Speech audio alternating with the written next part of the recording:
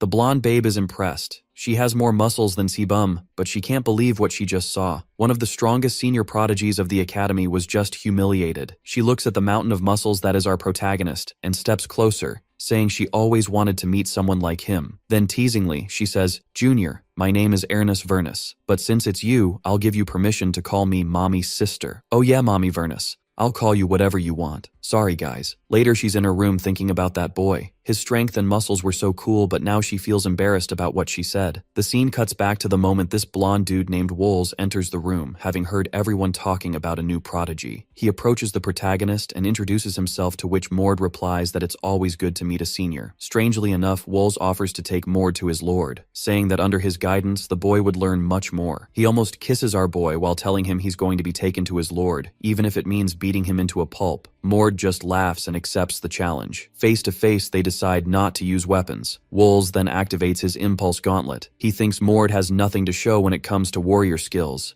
but his expression changes when Mord activates the exact same technique. That should be impossible for a beginner who just entered the academy. Before he can even process it, Mord flashes in and hits him with a kick that sends Bro bouncing like a good girl. Wols struggles to get back on his feet, and before he can react, another attack almost turns him into pulp. The fight has barely started and Wols is already shocked. How is a beginner this strong? People said the boy only trained for 4 days, but that's impossible. He's about to say something about underestimating the boy when Mord starts amplifying his mana. The result? We already know. Wols gets completely wrecked and blonde mommy rushes in to help. Life seems too good for Mord, but things weren't always like this. Before coming to this world, he wasn't a car, but bro had wheelies. Don't laugh at him because everyone is already judging my Hot Wheels Q. He was your average-looking protagonist, but the only and one that never fails came back to bite his ass. Instead of reincarnating, grinding, and becoming strong, all he could do was scroll social media and read novels. Wait a second, am I Hot Wheels maxing without even knowing? Bro was about to finish a novel he loved when he suddenly cried with an ugly face because he didn't want it to end like that. It was too sad. Then, out of literally nowhere, the screen popped up. Magician who dominates the world. Before he could even read it, he was already up,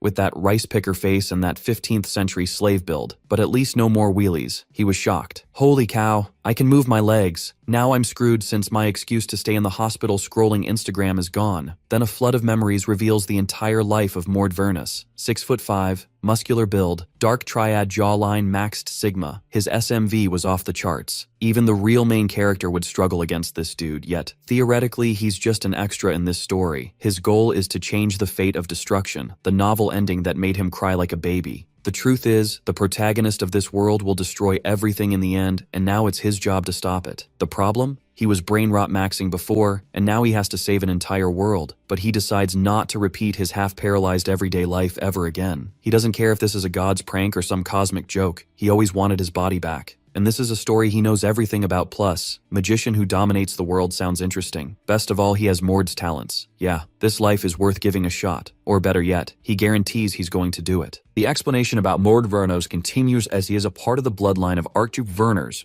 and is a bastard son. Without knowing who his mother was, the boy had a difficult life because a few days after his birth, his mother passed away. The young man began to be called the cursed one who killed his own mother and lived his life as a weakling, unable to withstand pressure and insults from others. We then see Mord in the past with his head down being insulted by several nobles. It wasn't because he was weak or didn't know how to fight back. It was simply because the guilt of being the cursed one that killed his own mother consumed him from the inside out. But there were many things that will become turning points in the poor boy's life. Those who are of the Verners bloodline awaken their powers when they turn 15 years old. They call this awakening the awakening of divine blood, and those who go through this awakening must endure pain comparable to setting your body on fire. But after all this suffering, the person will be blessed with tremendous powers. However, for someone who is not entirely part of the Archduke's family, the chances of surviving the blood awakening were less than 1/5. Mord was different. The boy survived the awakening of Mu blood and being great powers that made him extremely powerful. Taesung remembers the letter he received that said if he survived his 15th birthday,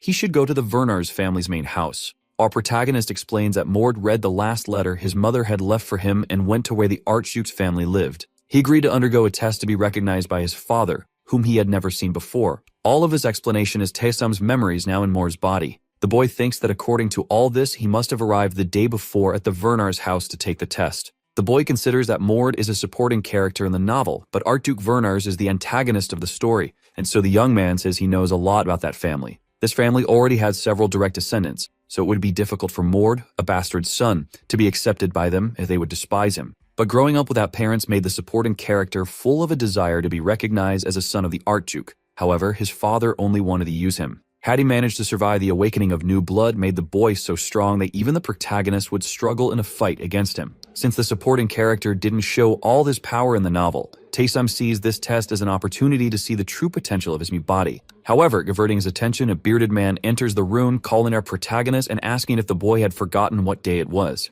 Taesum thinks that this guy, according to Mord's memories, is an instructor named Todd, and he's the one who will personally oversee his test. Todd is a muscular man with short hair and a beard, and has various battle scars. In imposing manner, the man asks what the boy was doing standing still. In his mind, the boy knows that this guy was quite ripped, as an instructor should be, and then he goes up to the man, asking if he was Todd. For some reason, man finds the whole situation strange, thinking to himself that the boy seemed a bit different from yesterday, as if his personality had changed. And staring at our protagonist, Todd notes that the boy's gaze was different from the day before, but he thinks that it was just his imagination. Todd asked Mord if the young man had forgotten the explanation about the test he was going to take and Werner's retorts, asking what kind of test he was supposed to do, as he didn't remember. The soldier explains that it would be a test to see the boy's full potential, and analyzing the young man's body, he assumes that since he is strong, he must know how to fight. Twitting at the situation, Taesum realizes that he has barely gotten used to his new body and already has to fight, thinking that he would have to fight for his life, but for some reason, the protagonist is extremely excited about it,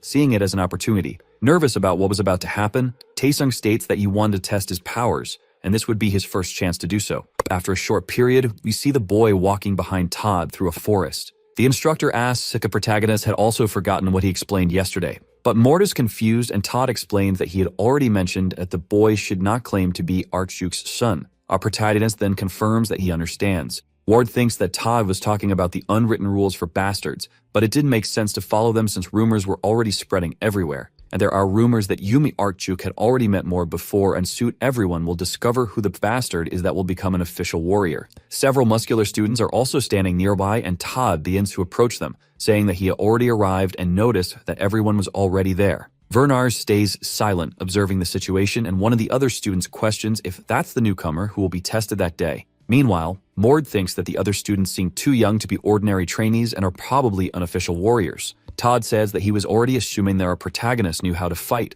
commenting that the way Werner's fights is different from common warriors. The young man begins to explain the serious expression that a Werner's uses weapons when they are not properly trained and prepared. But once they are trained, it will no longer depend on common weapons as they will obtain something extraordinary. And with that family style, they will fight using only their own bodies and hands with their powers. Todd confirms this, noting that of course, those who are not of Werner's blood use weapons, but others learn combat skills. Mord thinks that he already knew about this because the Werner's family is the best warrior organization on the continent, and they achieved this solely through hand-to-hand combat. Our protagonist begins to think that it seemed almost impossible, but there is no weapon in this world that surpasses the physique of the Werners, regardless of the blacksmith who forges it. Todd begins to explain that this test will determine which affiliation the warrior should follow and how they should train, and he asks one of the students, named Vince, if he is ready. Vince nods, then says he's fully prepared as he begins to walk to the center of the training area. Todd orders Mord to fight against Vince, stating that the result of this fight will determine the boy's future, so he should give his all and prove that he possesses Werner blood. The two boys stare at each other for a moment, staying silent as they observe one another, and Vince begins to analyze his opponent. Vince questions Mord if the young man is sure he is 15 years old, as his face does indeed look like that of the 15-year-old. However, something seemed off considering how large the boy is. Vince wonders who the boy's father could be, mocking him afterward and calling him to fight. Taesum thinks to himself that he knew there were other bastards there besides Mord, and it seems that his father wasn't the only Archduke who strayed, asserting that he needed to focus on the fight, because only with power and brute strength could he achieve freedom, and power is very important in that world. And although it's appealing to think about living a calm and simple life far from there, he believes he had no choice in the matter, as he knows what will happen in the future of that world. Werner is knit into his fighting stance, commenting that he would have to prove his abilities right there in front of everyone. Quickly surprising the blonde boy, our protagonist charges at him, ready to throw a punch. But with a surprise hook, Vince manages to dodge just in time, feeling a bit shocked and surprised by that sudden move. The boy starts sweating, thinking that he didn't know Mord knew how to fight, but apparently the boy had some idea of how to. Taesum begins to spin, affirming in his mind that he was more agile than expected, and he thought that the boxing he learned when he was younger was paying off. He learned his fighty style just to pass the time, but it was better than nothing. So with his spin, the boy takes the opportunity to land a kick against his opponent Vince. The blonde manages to defend with his guard. However, he's thrown far away and barely manages to stop himself. Irritated, the boy admits that Mord was extremely good at fighting and stands up again. The young man tells our protagonist that he was lying when he said he didn't know how to fight and was probably trying to take advantage of that. However, Taesung seems not to understand and says there's no reason to lie. Still, Vince insists that Mord was lying, judging by his stance. Mord, surprising everyone, replies that he just needed to copy what others do, and hearing this, the blonde boy becomes extremely irritated for some reason. Style leap. He charges at his opponent, some greenish energy in his hand, leaving our protagonist startled. One of the other bastard sons questions why Vince is using mana, asking him to stop, but the instructor interrupts, ordering the two to continue fighting. Even so, the student remains extremely concerned about the situation, fearing for our protagonist's life, but the instructor insists once more, telling them to let the two fight. Mord is impressed that his opponent is using mana against him. However, despite this, the young man takes a fighting stance without hesitation. Vince, extremely irritated, questions how that bastard dared to insult him. The young man said that from that moment on, he wouldn't hold back anymore, so our protagonist should be happy with the lesson he was about to learn. However, even with Vince's mana-infused punch, more easily sidesteps and dodges the attack. Vince is extremely shocked and worried, questioning how that boy managed to dodge the attack and how a novice like him had such skill. Our protagonist was about to say something, but Vince continues questioning how that bastard could so easily predict mana combat techniques in more terms, looking at Vince. The boy finishes his sentence asking if now was his turn while starting to conjure various mana particles around his hand. Then he suddenly disappears. Vince thinks it's impossible, raising his guard and noting that he spent years training his mana combat techniques, that he was struggling against a novice. At that moment, Werners lands a solid punch to his opponent's stomach, causing Vince to groan in pain from the blow. Vince faints and is thrown far away with extreme ease. All the other bastards and even the instructor are shocked by the scene, unable to believe what they were seeing. Todd thinks that he had imagined that this kid was just a novice, but he sent a warrior like Vince flying. Staring at Mord's back, the instructor states that the boy was extremely incredible and impressive. After practically defeating his opponent without giving him a chance to retaliate, our protagonist begins walking toward the boy who was lying on the ground. Mord stops in front of Vince and stares at him without saying a word for some time. The boy thinks that it would have been much worse if he hadn't dodged Vince's last attack, also stating that he now understood how to use that power. However, the blonde, who was sitting on the ground, starts making some movements with his hand clenching his fists. Mord takes account that stance, questioning the blonde if he could still stand after taking a blow like that, highlighting the warriors are different. Taesung notices that even though Vince is nearly unconscious, his opponent is about to do something, and the boy is surprised by Vince's determination. One of the students questions his instructor about how Vince was defeated by a novice with just one blow, and everyone wonders where that boy came from. Mord turns to his instructor and says that he can know how to control his strength, so he was afraid of killing his opponent if he continued the fight. Todd gets lost in thought, stating that Mord was just a student while he was an instructor. The man thinks that the purpose of an instructor is to measure the potential and power of those being tested, pushing them to their limit, and a test taker should not be able to defeat an instructor. However, he didn't know what would happen if that fight between the two took place. So to avoid further confusion, Todd orders the fight to end, and then one of the other students walks over to Vince, helping him up. Irritated, the instructor approaches our protagonist, questioning why the boy had lied. However, hearing this, Mord is confused. Todd says that the boy claimed he had never learned to fight, but from what he had just seen, approved otherwise. Mord explains that he truly never learned to fight in his life and hadn't lied at any point. But the instructor asserts that he won't believe it since it's impossible for someone who has never learned mana combat techniques to suddenly use them in a fight. Werners, in an attempt to cover for himself, says that he didn't know that was mana, as he could only use it after becoming completely enraged, and he didn't even know what it was. Todd doesn't believe that explanation and asks the boy if he thought he could really convince an instructor with decades of experience with just an excuse. Still trying to keep his true nature hidden, the boy begins to talk to Todd about his blood awakening experience and what happened. It's explained to us that Mord could use mana before his awakening, which is why he's so talented. The god of combat Werners and the goddess of the heavens Aria. The blood of these two gods runs through Mord's veins. This created an incredible synergy, making the boy a miraculous being. In other words, Mord had a blessed genetic heritage. The boy hadn't received even a minimally decent training until he was 15 years old. Yet, in just 7 years, you'll become stronger than Archduke Werners and the strongest successor to the god of combat, and that's how the story evolved. After coming up with an appropriate excuse that was also a half-truth, Todd began to believe it, saying that if it were true, the boy was a monster of talent. The instructor then asked the boy if he had any idea who Vince was, and the boy explained that since he met the blonde for the first time, he didn't know who he was. Vince was a Werners warrior who had been trained from an early age and had gone through an extremely complicated test. And even of all that, a novice like Mord had defeated him just like that. Putting out aside, Todd explained that our protagonist earned 200 points and passed a test that has a maximum score of 100 points, questioning what he would do now. But the boy was confused because he didn't know what to do since the instructor hadn't explained anything. Mord then stated that he still didn't know what this test was for, and his instructor began to explain that the test was to define the level he was at. The Archduke Vernar's family has 3 basic levels for warriors. If you meet the requirements of each level, you move on to the next, and if you pass the test to the final level, you could be classified as an official warrior. The catch was that these tests were extremely difficult and many saw it as an impossible mountain to climb, and Mord understood what he was saying. The boy asked his instructor Todd if he could place him at the first level, and the man was extremely confused. Mord said he needed to learn about mana combat techniques from the basics and wondered if they taught that at the second level as well. Todd replied that they didn't, and our protagonist asked if he could move up a level whenever he met the requirements for each one, and Todd confirmed, still puzzled by that decision. Despite all the options available to him, Kaesung still preferred to start at the first level, saying this with confidence. Todd just stared at the boy, thinking that he was really serious, and since he was just a bastard, he thought this was the best option for him. The man turned around, agreeing, and said that it's not like he could give special treatment to the boy just because he had defeated a warrior. Then before leaving, the instructor said that the classes for the day were over and that he would send someone to explain the first level to our protagonist the next day. Already lying in one of the rooms in that place, the boy began to think that the test had been extremely easy. Kaesung wondered if Mord went through this whole process that he was now experiencing, since the novel didn't go into much detail about how Mord became Archduke Vernar's trump card. But that made sense as the boy was just a supporting character in the story, and there was no reason to delve deeper into his background. The boy only remembered that the Archduke of Vernar's tried to maximize Mord's potential and dominate his mind to use him as a human weapon. The boy recalled that Mord was always beaten as a child and never fought back. As soon as then his past life, the supporting character must have been beaten and stayed at the first level. With all these memories and thoughts flooding his mind, the boy stated that he understood why he had possessed Mord's body. In his past life as Taesum, he wasn't someone significant to the world, but he always fought when he felt wronged. In contrast, in the novel, Mord lived a completely different lifestyle, being the complete opposite of him. The boy got up and began to walk towards something in the room while thinking that he was going to save the world from destruction. And to do so, he had to stop the protagonist of the novel. The one who gathers the world fragments, which are like puzzle pieces containing the essence of this world,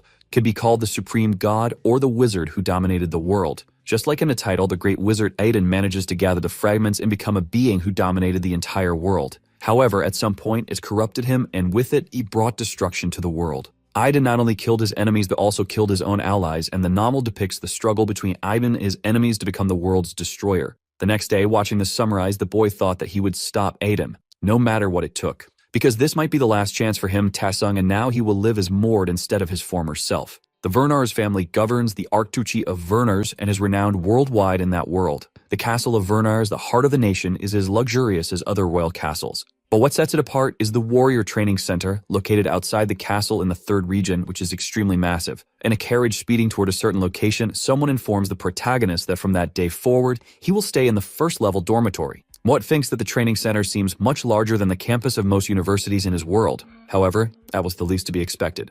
A loud noise of warriors dueling can be heard nearby, and immediately, our boy becomes alert. A person beside him explains that this is probably the 3rd level training center, and Mort asks if that noise indeed came from a group of trainees. After receiving a yes, the boy thinks that even though these people came from 2nd level trainees, it clearly managed to surpass human limits. Moreover, Vernar's warriors are known for their ability to merge various powers into one. The same man who had previously explained things to Mord says that they will soon arrive at the 3rd region and that the boy's instructor is waiting for him. After stepping down from the carriage, he thanks the person who brought him, and looking to the side, the boy notices that another large man is the 1st level instructor. A large and muscular man with black hair introduces himself as the 1st level instructor, Hayes, and he asks the novice to call him Instructor Hayes. Ward does as instructed, calling him as requested, and immediately after, the instructor questions if the boy's name is Moore and assumes he must have done very poorly on the test to be there. Surprising the instructor and leaving him shocked, the bastard replies that he defeated Vince in the 1st test, and Hayes questions if he had really beaten a warrior.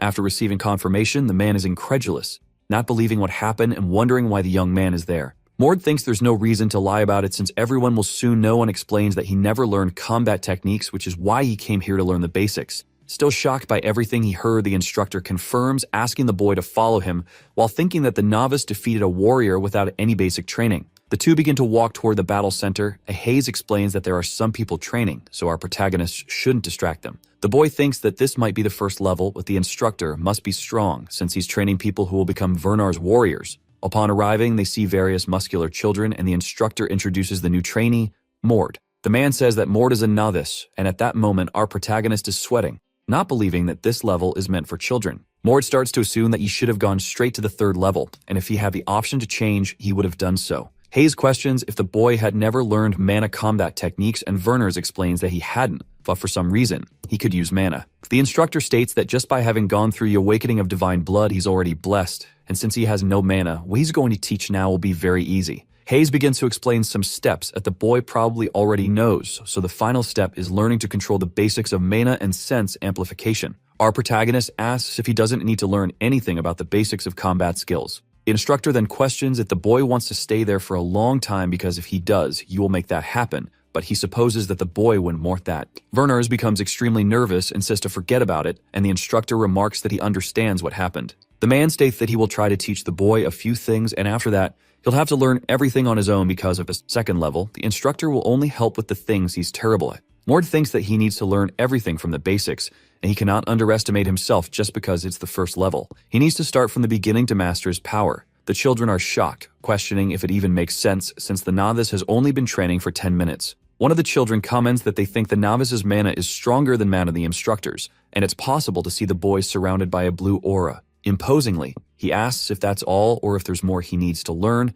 and Mord continues to emit a crushing aura. Immediately, and somewhat frightened by all of this, the instructor responds that he has already surpassed the first level, and the boy wonders if that's really it. Now the second level, the boy begins to think that the physical reinforcement lessons at the second level are divided into two sublevels. The first is to strengthen your body, which helps prevent injury even if you get run over. And the second level is to amplify your abilities, allowing you to transcend the limits you reach when you train your muscles, as he demonstrates by striking a wall. The only thing visible after the blow is the hole the boy left, while he also remarks that physical reinforcement is a very difficult skill to learn. Turning and looking at his new second-level instructor, he says that all that's left is the practical test. But the new instructor thinks that the boy has already passed the second level. The man asserts that the boy doesn't need to do anything further and that just with what he's done, he will start the third level the next day. The instructor explains that the second level is easy, but the third will be much harder because as people who are part of the Werners bloodline. With a serious expression, he states that the boy will face other powerful students without having learned any combat skills, relying only on his instincts. The young man realizes that he hasn't learned anything yet, and Hayes only sent him to the second level thinking he was hiding his power. Then the instructor puts his hand on Mord's shoulder, affirming that up to the second level, brute force is enough, but becoming a warrior at the third level won't be easy. Mord thinks that he already knew the third level would be difficult and in fact was excited to meet the people with the power of the divine blood awakening.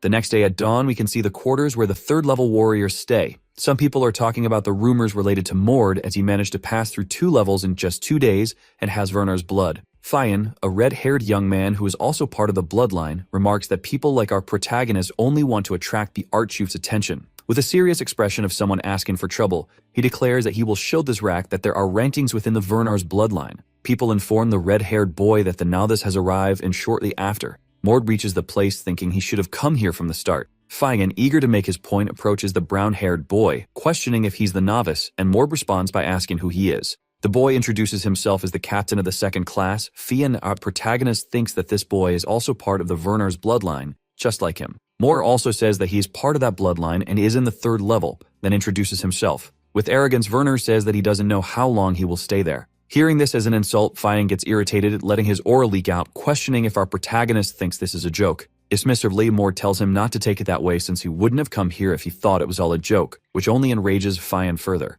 Werner states that he's not in the mood for a fight right now, so he asks Fian to calm down. But the boy retorts that it's expected of someone from that bloodline. Because Mord was enduring his aura, and Mord says he won't be intimidated just by feeling the aura of a weakling, which further ignites his opponent's fury. The boy begins to conjure a reddish aura in his hand while questioning Mord if he thinks the world will bow to him just because he went through the awakening. With his aura leeching and his eyes completely red, Fian is blinded by rage, only thinking about defeating and finishing off that novice. Other students begin to laugh at the novice, saying that no one could stop Fian and that it would be difficult for the boy to stay alive if no instructor stepped in to stop the fight. Fian declares to Mord that he won't hold back since our protagonist is also the Werners bloodline. Then quickly, the red-haired boy rushes to attack the novice, trying to grab the young man's head with his hands and end the fight immediately. Blinded by rage, he says he'll make Mord pay for defaming that place and teach him a lesson about how the real world works. However, before he realizes it, a massive crash is heard, and a huge cloud of dust rises into the air, obscuring everyone's vision.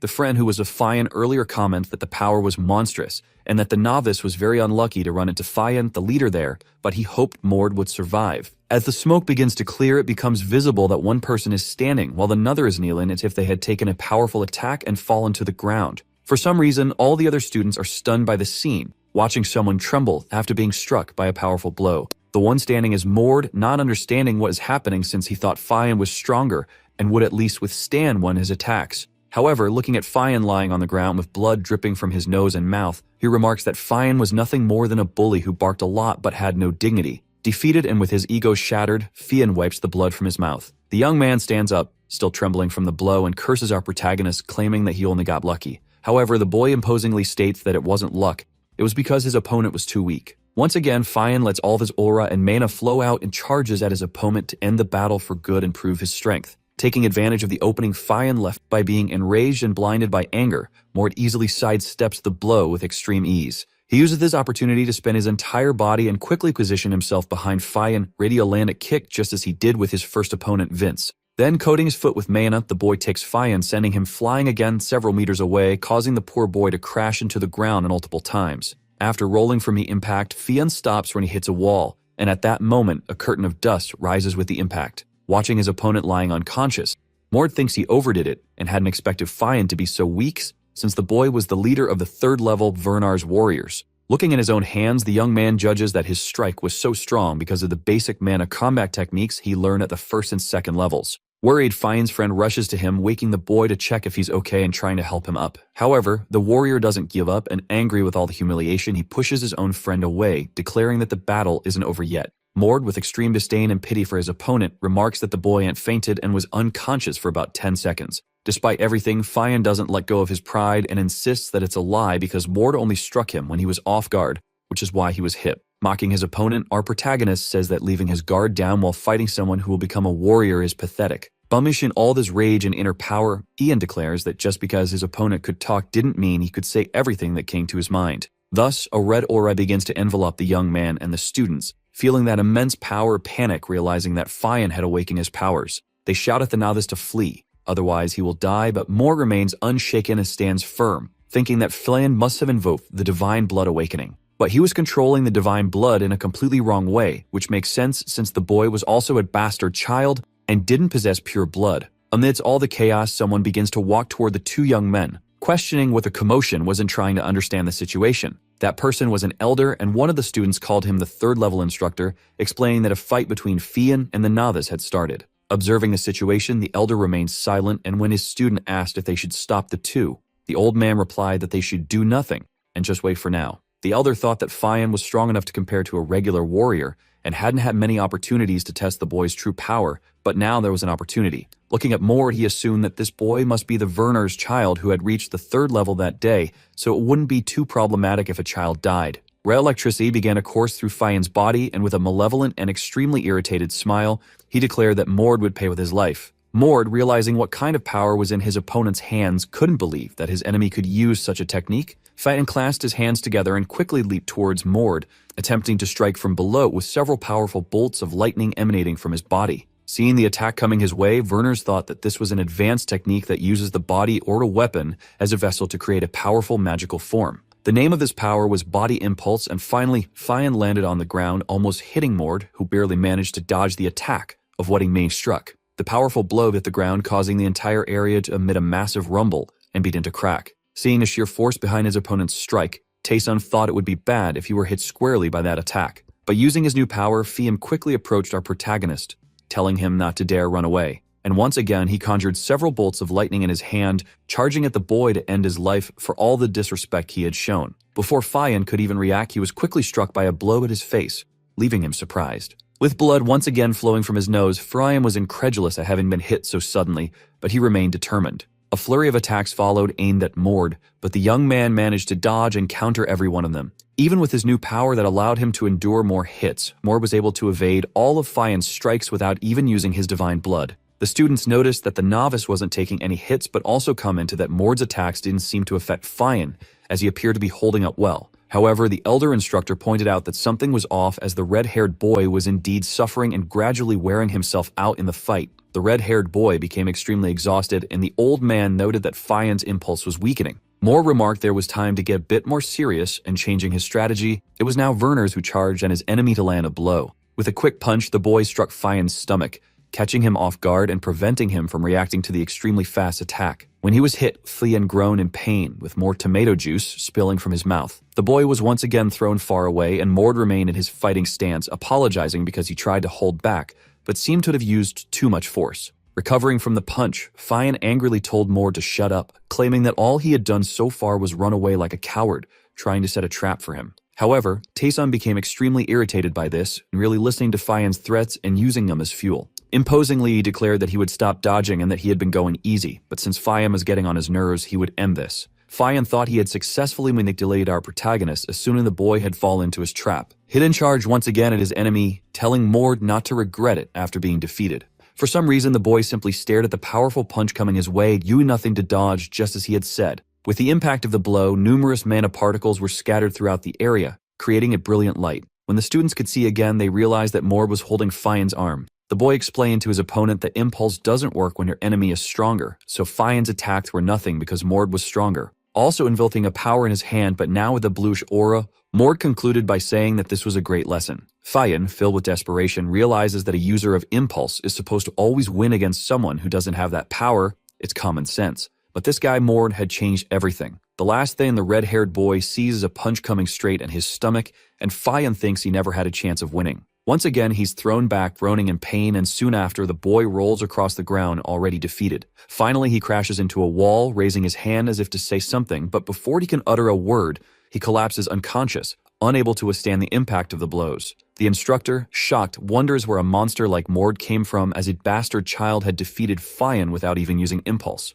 Watching the scene, he mutters that he has trained many Werners, but he has never seen a bastard child so talented. Mord had managed to close the gap between himself and someone of direct lineage. Mord turns, asking if anyone else wants to fight him, and finally the instructor comments that the boy is only 15 years old and already this strong, which means he's a monster. Basely begins to leave the area, instructing his students to hurry and take Fian to the medical center, and one of them acknowledges the order. He thinks that if he doesn't do something about this, the chain of command here will crumble. And no matter how talented Mord is, it doesn't change the fact that he's just a bastard child. Imagining Mord as a small puppet, the old man concludes that he needs to find a way to control that boy at all costs. Our protagonist begins to explain that Fian was seriously injured in the fight yesterday and that he has to stay in the medical center now. Because of the blows he received, the boy fell into a coma and hasn't woken up until this very moment. As a result, Mord was placed in solitary confinement for 4 days, during which he spent time reading some combat tactics in a book. Closing the book he was reading, the boy remarks that this theoretical combat test was quite easy.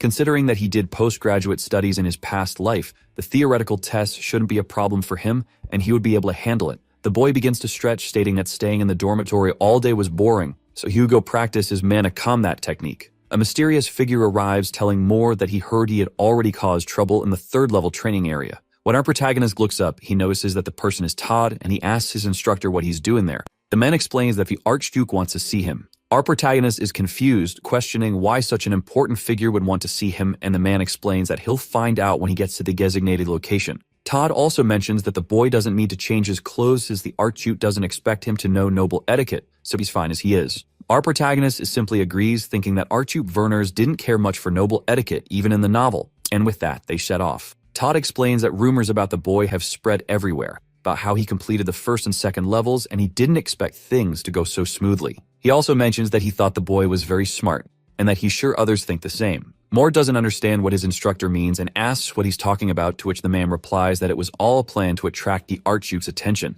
However, surprising him, Mord denies it, saying that he wouldn't risk his morals just to gain the Archduke's attention, since if he wanted attention, he could just become a powerful warrior. Todd thinks the boys are wrong and that this is better than the things he has done so far. He then explains through his student that the Archduke received a report about what happened and became interested. Taesun remarks that defeating a Werners would indeed attract the Duke's attention, so he wasn't surprised by this. As they approach the Archduke's training area, Todd advises the boy not to do anything wrong. After stepping down from the carriage, the two observe a battle taking place nearby. Our protagonist's father is surrounded by a pink mana shield while several warriors attempt to attack him. He looks at the man with long hair and a beard, identifying him as Archduke Werner's, and notes that the aura is powerful, and the man even resembles a muscular giant. The warriors surrounding Werner is quickly moving to break the barrier that protects him. Everyone strikes the shield immediately. However, despite the cracks forming, no one manages to break it. Seeing that his guest has finally arrived, the Archduke says that it's enough and begins to do something. A spiraling sphere starts to form in his hand, absorbing the surrounding mana particles,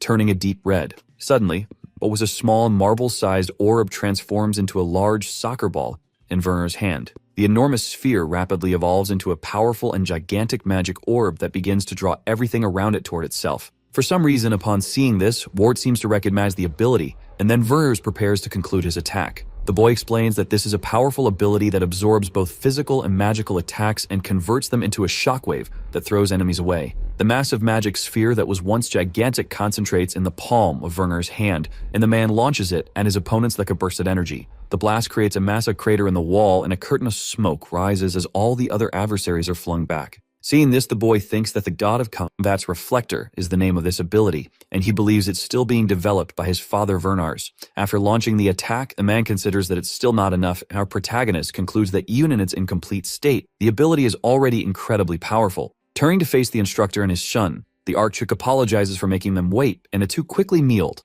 bowing before the Lord. The man walks over and Mord, saying that since he called the boy there, he doesn't mean to follow etiquette and can stand. In front of his son, the man appeared as a giant towering over him. He then says he heard that the boy did some interesting things at the training facilities. Grabbing his son's chin, he asks who the boy's mother was, and the boy explains that her name was Reina. The man states that he remembers her and notes that our protagonist seems to take after his mother more than his father, then asks if the young man has already gone through the blood awakening. Vernars also mentions that he heard Mord defeated an impulse user using only body reinforcement and wanted to see just how strong his son was. Suddenly, the Archduke shouts for someone named Kessner, and a young man appears behind him, addressing him as Your Majesty. The father of our protagonist states that he wants this Kessner to fight against Mord, and the boy questions whether it's really necessary to fight a young man. Hearing this, the man says that this is his son who recently arrived, and he wants to see how strong the boy is, so his subordinate shouldn't go too hard on him. Looking at his opponent, Mord realizes that he is one of those who were training with the Archduke earlier,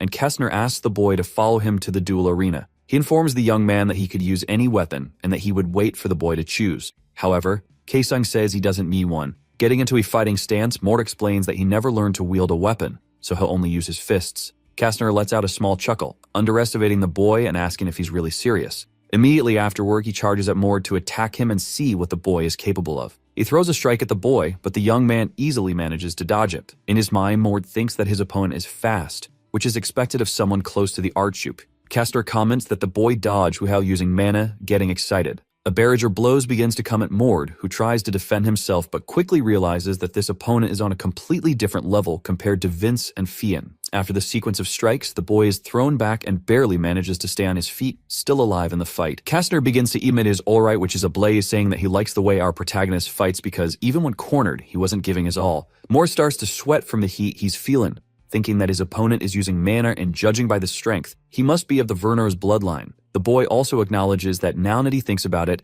he has never fought with everything he has while observing his opponent walking towards him. The young man begins to summon his mana as well, stating that since his opponent is someone from the Archduke's entourage, it should be worth it to give his all, so he won't hold back. A powerful and brilliant blue energy begins to emanate from Mord's body. The auras of the two extremely powerful opponents clashed like a battle in the jungle. The Archduke was impressed by what he saw, and Kessner couldn't believe that this was the mana of an apprentice. Taezon thought that Mord probably never maximized his potential since he grew up hearing people call him the cursed one who killed his mother. The boy likely never had the chance to use his full power due to the guilt he carried on his shoulders. Now in battle stance, the current Mord begins to think that this time would be different because he was going to do this for the Mord who never got to unleash his true power. With a serious expression in his fighty stance, Taesung starts to provoke Kessner, asking him to come at him. Kessner laughs, confirming, and quickly, with all the speed and explosiveness, charges at Mord, saying he's going to teach him a lesson. Mord manages to defend himself with his arms, preventing his opponent's attack from reaching his face. Kessner admires his opponent, saying he understands why the Archduke is interested in the boy because the rumors were not false.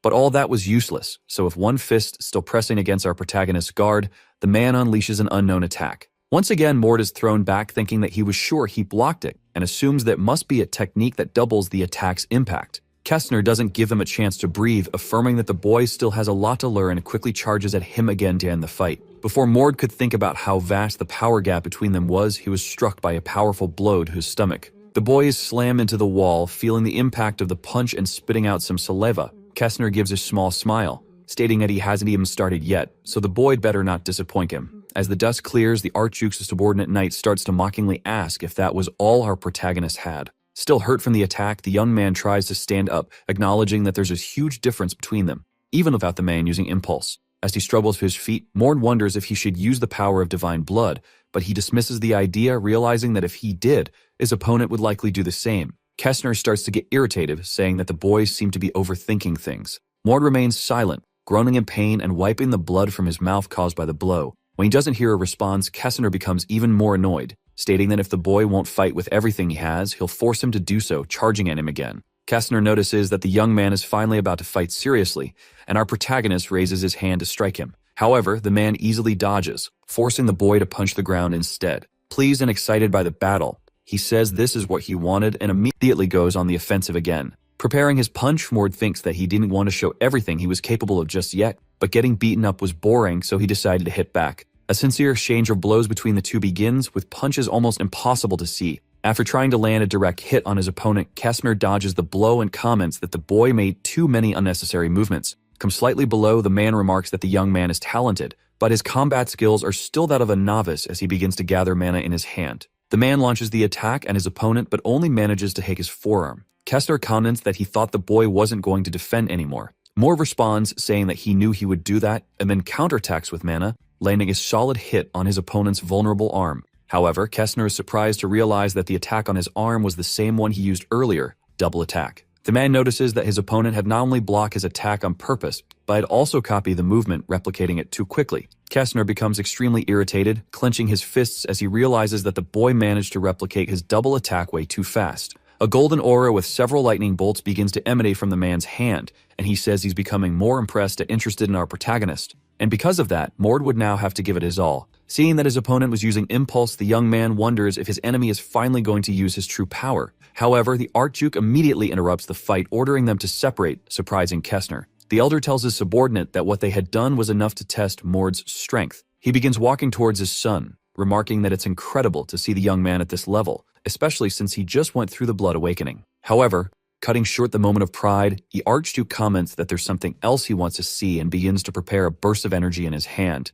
The protagonist realizes that it's an impulse sphere and wonders why his father is suddenly using it. Immediately, the boy puts his hands forward, trying to absorb the attack to avoid his death. In his mind, the boy curses Werners while questioning if his body can withstand this force. Trying to push beyond his limits, the young man declares that he won't use his secret ability and will endure it with just his body. Memories of the battle against Fian come back, and the young man comments that he only managed to block the impulse because he was stronger than his opponent, so that wouldn't work here. However, if he used impulse as well, he could block it, and quickly the boy invokes a white aura in his hand, stopping the attack. His father smiles, and Todd is stunned, stating that it's impossible because our protagonist just went through the Blood Awakening. Seeing all the blue energy flowing from his student, the instructor questions how the boy is already able to use that ability. Looking at his own hand, Mort comments that the talents of his body are better than he imagined because he can see someone using an ability and already replicate it. The Archduke is extremely pleased, saying that this is expected of someone of his blood, and hearing this, Mort becomes irritated, remembering that this man uses people.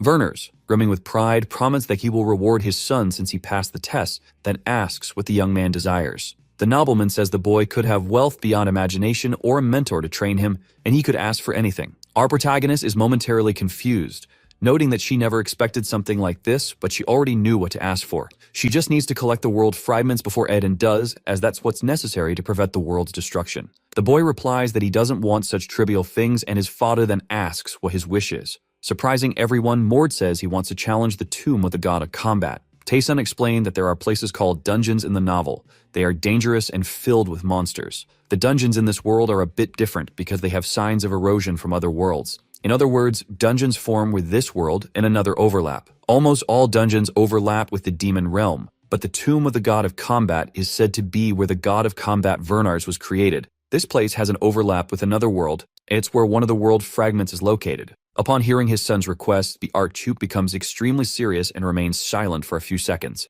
He places his hand on his chin, continuing to ponder it, and our protagonist wonders if he asked for it too soon. His father asks what the boy's reason is for wanting to go to that place since there doesn't seem to be a clear motive. The boy gives the excuse that he heard there are traces of the god of combat Werner's there and he wants to see with his own eyes the source of the lineage he acquired upon awakening. Kessner, who was the boy's opponent earlier, says that this boy is more immature of any thought. He explains that the tomb of the god of combat is the place where the coming-of-age ceremony is held for those of the direct bloodline. And what he's asking for is basically a challenge to the direct bloodline, and a bastard child shouldn't be allowed to go to that place. Unexpectedly, Vernars agrees and Kessner questions why his master would allow it, but the Archduke says he already knows what his subordinate is thinking. He explains that there have been many instances where someone outside the bloodline went to the dungeon for the sake of an expedition, and this has happened in every generation. Vernars asks if his subordinate also wants to go. However, the man says nothing and remains silent. Vernars thinks that Kessner has lived a miserable life just for being a bastard child, and he's sure that both Mord and Kessner also want to taste the privileges.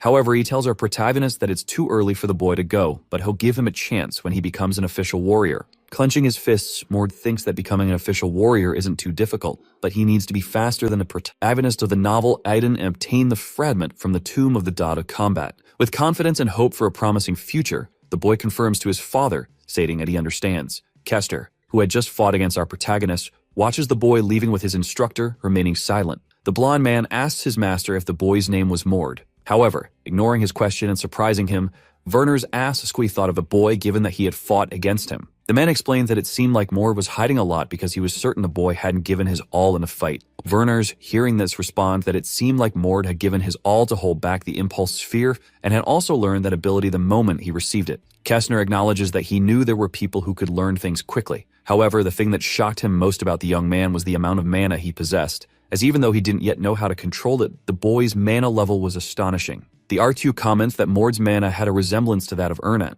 and he was about to say something more but suddenly stops. Kessner asks what his master was going to say, but the man remains silent and dismisses it, saying it was nothing. Vernars thinks that the boy's gaze lacked any desire and was almost lifeless. The eyes of his bastard children were always full of the desire to be recognized by their father, but his were different. Smiling, the old man remarks that the boy reminds him a lot of his mother Rena and that he was an extremely interesting child. Back at the third-level training center, several warriors are seen dueling with each other. Ward arrives and takes the opportunity to observe the fight happening among his teammates. The young man thinks that he nearly died of boredom over the past 4 days, but now will finally learn something useful and worthwhile. He turns his attention to a conversation where a background character mentions hearing that the Vernars are going to select 5 of the bastard children to challenge the tomb of the god of combat.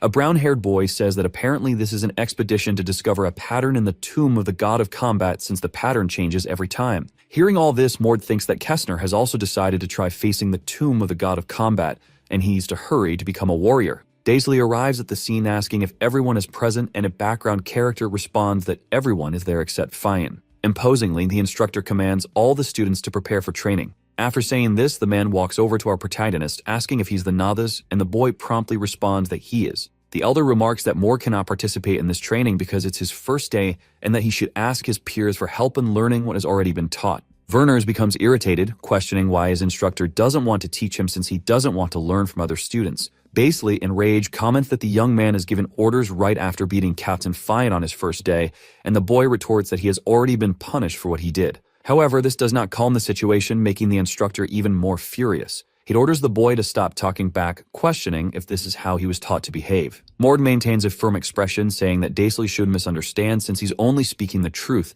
and it's the instructor's duty to listen. The instructor cannot tolerate being answered back and, consumed by fury, strikes our protagonist. After Mord steps back slightly from the blow, the old man seizes the opportunity and grabs the boy by the collar, calling him a brat and asserting that he's giving him an order. The instructor orders the boy to run laps around the center until the training ends and expects him to maintain a high speed while paying attention to the lessons. With this, the instructor begins to laugh at the psychopathic expression, stating that the boy will be punished if he fails to answer any questions. Mord tries to restrain himself but lets a bit of mana leak out as he clenches his fists in anger at the humiliation he's experiencing. Seeing this and realizing that once again his authority is being challenged, the elder loses control. The old man thinks that this brat dares to disrespect his authority as an instructor. This was unacceptable, and then the old man struck our protagonist again while saying that he was mocking his own instructor. Mord became extremely furious but tried to contain his anger. At that moment, the old man began to lecture him, asserting that the instructor's authority was absolute there, and if the boy continued to resist, he would be removed as a student, immediately asking Mord if he had understood everything. Wiping the blood from his mouth after taking the old man's blow, a boy began cursing him in his mind and wondered if he should hate him. However, he changed his mind, thinking that if he caused another fight there, it could interfere with his test to become an official warrior,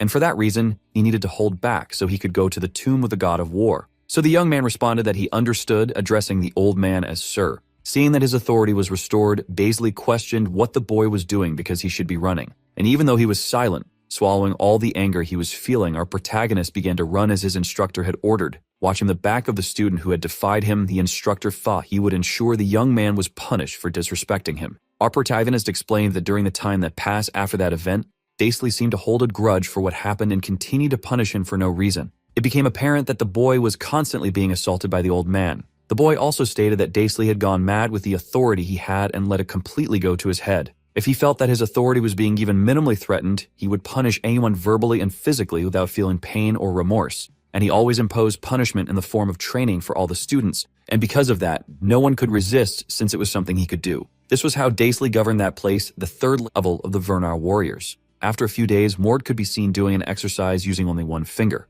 However, even then, the instructor kept complaining, questioning if he was disobeying his own instructor. The young man thought he knew why his instructor was doing that, as it was just because Mord had used mana in front of the other apprentices that time. Stating that he wouldn't get a response, Baisley left in anger, realizing that the boy wouldn't answer no matter what he asked. But the man stated that the boy should remain in that position until the end of the day, and if he moved a muscle, he would be punished again. While doing the exercise, Mord thought he held back because he believed the old man had something valuable to teach, but it seemed he was just passing on mediocre training. Inside his quarters, Baisley was sitting, thinking deeply, resting his chin on his arm. The man cursed Mord, wondering how that brat dared to talk back to him, and the punishment he gave the boy should have destroyed anyone's body. But Mord endured until the end because if he wanted to rebel one day, practically challenging his authority. The man wondered how a bastard child with no training could be so strong, and then he punched the wall. Getting up, he then stated that the boy would fall soon, he would make sure of it with his own hands. The next day, we hear the protagonist saying that he will take the test to become an official warrior. He is staring at an instructor while the other cadets are shocked at what he's just said. The confused old man asks if he is sure about what he just said, and our hero just firmly confirms it. He's immediately reprimanded by the old man, who says he has never learned anything to become a warrior. But that doesn't intimidate Tim, who says it's because the instructor neglected his job. Then he approaches him and says that in reality, the old man is not qualified to teach. This irritates an elder, who tells him to stop talking nonsense as he is the only one who judges who can take the test or not. But while the old man continues to complain, the protagonist gives a malicious smile, saying that he can't say that, and that he officially challenges the instructor Daisley to a combat god's spirit. Upon hearing what the young man just proposed, the old man begins to be in shock, remembering that the spirit of the combat god refers to the sacred practice of duels. And since all those with great powers also follow barbaric traditions, this duel simply means that the strong one is right. They believe that the combat god gives his blessings only to true warriors, meaning that the duel's winner is always the one who is right. Soon the old man questions how the protagonist knows this, but he says it doesn't matter and that according to the laws of Verners, an apprentice can request the combat god's spirit from an instructor. In fact, this came from a legend where the combat god grew up without knowing his true abilities,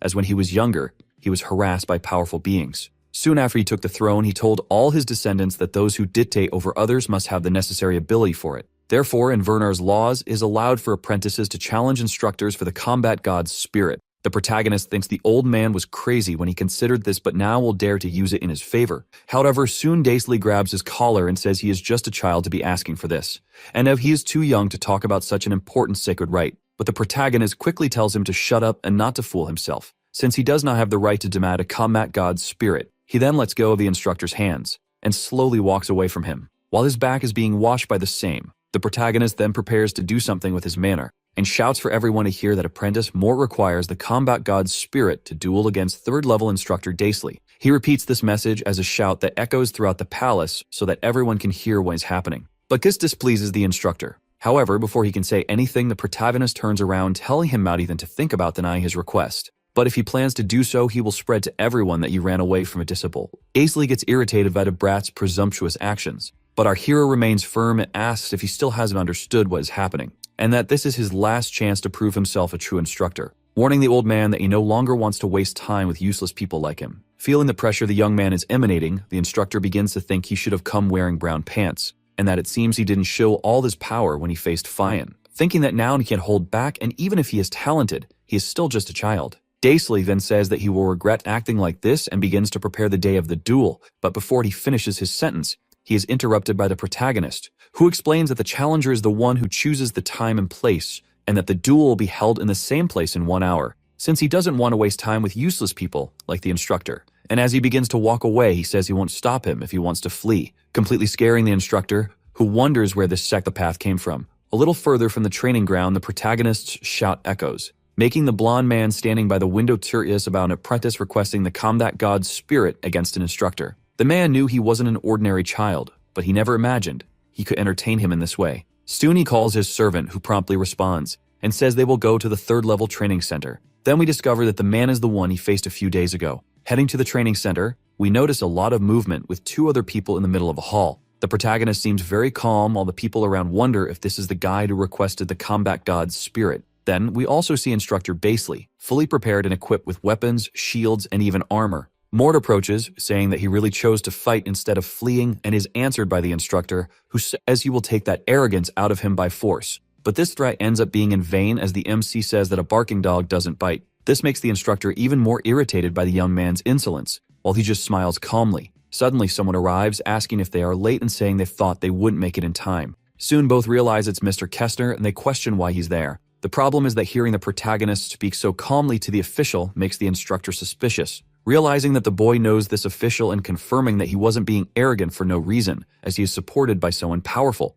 Kestner says he heard about what was going to happen there and then asks what he is planning by requesting the combat god's spirit. He is soon answered by Moore, who says that the man is neglecting his role and seems to only have malicious thoughts in his mind. This makes Kestner chuckle slightly as he finds the protagonist amusing. He then asks if our hero really thinks he will win and says that even though the instructor is retired, he shouldn't be underestimated. The old man also speaks up and says he will beat the protagonist until he begs for forgiveness, but that the fight shouldn't start yet since the witness he called hasn't arrived. However, Kestner quickly asks the instructor if he could be the new witness, as the other hasn't shown up yet. Upon hearing that, people in the training center start wondering why Mr. Kestner wants to be the witness for this boy. Even the instructor is confused and is asked by the blonde man if he thinks he's not qualified for the role. This startles the old man, who quickly backtracks, saying that Kestner is a busy man and so on. But hearing the man address him informally, the blonde man questions whether the instructor is disrespecting him and warns not to confuse respect with weakness. This makes the old man apologize and bow his head quickly. But of course, someone as proud as he is wouldn't be happy about being humiliated.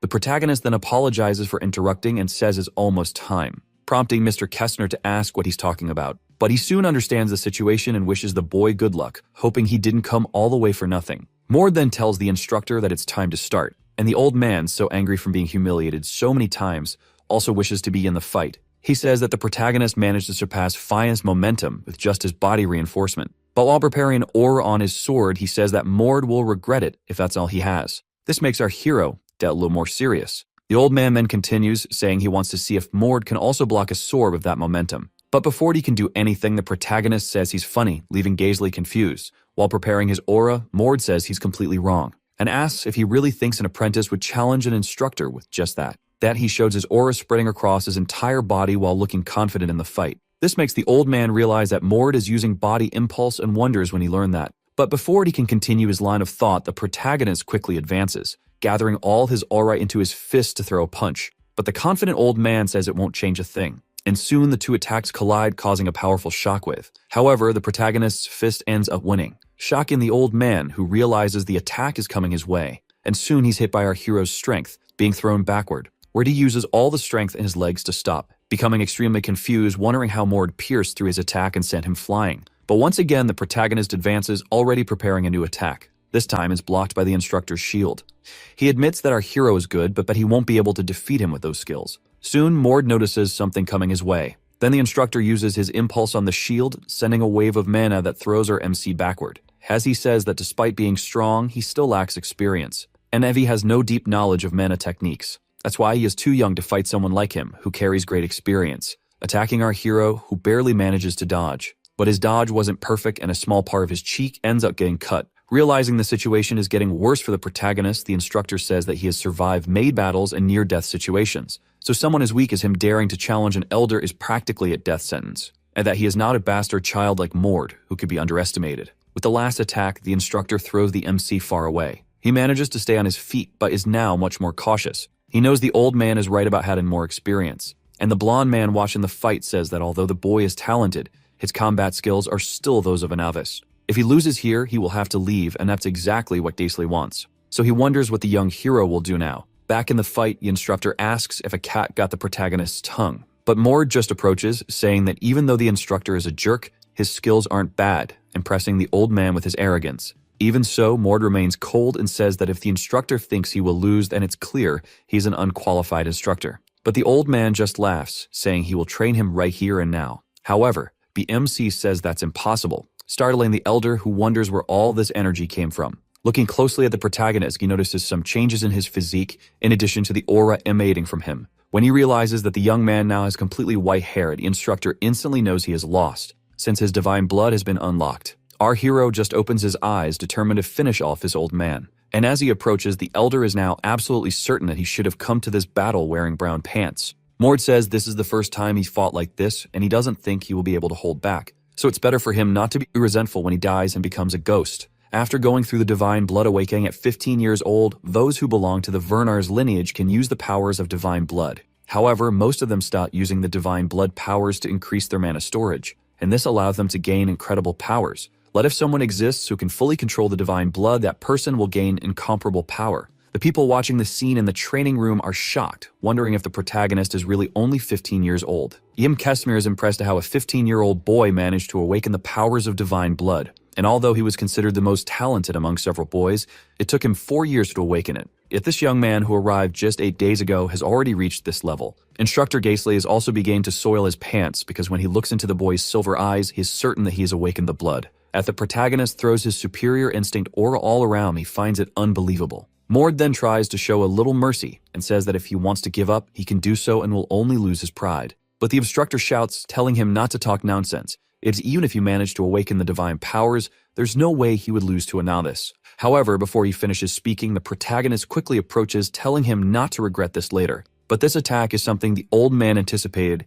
and he is fully confident he can defend it. So he puts his shield in front of the protagonist's blow, saying it will have no effect. But the opposite happens as he is sent flying with just one hand movement from our hero, falling violently to the ground as he is dragged across the dirt. Suddenly, it hits him, and the old man realizes that this is the power of divine blood. Mord wonders if his attack was too strong as he still can't control it properly, while the old man is certain he just lost to a 15-year-old boy. Even so, he maintains his pride, and despite his injured shoulder, he doesn't let himself be defeated. He then begins to use all his impulse in the sword, preparing a desperate final attack, charging towards the protagonist and preparing an attack strong enough to eliminate him. But before he can even make a move with his sword, our hero is already close, telling him to drop that pride. Then incredibly, the old man manages to dodge the attack, moving behind him, while shouting for him not to lower his guard, saying that no matter how strong he thinks he is, when it comes to combat technique, he's far superior. The large explosion is seen after the elder's attack, hurting praise even from Kesmir, who finds it incredible that he managed to turn the situation around. However, the most powerful weapon and shield of the Verners are their own bodies, and soon we realize that the sword imbued with impulse wasn't even enough to scratch the protagonist's body, since it won't hurt someone who has already awakened their divine powers. In that moment, Instructor Daisley felt true terror, as he realized that the sword he had trained with for decades was doing nothing against a 15-year-old boy. He then starts swinging it frantically in all directions, finding it impossible. But our hero just stands there, receiving the attacks. He soon says that he's disappointed, because not only is he weak, but he also wants to act like the greatest of all. Upon hearing this, Daisley gets irritated, preparing another attack with all his strength. But with bare hands, the protagonist stops the sword's movement. It explains that those who are descendants of the god of combat fight with their own hands because there is no weapon stronger than their physique. He then asks if the instructor really thought such an attack would hurt him, while gripping the old man's sword even tighter, and then releases an electric shock using his divine power, making the old man writhe in pain from the shock of over 1,000,000 volts. The elderly man then falls to his knees before the protagonist, and looking down at him, Moore asks if he's in shock and tells him to accept his defeat, or else he swears he will eliminate him right there and then. Daisley, who is not only in shock but also soiled his pants, is now terrified of that boy, realizing that from the beginning, he was never able to win against this incomparable power. He then lowers his head coldly and accepts his defeat before our hero. At that same moment, the crowd watching the battle begins to shout that the son of Vernars defeated Daisley. Even the blonde man finds it impressive how a bastard son who awakened the divine blood managed to use the blood powers. Not only that, but he nearly killed his instructor in the combat god's spirit duel, so he has no idea how strong he might become. And as he watches the protagonist walking away towards a gate, he remarks that it was a good battle. In the distance, we observe two other people who were spying on the battle. The hooded one says that boy was incredible and mentions having heard that he was quite brave and unafraid of being defeated. We then discover that the hooded person is a beautiful woman named Erna Verners, 7th in the direct lineage of the Vernars. Let's now go to the castle Lartu Vernars. There the old man remains seated on the throne while observing the protagonist.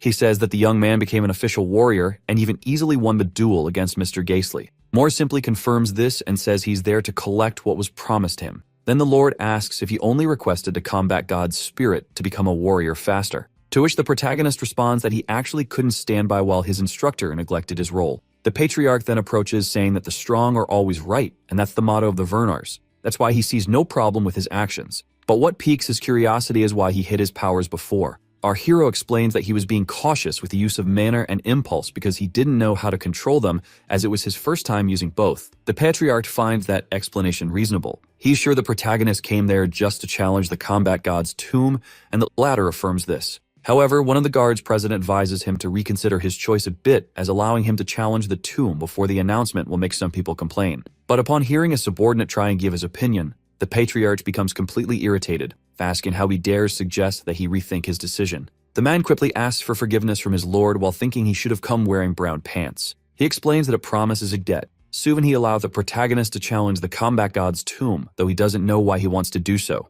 More than Theol's thanking the lord for this decision, while giving a small smirk knowing he achieved his goal and will finally collect the first fragment of the world. The two then arrive at the entrance of the combat god's tomb. We see that the one accompanying the protagonist is Kessner, and he says that only one person can enter at a time and another can only enter when the previous one dies. Mord thinks that it's bigger than he expected and that he only knew the combat god's tomb was in the archieve's basement but didn't know it was like this. And soon the blonde man says he can't believe Mord will be the first to challenge it. He adds that all of this is a result of what Mord has done, so he must ensure he returns alive. Mord begins approaching the gate, thanking his instructor, but before entering he stops in front of it because just standing in front of this thing is giving him chills. According to the myth of the Vernars Archduchy, the combat god Vernars had never encountered death. Instead, he merely abandoned his human destiny and became a god. The name Combat God's Tomb is just a name Vernars gave it with a different meaning. Mord then remembers a phrase he read in the novel, which said that divine human remains inhabit this place. Finally, he opens the door and is met with a bright light.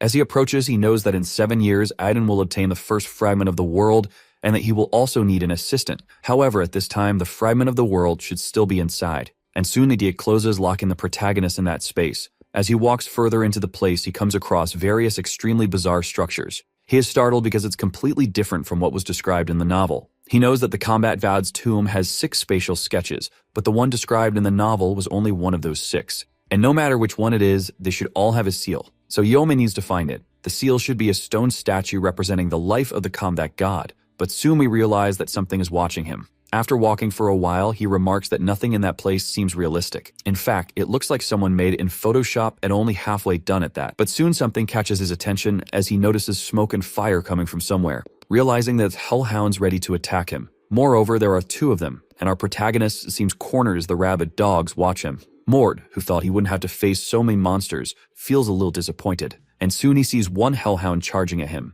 But with a quick strike, he neutralizes the first hellhound, immediately preparing to go after the second. However, he doesn't even need to get close since he uses his mana to separate its lower half from the upper half. As he continues searching for the statues, he remarks that it's unnecessarily exhausting. Soon he seems to reach his destination and finally finds the hidden seal. He sees a statue that appears to be the combat god defeating Etten in his youth, but he doesn't understand why it was turned into a seal. He comments that for him to have placed a statue like that, it seems he had a lot of self-love and must also be the man standing on top of the creature. The protagonist then begins to spread his mana around, and with just one leap, he jumps to the top of the statue, landing skillfully there, and he comes face to face with the statue of the ancestor. Upon observing a statue, he realizes that it's meant to be Werner's at 10 years old and understands why all his descendants seem like they overindulged in the juice. Mord quickly activates the combat god's blood and makes a small cut on his arm. He then approaches the statue of the founder and pours some of his blood onto the statue, thinking that it would have been difficult to find if he hadn't had a hint. And who would have imagined that after awakening the divine blood, one would have to place some on the combat god's statue? Then he quickly jumps down from the giant statue and thinks he should be glad to be the first to do this. But he needs to hurry and move on to the next seal. However, As he is leaving, we notice that the statue is now staring at him, and its skull seems to be cracked in. Sometime later, we see that the protagonist has come a long way, having faced giant snakes, hellhounds, skeletons in armor, and various other monsters. In fact, he is now finishing off one of the skeletons. Yet these monsters continue to appear out of nowhere. He thinks that since the place he's in is just an alley, there's no way to avoid them. As the giant snake attacks him, he thinks it would make more sense for the combat god's test to be more straightforward. He then begins to condense his mana into his fist, deciding to finish off all the enemies that appear along the way. He believes this must be the type of test the combat god is proposing. Some flying monsters observe our hero from the top, but he realizes that these monsters are actually guarding the top of the wall to prevent him from climbing. At least he won't have to worry about fighting them on the ground. At this point, he has already found 5 of the seals, and now there's only 1 left.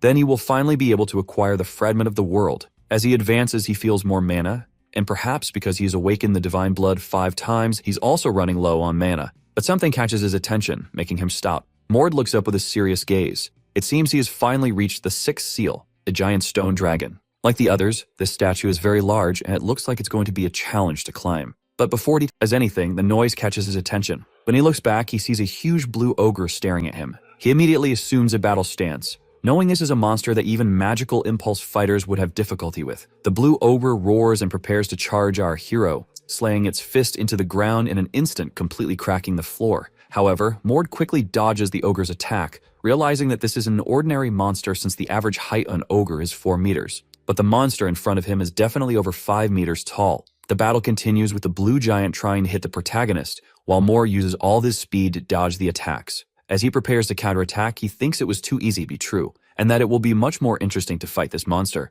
Mord then begins to unleash a flurry of attacks on the ogre, managing to push the blue monster back. However, while distracted, the ogre grabs him in midair and throws him against a wall right after, causing significant damage to the protagonist's body. At that moment, he realizes he won't be able to defeat it with just an impulse. He sees the massive creature running towards him, throwing its fist back, preparing for an attack. And at that moment, he accepts that he will have to use that technique. But maybe it's already too late, as the ogre hits the protagonist squarely, feeling victorious after easily defeating the boy who was its enemy. But then the ogre is surprised by an explosion from the crater it created. The protagonist speaks, saying that he's just a rookie with the genetics. The explosion sends the ogre flying several meters back. We don't see that the protagonist activated his superior instinct, knowing that if he had taken any longer, he would have died. The furious ogre gets up, ready for round 2. But what he didn't expect was the protagonist charging a massive energy sphere in his fist. As Mord tells the blue giant to shut up, he delivers a blow that explodes the entire area around them, completely obliterating the ogre. Even though he won,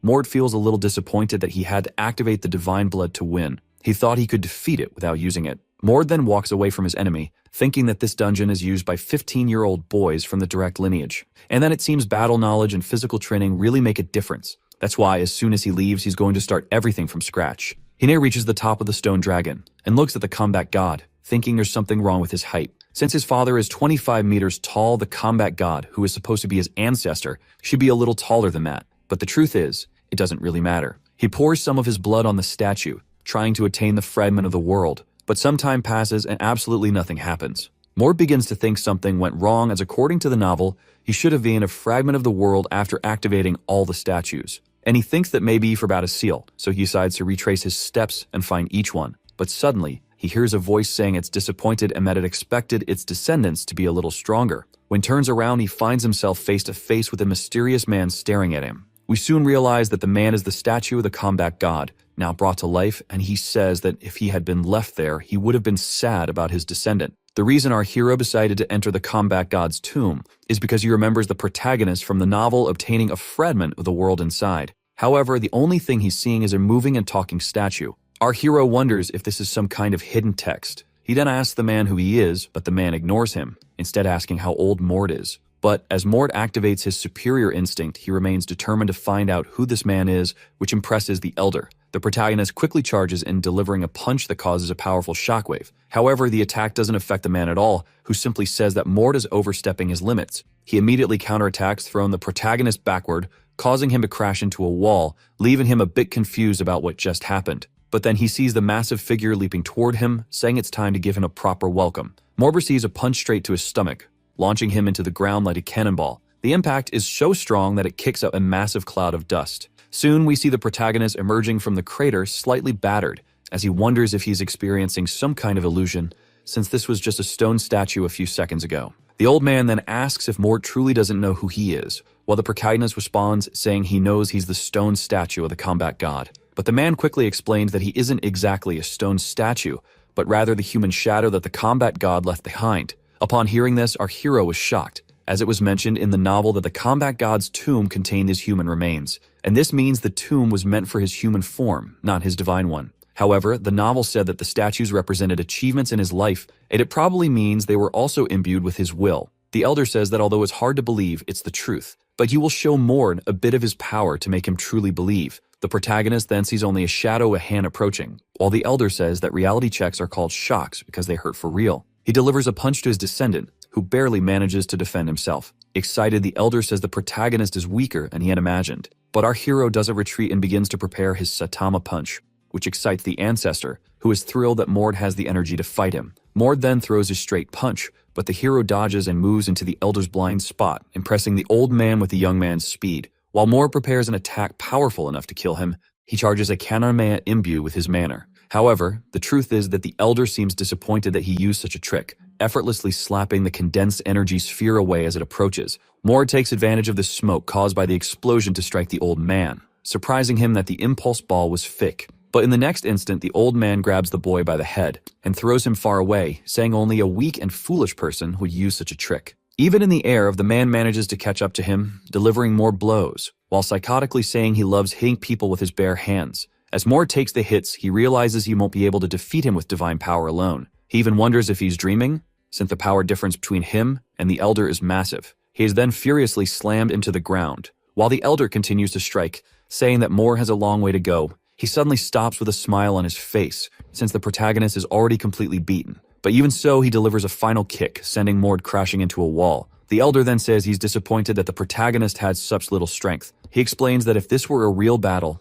Mord would already be dead. But you are trembling, our hero stands up, saying it's not over yet. However, he becomes alarmed as his divine blood power submit stops working. This disappoints the old man as just a few attacks were enough to stop the protagonist's ability, and he wonders how his descendants became so weak. As he approaches, he asks if this is enough proof that he's telling the truth, while the protagonist questions whether he is really the combat god. But the old man replies that here, Mord can call him Vernars. He adds that he has seen many descendants face this dungeon, but Mord is the first to awaken in this way. However, when Vernars learns that 500 years have passed until someone managed to awaken, old man is incredulous that so much time has passed. He says it doesn't make sense since it's not something that should have been that difficult to resolve. Mord explains that after he ascended to the heavens, 2 of his sons got into a conflict, each claiming to be the successor of the combat god, and the loser took his subordinates and left. The old Hulk never imagined it would cause so many problems once he left. He then looks at the protagonist a bit disappointed, saying he shouldn't have revealed this side of himself to the young man.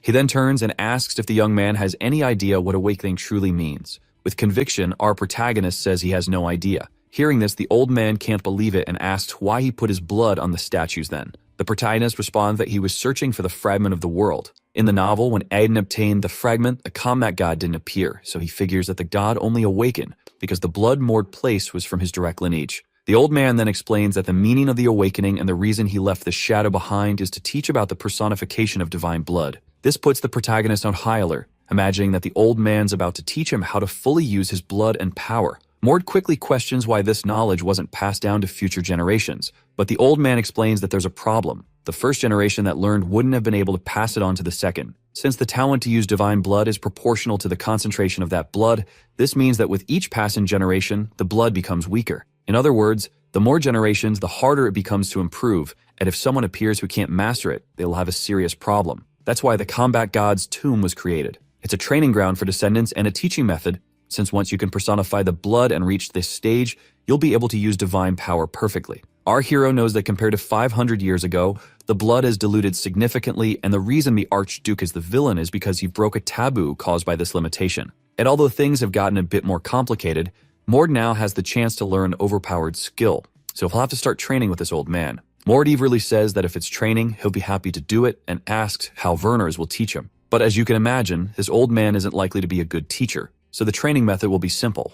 They will just fight, and fight non-stop. Upon hearing this reckless training method, our hero begins to feel disappointed. The old man then sarcastically asks if people today get everything handed to them on a silver platter. But obviously, our hero is just afraid of dying, since he recently broke 4 ribs. However, with a malicious grin, the old man says it probably doesn't hurt anymore. When the protagonist checks, the pain really is gone. The old man then shares two pieces of good news. First, while he's in this place, all injuries and mana regenerate immediately, and second, he won't be the one facing Mord. This makes our hero curious about who his opponent will be. In the next moment, an enormous wave of destruction erupts from the statue, startling the protagonist and disappointing the old man, who says that this guy always likes to show off. Soon we see a younger version of the combat god, who looks at the protagonist with disdain and questions if this is really the one he has to train. Mord knows that this young version is the combat god at 10 years old, and since his hair isn't silver, he likely hasn't reached the power level to fully use the divine blood. This is in contrast to the old man, who not only has completely white hair but also gray eyes. The old ancestor instructs his descendant to endure as long as possible, while the younger combat god taunts, saying that Mord won't even land a punch on him. He adds that it will be embarrassing to lose to a 10-year-old, frightening the protagonist. But our hero, who is also at the peak of his 15 years, doesn't back down and asks if he came to fight or talk, and that empty vessels are the ones that make the most noise. So instead of talking so much, he should shut up and start battling. Our protagonist says this because he thinks his physique is better than the young man's. However, the young man responds that he won't use divine blood, since if he does, our hero will die. But these words end up irritating Mord. He charges at the kid, hoping those words aren't lies. However, sometime later he finds out it wasn't a lie, since he ends up face down on the ground, unable to last 10 seconds in the fight. Both realize that he is only strong physically and has no fighting experience, so they will have to teach him from the basics. Mord then asks how one of his descendants doesn't know how to fight, but the protagonist says he never learned. This leaves the old man confused about how one of his firstborns doesn't know how to fight. But soon the protagonist explains everything that happened and how the Archduke was distributing his genes. Upon hearing how things are, the old man becomes dissatisfied and says that if he could leave, he would give the Archduke a beating. He extends his hand to the protagonist and says he'll give him a tip on how to beat the 10-year-old. The old man explains that the protagonist keeps getting hit by the same attack pattern, and that to overcome this pattern, he must use the arrogance of the young god of combat. Meanwhile, the kid yawns and says that two adults want to beat up a child, and that's shameful. But our hero, who's only 15, starts to get irritated. And so the 11th round begins. Our protagonist tries all possible patterns to hit the young one, looking for an opportunity to attack and turn the tables. But the outcome is always the same, and he keeps getting beaten as he searches for the opportunity. 74 rounds have already passed, and he continues to charge fiercely. But the young one just dodges his attacks as if they were nothing, even dodging the protagonist's surprise attacks, and counterattacking immediately afterward. The tick was so strong that it undid the divine blood transformation. And while the protagonist was wiping the dirt from his nose, he ends up getting punched right in the mouth. But actually, the punch hit the wall next to him. And the 10-year-old god of combat wonders if he got scared, or if the cat got his tongue since he's all mad about losing again. But the protagonist ends up noticing something, a small cut on the young one's cheek, indicating that his attack worked and that he managed to touch him. The battles continue, and the old god of combat keeps helping the protagonist, until a moment comes when he can see the next moves of the 10-year-old god of combat and how he's going to counterattack. The protagonist then leaps forward and lands an attack as if a meteor shower were crashing down, burying the 10-year-old god of combat's head in the ground. Both the old man and the protagonist are happy since he finally landed a punch on him. However, at that moment he sees a spark of lightning, and soon a hand emerges from the smoke. But before it hits him, our protagonist manages to move away, and he hears the young one saying that he seems to be learning. So now he doesn't mean to hold back anymore. We then realize that the god of combat is quite resentful, especially because it's the first time he's seen his own blood, and also because he had never been hit by anyone before. For this reason, he decides to stop holding back and charges for real, and just trying to block the young one's attack drives the protagonist backward. Realizing that if the fight continues like this, things get ugly, and even his body might end up torn apart. He then jumps back to try to escape, while wondering why the god of combat isn't trying to stop him. And it seems that the silky-haired old man doesn't care about what happens to him. The younger one then approaches, asking if he thinks he has time to be looking elsewhere, and soon delivers a blow to our hero's abdomen, which throws him far back, making him crash into a rock. Ida managing to get a little catch-up out of our protagonist, and looking extremely happy with a sadistic smile. Without giving the boy time to recover, the naked one charges again. And our hero, who has no time to react, can only see his end approaching, as he receives a barrage of attacks. The 10-year-old god of combat grabs our hero's arm, and simply throws him into the air like a ragdoll, also jumping right after. In the air, he begins to prepare his final move, kicking him down and making him crash into the ground. At this moment, Mord can no longer use the divine blood. In fact, he can't even move a single finger. However, it is at this moment that he notices something falling in his direction, and when he looks up, it's already too late. A piece of the statue is collapsing on him. Right after the impact, a cloud of dust forms, while the god of combat wonders if our hero is still alive. But incredibly, he manages to raise his fist, making the god of combat admit that he truly has guts to endure all of this. But unfortunately, it seems that's all he has, since his legs have been pinned by the statue.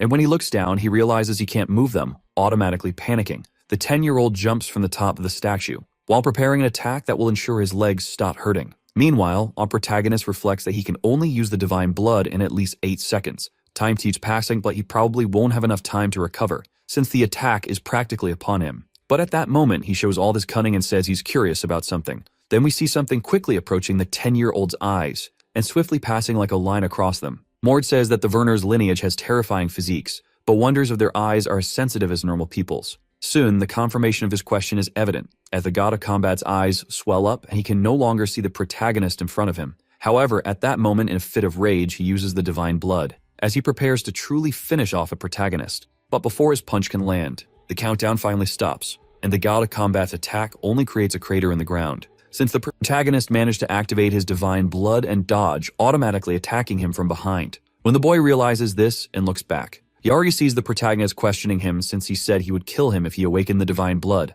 But the one who will actually lose this fight is him. Morg then finishes the fight by delivering a solid punch to the kid's face, feeling happy for finally landing a hit. However, reality proves to be much harsher. Or rather, the kid's head proves to be much harder, as the protagonist punch did absolutely nothing. The 10-year-old man grabs him by the neck and prepares an attack, saying that this is how you really strike, making the protagonist feel disappointed, as it seems the boy is too much for his current power. But at that moment, the old man intervenes, ordering him to stop fighting, and soon the protagonist is thrown far away, leaving him confused, wondering what happened. But when he looks forward, he sees the old man's back, and realizes that he stopped the younger one's attack with just one hand. He unquestions what he's doing, as he told him to teach, not kill. So the training is over. The younger one asks if he would say the same if he were in his place, but the elder just gives a cold stare at his younger self. And like a child who disobeyed his father, the younger one quickly reverts to his normal form and starts agreeing. The protagonist, who is observing all of this, realizes that the younger one is afraid of the elder, and is just happy to have survived.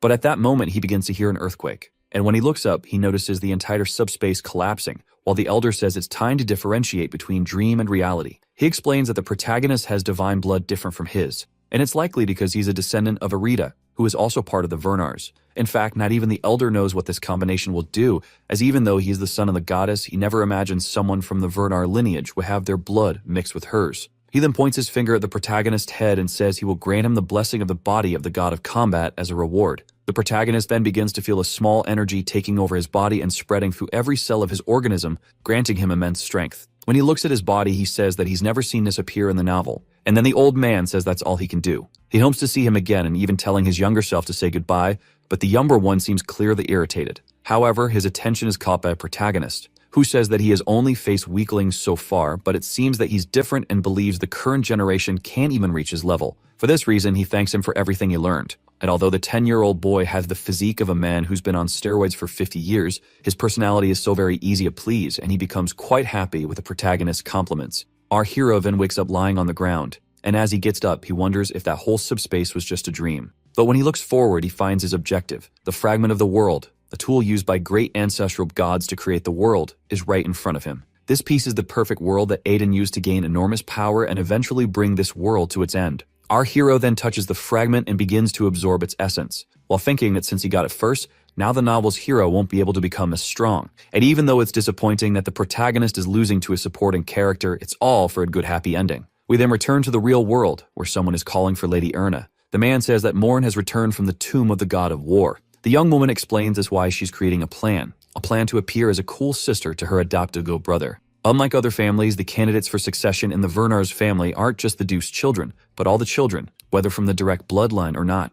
Among them, there are 5 candidates who are at close levels to duel for this position: the 7th, the 6th, the 4th, the 3rd, and the Archduke. But the fact that the protagonist completed the Tomb of the God of War caused a massive effect on all of them. We then see a young man drinking tea while mentioning that all the successors are trying to recruit Mord, and that he can't let such a talented child fall into the wrong hands. We discover that this young man is the 6th child of Vidin. Next, we move to the Archduke's castle, where some servants are showing the protagonist his new residence. His room turns out to be extremely luxurious, and we discover that he has been sent to the first outer region of the castle, where the richest stay. While most common warriors reside in the 2nd region, he was sent to the 3rd probably because he has Vernar's blood and awakened the divine blood. They even placed him near a training field so he could train. In addition, they assign him 2 servants to carry out his orders, making him happy that he's finally living a noble's life. Suddenly, someone arrives knocking on the door and asking if Mr. Mord is there. But when the servant opens the door to see who it is, she gets startled. However, the 2 men completely ignore her and ask if the protagonist is Mord. We learn that warriors can be divided into 4 ranks from common to specialists. The protagonist starts evaluating the 2 and assumes they are probably intermediate rank. One of them pulls out a scroll and begins reciting the words of his young master Bryn, who is impressed by Mord's achievements. He believes that Mord's talents will be of great use and therefore hopes he accepts his proposal to become a warrior, promising good news. The man says that the protagonist should be happy to receive the offer to be his sword. However, he is soon surprised when Mord asks who sent the scroll, since he doesn't remember who this young master Bryn is, and with so many successors in the novel, he can only recall those who survived 7 years later. This petulance from the protagonist angers the 2 men. They approach the protagonist asking if he's looking for a fight, but then someone asks if he knows young master Vidin. Apparently, the 2 men recognize the voice as they turn around scared, and we soon see a blonde man with a scar on his face standing there. Our protagonist realizes from their reaction that this man is probably an intermediate warrior and that Vidin is the 6th young master. The blonde man approaches, saying he's there for the same reason as the 2, while explaining that the strongest should gain the protagonist's loyalty. But these words irritate the other warrior, who asks if he's up for a one-on-one fight. However, what the warrior didn't expect was that the blonde man with a beastly look was actually up for a one-on-one fight, inviting him to step outside and settle it. And if the man is confident, then he should tuck his tail between his legs and disappear, taking the opportunity to inform him that his young master is a loser. The warrior, unable to do anything, just grits his teeth, while telling Wolves that he'll regret this. Observing the 2 backing down from the blonde, our protagonist realizes that not all intermediate warriors are on the same level. Soon, the man turns in his direction asking if he is Lord Mord, introducing himself as Wolves while our hero questions whether he should address him as a veteran. But the man says no, since those 2 idiots were older than him but weaker. The true measure of a warrior is not their age or rank, but their strength. Our hero agrees and says that the reason he came is to try and get him to join Vidin's side. Wolf says that's exactly it, and since he's a rising star, he brought this incredible offer. And as he approaches with a menacing look, he warns that he'll do whatever it takes to make him accept following his lord, even if it means using some force. He warns our hero that he might be feeling overconfident after beating some weaklings, but it's time to face reality. Realizing that the blonde man is eager to fight and take him by force, our hero finds it exciting, as it will allow him to see the results of his training. A little while later, the 2 are outside in a training area. Mord asks if the man will use some kind of weapon, since he isn't from the Vernar's lineage. But the blonde explains that he doesn't need one as he has something much stronger. He activates an ability in his hand and explains that it's the Impulse Gauntlet. He heard that the protagonist nearly lost to an instructor while using Divine Blood, and this goblet is an advanced ability that beginner warriors like him wouldn't be able to replicate. And as he says that the chances of defeating him drop to 0, he's shocked by something. He realizes that the protagonist was able to easily copy his Impulse Gauntlet. Surprised, the blonde asks how he learned it in just 4 days as it seems impossible. But the protagonist quickly charges at him, asking if he really believes that. And that 4 days is plenty of time for him to evolve significantly. The 2 then begin a fight that is almost invisible due to their speed. But Wolves is having trouble keeping up with our hero's speed, and while he tries to formulate a counterattack plan, he nearly has his head hit by the hero's fist. Now on the ground, incapacitated and scared, the only thought likely running through his head is that he should have come wearing brown pants. With just 1 punch, the protagonist was able to create a giant crater in the training room. The blonde realizes that he may have become much stronger in these 4 days or that he had been hiding his full strength. However, he tells the protagonist not to underestimate him. And that's exactly what he does.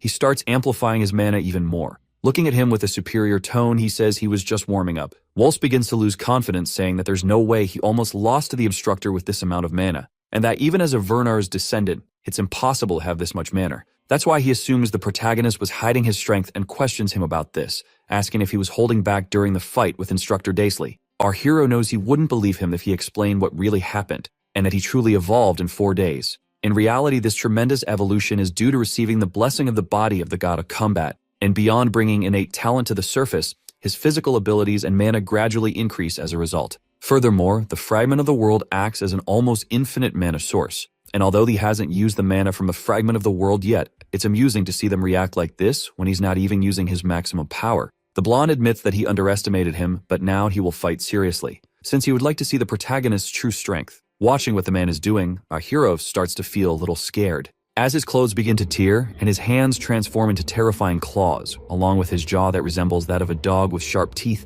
the protagonist wonders who his mother really is. He remembers that in the novel, there are people who suffer from the full moon curse, and when that day arrives, they transform and start attacking those around them. However, among them there are some who manage to overcome and control their power. This fusion between man and monster is called a lycanthrope, and it seems that Wolf, besides having a name similar to a wolf, is indeed a lycanthrope who perfectly controls his powers. He then casts a bloodthirsty gaze and asks if the protagonist is ready. Watching that sinister transformation, the only thing going through our hero's mind is that the guy just got even bigger. However, he charges into the fight, knowing he has more mana than Wolf's. He throws the first punch, but his punch seems to have no effect, leaving him confused as to why Wolf's wasn't thrown back. The monster says that while the hero's mana is indeed better than his, the difference in the physiques is staggering. The werewolf then begins preparing an attack, and before the protagonist can do anything to defend himself, is hit squarely by a punch from the giant wolf. He's sent flying backward, crashing into a wall behind him. The impact is so strong that it leads a crater where the protagonist hit. It even causes some ketchup to spill from his mouth. Realizing that the werewolf is stronger than he imagined, our protagonist still refuses to use his divine blood, as with his greater mana,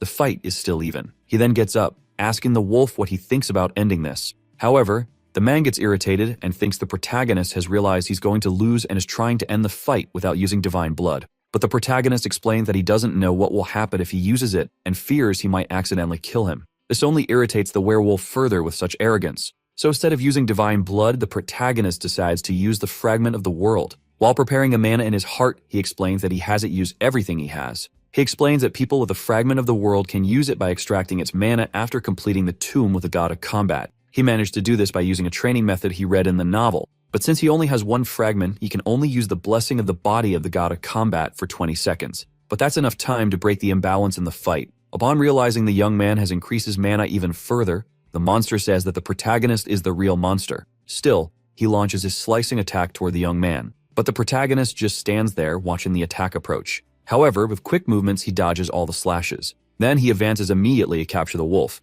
Mord places his ham on the ground and uses his entire body to propel himself forward. And when the werewolf realizes what the protagonist is doing, it's already too late. The protagonist is concentrating a lot of mana in his hand. With just one blow, the wolf is struck with a shock powerful enough to send him flying and completely destroy one of the nearby buildings. The others who are watching the fight are worried about wolves, while the protagonist is more concerned about his home. Afraid that the werewolf might have died, he quickly rushed to check on him. But it turns out the man is fine. He's just a little sad for having lost and won't be able to face his master after failing. He remembers the conversation he had with Vidin, where Vidin said Mord could become a tremendous help. So he asks Wolves to bring him in, even if it meant using unconventional methods. The werewolf slowly begins to get up, while the protagonist remarks that the fight is over but that he also lost his house in the process. At that moment, something approaching startles him. The werewolf manages to stand up again, but his energy is completely different. A dark aura spreads across his entire body, and the beast now seems to have completely lost control. Mord wonders if he still has another trick up his sleeve, as his form has changed again.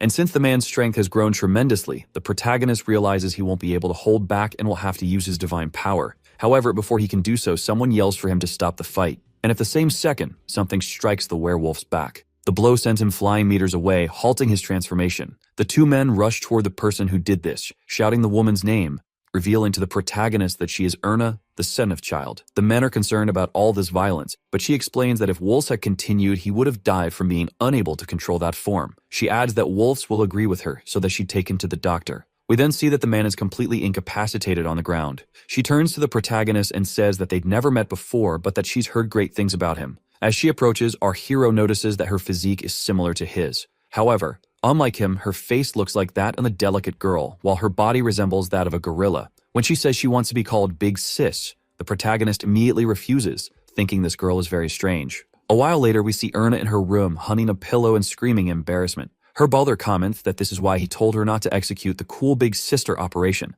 Since Mord is an illegitimate child who has lived his whole life as an inferior, it would be strange for someone superior to suddenly want to be his friend. But that's exactly why she thought he'd like her. She's also impressed that he defeated Wolves without using divine blood. Even her butler is shocked, as despite Wolves' inexperience, his abilities are those of a specialist warrior. Of course, the defeat of Wolves quickly spread rumors about the protagonist throughout the Artucci. Soon, everyone was talking about how he defeated Wolves. As the butler suggests they try to persuade him with a good proposal, someone bursts into the room. Before the woman can say anything, the man announces that Viscount Winsel has declared that Mord will accompany him on the obstruction mission. The next day, we see the protagonist returning home, surprised that it's already been repaired. He thought the wolf would be furious for losing the fight, but in fact, Wolves accepted defeat and even paid for the repairs. However, when he looks out of his house, he sees Mr. Kessner watching him. Kestner says that the protagonist has been causing trouble since he returned, but the hero explains that everyone is fighting over him, so it's not his fault. Kestner then says that in 10 days, his subordinates and he will go on a mission and asks if the protagonist will join them. Our hero already knows what kind of mission this it is,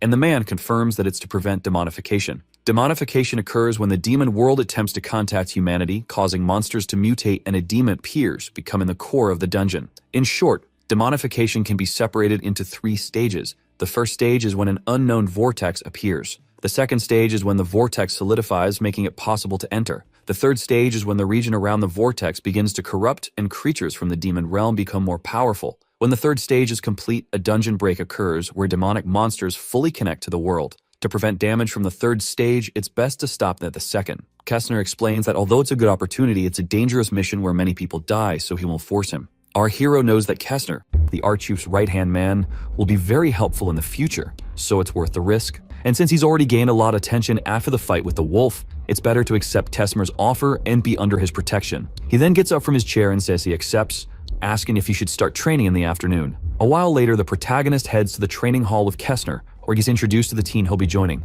The blonde explains that this is the boy from the rumors, the one who defeated instructor Daisley and recently bested an intermediate warrior. Mord looks at the team, trying to evaluate them. He notices that none of them seem very interested in his presence, but he knows they're advanced warriors at the very least. They're probably concerned about a rookie warrior being thrown into a special mission, so he has no choice but to prove himself. One of the men begins walking toward the protagonist, and he prepares for a fight. However, before anything happens, the man grabs his hand and introduces himself warmly, saying that he's the rookie everyone's been talking about and that it's a pleasure to meet him. This unexpected attitude leaves our hero confused, as he was expecting hostility, but he soon realizes that everyone accepted him quite easily. Before things get out of hand, Kestner calls for attention, ordering him to focus. For the next 10 days, they will focus on teamwork, and he mentions that he needs to challenge the tomb of the god of combat, so he won't be able to participate. He instructs Eriksson to take care of Mord, which Eriksson confirms. The man starts by telling the protagonist that they should get to know each other first, introducing himself as an advanced warrior, and Reek, who's also from the Vernar's lineage.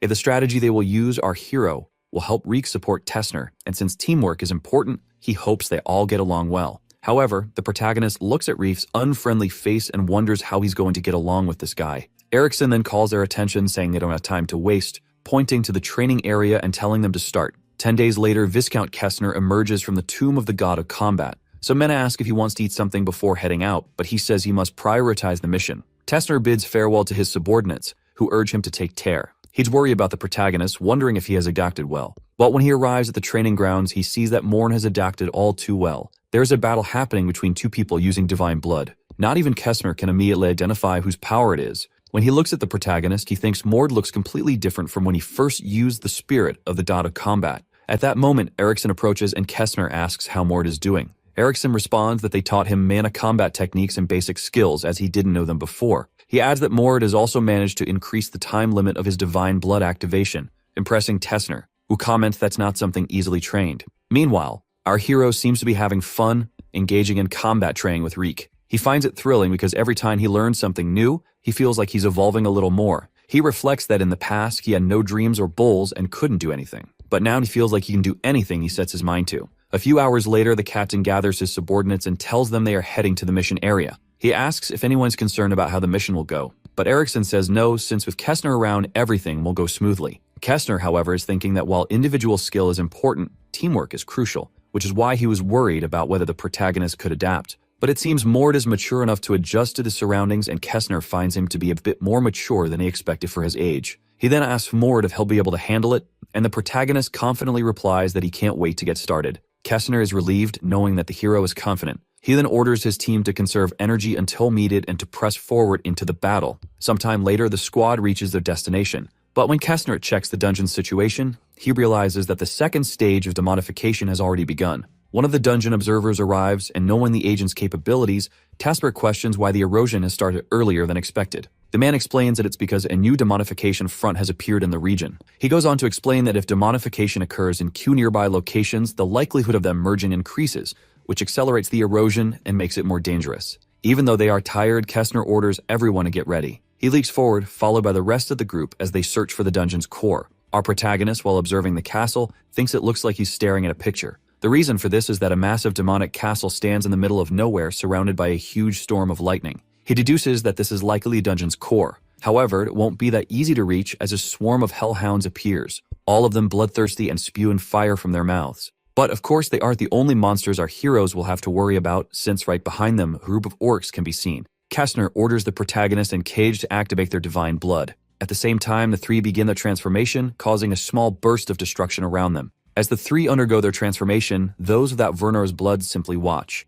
Even so, the hunt finally began and everyone charged toward the monsters. Each member focused on their objective. Even those without Kesmer blood managed to use a variety of weapons and techniques to hold their own, destroying every demon hound and monster in their path. The ogre, realizing that they were actually at a disadvantage, began to grow fearful. As he watched one of the hunters preparing a lightning spear, the ogre tried to propel himself forward to strike. But with just one throw, the hunter unleashed a blast like a cannon after the monsters. Despite appearing to have the upper hand, Kastner still felt something was off. The pace was unusually quick compared to the number of monsters. Reek soon noted that the demonic fusion was already underway. The protagonist added that it was too late to call for reinforcements. Therefore, the plan had to be executed perfectly, and they needed to clear a path to the center as quickly as possible. Kastner ordered the protagonist and Reek to handle the Cyclopses, while he took care of the rest. The protagonist immediately began preparing his attack, once again concentrating mana in his fist, and with just one punch sent several Cyclopses flying backward. Reek was impressed, noting that even though it was Mord's first time facing demonification, he showed no fear. He realized the protagonist was truly different from the normal person. The problem was that Reek became too distracted watching his friends battle, failing to notice a demon right in front of him. The creature began condensing energy in its mouth rate of fire. Reek knew he needed to cast a spell as quickly as possible, but it seemed like there wasn't enough time. However, before the demon could fire, a light descended from the sky, and like a meteor, something fell, eliminating the monster. It was the protagonist who had managed to stop the beast's attack, telling Reek he was there as his reinforcement. Reek nodded in agreement, and the two of them charged at the creature, attacking in unison and forcing it to its knees. This was the moment the protagonist had been waiting for to strike its weak point, its eye, which was now completely exposed. With a simple attack, he managed to eliminate the demon. Watching this scene, Reek was truly terrified. He had thought the boy was different, but the reality was that he was an absolute monster. Before the creature's blood could rain down on them, Reek conjured a shield to protect them, commanding that the Viscount had probably already reached the center, and they should hurry. However, as he looked ahead, Reek became alarmed. The Viscount was standing still, staring at something. It quickly became clear that there were several demons in the distance, 5 of them, indicating that the fusion had already occurred. Kastner explained that the fusion had accelerated the demonification. Moreover, there were 2 high-ranking demons at the dungeon's core, but as the protagonist was following his companion, he suddenly stopped. Something had grabbed his legs. The monster let out a malevolent laugh, and the protagonist was immediately pulled down. He tried to call out to the superior, but when Reek looked back, it was already too late. The protagonist had been taken. He fell hard onto the ground, confused by what had just happened. But soon he heard a voice remarking that he had fallen from that height and was still intact. So he was probably a young man with the blood of the god of combat. Surveying his surroundings, the protagonist began to grasp the situation. He had been taken to the demon gate that connects to the demonic world. This was likely the deepest part of the dungeon, and the man standing before him was its core. The demon introduced himself as Baron Ultrace, chosen by the root of formidable darkness, one who would bring death and chaos. On the surface, Reek informs his captain that Mord has been taken, alarming Kastner, who wonders when it happened. The bald warrior tells him to follow as he knows where Mord was pulled. When they reach the location, however, they are surprised by what they see. Meanwhile, down below, the protagonist questions Baron Ultrace about why he brought him there. The demon explains that when 2 demonic territories merge, one leader must remain to become the core, and in this case, it was him. For now, the other leader is up above having fun. Since he lost the duel, he became the core, but with 3 people carrying divine blood, he decided to at least devour the youngest one. He explains that he always prefers the young over the experienced because fresh meat is tastier. Even the protagonist isn't confident about fighting a demon of this level. It's explained that the stronger the demon at the core, the wider the variety of demons spawned, ranging from common to advanced. However, there are nobles ranked from Marcus, Count, Viscount, Baron to Baronet. A Baron is strong enough to kill most specialist warriors, which is why Kastner up above realizes this is bad news. He knows the boy has immense potential but hasn't fully unlocked it yet. Therefore, fighting a noble demon will be difficult. Kastner remarks that the demon is disgusting for choosing to capture the youngest while being confident in devouring them. Reek says he'll help, but as he begins to transform, the captain tells him there's no need. He fully activates his divine blood and says he'll handle it alone. Meanwhile, the protagonist below is thinking that there's no need to test this demon any further. His only option is to fight, and he'll give it everything he's got. The demon, still confident, questions if the protagonist really thinks he can do anything with divine blood. But before he finishes his sentence, he's hit by a kick from our hero that sends him flying. The demon, however, manages to stay on his feet and acknowledges that the protagonist is better than expected. but warns that his end is near. The red-skinned demon clasps his hands together and begins performing a ritual, summoning a circle behind him. From the circle, fireballs are launched toward the protagonist. But as the attacks approach, the protagonist simply readies a punch. He strikes the demon's magic, shattering the entire illusion. What he didn't anticipate was that the fireballs would explode on impact with him. The Baron mocks the hero, saying he hoped to toy with him a bit before killing him. But before he can continue talking nonsense, he's punched straight in the mouth, sending him flying and kicking up a huge cloud of dust. As the demon checks if his jaw is still intact, our protagonist is already preparing another attack. He summons several energy spheres into the air and hurls them all at once toward the demon, causing a massive explosion. Reflecting on how he's fought many people since becoming Mord, this is the first time he's truly gone all out. The problem is, when he looks ahead, he's shocked. The demon, having lost 50% of his health, has entered his second phase,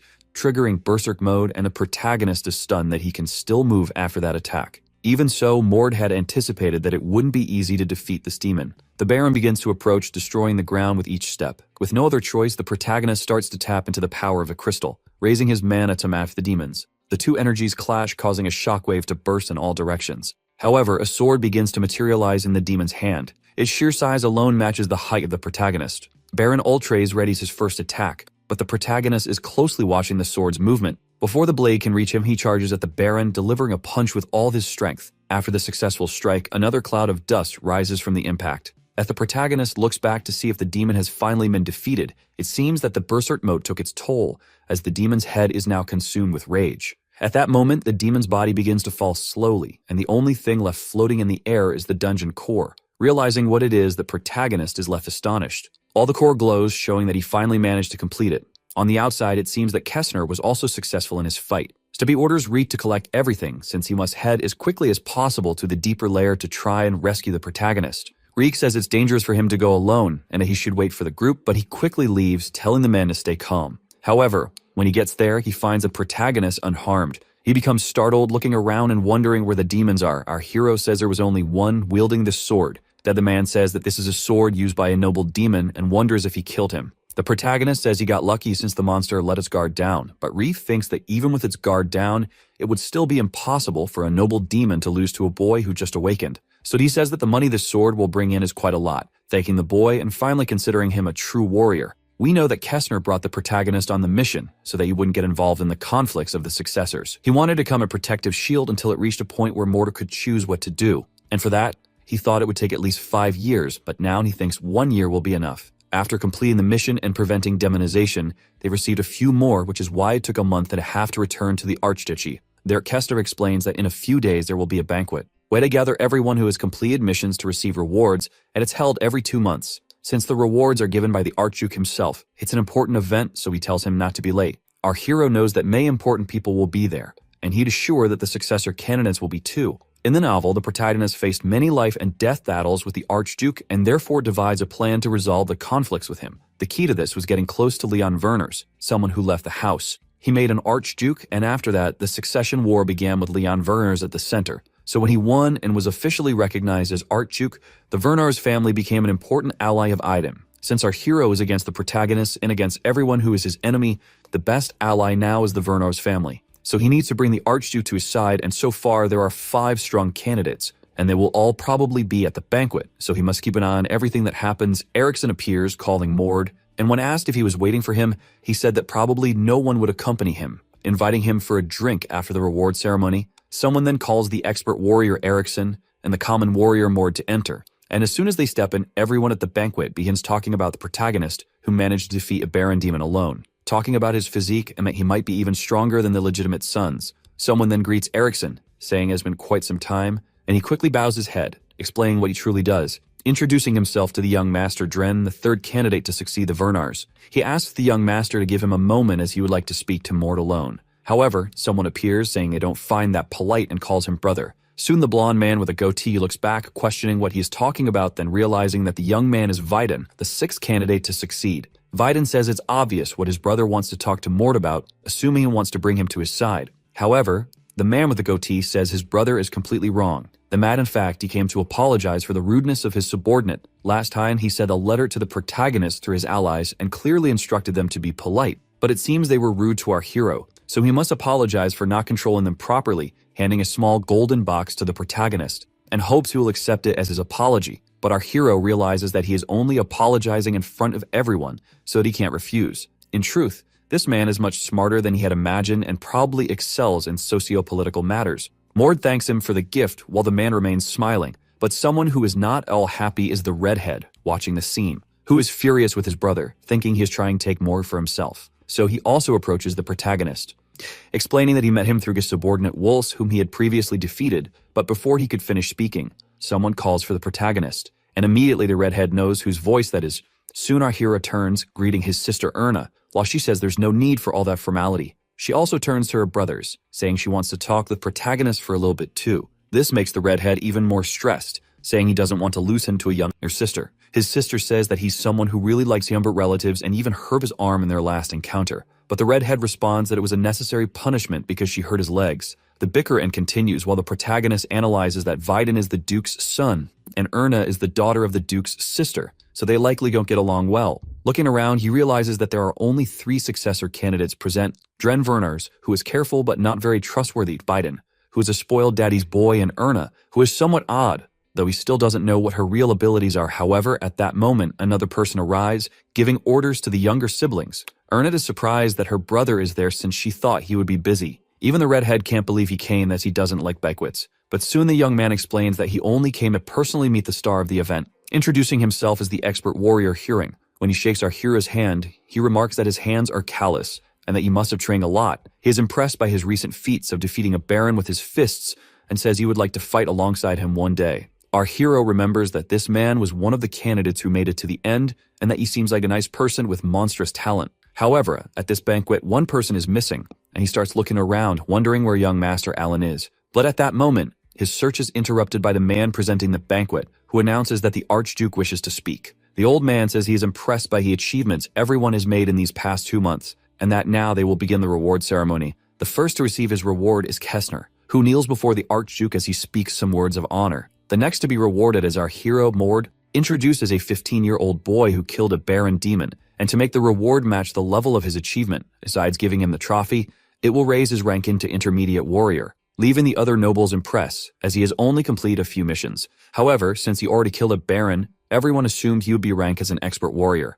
The Archduke says that our hero has evolved greatly since the last time they met, and that you would love to see his current skills. And our hero, a bit downcast, says he will count the days until then. A while later, everyone is at the banquet, but the protagonist is interrupted by Kessner, who says he needs to talk to him. Then he pulls him aside, telling him not to drink too much since tomorrow he will go to a new place, and he should explain that his master wishes to see him. Sometime later, we see our hero walking through the castle corridors, where he comes across a giant door, wondering if he should open it. But before he touches the door, it begins to open by itself, and he realizes that someone is using telekinesis. Inside, there is a man, and our hero notices that he is someone very powerful. The white-haired man says that he has made a long journey to get there, welcoming Mord and introducing himself as Ilden Vernars. He is the general of the elite warriors legion called the Watchers Legion and also the older brother of the current Archduke. Even though he was the first young master, he ended up being defeated in a combat spirit battle against his half-brother, the current Archduke. After that, Ilden never appeared in public again, leaving our hero confused as to why he had been summoned to his mansion. The blind old man asks to see the protagonist's face, and as he analyzes the hero's features, he says that he doesn't look much like his father. Then he asks if he knows why he was summoned. Seeing that he doesn't, Ilden explains that he wishes to make him an offer, but first he would like to test his abilities. The protagonist recalls that in the novel, Ilden wanted someone's help to take down Leon, who had tremendous potential due to Aiden's support. However, if he proves his potential here and now, the old man will choose him. Seeing the child before him activate the divine blood makes the old man give a small smile, as he already prepares for combat. With a leap, the protagonist advances quickly, attacking Ilden before he could do anything. But his attack ends up hitting a ball of energy that appears in front of him, and the moment his fist collides with the ball, he's instantly thrown back. Realizing that the ball reflected his attack, he understands that it's not an ordinary impact ball, since it was enveloped in his aura, which is something even masterclass mana fighters cannot do. Moreover, he is controlling dozens of them at once. This is impressive because controlling aura is not easy, as it is beyond the realm of mana control. It's only possible to control it this way if one's mana senses are extremely developed. But as he prepares to attack, he thinks that aura is not impenetrable and he should avoid the rebound from his physical attack and push him back with brute force. As the protagonist charges forward, the old man comments that his mana has increased, and soon he begins unleashing several attacks that nullify the old man's aura balls. Realizing that the young man is fast, he still believes he has the advantage since he can create more impact balls. However, this was already something our hero anticipated, so he creates his own impact ball. Like raising it in his hand, he lifts it and begins spreading the ball's energy throughout the room, causing several other mana balls to appear in the air. Then, like a forest of lightning, all the old man's attacks start being replaced by the protagonist's. Realizing that he managed to nullify his attack by using his own momentum against him, the old man is shocked, wondering where the young man learned something like that. However, soon the protagonist appears behind him, landing a punch to his back. But the punch hits Gilger's impenetrable barrier. Realizing that the old man uses his own aura as armor, he decides to use the fragment of the world to gain much more mana. The old man says it was good that he used his opening against him,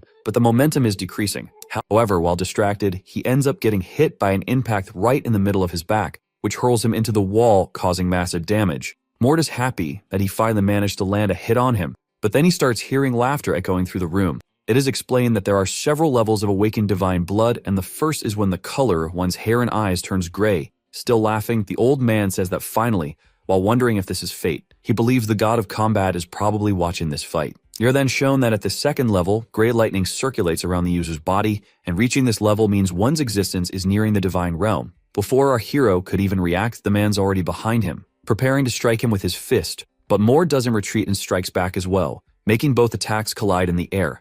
However, in the exchange is only the protagonist's fist that is trembling, and soon, he is thrown against the wall just as he had done to the old man. Looking at the child, he comments that his reflexes are incredible, impressed that he managed to hurt him even while using the second level of Divine Awakening. And on top of that, our hero shows no fear in battle. Gildan says that it's enough and that he doesn't know how far it could go if he is too carried away. Meanwhile, our protagonist remarks that the man lost to the Archduke, he still possesses monstrous power. Soon the old man approaches, saying that his legion needs someone strong like our hero, making Mord ask if that's the offer while the calm man confirms. His desire is for Mord to join the Watcher's Legion. The Vernar's Archduchy has a legion of warriors called the Guardians Legion, meant to be the elite of the elite alongside the Watchers. Since the southern region of the continent has a large demonic territory, the Watchers are responsible for monitoring that area. The White Demon Kingdom has not yet been fully demonized, but it's on the way, and one of the Guardians Legion's roles is to fight against other influences within the continent.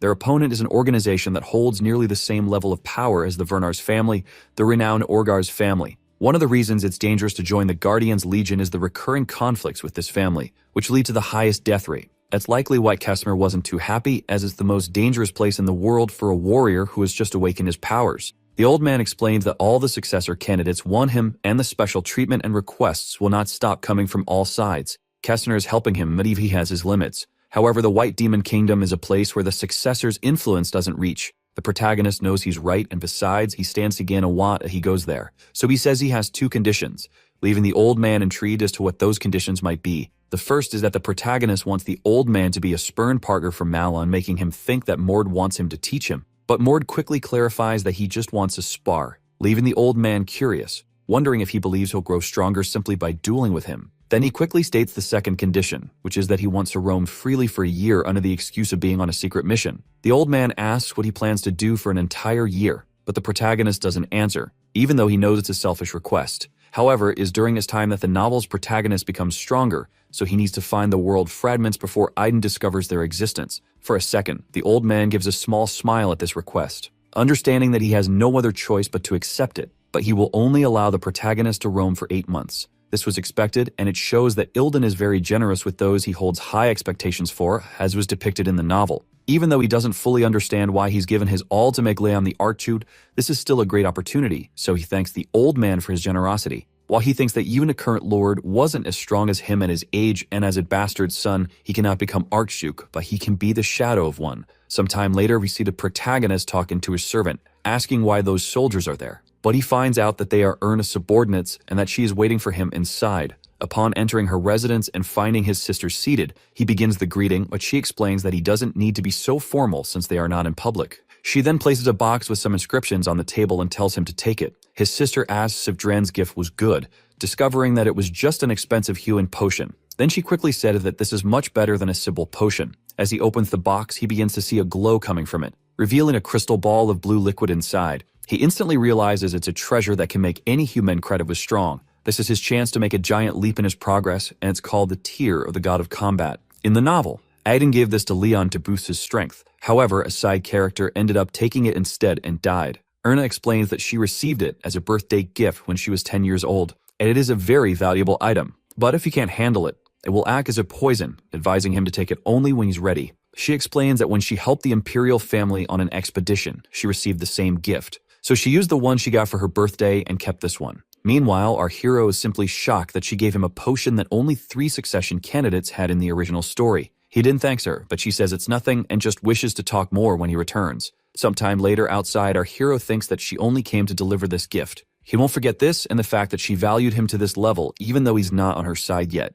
20 days pass and our hero seems ready to start his journey. However, before leaving the castle, he runs into Kessner, who questions whether he's really leaving, when the protagonist says he just wanted to slip away quietly. The blonde man says that while our hero might be strong, he's only 15 years old and still doesn't understand how dangerous the North is. However, he's surprised when the protagonist simply thanks him for everything and says he will never forget his care since Kessner endured all kinds of pressure from the successor candidates while trying to protect him. Even so, at no point did he try to control him or stand in his way. In truth, he was only being kind to Mord, so the hero vows to repay him for everything he did. Then he tells the man not to worry, asking if he really thinks he can't take care of himself, and that he'll see him again once he returns, bringing a good drink for them to share. Even though the protagonist tries to ease his mind, Kessner remains a bit serious, but soon gives a smile, saying there's nothing he can do to stop him from going, wishing him good luck, while the protagonist wishes him good health so they can meet again. As he leaves the castle, we see that he's being watched from the top by someone. This person quickly jumps from the castle walls, that once on the ground begins blending into the surroundings, becoming invisible. Mord seems to sense someone's presence and looks back, but when he turns around he sees nothing but grass.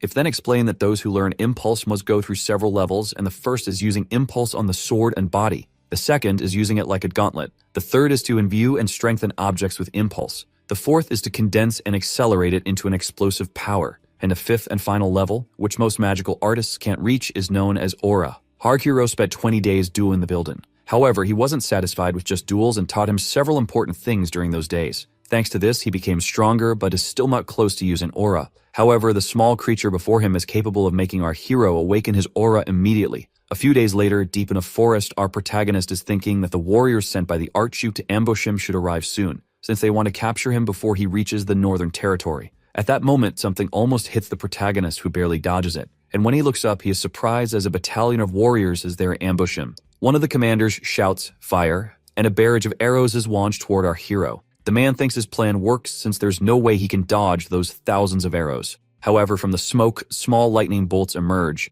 and soon the protagonist is revealed to be unharmed, having activated his divine blood, leaving the warriors impressed that he activated it so quickly. The general then orders the mages to cast fire magic on him, which heads towards our hero. But he begins preparing a new magic, summoning those same impulse balls he used in his fight against Ilden. And when the two magics collide, a massive explosion occurs, devastating the entire forest. Due to the firing heat, the forest is now nothing but ashes, as we see several warriors lying on the ground. The last surviving mage thinks this is impossible and never imagined he would beat the fire using explosive impulse. Realizing that the boy is far better than people said, Mord simply looks coldly at the last remaining mage. Then he quickly advances, delivering a punch to the barrier the mage is summoning. But he's surprised when nothing happens after punching his shield. However, all he needs to do is punch even harder. But before he can finish his attack, he is ambushed by one of the remaining warriors. Upon hitting the protagonist, the man seems to notice something different. He realizes that the MC is using an aura goblet. Thus, he discovers that our hero is now capable of controlling aura. But before he can do anything, he gets struck by the protagonist, who manages to catch him while still in the air and delivers a punch directly to his chin, sending him flying like a meteor. Although the man is severely injured, he remains alive. Meanwhile, the protagonist speaks to him and he knows who he is.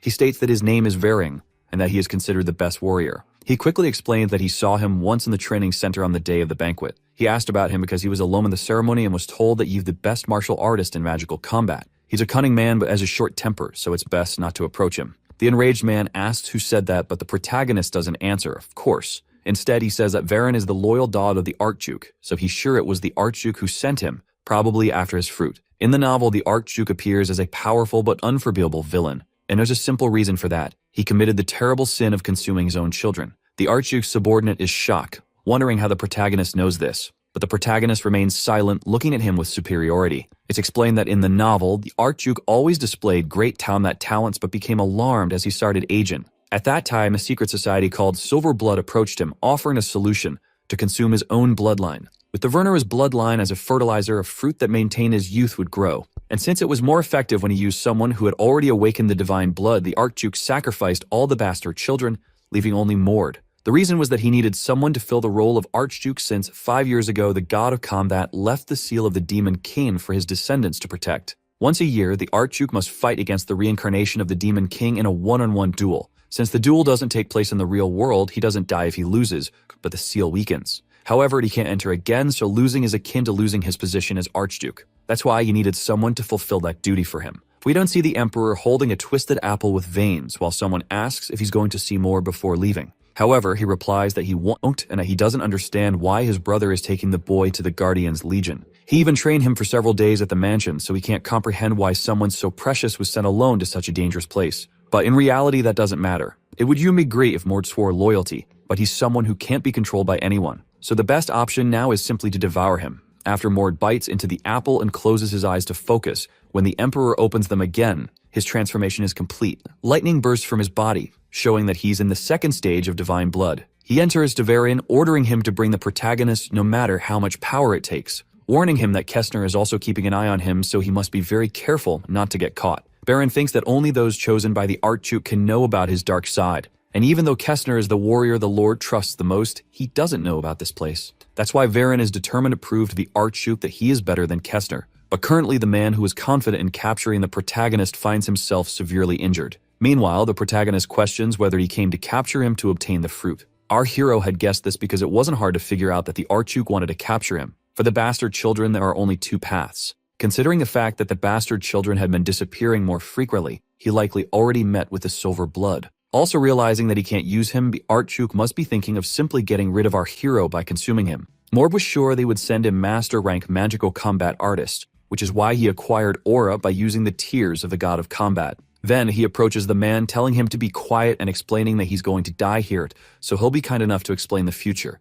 The patriarch will perish in a pathetic way, and everyone will remember his name as something shameful. Hearing this, the young man remains ignorant, claiming that the Archduke is a divine being with the greatest talents in the world. But the protagonist remains silent, realizing that this man is completely submissive to the Lord. Varian, after analyzing for a moment, thinks that maybe it's possible for this to happen, since just moments ago the boy managed to create an aura goblet, and he's only 15 years old. His talent surpasses even that of his master. That's why he cannot allow such a monster to evolve. He quickly draws his sword and launches an attack on our hero, activating the aura blade, technique capable of cutting even the successors of the Werners who have awakened divine blood. However, this won't affect the protagonist as he has the aura goblet. But at that moment, Varian begins emitting a strange aura, making our hero realize that he's using his own life force to amplify his power. All of this for the worthless Archduke to whom he swore loyalty. And while Mord admires this determination, there's no chance that Varian can defeat him. Saving the energy balls launched by the protagonist explode, while the charred young man realizes that he combined aura with impulse to make this happen. This should have been impossible since he had just learned how to use aura.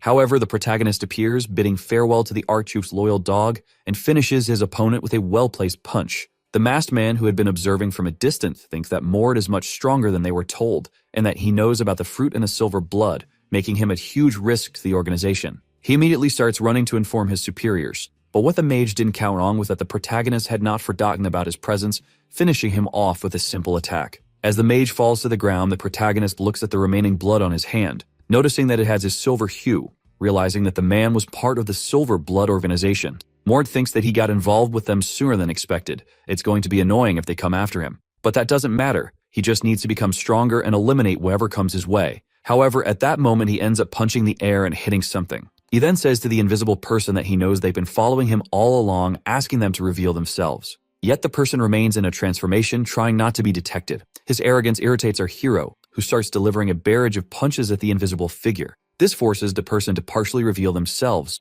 somewhat stressed out by Mord's immediate resort to violence. Mord notices that the young person has pointed ears and deduces that they are likely an elf, a species that bears the symbol of long life, growing and aging much more slowly than humans. But since this boy's ears are smaller than those of an elf, he must be a half-elf, so he asks the boy who he is. The boy introduces himself as Keel from the Guardians Legion and says he's part of the Shadow Wolf squad, which works directly for General Ilden. It is explained that the Guardians Legion, responsible for preventing Gevinization in the northern region, has the descendants of the Werners as its core strength.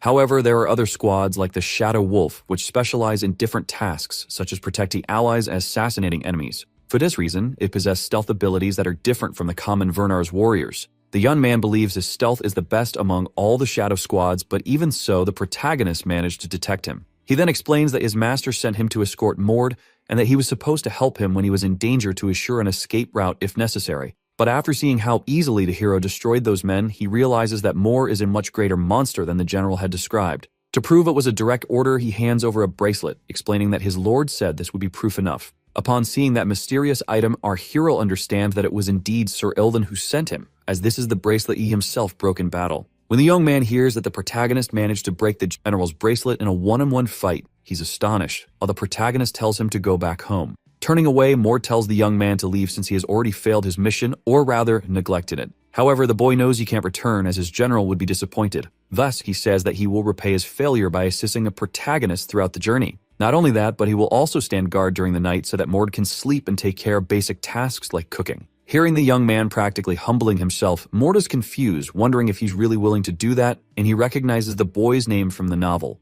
A boy abandoned by his father for being a half-elf, who, when on the verge of death, was rescued by Sir Ilden. When the protagonist and his companions were fighting against him, it was this young man's spiritual magic and stealth that helped a lot. Of course, since he was just a side character, he ended up dying later, but despite appearing young, he's an expert at assassination, and considering that Silverblood will likely ambush him, it wouldn't be bad to have him as a companion. Especially since his duty is to protect Mord, a hero accepts the boy's offer. He orders him to start cleaning immediately, and when a young man asks what he should clean, Mord explains that it's the battlefield and all the men left on the ground. Since leaving traces behind isn't a good idea, this will prove how skilled he is. Meanwhile, at the Lord's castle, someone reports that Varian was defeated. There were signs of a battle, but no bodies, leaving the Patriarch impressed, as he didn't know Mord had an escort. Even so, he orders them to let the boy go for now and just keep an eye on him, knowing that the Silver Blood organization likely suffered losses as well. Thus, even if they do nothing, Silver Blood will act on their own. We then return to the protagonist, where Keel is impressed,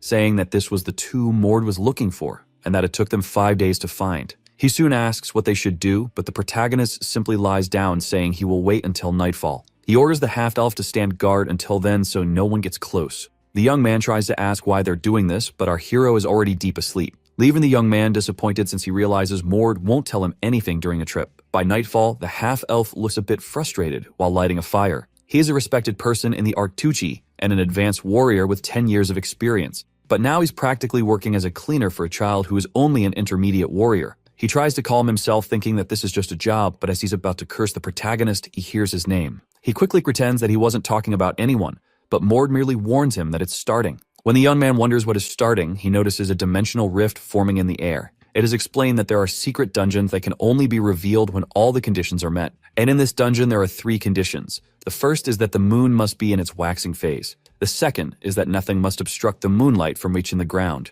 And the third requires someone with divine blood to be within 5 meters of the tomb. Initially, this dungeon isn't that important, but the reward inside is of great interest to our protagonist. Realizing that his young master is about to enter the dungeon alone, the half-elf boy explains that Mord doesn't know what dangers could be lurking inside. But Mord quickly reassures him, saying he knows exactly what to expect and that he can handle it alone. Therefore, Keel's job is to make sure no one gets close. Before the half-elf can say anything else, Mord leaps into the dungeon, passing through the portal mid-air, leaving his subordinate completely alone in the forest. Inside, we discover it's the Lunar Temple. In the past, many gods existed, but none remain now. These temples used to be dedicated to venerating them. Soon, something catches Mord's attention. When he looks ahead, he sees several skeletons walking and screaming that an intruder has invaded the tomb. These skeletons are warriors who gave their souls to gods who have since perished, leaving only the madness of their souls behind. Looking around, Mord realizes there are more than 100, but doesn't matter, as he just needs to get rid of them quickly. It's said that these souls are terrifying the real world,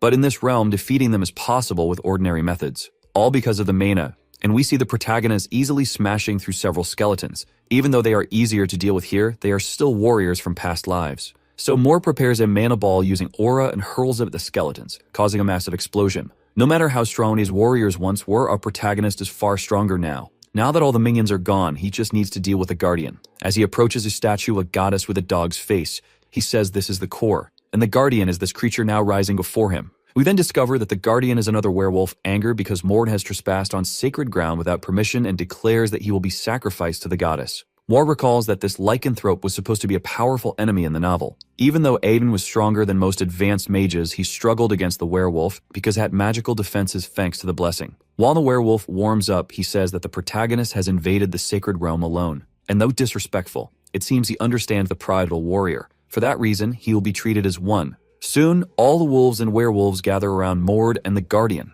forming a kind of arena. The lycanthrope declares that the battle between warriors is the most sacred thing, and since Mord came with pride, he will respond in kind. Mord finds this odd, as this didn't happen in the novel. Nevertheless, he says he prefers to fight one-on-one. However, as he prepares, he says he doesn't want to waste time and commands the Guardian to shift into his final form instead of waiting to die slowly. In the novel, the Guardian was revived with the power of the goddess every time Adam and his friends killed him, so it would be better start the fight at the final stage. Hearing these arrogant words, the werewolf says it's rude and wonders what makes Mord think he can say such things. But soon the protagonist reveals his transformation, asking if he should prove it through sheer force. Upon realizing that the young man before him is of divine blood, the werewolf acknowledges that he is qualified to say such things and agrees to do as Mord requested. He begins absorbing the power of his subordinates, growing until he reaches an enormous size, surpassing even the hero's expectations. Mord then charges at the giant werewolf, and the two attacks collide in midair.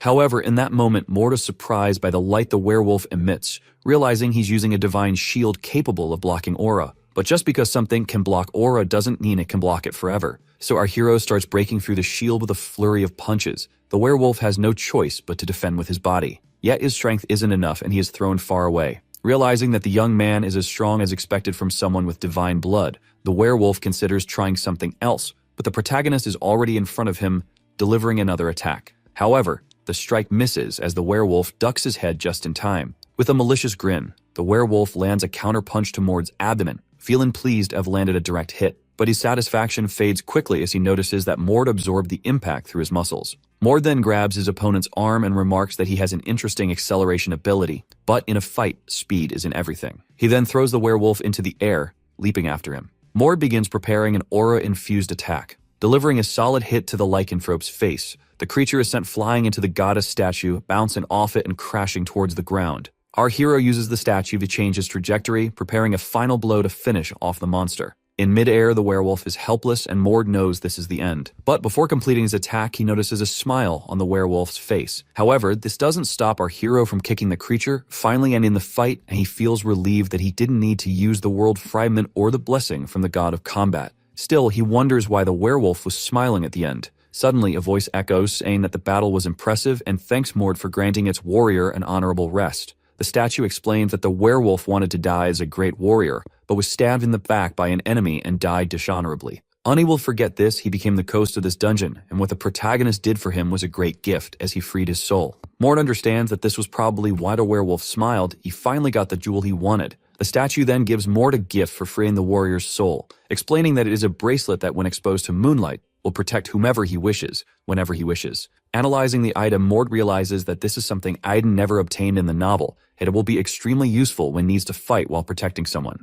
He thanks the goddess, saying he will make good use of it, but soon notices that her presence has already vanished. He moves closer to wrap things up, striking the statue, which reveals the crystal he had been searching for. Mord is pleased that he finally found the world fragment, and as the crystal shines, it captures his attention. Sometime later outside, we see wind spirits swirling around the dungeon, while Keel, sitting on a rock, asks if Mord has finally completed it. Mord notices that these spirits are the half-elf summons, and he stood guard just as ordered. He's starting to appreciate how obedient the young man is. The half-elf then asks if they can go to a village to sleep, but the protagonist says they'll pass through several cities and villages from now on, as they'll be traveling across all corners of the kingdom. Sometime later, we arrive at the merchant city of Luring. We see the servant begging for rest since they have us stop walking, while our buff Jigakya hero is happy Eddie's managed to acquire 2 world fragments. After completing the Wolf Goddess dungeon, they finished another one, but it didn't yield any additional rewards. Now their goal is to find a particular object and venture into a specific underground location. The two then find an inn to spend the night.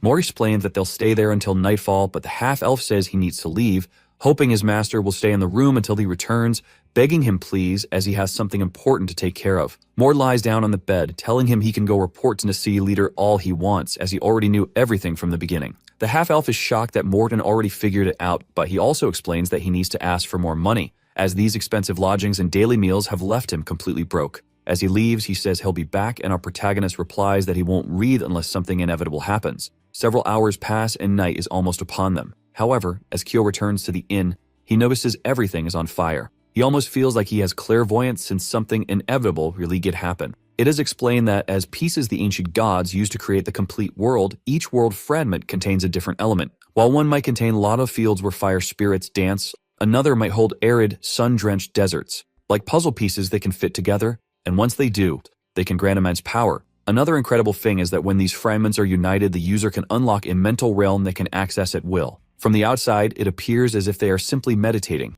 but in reality, the individual is in their mental training. It is explained that the world fragment he obtained from the tomb of the god of combat contained a towering mountain that reached the clouds, and a fragment from the dungeon had a dense forest, but unfortunately, the third fragment didn't connect with either but the other two. However, at that moment, the protagonist feels something. Mord immediately stops in the middle of the forest, sensing a presence. We return to the real world, where the inn he was staying at is under attack. Outside, a woman is screaming frantically for her son, who is trapped inside.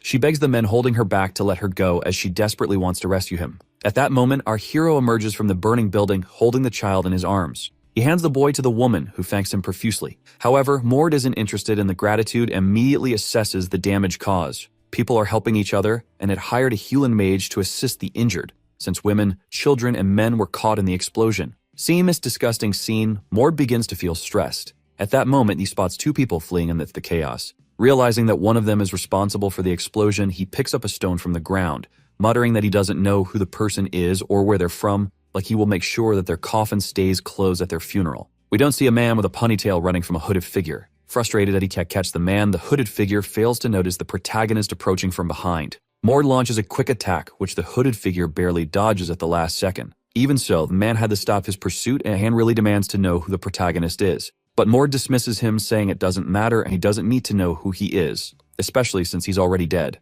The hooded man with a face tattoo doesn't know who set Mord but calls him weak, saying he won't be able to defeat him. However, in the very next second, our hero appears behind him, landing a solid punch to his face, sending him crashing into a wall. Coughing, the man seems incapacitated as Mord approaches, ready to end the fight. But before he can do anything, the man who is being chased shouts, saying he doesn't know who Mord is, but he shouldn't underestimate this guy. The hooded man takes advantage of Mord's distraction and swallows a pill. As the protagonist watches the transformation taking place, the other man urges him to run. However, it's too late. The transformation is complete, and the man is turned into a hulking brute like Ronnie Coleman. He orders the protagonist to pay attention as he's about to display his full power. But in that moment, all his strength and power are reduced to nothing with a single blow from Mord, leaving the blonde man with the ponytail in utter shock. Mord orders him to come down immediately. Every instinct in the blonde man tells him to flee. As he prepares to do so, he gets kicked in the back, slamming into a distant wall.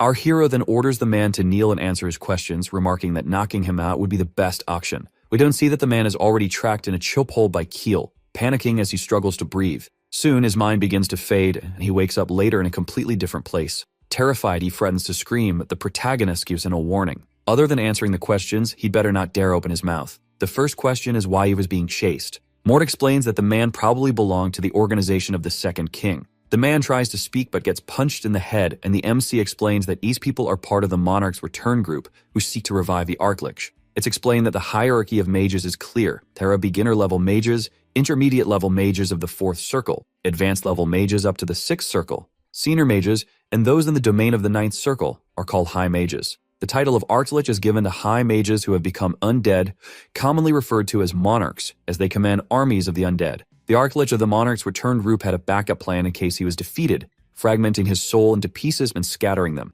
Once all the pieces are gathered, he can be revived, and that's what the Monarch's return group is seeking. But even knowing all this, Mord still doesn't understand what this man has to do with it, wondering if he's a subordinate of another secret group. The blonde man, realizing that Mord can use aura, knows he must be of Vernar's blood and thinks it would be a problem if the Archduke opposed their group. However, his silence only angers the protagonist, who prepares to punch him again, causing the man to quickly blur out the name of his group. The blonde man explains that their goal is to prevent the 3 prophecies of ruin from coming true, one of which is the return of the monarch. He further explains that if the Archlich that these people worship is revived, the world will practically come to an end. Mord recalls that in the novel, the Lich was easily defeated by the protagonist, and he finds it amusing that someone like this is trying to stop the world-level disaster. He then returns to his first question, trying to figure out why that man was following him. The blonde man finally speaks, saying it's because he stole something important. Mord shows him a key and asks if that's what he's talking about, discovering that it's a key that opens doors to ruins. Since this group called Grumolder and this key didn't appear in the novel,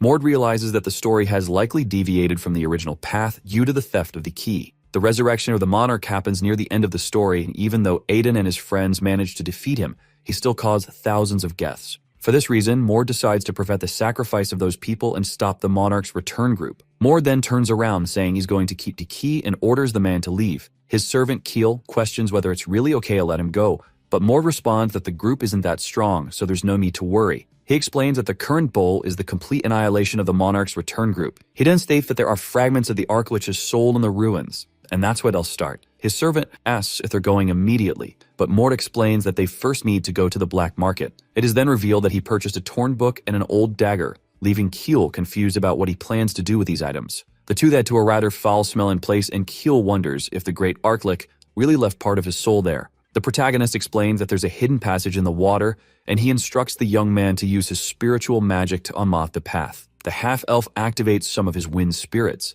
and has them search through the water until they find the passage. He's pleased that he succeeded, while the protagonist notices that even though Keel complains a lot, he still follows orders. The wind spirit then begins preparing a dust that splits the water like the Red Sea, revealing the hidden path. However, when they reach the door, they find it sealed with magic. The protagonist explains that the dagger will come in handy now, so he makes a small cut on his hand, saying that long ago the gods were at war with one another. At that time, the warrior god lost everything to the gods who wielded magic as their weapon. That's why he sacrificed his own existence to create this weapon, an artifact that only those with divine blood can awaken. Moreover, its function evolved to work as a key for ancient ruins. To use it is simple. Just invoke anti-magic and destroy the magic. Throwing the dagger towards the sealed door, we see it begin to glow and shoot out some lightning, quickly dissipating all the sealing magic. Mord calmly calls the dagger back to his hand. The half-elf is impressed that Mord bought these overpowered items for the price of a beer, but Mord remarks that this is exactly how the black market works. And now it's time to fulfill Keel's wish.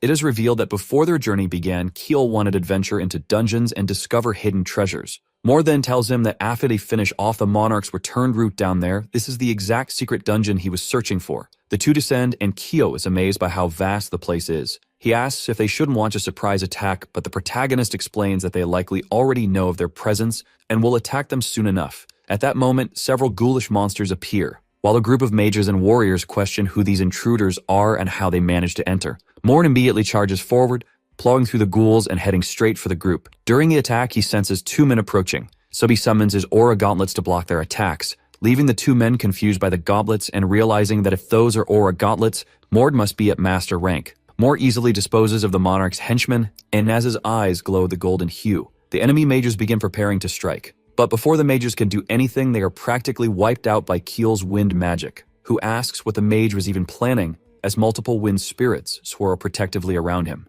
A little later, we see the same mage crawling on the ground, screaming that he's being chased by a monster. However, in the next moment, this mage will meet Hades personally. Keel, who finished him off, thinks to himself that he's not so bad after all, but of course, they are nothing compared to Mord. He then points to a large door and says it must be the entrance, while the protagonist mentions that first they need to destroy all the magical objects because they are dangerous. After destroying all the cursed items, they finally stand before the door, and the protagonist says that now the dungeon truly begins. He uses the key he took from the man the day before and opens the gate, realizing this seems to be some kind of demonification dungeon. This is a dungeon created by borrowing the powers of demons, but it's not necessarily connected to the demon realm. Since there was no detailed information about this dungeon in the novel, the only thing Mord knows is that it's subterranean and goes down 9 levels. It follows the standard dungeon pattern. The deeper it goes, the stronger the monsters become. It was definitely not supposed to be an easy dungeon, but the two of them cleared it in under 10 minutes. Heel looks quite happy with their loot, hadn't acquired several good magical items,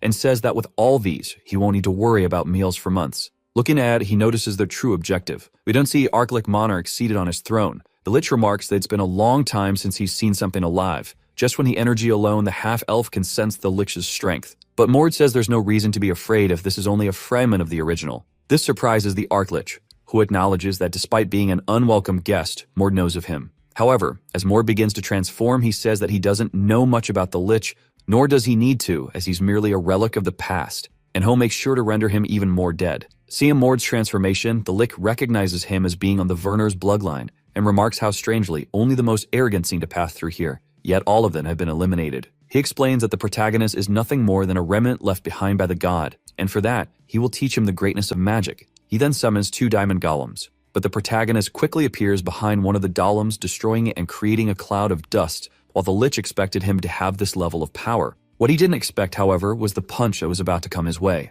The Lich reacts quickly, casting a defensive spell to block the MC's strike. Yet, as he stands there, a wind spell begins to swirl around him, forming a tornado with the Lich at the center. Even so, the Lich finds the trick annoying and with his single stomp, activates the Forest Curse, which suppresses all of Keel's magic. Upon realizing that his spell was nullified with just a single movement, Keel is terrified. But this is the moment the protagonist was waiting for to throw a dagger at the Lich. The Lich finds it irritating that the dagger bypassed his defensive spell but believes it won't do much damage to his body. However, it's at that moment that the dagger begins to glow. As you may know, an Arclick is a being made entirely of dark magic, and the effect of an anti-magic weapon on a creature made of magic is completely lethal. Thanks to the immense shock, even the Lich's robes are torn to shreds and he can't comprehend how something like this exists. Taking advantage of the opportunity, MC remarks that letting one's guard down in a fight means death. He then activates the non-destruction technique, shattering the Arclick into countless pieces. His skeletal skull rolls across the floor, but it's swiftly caught by the protagonist, who tells the Lich to shut up and that he'll always be a loser, both now and in his original form. And with that, Mord finally defeats the skeleton once and for all. Mord turns to his subordinate, saying that Keel did well in buying time as it made the battle a bit more convenient. As Keel praises the dagger for piercing a defensive spell, the protagonist explains that if it had been an active spell, the dagger wouldn't have been able to penetrate it. The two then proceed to search for the dungeon's core, finally encountering the fourth fragment of the world. And when they destroy the core, they finally return to the real world, with the dungeon's entrance being a fake room. There, Keel looks around in search of something, but when he realizes that the thing he's looking for is not there, he starts screaming in despair for having lost all his loot. Then he looks at the protagonist, who is also a little confused. He then asks if the protagonist knew this was going to happen, and that no matter how much he thought about it, a dungeon that had been closed for more than 200 years maintaining so many intelligent undead is strange, questioning if it was a dream of chaos. It is explained that the dream of chaos is the boundary between reality and a dream. It's like a very powerful illusion, but everything you experience there is real. The problem is that nothing from this dungeon can be taken to the outside world. Moore thinks that his hypothesis must be correct since being locked in this place for 200 years would lead to a mental collapse, but it's different if these minds are fake. He then says that he didn't know this and that he wasn't trying to deceive him, but since he was part of the battle, he will give some loot to compensate for what he lost. He then prepares a punch while warning him not to complain about the loot. That punch was directed at the ground, and the two begin to fall into a secret room that was right below. Upon landing, the protagonist thinks that this place is actually a secret space and that it can only be found after solving the hidden puzzles inside the fake room. Keel, after looking around the room for a bit, is amazed, seeing some objects on altars, while Mord thinks he didn't need to solve the puzzles since he already knew where the place was. Soon, the half-elf mercenary is happy at all those things look expensive. He says that now they are in a place that really looks like the treasure hall. He begins to analyze it by while the protagonist explains that it has a dimension 5 times larger than the space of this room. Not only that, but is capable of automatically retrieving any item from inside and is made so that only the owner can touch it. But obviously, the protagonist is not going to give the OP item to his servant, giving him another item instead. This is the lightning ring, capable of allowing the user to use lightning magic up to the 6th circle. Additionally, it has great defense against lightning tag magic, and it seems that the young half-elf is quite pleased, although he had a somewhat suspicious look on his face as he looks at the ring he received. Among the other things in the room, there's the necklace capable of protecting someone against unauthorized magic use and detecting subtle magic. There's also this golden key that also acts as a mat, prompting Keel to ask how many parts there are in total, discovering that there are 7 and soon questioning if our hero wants to find them all to prevent the resurrection of the Arclich. He says yes, but also because the 7 parts are fragments of the world, and now that they've taken everything, they must leave. But before leaving, they approach the skull that is in the center, and Mort explained that this is the part of the Arclich. What they defeated in the dungeon is the manifestation of a consciousness imbued in this part, and if they don't destroy it, you do come back. In the novel, the protagonist and his friends imagined that this was just decoration and ignored it. As a result, the Arclich was revived. However, now this insect will not hurt anyone else. In front of an apple tree, Ilden picks an apple, stating that the last one. He then asks the young man behind him if he believes Mord will be the next to be buried there, and he answers that he thinks so because the Silver Bloods are handling there. There are several secret organizations in this world, but few have lasted more than 500 years, as that was when the Mortal Age began and the Age of Legends ended. The Silver Bloods are one of those, and besides most of their exec years having divine blood, but the biggest and best MWDW organization. However, Ilden mourns that last time they were all killed, including Master Varen, and that was definitely a hard blow to their pride. He wonders how much they prepared this time to kill him. Meanwhile, in the dungeon where they fought the Arclich, A red-haired man approaches alongside a blonde woman and wonders what happened there, complaining about the destruction left by Mord. The girl touches the cloth and after analyzing it, states that it's only been a few days since he passed through there, making he should be easy to find now. The guy decider likes the news and drawing his sword says he can already see how all this will end, complaining about how much trouble Fernars gives him. Lasting a wall ahead with a strike, he says he'll make him taste hell, while his partner thinks about how they should enjoy their vacation. A few days later, Mord tells Keel that his plan won't work, making him ask if he's given up, which he answers with a yes, because they'd only waste time. Not everything in MUVBW was well explained, many parts were extremely summarized. Mord remembers what he read, but not the summarized parts. Keel asks what they'll do now, as there are only 3 months left until the promise with General Ilden. With not much time remaining, and need to act on what they already know. Then the protagonist tells his friend they're going to free the cursed witch. They'll do this to obtain an ancient sword. And his friend, already knowing it's not just any sword, asks how he knows all that, and he replies that he has a good informant. Keel asks who it is. Mord replies that he has divine traits that allow him to have visions of the future, but seeing his friend's strange look, he warns that he already knew he wouldn't believe him. Eel finds it annoying, while the protagonist thinks that even would tell him the truth, no one would take it seriously. But it'd be nice if someone believed him just once. The two walk through a forest as Mord says they're heading to the region of the Kingdom of Lefton. Days later, already at their destination, a blonde boy comments that the place is creepy and asks if it's because of the witch, getting a yes in response, since she can disorient people. In a village they passed earlier, they were warned of a legend about the swamp witch, the devourer of people. No one has disappeared in the last 5 years, but they were asked to reconsider. Mord explains that the witch uses the mist to affect your mind and control your actions however she wants. The owl says he can feel her trying to invade his mind, but since he's resistant to mental control, he'll be fine. However, right after that, he realizes his friend has disappeared, leaving him in a panic thinking the swamp is also capable of generating illusions. Then he starts shouting for a protagonist. But while trying to call out to Mord, he starts feeling extremely sleepy and his legs begin to move on their own, realizing the witch's power. Looking back, the protagonist sees the confused boy coming back the way they came. The reason he's even given to the swamp's powers is the bracelet he wears on his arm, she got from the wolf deity. Holding Keel's arm, he recites the phrase, "Power of the full moon, protect my comrade." The bracelet glows and energy spreads around them. This wakes the elf, who asks if that's the power the witch uses to eat people, to which the answer is a big no. Mord explains that she guides people away from the mist as safely as possible. Implanting in her subconscious the urge never to return there of being cursed isn't the same as being evil. Even without a witch, there would still be dangers in that forest. Monsters do exist, of course. You could die from the hallucinogenic effects of a plant, and people disappear all the time in forests. In fact, the strangest thing is that no one has disappeared in the last 5 years. That starts to make sense to the blonde kid who now understands what the witch does, not the monster that eats people. In truth, she used to be a beautiful woman from the Ilderves, and all the men in her village and nearby ones fell in love with her. One of them had divine blood. He confessed to the girl, but was promptly rejected. That was when his downfall began. The man possessed powers and came from the most powerful family among the divine forces, even holding noble status. But he broke the family's golden rule by summoning a demonic spirit, which ended up possessing him. Feeling unable to face punishment, the man fled. That's when he met the girl, and after being rejected, he tried to force her. So the entire Ilderva family acted to stop him, but the man, already enraged, killed them all. And the girl fell into his evil hands. At that moment, a skies opened and Maris appeared. The man had been caught by the family patriarch due to the excessive use of his powers. He'd begged for mercy. But upon seeing what had happened, Maris punished him, sealing him into a sword along with the demon he had summoned. And the girl, for the sin of tempting a noble being while being immortal,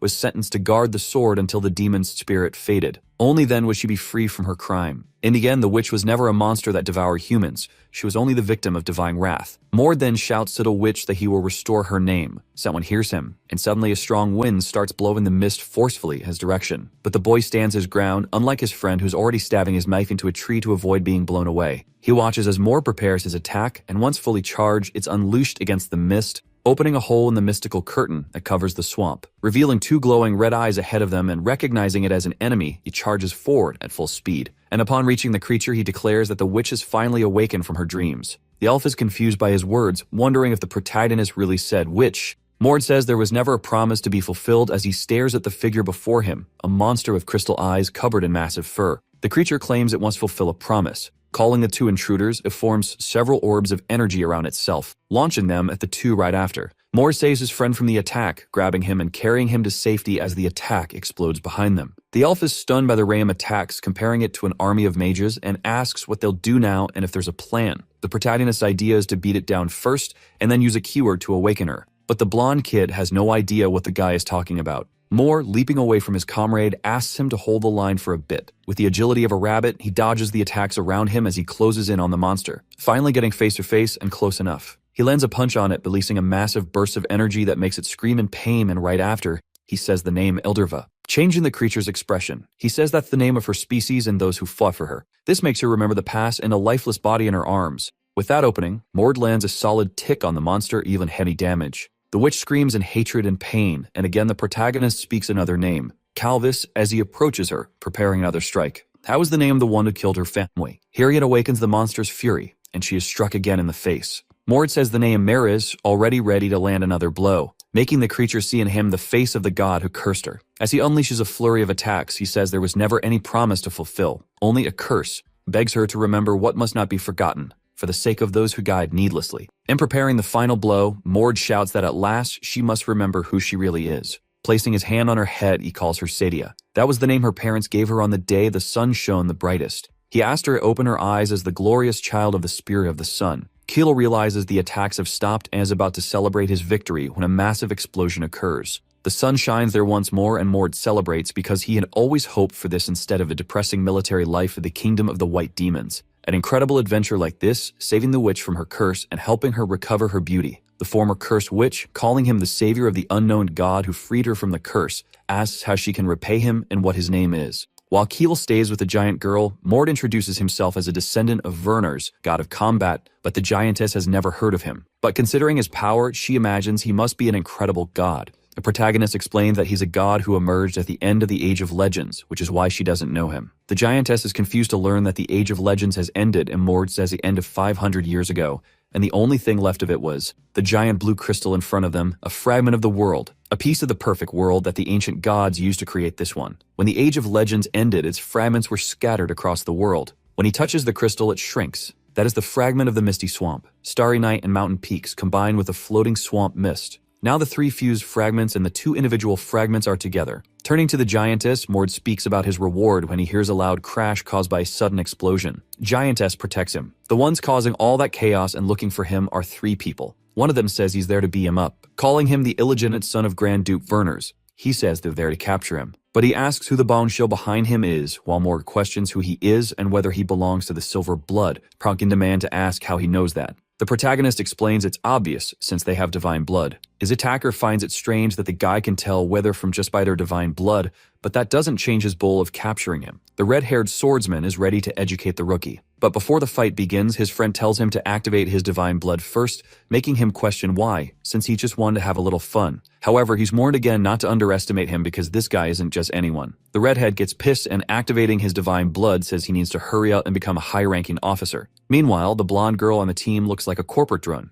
dying to take a vacation already. Their leader, transforming into a wolf, warns them not to kill him. They need him alive. While Keel panics in the background, Mord reflects on the activation of divine blood and recognizes their leader as a descendant of the beast god. The swordsman doesn't know her, but the woman is clearly Yahello, an intermediate officer of the Silver Blood, a 7th circle mage with excellent tracking skills. In her awakened state, she can reach the power of first-class mage. To make up for her weakness as a mage, she depends on the red-haired guy to act as her vanguard and close the distance with their opponents. So he tells Keel to take Sadia and come back later. The blonde boy says that even though he's skilled, his friend can't defeat 3 holders of divine blood. Activating his awakening and turning to his friend again, he tells him to go. The one-eyed mage is impressed by the mana coming from a boy only 15 years old. Seeing his friend distracted as the perfect chance to escape, he calls Sadia and points the way. But just in the direction he pointed, a lightning bolt crashes down. It was the work of the one-eyed woman, who sarcastically asks where they think they're going.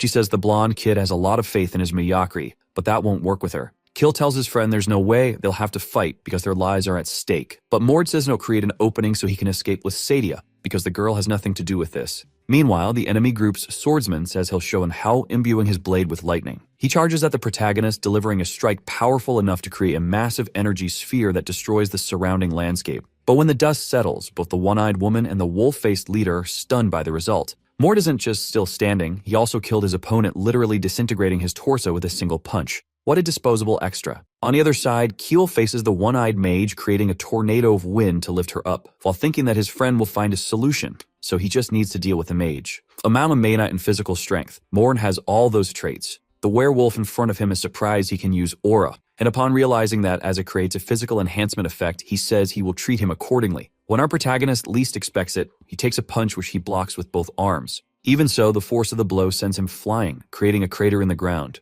Then a series of purple lightning bolts are fired at him, causing a massive explosion. Mord feels the full impact of the attack, which this time manages to injure him. The big wolf admits that he's strong, but from the beginning this hunting squad was assembled to face him along with any elite companion he might bring, which is why they brought a reinforcement army. The protagonist, watching his opponent approach, reflects on how powerful the high-ranking officer truly is superior in every way. Besides that, the big wolf is using an artifact. When the mythical era ended and the gods left this world, the artifacts also vanished, but a few mortals with divine blood were granted permission to use them. The werewolf starts boasting about how favored he is, wondering how long Mord can last against the power of the gods. However, our hero is also curious to test something. Now with the 3 fragments of the world, his magical power has grown even if he doesn't yet know how much of the war god's power he can use. As he prepares to strike, he wonders how much his opponent can take, then lands an uppercut to his chin. The big wolf flies off with the force of the blow. Mord's movements and power have suddenly changed, and in seconds, he reaches his opponent while still in the air. Skyfan.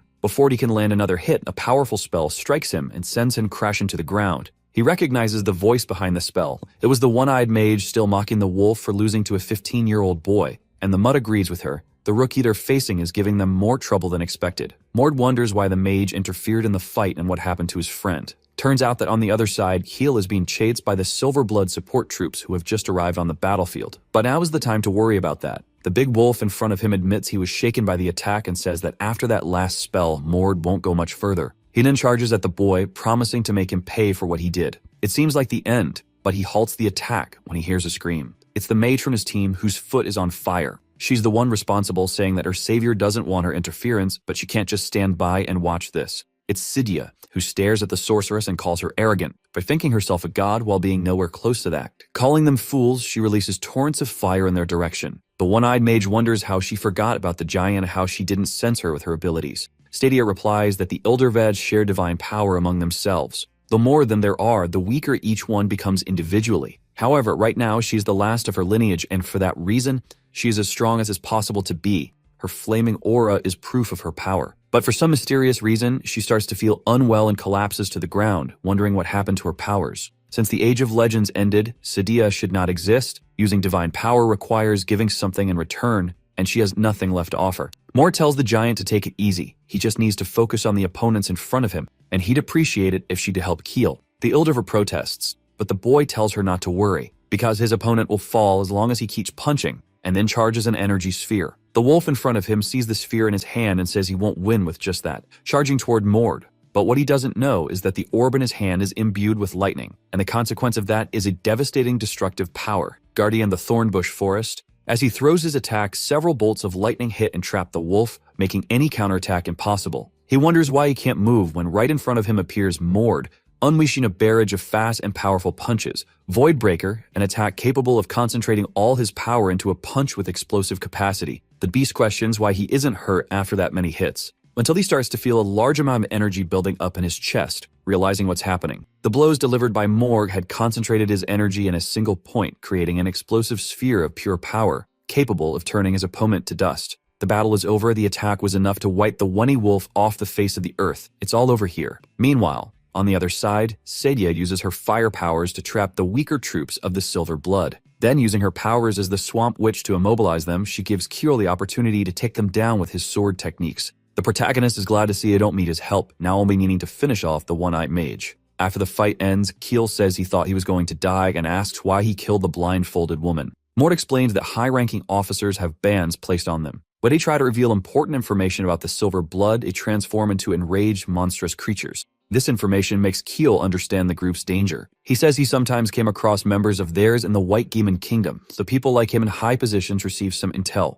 He then asks his friend how he knows so much, and Morb repeats it thanks to the prophecy given to him by his divine traits, but the unlucky guy doesn't believe it. Cydia understands what he meant and asks if one of Verner's powers is to see prophecies. Keel asks if she really believes him, and the giantess asks why she wouldn't. Moore answers her question, saying that lately there haven't been as many revelations. Cydia asks if he means divine powers, and he says yes, since things like prophecies are a thing of the past. That he picks up a sword on the ground. It was the weapon of one of the enemies, the blue sword. Mord hands it to Keel. The elf immediately glows with joy. Shaking his ass behind the protagonist is finally paying off. As for the small army that was chasing them, they turn into a bonfire, all thanks to Savia, who made sure no one would rise again. She even sealed their spirits. That makes Mord wonder how powerful a god really is and how mortals don't even compare. After finishing, the giantess talks to her savior, saying she still owes him a reward and asks what he was talking about earlier. What he was going to ask for was the sword she was guarding, the cursed weapon, because he knows a way to break the curse. The reason the sword is so dangerous is the demon that resides within it,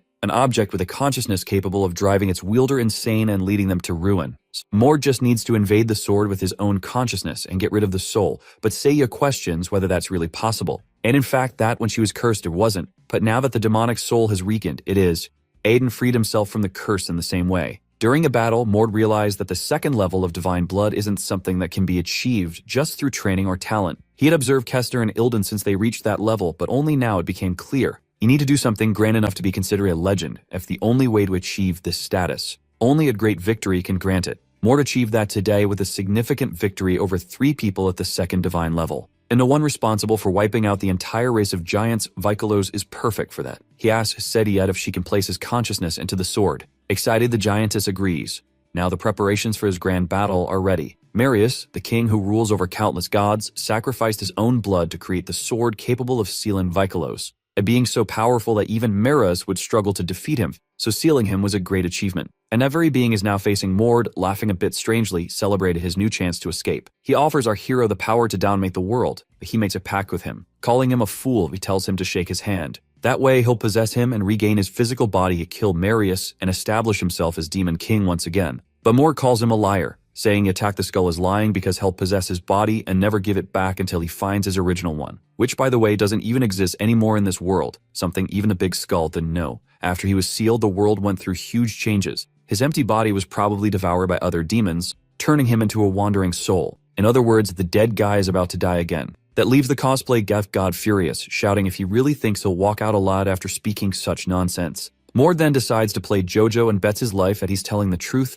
telling the skull guy to use his magic to confirm it, and he accepts of pleasure. The two scare each other down, both determined to prove who's right, with Vikalos calling him arrogant. Saying the mortal will regret this, the demon uses his magic to summon a reaper and binds the protagonist with chains. The boy then repeats that Vikalos' body was completely devoured by countless lesser demons. The skull refuses to believe something so cruel, to think he was eaten until not a single bone remained in his body. That shatters the demon, breaking his pride to pieces, and collapses to his knees before Mord. Not satisfied yet, Mord asks what it feels like to have witnessed the truth. In fact, it's amazing that Vikalos managed to preserve his sanity for so long, but upon learning that his body no longer exists, he crumbled from the shock. And now, approaching him is his death. With everything finished and Vikalos' consciousness destroyed, Teal admires the now divine sword and already excited, asks Mord if he can have it, but it already has a rightful owner. The pointy-eared trickster asks who, but his friend warns that he wouldn't know even if he told him. Besides, he just got a sword. Morda asks what Cydia will do now. She isn't sure. She's a being that shouldn't exist, doesn't know where she'll die,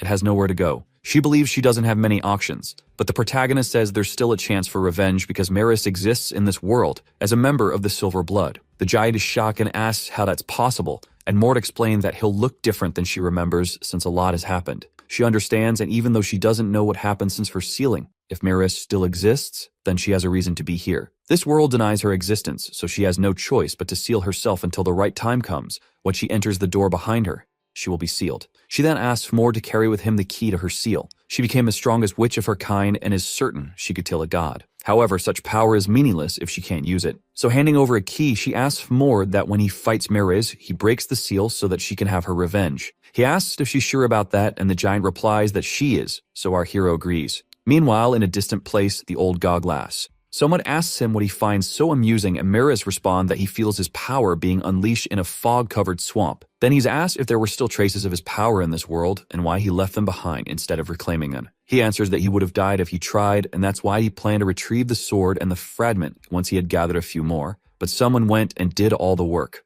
Normally, that would be a problem, but in this case, the old god is grateful, as it spared him from seeing someone he didn't want to see, and so, when he recovers his sword, he intends to reward the one responsible. Back to our main group, currently breaking through a mountain of punches. Keel is stunned to see it's actually possible to reach a treasure in the ruins just by breaking the surrounding walls. There, they find 6 relics left by an ancient mage long ago, but they're all for magic users. Only one of them is useful to the elf, the golden bracelet. It's capable of summoning a fire spirit, which can be controlled to cast its spells. The blonde kid again questions if that's really possible, and Morn, already tired, explains that it was made by a mage with divine powers, and divine powers make the impossible possible. Keel is a valuable teammate for the protagonist, but he still falls short, considering what lies ahead. The solution our hero found was to strengthen him with magical spirits. Morn has already decided who will do some too. As for the rest, he'll use them himself. The rig he put on his finger can detect ambushes and then raise a protective shield. The bracelet, meanwhile, allows him to store mana for later use.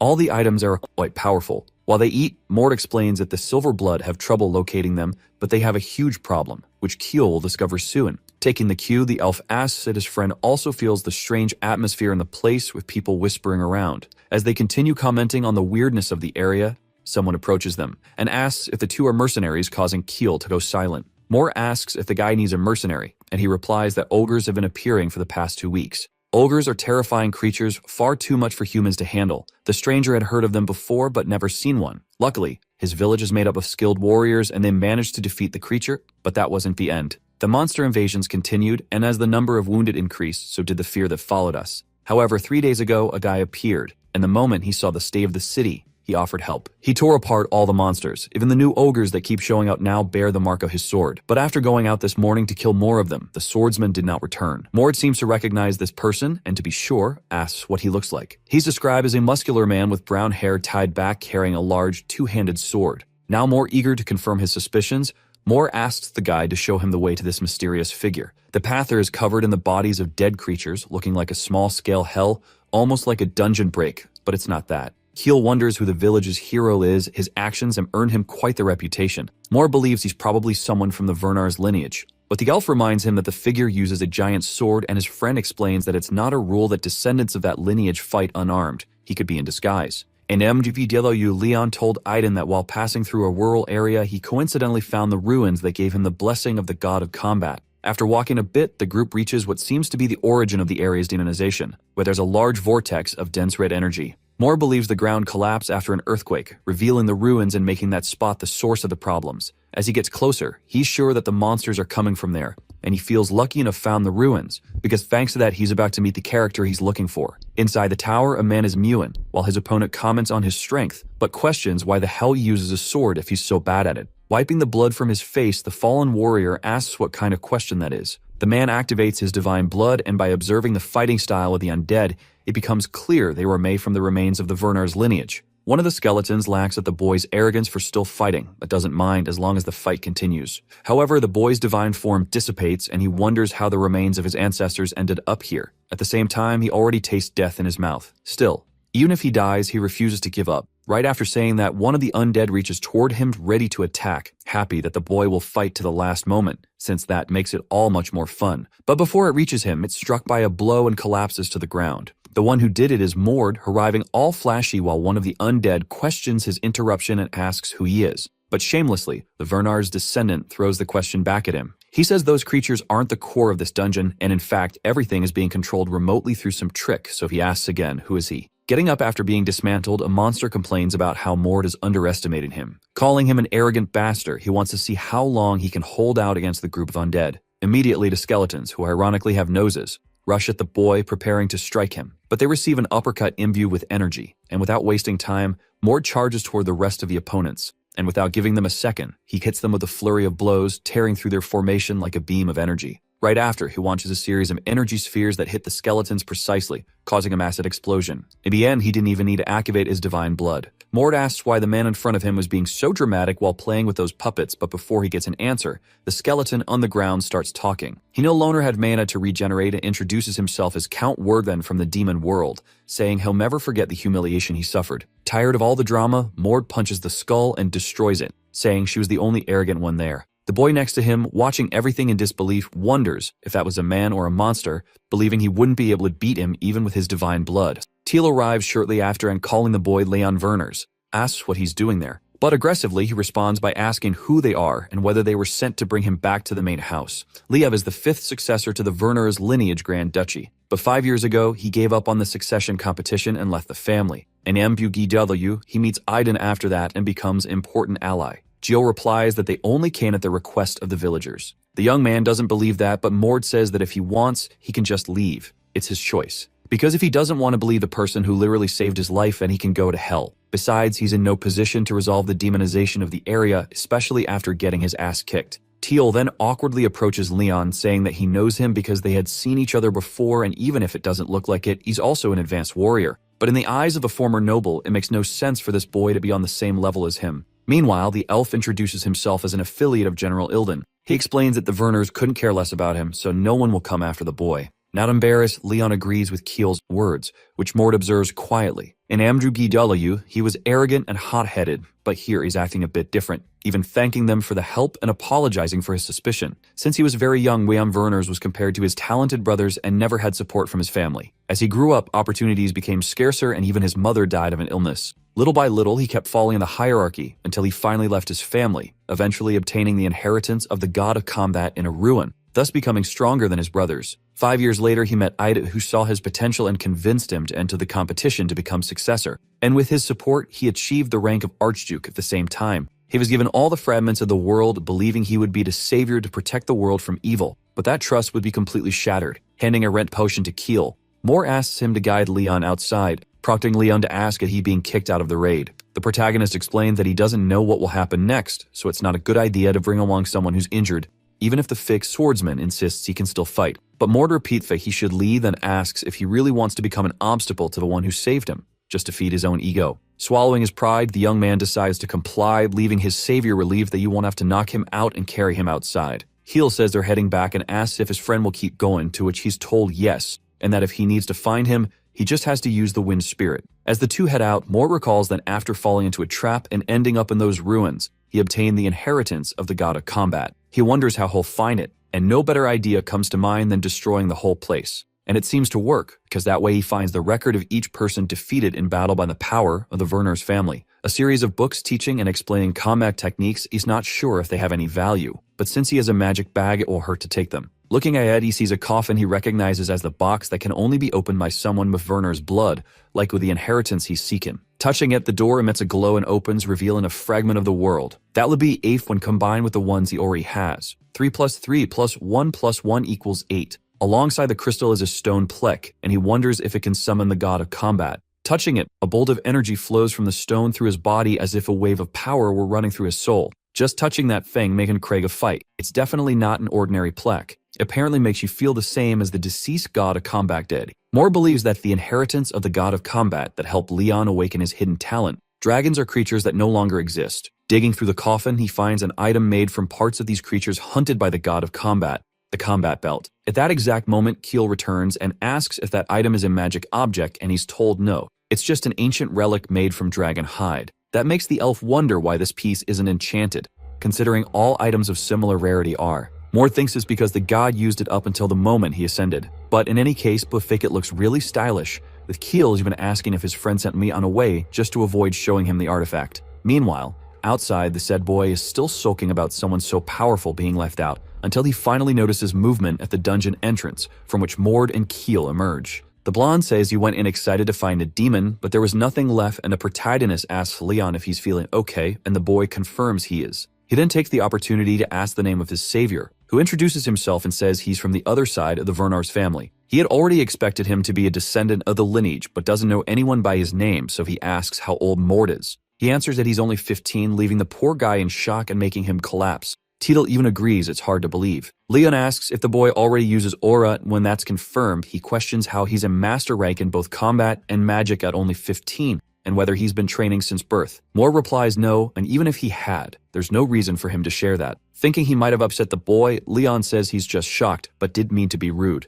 As he walks away, the 15-year-old starts to leave and tells Leon to get some rest, but the guy asks them to wait. Mort says they'll stay in the village for a few days before leaving, but the fake swordsman asks if they're going anywhere related to the family, and is told no. So the long-haired guy asks if he can come along, surprising the boy. He wonders how his personality could be so different from the novel, then asks the reason behind the request. A bit nervous, Leon tries to explain, but giving up, Mord looks at him with hatred in his heart, waiting for him to say the reason. Then he gives up and turns toward the village, saying he'll give him 1 day to think about it and explain the reason tomorrow, so he can decide whether to listen or not. The poor guy even gets a little scared after hearing that. Keel tries to smooth things over, telling Leon to come eat with them. After all, the whole village is waiting for him. That same night, the village lord asked what they wanted as a reward for stopping the demonization of the village. Keel asked for money and Leon for a new sword. Moore asked for a place completely isolated from the outside world and was taken to an empty hall, where he placed the stone plaque on the floor. Then he spilled his blood over it while in his divine form. Immediately after that, he was transported to his mental domain,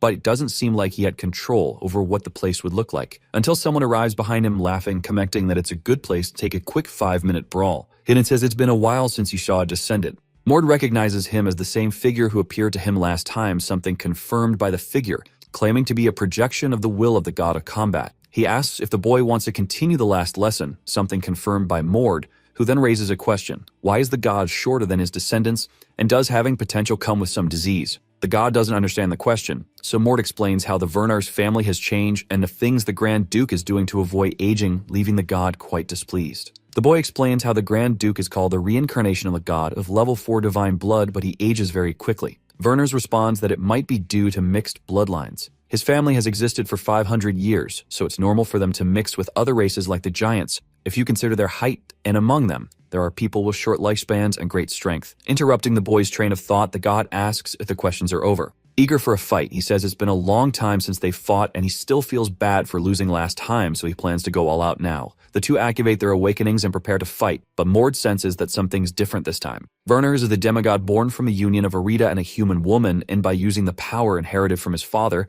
he became a god through his own achievements. The blood Mord uses comes from him. But Werner's is now using Arita's divine blood. It's definitely a different kind of power, though it feels familiar to Mord. The deity charges toward him, but in a matter of seconds, he is taken down. On the ground lies the Werners from 5 months ago, the one defeated by Mord, and next to him appears a different version of him, congratulate him for it, because he finally managed to master his aura skill. But it's not a reason to get cocky, since just like him, the god learned that ability when he was only 12, and now he'll show him the next level to reach, aura acceleration. This ability consists of moving a large concentration of aura and accelerating it at the exact moment, producing an overload of destructive power. The boy also knows how to use this power. He trained it countless times in his mental domain, but never used it in a real fight, and this is his chance. So he lands a powerful punch on the god, tearing him apart completely and causing a massive explosion of energy, splitting the deity in half. The young man wonders if he won, because that was too easy, and a new version of Vernar's appears, saying that unexpectedly, yes, he did win. But Mord doesn't accept that.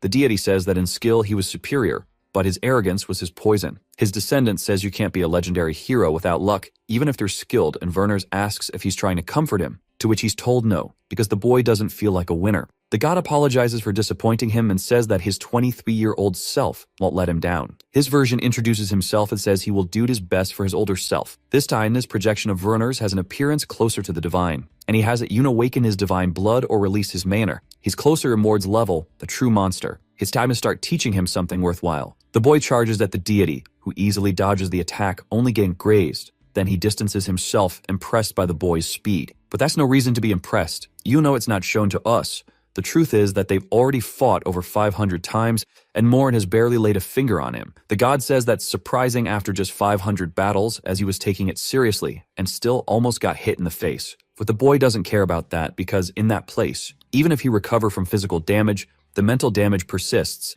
and the more he fights him, the more monstrous he seems. Even so, he plans to punch him in the face no matter what happens, but just as he's about to charge, a voice brings him back to reason. It was the 23-year-old Werners, asking his older self how many battles remain. The older one replies around 100, thanks to the collective fragments, and says he may soon need to awaken his blood. But the younger god isn't so sure about that, because Mord seems to be reaching his limit. However, his older self emphasizes that he could be wrong. 520 fights later, young Mord is still under pressure, enduring the deity's relentless attacks. 559 clashes later, and nothing has changed. He's still getting beaten by Werners. After a clean hit, a massive explosion occurs, forcing even the older deity to retreat as the stone he was standing on was destroyed. That was already in his 60th battle, and the 23-year-old Werners boasts that he was right about not eating to unlock his divine blood. Poor Mord lies on the ground, slumped against a boulder, completely wrecked. Lost in his thoughts, he reflects on his frustration at not being able to land a single blow. But the more exhausted his mind becomes, the stronger the feeling of something bubbling inside him. Until a voice speaks to him, awakening him, and above his body, the figure of an unknown god appears, surrounded by tornadoes.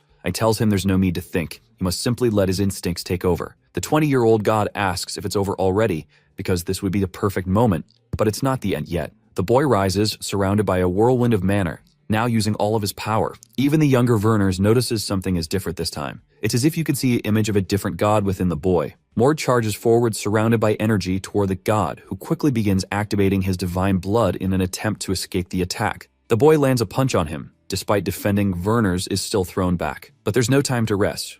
Mord rushes toward him again, making him fear for his fate. An explosion of energy and shattered stone erupts, and the god says that if he hadn't dodged, he would have died in that absurd vortex of energy that had formed. Lying on the ground, no longer in his divine form, the boy wonders what that was and how he did it. Werners explains that it was the divine blood of Arita awakening within him, the power of the god of paradise. His instincts recognize that this force lived inside him. The older deity tells him not to forget that feeling, even if for now he only awakened part of Arita's power. With that manifestation, he can finally rival him. This makes Mord finally understand the meaning of the phrase, balance is important. His power is immensely strong, but it can weaken the human mind, so it's necessary for him to use the blood of the god of combat as a base, so he doesn't go insane. Werners would like to train more with the boy, but unfortunately, their time is up. But as a reward for defeating his younger versions, he will be blessed with the physique of the gods, and he can't wait for their next encounter to see him mastering the power of Arita. He also asks the boy not to monopolize all the power for himself and to let others have it cubed so he doesn't get bored, and with that, Mord is sent back. After returning from his visit to the mental domain, he finds Leon, who is waiting for him to explain why he decided to follow him on the journey and why he left his family. His father was part of the main family, but ended up losing a fight against the demon lord, and his mother's family didn't have enough influence to make up for his loss.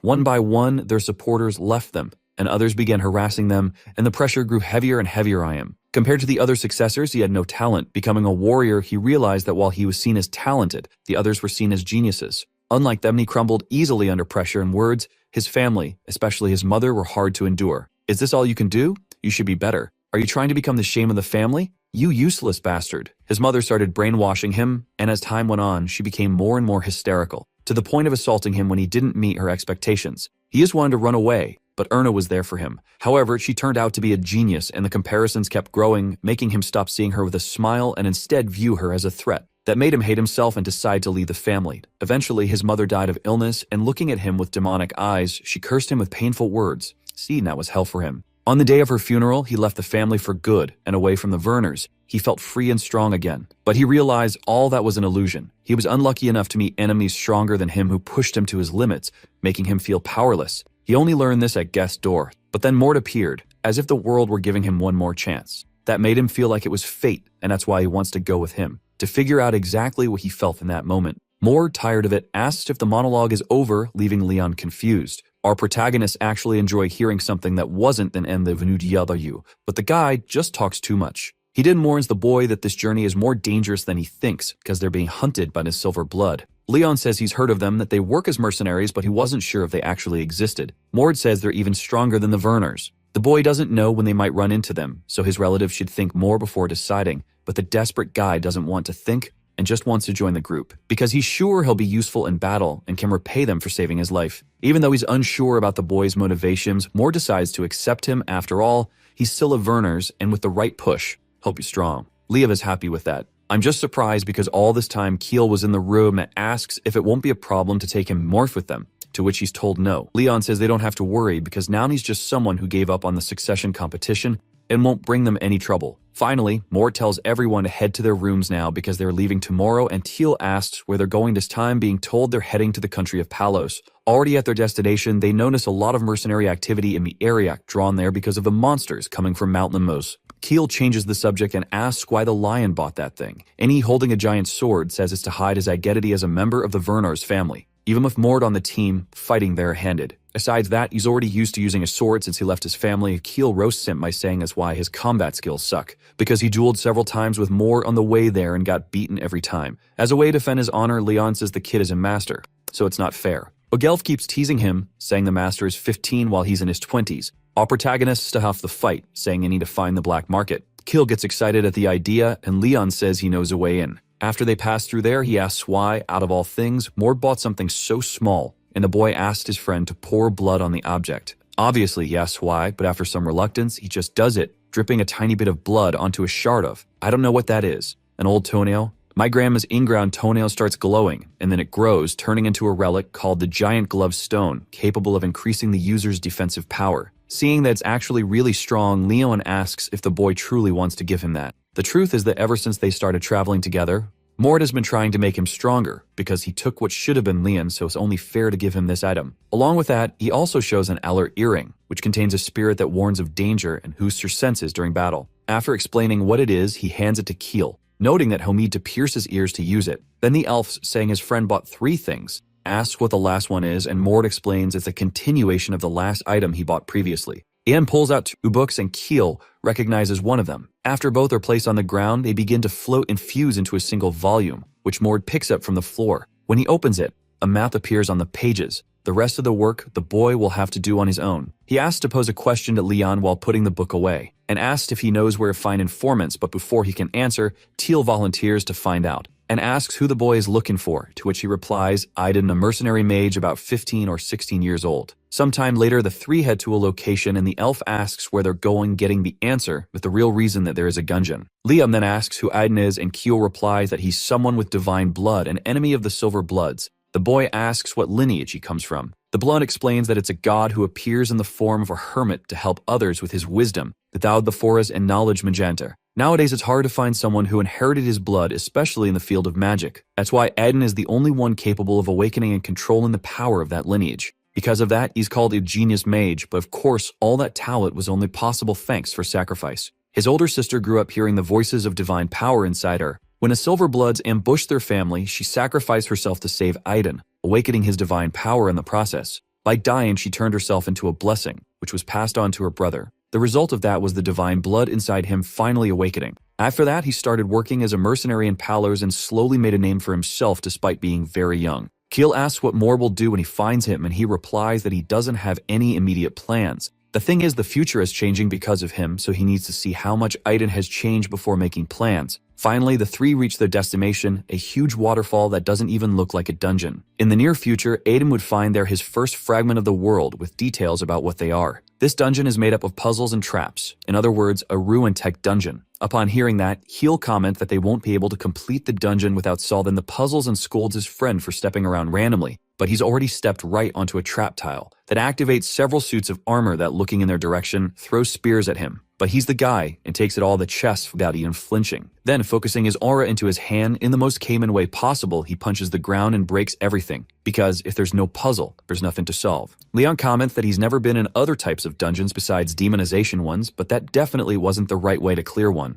But farther ahead, they find a stone statue shaped like a gargoyle. Looking at the structure, Keel asks what this room is supposed to be, but Leon says it doesn't matter. Mord can just smash it like he always does. The elf agrees but says it takes the fun out of it. Realizing the panel in front is a puzzle to match in images, Liam asks where it is and Keel says it can only be seen with magic, but become a mage. But who needs one when Overmord can just punch the puzzle? His mildly gentle way of solving the problem ends up attracting the stone statues, which turn into gargoyles and surround them. Keel comments that there are at least 50, while Leon says they're just oversized bats as Mord is already getting his hand ready to punch. However, besides the flying creatures, the wall next to them begins to move, revealing itself to be a gigantic stone golem. Our 15-year-old barbarian says he'll take care of the golem, and they can handle the rest. He then charges toward the creature, already landing a strike. The spot where he gets the monster reveals a kind of red crystal inside, and as it glows, the parts of the arm destroyed by Morg reattach to its body, restoring themselves. This makes the boy realize that the magical power in the room is being amplified by the golem, possibly because of the core inside it, which means it won't be destroyed until that's broken. On the other side, the gargoyles fire energy blasts toward Lien, who's able to dodge but can't land an attack. He complains that they're slippery opponents, but Keel asks why he doesn't just fight using his fists. He then uses the power of the spirits he controls to stop the monsters from flying. His attack manages to trap the creatures, immobilizing them. Taking advantage of the opportunity, the elf surrounds himself with lightning and leaps toward the gargoyles, slicing them to pieces in a single motion with no difficulty. Looking back, he sees each of the creatures fallen. Meanwhile, more teeth pressuring the golem. Seeing that the monster keeps regenerating even after all those hits, it's clear the core needs to be destroyed.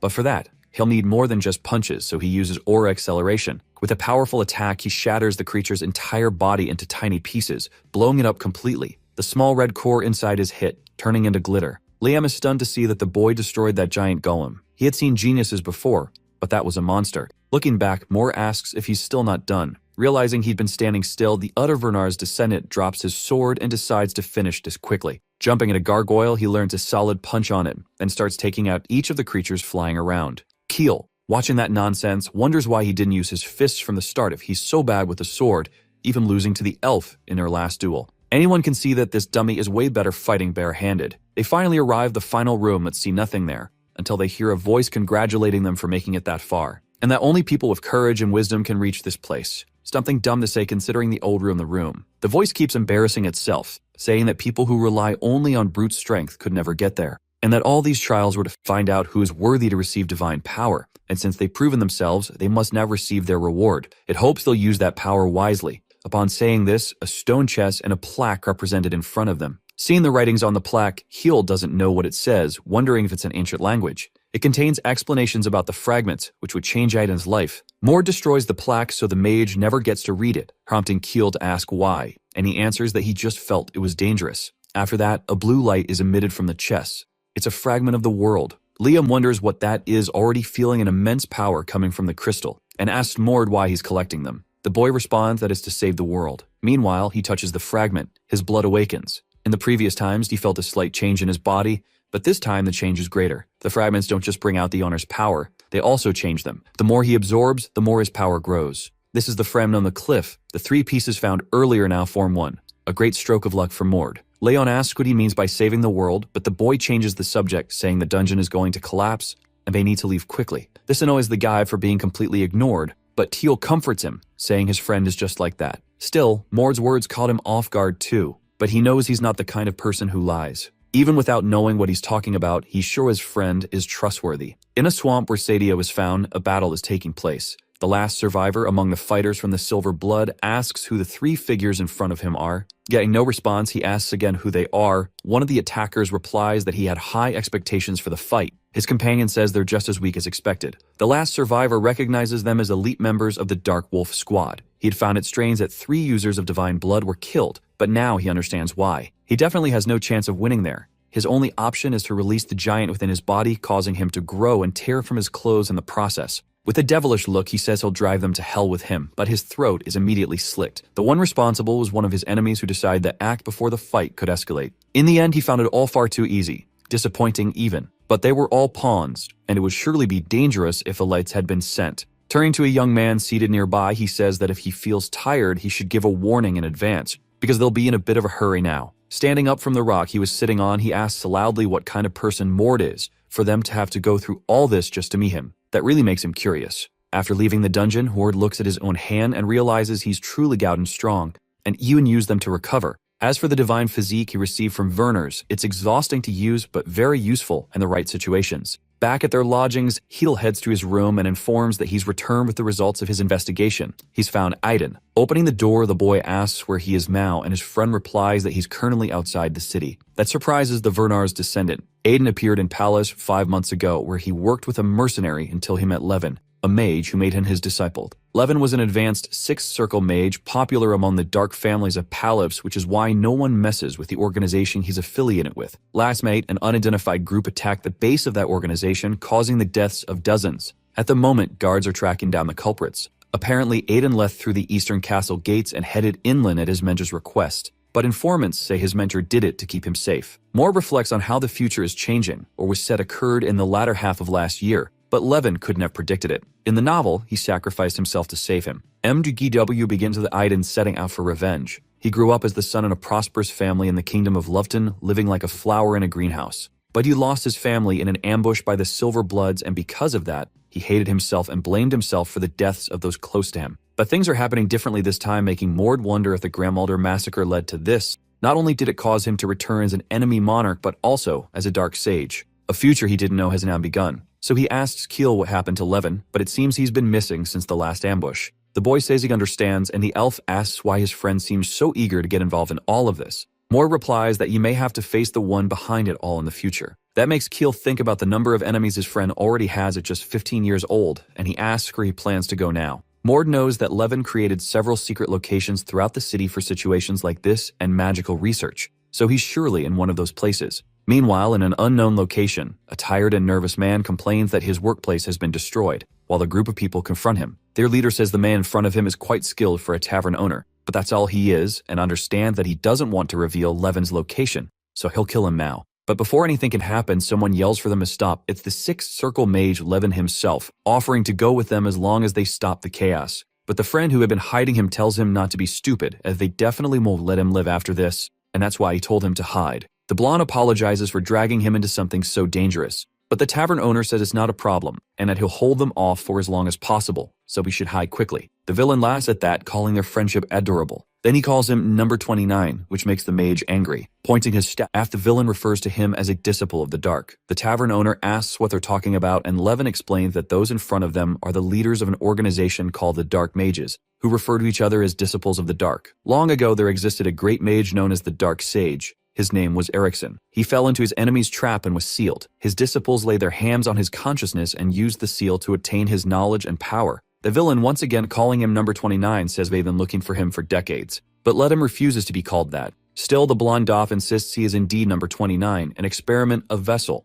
and that it won't be painful if he just obeys. But it won't go that way just because he says so, and unleashing a magical attack, he tells the bastard to go back and lick Erickson's boots. Seeing the attack coming, the masked man says he has no choice since the mage is so eager to go to help. With a demonic look in his eyes, he says he'll give him what he asked for and fires 2 purple energy blasts in his direction. That attack is familiar to Levin. It's the sealing jar, coming at him like a vortex of purple flames. The villain also says it's no use waiting for the guards or making noise because as an order that's existed for years may know how to avoid drawing attention. That place is surrounded by a barrier from which not even sound can escape. The bastard's attack charges at Levin, and when it's about to hit, he uses a spell called Partition of Darkness. With that, the blow is partially blocked, but his defense breaks and he's still launched away. That makes him drop his staff and fall to the ground. His block wasn't enough. Calling him a vessel, the masked man says his merit is just as good as his, but not enough. However, he notices something strange. Looking back, he sees Mord entering the place, having taken down the guards. Fortunately, it's not too late. The villain asks who the boy is.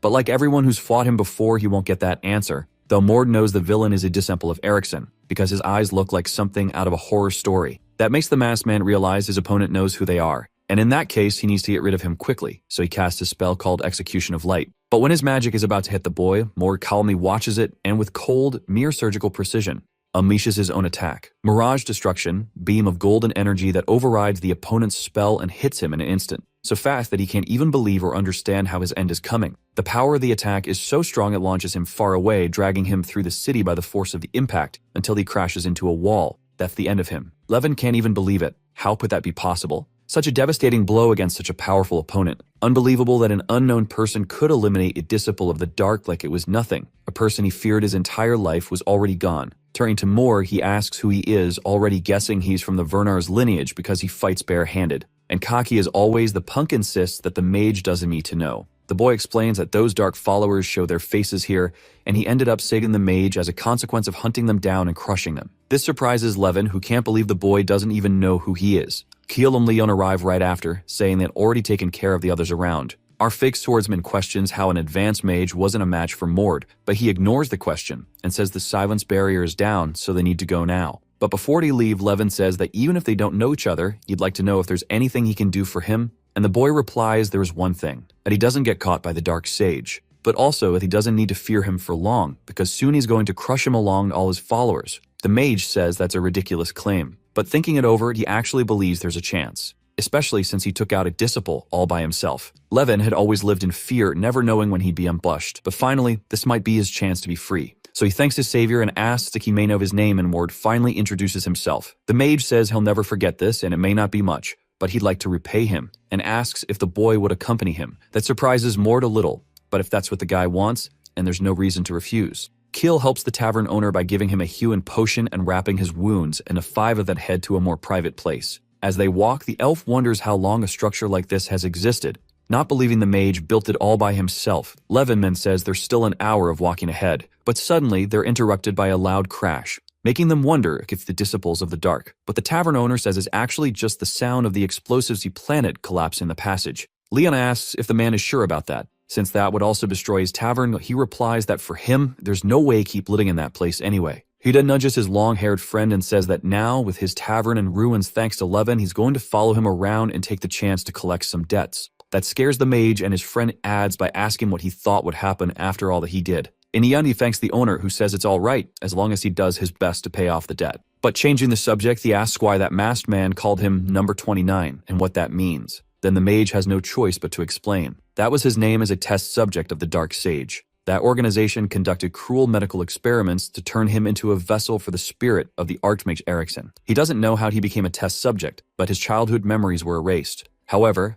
they made a mistake. It couldn't completely erase his essence. He managed to escape using the magical powers resulting from the implantation of Eriksson's spirit into his body. Hearing all that left Leon and Keel outraged at the situation. Seeing that, Mord realizes they had the same reaction he did when he read MVVDW. It's been 10 years since Levin escaped. Several other test subjects were used, but none of them withstood Eriksson's spirit. That's why he's so important. The tavern owner asks if that's the reason the mage has nightmares, and he replies that yes, he's always afraid and anxious. But for the first time, it seems like that's coming to an end. All thanks to the boy who appeared in his life. After some walking, they finally arrive at their destination. Levin pushes a column, revealing a box hidden inside the wall. Mort asks why he didn't use magic to conceal it, and he replies that there are mages better than him, so using magic would have made it easier to find. He then takes the box and hands it to the boy. Inside is all the information he gathered over time about the Dark Sage. Among the writings inside, there are clues about his hideout. That's the same material he would have given to Aiden as his final wish in the novel. Using the details contained there, the boy would find the organization's hideout and use it for his revenge,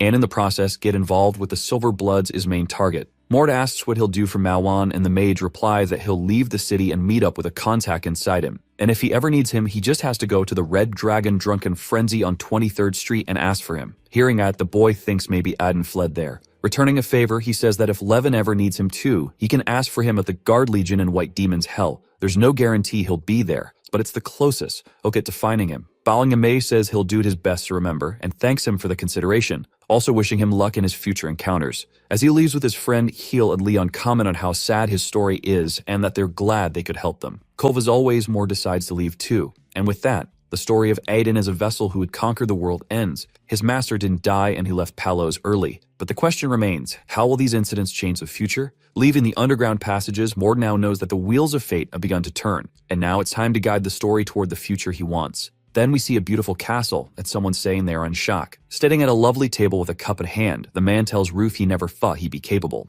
Then he completes the sentence by saying so incompetent. The man saying Mrs. the senior executive, Silverblood, 5th Prince of the Kingdom of Luckman Salen. Ruth, senior executive and noble, smiling, puts a hand over his heart, saying every word pierces him like knives. The man goes on to say he didn't expect things to go so wrong and is curious to know whether Mort is truly blessed by the god of luck, and Salient asks about the route. A man with binoculars is in the middle of a forest watching a group of men ahead. He then confirms that the 4 best are there but says he doesn't know how many people were sent, and Salient questions why those so far for the Archjuice bastard. Ruth then continues, saying he doesn't know why, but that Mord must be very important to the blind monster, and Salen complains that all of this is a pain. The man continues saying that fighting against Bilden just to present the bastard to his father seems like a losing bet no matter how you look at it. Salen says that's because he thinks like a businessman, and that he couldn't even capture a 15-year-old boy. Ruth defends himself saying the boy was being protected by the blind monster, while the other man yells and slams the table angrily, saying the monster didn't even show up. As a cup finishes wobbling and spills its entire contents on the table due to Salen's punch, Ruth says he will send reinforcements.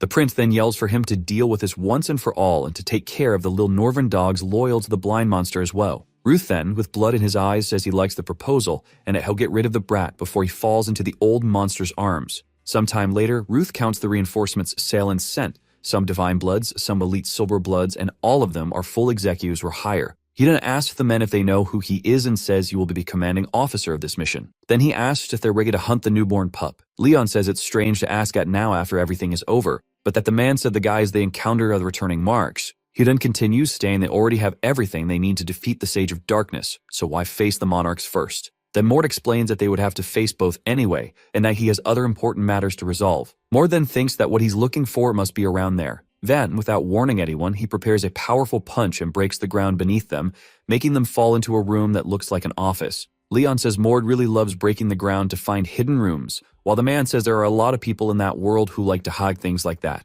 The elf then asks what place this is, and our hero says this is the monarch's vault. They then notice it's full of expensive things like magical herbs and potions and costly magical items, but Mord thinks the box he's looking for must be there. After searching a bit, he finds a box stained with what looks like blood. Yudam reaches out his hand to it and touches it. Next, he lifts the lid and something inside emits a blue glow, and his friends look astonished at its contents. The elf then looks at the contents of the box and can't believe what he's seeing. They recognize the tear of the martial god. which granted magical martial artists the chance to evolve beyond their capacity. Mord then remembers that in the original manga, Aiden gave this item to Leon, and that thanks to this item, Leon was able to progress explosively. The elf explains that it's an extremely rare medicine, and that the group of monarchs must have stumbled upon someone who had it and stole it. Then he thinks that he had always heard about it, but never thought he'd see one with his own eyes. He reached out his hand to touch the item Mord was holding, and an idea crossed his mind. The elf asks Mord if he doesn't think about taking it, because the risk is too high for someone already as strong as he is, and the man says that he already took it once. Shocked, he asks when Mord took it, and if that's why you learn aura at 15, and Mord says the item doesn't work twice on the same person. Next, our hero, with a smile on his face, tells Keel that if he wants strength, Mord will give the item to him. But the price for that is a gamble with his life, because the item might end up killing the person who ingests it. On the day General Aiden saved him, he received a dream, or rather, a wish. He wished to become someone strong enough to fight alongside Aiden. The boy then trained day and night tirelessly to make that dream come true, and then he earned the honor of escorting the general's favorite Mord. But then he was reminded of the limits of how far hard work alone can take someone. And of course he invited Mord, who unlike him, possessed brilliance and talent. But just as a supporting character cannot be the main character, a person must make the best of the hand they've been dealt. All he could do was accept his fate and give up. But what if the only way to break that barrier was right in front of him? He thinks he wants to drink it, but he is a loyal soldier to the general and wonders if it's fair to gamble his life on something other than his mission, on personal goals. The boy ponders, asking himself about the mission. His hand begins to close into a fist as he questions whether he is fulfilling his mission properly. He then tells his friends that he feels a little humiliated to ask the next question, but that he'll ask it anyway. Lowering his head in front of Mord, he asks if he is of any use to them. Mord then thinks that they've been together for 2 months so far, and that Keel has proven himself capable of adapting to the many variables they'd encountered. He remembers how much he has already benefited from the boy's stealth skills, and of course his ability to manipulate spirits. Without him, the journey would have been much more grueling and our progress would have been far less. But the decisive factor in giving him the potion is the boy's iron will, capable of throwing himself to death to save Eldon. In other words, Keel is a loyal companion. So he finally answers the boy that yes, he is of use to the group. He then catches himself thinking about why he used the word companion when thinking about Keel and wonders if he's growing attached. He then continues by telling Keel that he is definitely a great help. But he also says that the Silver Bloods will keep sending stronger and stronger people after them, and so far it's only been regular executors and mercenaries, and he finishes by saying they have no choice but to grow stronger. The Elfin thinks it's true. Stronger enemies will come, and in the last battle, he barely managed to help and will surely be a burden in the next ones. So Mord hands him Tyr, the martial god. He finally makes his decision and says that not being a burden to others is the best reason he has to risk his life and take the potion.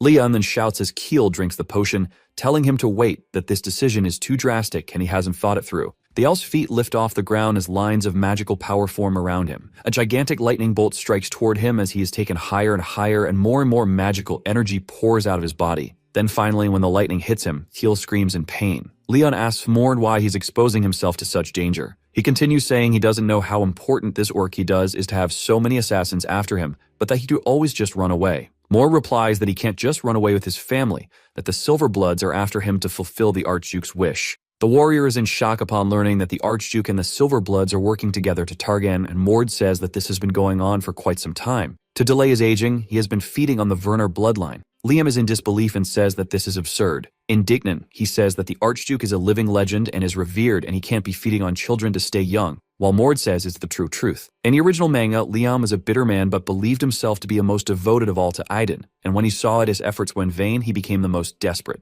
Mord remembers not wanting him to go through that while reading the original work, but he feels he doesn't have the eloquence to convince him to make the right choice. So he just hopes that he makes the right choice, while saying that if he doesn't believe in the man, then he should leave. After all, risking yourself for someone you don't trust is frustrating. Leon stares at Mord with a serious look, or Mord wonders what that look is. Our hero then notices that the warrior has a bitter expression. In his thoughts, Leon still struggles to accept that the Archduke is that kind of person. However, he thinks about many of the adventures they've had in the past few months and remembers questioning Mord about his motives, which always boiled down to saving the world. He remembers wondering what the other expected him to say after saying something as ridiculous as saving the world, but he finds it strange that those ridiculous words always seem to comfort him somehow. Mord then says you will trust Leon. The warrior then explains that he doesn't know the Archduke and has only known Mord for a short time, but if he had to choose who he knows more, it will be Mord. And he says that he will believe in him because he was the man who saved his life. Our protagonist then shows a small smile to the warrior. He then notices that behind them, heel finally lands on the ground and that the magical fireworks show is over.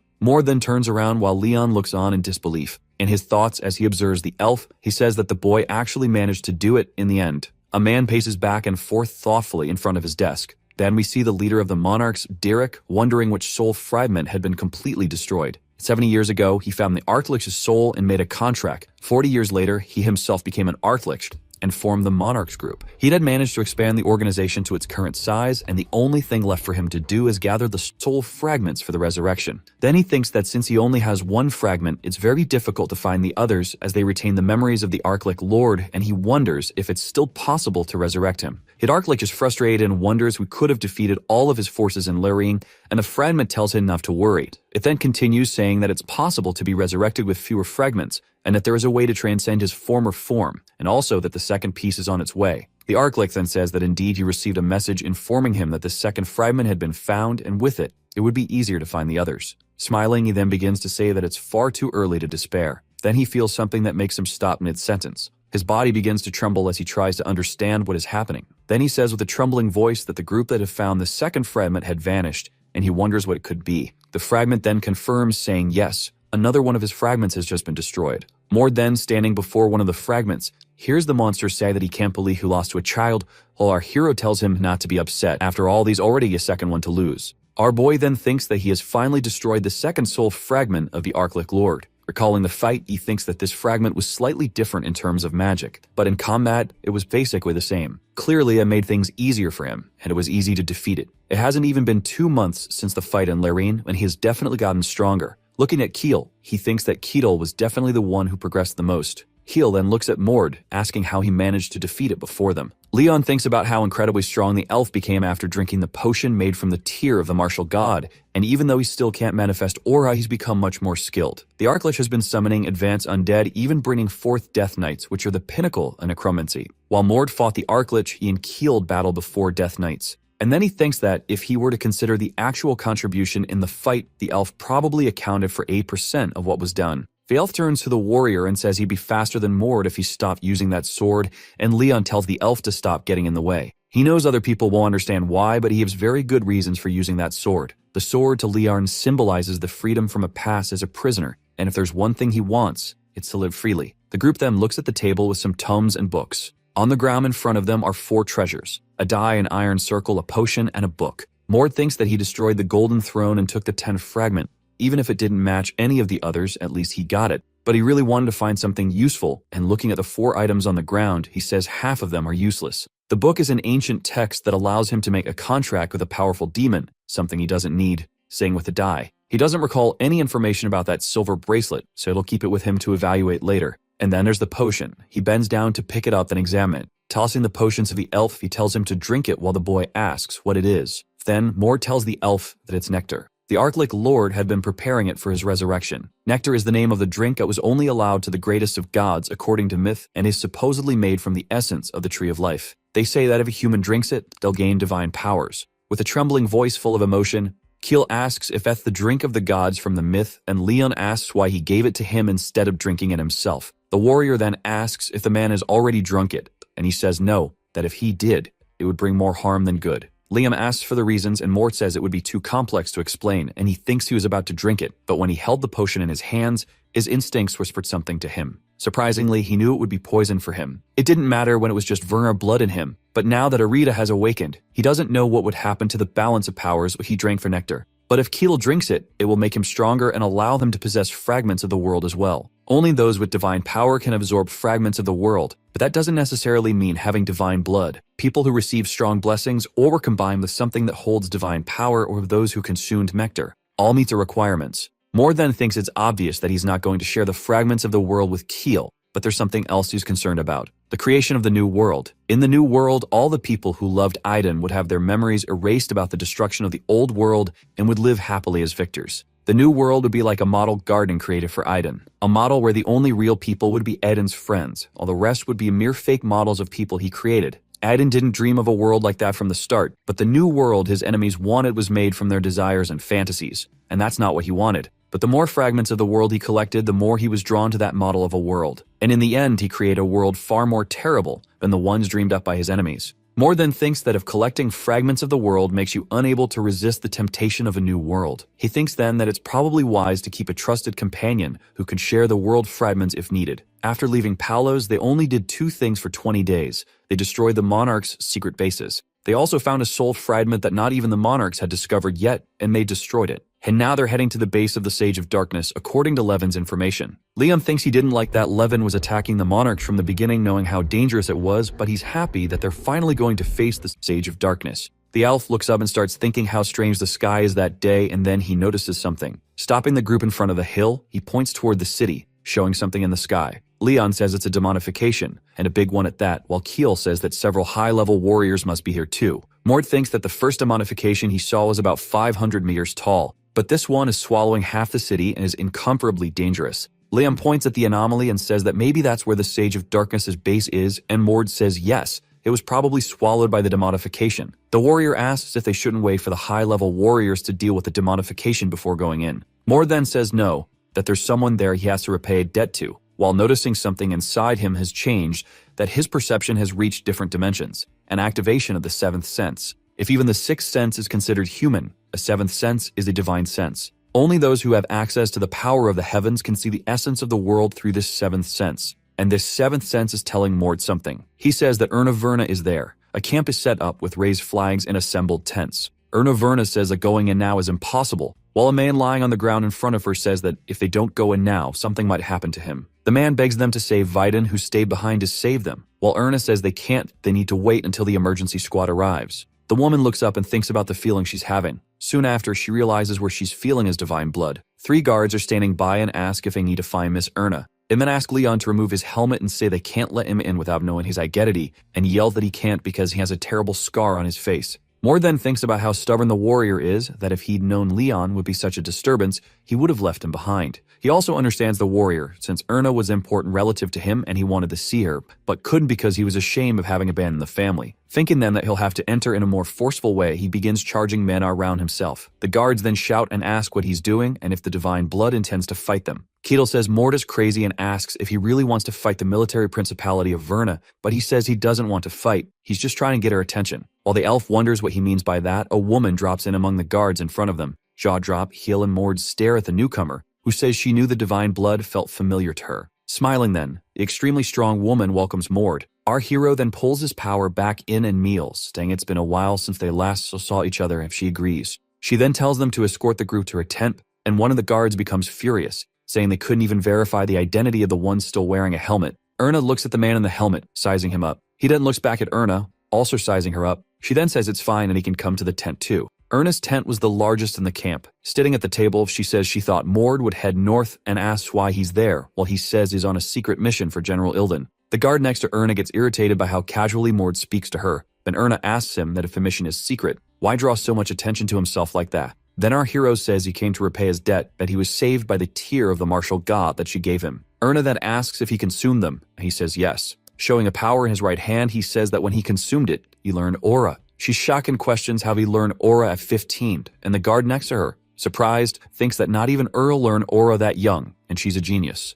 Frightened, he looks at the boy and wonders who he is and how he managed it. Smiling, Erna says he's very talented and that it's only been 3 months since he left and many things have changed. He even learned aura. She says he even has friends now, mentioning the elf and the warrior. The elf then introduces himself and says it's a pleasure to meet her, and she says the same to him. Leon then introduces himself as Peyton, a mercenary. She then keeps looking at him while he stares back silently, creating a terrible atmosphere. Erna then asks Mord if he knows who the warrior is, and he confirms and asks if he's always been like that, and she says no. She then says she recognized Leon from the beginning. Erna thought he didn't want the others to know who he really was, which is why she brought them there and asked if he really thought she would recognize him. Then taking off his helmet, he asked how she knew. She says they were very close and it would be very strange if she didn't recognize him. Erna goes on to say she heard he had been wandering the continent working as a mercenary and never imagined he'd end up alongside Mord. The man is completely speechless before Erna. She was an adorable child. Liev considered her like his sister, and she's the same person who made him confront his disgusting dark side. He kept his distance from her out of jealousy, but she had always been thinking of him, so he knows he's having a lot of complex emotions now. Smiling, Leon says it's really good to see her and that she's much taller than the last time he saw her. She then says it's been 5 years already, and that he knows she's 20 now. Moore tells Erna that she noticed him because of his divine blood and asks if she can distinguish individuals of the Vernar lineage just by their divine blood. She then says yes, but it's limited only to people she knows, and then asks if it's the same with Mord. He then confirms her theory and says it's the same for him, restricted to people he knows. Erna thinks it's only been 2 years since she learned that skill, but Moore can already use it even though he awakened only a year ago. She then smiles and thinks that with divine blood detection and aura, she completely underestimated the man. The woman then says she'd love to catch up. The current situation is far too urgent for that. She says that if the city's demonification reaches level 3 and a dungeon break occurs, it will become a historic disaster. Then she adds that both she and Vidin were dispatched to prevent that from happening. Leiden arrived at the location first and went in saying he would lead the attack. The result, of course, was a complete disaster. Half the squad had died before Erna even got there, and she only heard the news because one of them managed to escape. The biggest problem now is that Vidin is still trapped inside.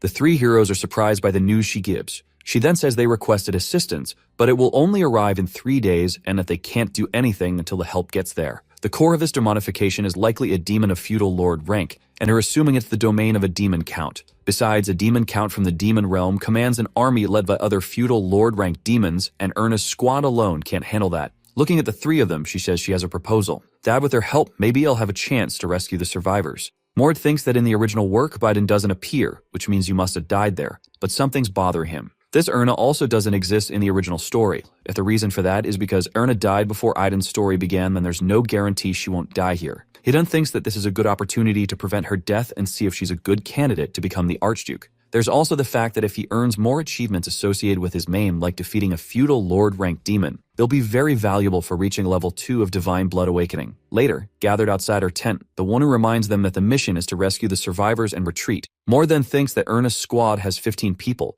With the 3 of them, that makes 18 in total, 4 of whom have divine blood, and that should be enough. Then he remembers that he take Kalmar Leon since he won't use his divine blood to avoid revealing his identity. Then they detect monsters coming from ahead. Actually, no, there are monsters coming from all directions. Erna says they'll need to open a path in the direction where Vidin is, and Mord says he thinks he knows where he is. She then points in a direction, and he says yes. The woman then smiles and says she'll trust him and calls everyone's attention. They then initiate the divine blood release. The 3 of them open their divine blood and magic swirls around them, showing how powerful they are. Vidin clenches his teeth thinking he has to admit he was impatient. He then places his hand on the wound in his abdomen and says it's all his fault. Then surrounded by orcs, he apologizes and says it's because of him that they're all going to die there together. The orcs surrounding them look on with sharp weapons, ready to kill. One of his men tells him to stop joking and focus on the upcoming fight, while another tells him not to give up, that they still have hope. Above them, wings spread open as a demon says that human meat with special blood is a delicacy. He then says that divine blood is the best of all and that their flesh will be served at the Count's dinner that night.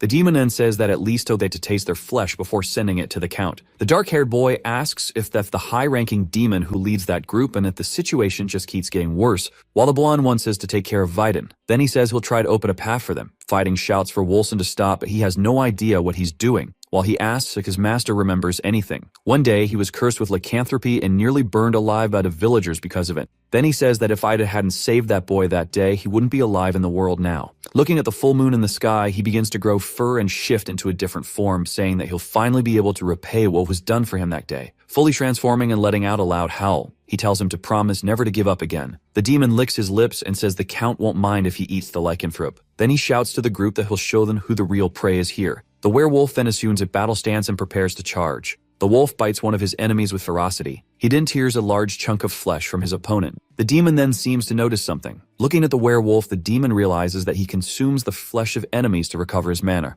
One of the orcs below holds his mace, and the tip starts to glow and emit a faint, unusual sound. The werewolf seems to sense something coming from that direction and looks at the orc. It leaps, dodges the others, and prepares a target attack. Flying toward the orcs, he slashes through, tearing off limbs and destroying the enemies around him. The demon then smiles and says he's pretty strong and that he won't be upset since he let him play for a while. Then he casts his magic, Light of Execution, toward the werewolf, and the spell hits the wolf's abdomen directly. Eyes wide, the wolf feels the blow and begins to fall. The demon then descends from the skies with his spear in hand, ready to strike the wounded werewolf. He lands the first blow on Wolfson's chest. Then he unleashes a brutal sequence of strikes on the werewolf. Another blow is aimed at his abdomen with force and intent to finish him off. The demon's strike is so powerful that it sends the wolf flying a great distance. The werewolf then crashes into a stone wall, causing a tremendous noise from the impact. Vigan tries to intervene, but Botan doesn't let him. He says to let him go. It's more honorable for them all to die together as warriors than like that. The demon then turns to them and, charging forward, says not to worry because he plans to send them to the werewolf shortly. Behind the monster, a sequence of lightning bolts strikes the orcs around and continues toward him,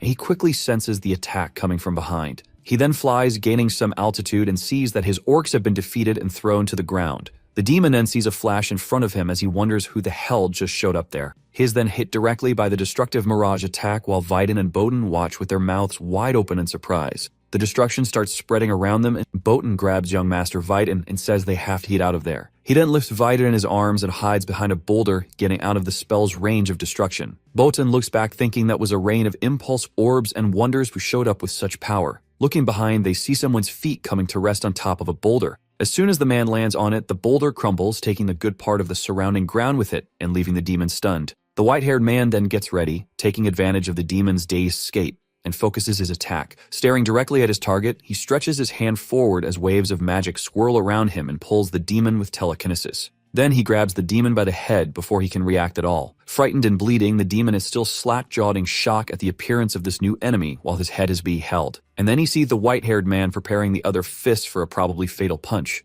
The man then strikes the demon directly in the middle of the head, making it disappear. The demon's headless body then falls to its knees in front of the man. Vidin and Botan look on as they see the man defeat the demon, mouths open at the absurd power they just witnessed. They then think that only a master-rank magical combat artist can use telekinesis. Vidin then sees something heading toward the white-haired man. Next, the werewolf flies toward the man, preparing his fierce attack. Effortlessly dodging the werewolf's attack, the man grabs his arm and looks at him. Vidin, from atop the ridge, shouts not to kill the werewolf, and he can't tell friend from foe in that state, and the man says he knows that. Bringing his face close to the beast's, he calls him by name, Wolson. Smiling, he says the werewolf is a better warrior than he expected. The man then punches him hard in the center of the chest. The beast collapses beside him, unconscious. Vidin then wonders when this man that Wolson before and asks himself if he's ever known a divine blood as strong as him. Faking a bit, he finally finds the man's name. Then, looking at the man, he calls him by name, Mord. Vidin asks the man if he is Mord, and he replies yes, saying they're half-brothers even though they don't look anything alike. Botan thinks jaw dropped, as this is the bastard everyone's been talking about, while Vidin asks why he's there. Mord then uses a potion to Vidin, telling him to give it to Wolson first, and then take it himself. The warrior grabs the potion, and upon looking more closely, sees that it's a Qulin potion. Then Mord asks why he entered the dungeon first. He should have known how irresponsible that decision was. Vidin starts stammering, his gaze thoughtful. Mord then asks if it's because of the successor competition. He then lowers his head and confirms, saying yes. Next, Vidin adds that it's also because of Erna. That's saying Erna, now covered in blood with a huge smile on her face as she defeats an orc. The race for succession is intense, and currently, the man closest to the Archduke is the family's eldest son, Alan. After him comes the third son, Dren, and the fourth son, Haran. Those two threw themselves into the battlefield early to start building their careers, providing it was hard to close the gap between him and his brothers as he joined the competition late. Obviously, he had no intention of giving up. He just had to figure out exactly how far behind he was and try his best. However, Erna took that from him. She was called a genius at a very young age. Erna joined the competition 3 years after him, even so, she was on the verge of surpassing him. He then began signing up for every possible mission to gain credit,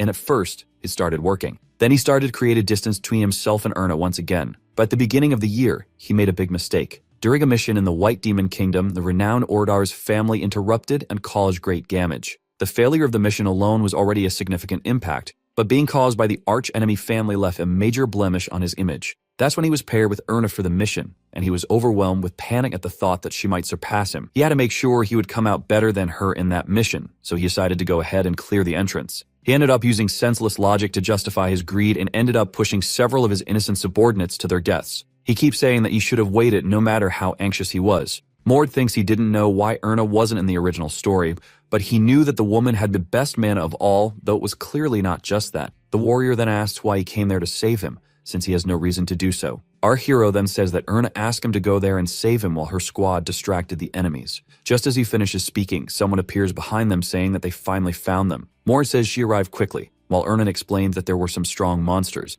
But she thinks the deeper into the kingdom they go, the stronger the count makes them. She and Vidin finally exchange a glance and acknowledge each other's presence. The girl then says he should thank Mord because if it weren't for him, Vidin would be dead by now, while the man questions why she saved him. Not understanding the young man's question, she turns to face him while he says that Mord told him Erna has to save him. Then he questions her again, saying that they are rivals and wouldn't it be good for her if he had been defeated? The girl then says it's true and that they're not even related, but she doesn't need a reason to do a good deed and save people. besides the fact that saving him won't stop her from anything. Full of confidence, she points to herself and continues, saying that she already knows she's going to become Archduke. Vaiden then stared at her, surprised by the woman's confidence. He then lowers his head and thanks her. He also says that thanks to her, Boattown and Wolfson are safe too, and that one day he will repay that debt to her. Meanwhile, Erna thinks that he should be all angry, saying he won't give her the Archduke position, etc. But both she and Leon are surprised by the man's response. Vaiden and Erna then look at Liam, who probably showed a much bigger reaction than he should have. Liam clears his throat and apologizes, saying that was rude, while Vaiden says he wants to ask them a question. Then he asks why the heck Leon is wearing that helmet. The rest of the people present start questioning while looking at him, but saying it couldn't be, since he's using a sword. The rest of the group keeps wondering why Averna would do that, but that Master Vaiden wouldn't lie, and some others even thought the voice sounded really familiar. Then, taking off the helmet, half irritated, half smiling, he wonders how the heck everyone knows who he is. Vaiden, shocked, asks if he was trying to hide his identity, and he says yes and doesn't understand why Vaiden is so shocked by that. Liam then asks how the heck he recognized him, and Vaiden explains it was because of the bracelet. He even thought Liam was trying to play a prank on everyone, but in the end realized he wasn't. Leon asked Vaiden if he remembers it, and he says yes, because he always wore the bracelet his mother gave him when he became an adult. Erna, clearly upset, says that he had something like that on him the whole time she didn't notice. Mord then says they can talk about all of this later and asked Vaiden, since he's feeling better, if they could leave. As soon as he says that, someone behind him asks if he's really leaving. The entity then says that they arrive, cause a mess in his house, and now want to leave just like that, without even apologizing. Erna then says that it wasn't a strategy to lure them inside, but rather to lure them into a trap. The voice coming from the fire portal says that's right, descendants of Werners. Having such esteemed guests, how could he let them leave without a proper welcome? As orcs begin to emerge from the portals, the voice says you would love to serve them a banquet, but the preparations ended up being completed sooner than he expected. Liam then asks if he is the demonic count, while the voice replies that yes, he is. Then the voice coming from the fire portal introduces himself as Lotace. Countless flying and ground demons come out of the fire portal, filling the fields, as Lotace says that soon he will feast on their blood and flesh. Erna then tries to count the enemies and says there are at least 2,000 monsters and a few dozen demons. Mord notes that all the demons are on the level of feudal lords. Erna asks who the woman flying in the distance for the fiery aura is, and Mord says it must be the Baroness, but he doesn't know why she's just standing there, waiting for something. Mord asks Erna what she wants to do, since there are enemies coming from all directions, while she asks which side he prefers to fight on. He then notices that the enemies to the east are stronger. The enemies to the west are noticeably weaker, as if they want them to fight there on purpose. Then both Erna and Mord unleash their divine blood, changing the color of their hair and eyes. And together, they made the same decision. They will fight to the south. Given that the demons made one side appear much weaker than the other, our heroes are left with the choice to go either north or south. Since going north means delving deeper into the kingdom, the decision is obvious. Our heroes face a horde of monsters coming toward them with a flaming tornado behind, and they all decide to head south. Noticing the monsters approaching, Erna seems to spot a warrior-type baronet. She also notices a mage-type baron. Mord says he'll handle the baron and asks if he can lead the baronet to Erna, who smiles and says of course he can. Erna and her squad then begin to charge for the monsters. The baronet, looking at the girl, starts laughing at her, asking who she thinks she is to face in alone. The demon then strikes with his sword, hitting Erna directly on her shoulder as the monsters charge toward the group of heroes. The armies begin to clash while our heroes seem to gain the upper hand. The baronet says he's impressed with the girl but asks her how long she thinks she can endure fighting and matching strength with him. Then she says she's not sure and that it was something she was just about to ask him. Erna then invokes her power, Wind Rift, and lands a direct hit on the baronet. Next, she lands a powerful punch to his chin, sending him flying meters above them. She prepares a jump to chase after the baronet while he is still airborne from the previous punch.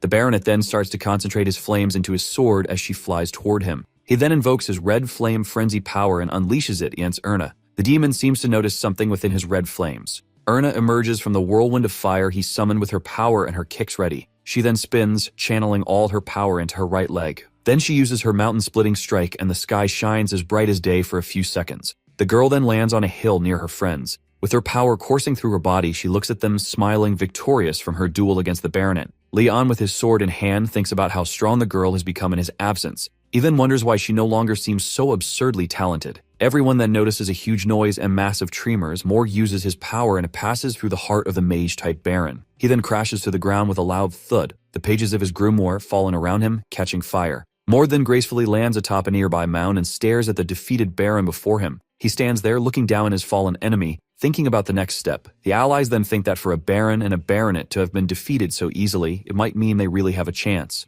The rest of the group then thinks they can't just stand there relying on the two of them for everything and prepare to enter the fight. Everyone then charges into battle with their swords and fists forward, aiming at their enemies. They notice that the three barons from the other side of the realm have appeared there for the fight. The baroness, still observing, thinks that she didn't expect that side to fall so quickly, and that those kids must be unimaginably strong. Mord watches her from the ground as she, smiling above, says she should put an end to all of this. He knows it's common for a demon to imbue power into their subordinates, but to view a body with power and consciousness to reach a level almost that of a count, you've never seen that before. Mord concludes that the demons really do seem to be getting stronger. The Baroness then draws her two swords and said she'll ensure him a quick death if he surrenders now and asks him to make his choice. Mord calls Erna to fight the Count together and says it's the only way to defeat him. While she's worried about their friends, Mord tells her to trust them. She then tells Vidin to take the position of commander while she and Mord fight the Count, and he asks her if she's sure about that. Erna thinks that she can't win against the demonic Count with that amount of mana and tells Vidin, and if they don't do this, everyone will die.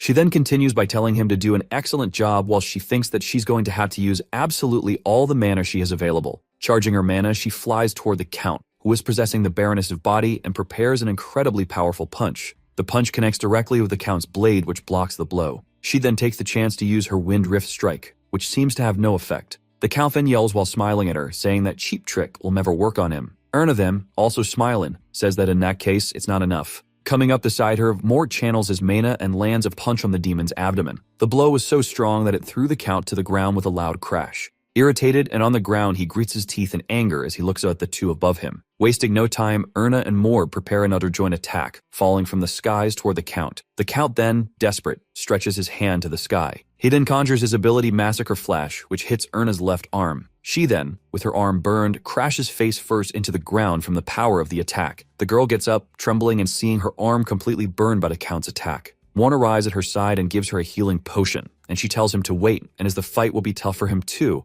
and asks him to give her 30 seconds. Our hero tells her not to worry because he will use a card of his sleeve, and since he's decided to use it, he's going to be the one to end that fight. The Count says it seems the boy has some useful ability or artifact, and that it's been a long time since he felt pain, so he will show no mercy to him. Then the enemy conjures his ability called Dance of the Burned Swordsman, and 100 flaming swords fly toward Mord. Mord leaps forward and tells Erna to stay safe behind. Running, he tries to dodge the flaming swords as best as he can. The Count then, still in the Baroness's body, brings his two swords together and starts focusing blue flames around himself. Then he says he will end it now and charges toward Mord with his swords full of blue fire. As he rushes toward the boy, she seems to notice that something happened. Suddenly, Mord's hand is already in front of her. She somehow manages to bring her swords together in front of her just in time, blocking the surprise punch that would have hit her square in the chest. The power of the punch was so great that she had to use her swords stuck into the ground to help her body stop being pushed back. Mord then appears in front of her wearing the second blessing of the god of combat, Divine Body,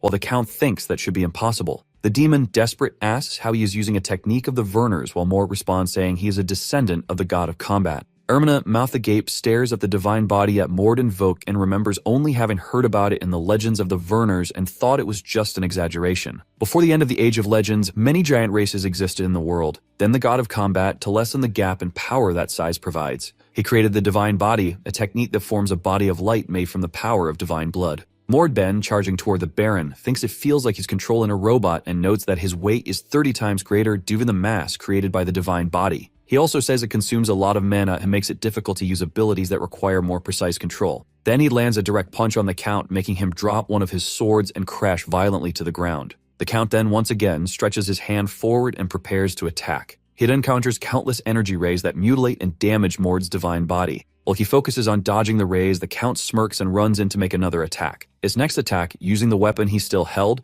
targeted the head of the divine body, managing to pierce the mass of light. Thinking he came out victorious, the Count says it wasn't that hard, and unless Mord is the god of combat himself, the fight is over. Mord then says he's going to test the mana bracelet he got in the ruins, and that even if the divine body takes damage, it will only harm his mana and not him physically. Then, regenerating a lost arm of the divine body, he says that it only takes a bit of mana to restore the lost and damaged parts. Taking advantage of the Count's moment of shock, Mord grabs him with one of the giant hands of the divine body. The Count, terrified, stares at Mord. Mord, inside the divine body, says now is the time he will end that fight, and saying that he defeats the monstrous count, leaving his body splitting too. Soon after that fight, they went deeper into the demon kingdom, and since Lotezen used all his mana to possess the Baroness, it's easy to defeat her. Then with the city free from demonification, the group breathes a sigh of relief because 1 second more and the place would have become a lifeless desert. Back in the city, sometime later, Mord says he wants people to know that it was all Erna's effort and that he wants no glory for himself. She gets upset, asking if he wants her to take credit for his work, and Mord explains that the bigwigs can't know what he's been up to. Then thinking, he realizes he's come to appreciate just how skilled she really is and that she has about 50% more mana than he does. Remembering her strikes and attacks, he thinks she'll catch up to the other competitors very soon. That looking at her, he thinks that he wants to make her the new Archduke, and that it's important she earns many more achievements for that to happen. Mord tells the girl that she can consider this as his gift to her being paid, and he thinks he's worried about which side she'll be on after discovering the truth about the Archduke, or whether she'll even believe that the man who is a national hero has such a dark secret. Thinking about this and knowing he'll eventually have to kill the Archduke, he asks her if promise that she'll trust him when he has to make a decision in the future. She then asks him what he means if she doesn't understand what he's trying to say, and he tells her she'll know when the time comes. He continues by saying that even if it's hard to believe him in that future, if she could support his decision. Erna breathes and gives a relieved smile and says yes, it's okay, and the boy looks at her, asking if she's really sure about that. The girl says she might end up regretting it, but that when she saw the count, she knew that even if reinforcements arrived, everyone would have died if he hadn't been there. Then, smiling and blushing a bit, she says that he's her savior, and that she can't deny a favor like that just because she might regret a decision. Erna then tells Mord not to worry, that this decision wasn't made lightly because her mother taught her very well the power of a promise. Mord then thanks her while she's surprised to see that he can smile like that. To finish, Mord says he would like to keep this incident a secret even if someone she trusts asked about it, and she accepts the condition. He tells her that the technique he used was only possible because he met the god of combat himself, and he intends to tell her how to find him too. Sometime later, Viden is resting in bed, talking to Mord about how things would be different if he were a normal human. He'd be in a much worse condition. Then the young man pulls out a box and says he prepared a gift that he's not sure Mord will like, but it's a token of thanks for saving their lives. Opening the box, Viden says it's his divine blood stone, and Mord and his thoughts says he's never heard of anything like it. The warrior then explains that this stone is passed down from generation to generation, made from the blood of the originals, and he created it to one day pass on to his future children. Mord asks what it's for, and Viden tells him to try infusing a bit of his divine blood into it, and it should elevate the realm his blood can reach. Closing the box, the warrior says he wants to ask him something. Then Viden asks if he intends to support Erna as a successor. Mord responds that yes, he intends to make Erna the new Archduke. Laughing, the warrior says he already knew, and that with Mord supporting her, it's going to be much harder, but seeing him made him want to give up on a competition even less. When Mord asks why, he says that the warrior says that knowing Erna isn't the strongest in the world, that she has Mord's support, makes him want to fight this battle even more. Mord breathes a sigh of relief and says the guy is very optimistic, and he likes that. As our hero was leaving the room, Viden said that the next time they meet, he's going to surprise him a lot, that he should wait and see. Dredd and the other son didn't recognize Mord's true value then, so what would Alan say if he saw him in battle? The group stayed at Erna's camp, and she provided many of the supplies they needed, like healing potions and so on. He was finally able to evaluate the silver bracelet, seeing that it increases agility and cognitive abilities for a period of time. Keel was extremely happy to have received the bracelet and spent the festival walking around taking care of small tasks. Leon and Erna had lunch together and talked about their past, and one night, Leon went to speak with Mord, saying he needed to ask him a favor. He then asked Mord to teach him like a Vernar warrior. He continues, saying he learned a few things while following him. One of them is that the path Mord is walking is one worth seeing to the end, and not to follow him on that path, he needs to leave behind his useless obsessions. Mord then asks the young man if that means he will no longer fight with a sword. Resigned, he looks at Mord and says yes, he's abandoning the swords. Happy, Mord thinks that his gaze is completely different and determined, and that he's been waiting for this moment. Then he says that if he really wants to begin, he'll have to start with a book, while Leon asks what that is. And we see a book on the floor, black with a blood-red symbol on the front. In another place, someone asks Erna if she is a direct descendant of the Vernar bloodline. And also at another location, we see the same person asking the same question to Leon. The god of combat then says he is anxious and happy, and he wants to know how much of his blood runs in their veins. The Sage of Darkness is a shadowy organization created for the resurrection of the great mage Eriksson. Unlike the return of the monarch in this organization, the key members are all human, manipulating families and acquiring resources in humans for experimentation. The barony of Darren is one of their main bases, as they control all the organizations and families, making it a safe place for them to operate. With the festivities celebrating the heroes for preventing demodification, the timing was perfect for the organization to prepare something. However, at the base of the dark family of Darren, we see bodies scattered everywhere. We then see the face of a man sweating and panting heavily. A blonde man with black eyes, terrified, asks who the people in front of him are. Someone then tells him that this harvest was even greater than expected. Morn and Leon then tell the man that they have finally found the left hand of the sage. The organization of the Sage of Darkness is controlled by 12 elite individuals, and of those 12, 3 are at the top. The mouth of the Sage of Darkness, the right hand of the sage, the left hand of the sage. And the only thing they have in common is that each one possesses a fragment of the world. That's because the vessel for the resurrection of the mage Erickson is the fragments of the world themselves. 2 years from now, the organization will manage to collect all the fragments they need and will succeed in resurrecting Erickson. They end up getting all the necessary fragments because of Aiden,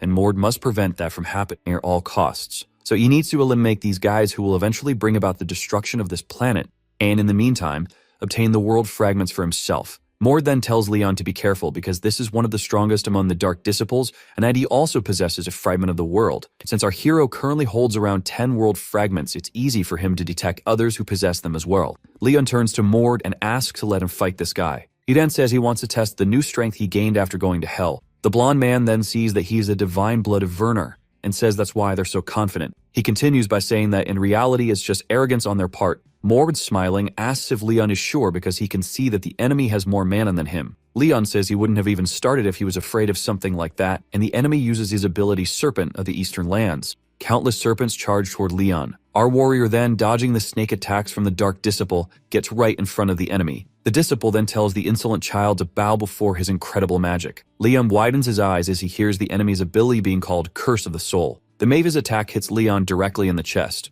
The Dark Disciple then, laughing, asks our warrior how unbearable the pain he's feeling is. He then lunges forward, preparing his next attack and saying he's going to finish him off while Leon raises his right hand and begins charging his power. Before the enemy could react or dodge, Leon brings down his right hand, striking the target and knocking him to the ground, causing massive destruction and a huge crash. Laughing, our hero mocks, saying that pain was supposed to be unbearable. And remembering his training, he says he was beaten nearly to death 200 times the day before by the god of combat and realizes that he may have killed the die. Mord then congratulates Leon and says that now he can use the divine body in battle, and the warrior says yes, but it's still not like Mord's. While our protagonist tells Leon not to rush, and that he's made great progress, something makes a noise behind them. A hidden man thinks about what he just witnessed and is stunned that an elite member was defeated so easily. He doesn't think that he hasn't been seen yet, and that the subordinates took all the secret files, so all he needs to do is get out of there quietly. Suddenly, Keel puts his sword to the man's neck, saying that he found the rat hiding. The man then, looking at Keel's other hand, asks what that is he's holding. Looking behind the elf, the man sees other defeated members while Keel says they can rest easier knowing that it's no longer in their hands. The man, desperate, says that's not possible, that they should have taken a secret passage. Laughing, Keel says a kind of thing is his specialty. Sometime later, Keel asks something about the White Demon Kingdom. Mort says yes for going after the Legion's guardian, and the elf says that's fine, but the general gave them 8 months and only 4 have passed so far. Our protagonist then thinks that the Silverbloods will soon be coming after them, and he wants to force them to use their trump card early. He still needs time to get stronger, and at this pace, he can't guarantee that both of his friends will survive when they face the Silverbloods. Liam has already received the blessing of the god of combat, but still needs time to refine his techniques. Keel also gained aura after drinking the nectar, but still isn't used to using it. He thinks that even if he had skill, talent, and extensive knowledge of the future, he only managed to collect all the world fragments he has thanks to Keel. Then looking at Leon, he thinks that the warrior was also useful in some way, while wondering why he suddenly feels like trash. Keel breaks the ice and asks Mord when they're leaving on their journey then. Mord replies that they're leaving now. 2 men are talking and one of them says they left the barony and that they're smart, asking if they notice they're being followed, and the other replies maybe. The first man then says it's fine because they already have people waiting, and then says they'll find them right there, and with a malicious smile concludes by saying he hopes it'll be fun. Keel asks Mord if he's sure the Silverbloods are really following them, and he replies yes. Our hero warns that they won't be able to avoid them much longer and tells everyone to stay alert. Right after saying that, Mord notices something ahead of him. He then stops his run and sees something falling and breaking the ground just ahead. A man then steps in front of him and says it was smart of him to leave the barony and that they missed him. Mord, wasting no time, channels his power into his fists and charges at the man. Then he unleashes his ability Mirage Destruction. The enemy, still smiling, swats Mord's ability aside like it was nothing. The powerful ability destroys the surrounding trees as the man smiles after having deflected Mord's magic. Our hero keeps a serious gaze but is impressed that the man dodged his techniques so easily. Then, noticing how he redirected the magic's course, Mord thinks it might be some item or specific ability of his and that he needs to stay alert and prepare. The man insists to Mord that he really does seem impatient. Our hero then tells the man it's obvious he's a Silverblood and says that even if he weren't, his reaction would be the same considering the number of armed men hidden around him. The enemy then says he has good senses and was about to introduce himself, but Mord interrupts him saying he's level 4, 424 hours, and white silver. Or maybe he could be called 16 steps of heaven. The enemy then asks how he knows all of that, and Mord explains it's the third time he's fought the Silverbloods and says it would be stranger if he didn't know. The man then thinks that the white silver 24 hours part is fine, but people inside the organization don't know about 16 steps of heaven. Gritting his teeth, he thinks that he doesn't have a good feeling about this kid and that he needs to deal with him right here, no matter what it takes. Mord then does it count and says there are 27 of them, which is less than he expected. Then he thinks that maybe because they didn't want to draw too much attention, that brought fewer people. They don't tell the enemy that he imagines it must have been difficult for them to follow his group. The An again says yes, that he was always moving from one place to another, and they couldn't wait for those who couldn't keep up. Yahello and Leon prepare themselves, and Man continues, saying not to worry, and finishes by saying that they have more than enough to capture them. Mord then counts 5 divine-blooded enemies, and the rest are at least intermediate executors or higher. He then turns to Leon and says there are 27 of them, which means 9 for each, and asks if he can handle that. Leon says maybe he can, but leaves 3 more for Mord and takes care of only 6. The enemies then activate their divine blood and say they are being underestimated, asking the leader if they can begin. The leader says yes and tells them they can kill the other 2 except for Mord. Then, launching their impulse orb abilities, they hit the ground and destroy everything in their path. One of the divine-blooded enemies tells Leon that a Werner is really strong. He then asks the enemy if he only figured out now.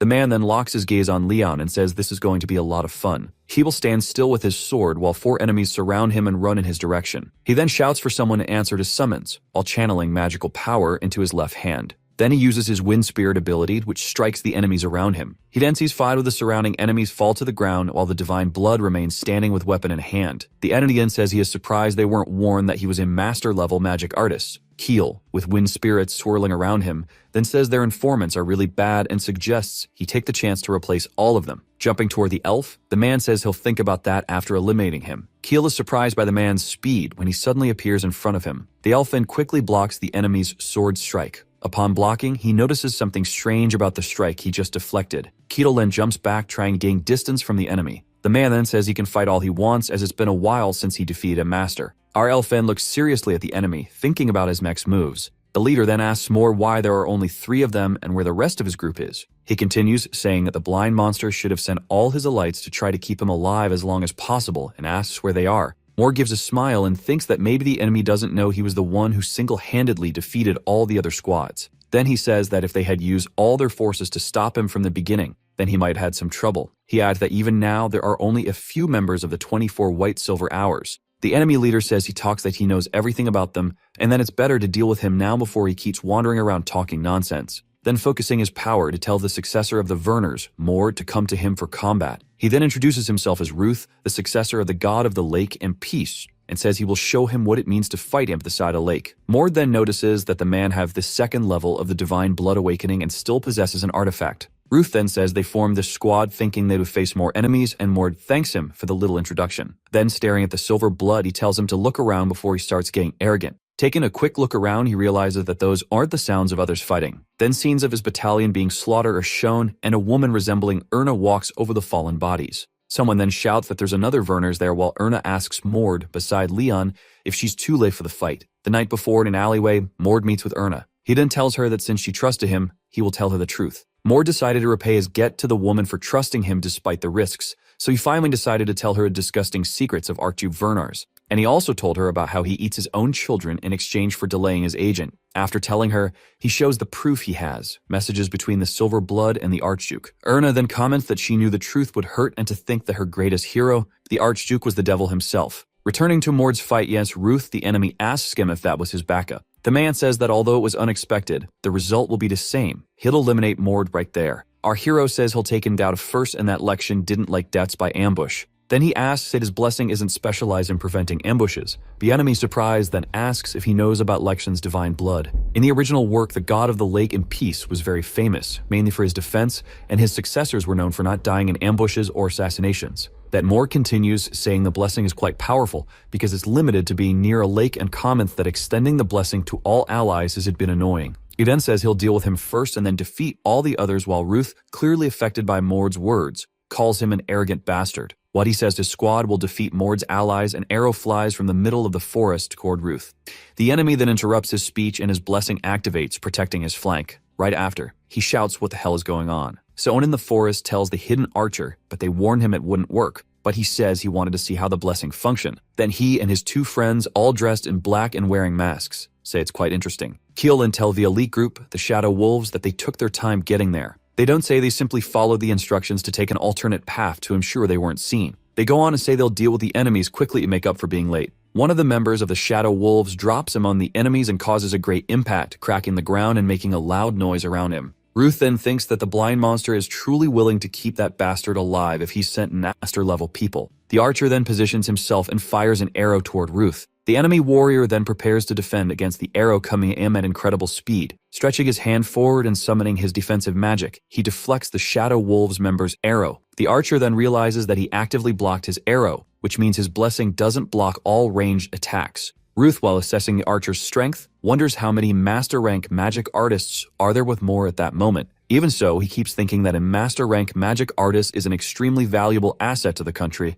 with very low numbers and hard to recruit. He ends his thoughts wondering just how much the blind monster values that bastard. Then Mord pulls him out of his thoughts by telling him not to worry. Our hero then continues saying that the two of them will fight each other and asks if that's comforting enough for him. Next, Ruth says he admits they're outnumbered. Then, launching into an attack, he tells Mord not to assume they already won just because of that. Ruth is a level 4 elite member of the Silver Blood with extensive combat experience compared to the rest of the White Silver 24. He's already hunted countless Divine Bloods before, including members of the Silver Blood Orders, and among them was also Avernars. Avernars might have a better physique, but only a few reach the second level of Divine Blood Awakening and most lack a comeback-oriented artifact. Then descending into an attack on Mord, Ruth uses the Impulse Ball Rain ability, closing the distance between him and our hero to strike with his sword. Our hero then, blocking the sword strike, thinks that using the impulse balls together with a sword attack is kind of annoying. Stamor uses his triple Mirage Destruction ability. Ruth sees our hero's attacks passing close by. Next, Mord appears behind him preparing his strike, while Ruth is still wondering where the next attack will come from. His blessing activates as he's attacked from behind by our hero. Smiling, he shouts at Mord that he's an idiot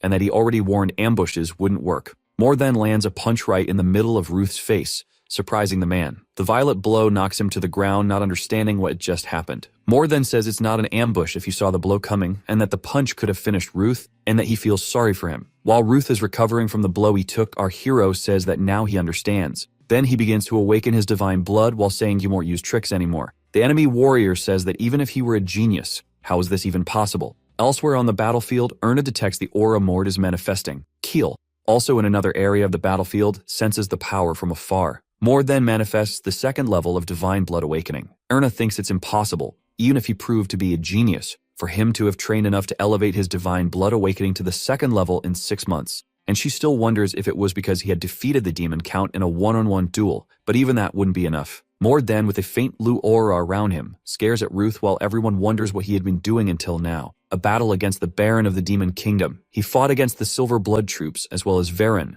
a warrior of the highest level. The destruction of the Archlight and 2 high-level mages and defeating the witch cursed by a god and freeing her. And finally, the battle against the demon count a few days ago. Mord then punches Ruth, who blocks with his sword. The enemy grits his teeth while wondering how he's this strong. Our hero then says that the artifacts passed down among the Divine Bloods are copies. Preparing more attacks, he wonders how durable they really are. Mort, with his level 2 Divine Blood Awakening, begins preparing his next attack. He then uses his destructive Mirage Strike, and Ruth blocks it with his artifact weapon. After the block, our hero asks the enemy if mana, Divine Blessing, and Artifact are all he has to show, or if there's more. Ruth then thinks the power difference between them is too great, and he never imagined it would be this wide. Something shines and draws attention to the right of the men. The enemy, irritated, asks what's happening now and how much of his power he's been hiding until now. Mord then uses the enemy's distraction to charge forward and close the distance between them. Ruth manages to bring his sword up and block our hero's punch. Then he tells his rival that the reason for his defeat was not predicting the limits of his own power.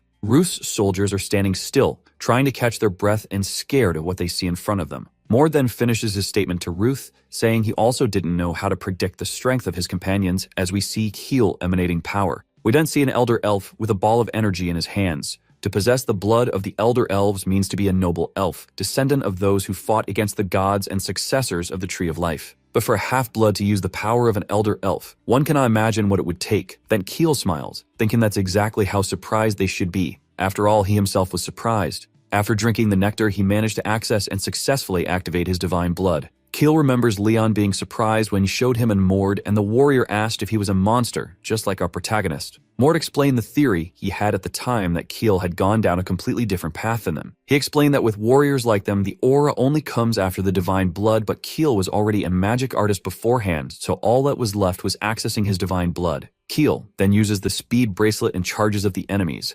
surprising a divine blood enemy who barely had time to defend himself from the sword attack. Dead in the blink of an eye, he was already behind the man. Keel then delivers a powerful kick to the enemy's back, sending him flying several meters with the impact. Not understanding the enemy, he falls face first to the ground. As he tries to get up and recover from the blow, the rival wonders what kind of speed that was. He then hears Keel telling his lightning ring to activate. Looking back, he sees the elf above him using the ability Thunderdod's hammer. Desperate, the enemy stammers as he begs him to wait. Keel then strikes, causing a column of lightning and thunder to fall directly on the enemy, visible from kilometers away. Ruth elsewhere places a hand on his chest and groans in frustration. Mord then, once again taking advantage of the opportunity, approaches the target and lands a blow right to the face. Then the honest exchange of punches begins between Mord and Ruth, who tries to defend himself the best he can. Soon Mord gets the upper hand and lands a solid hit to the enemy's face. The strike makes him crash into a tree behind him and throws his body even farther. Our hero then says that, as expected of someone blessed by the god of the lake and peace,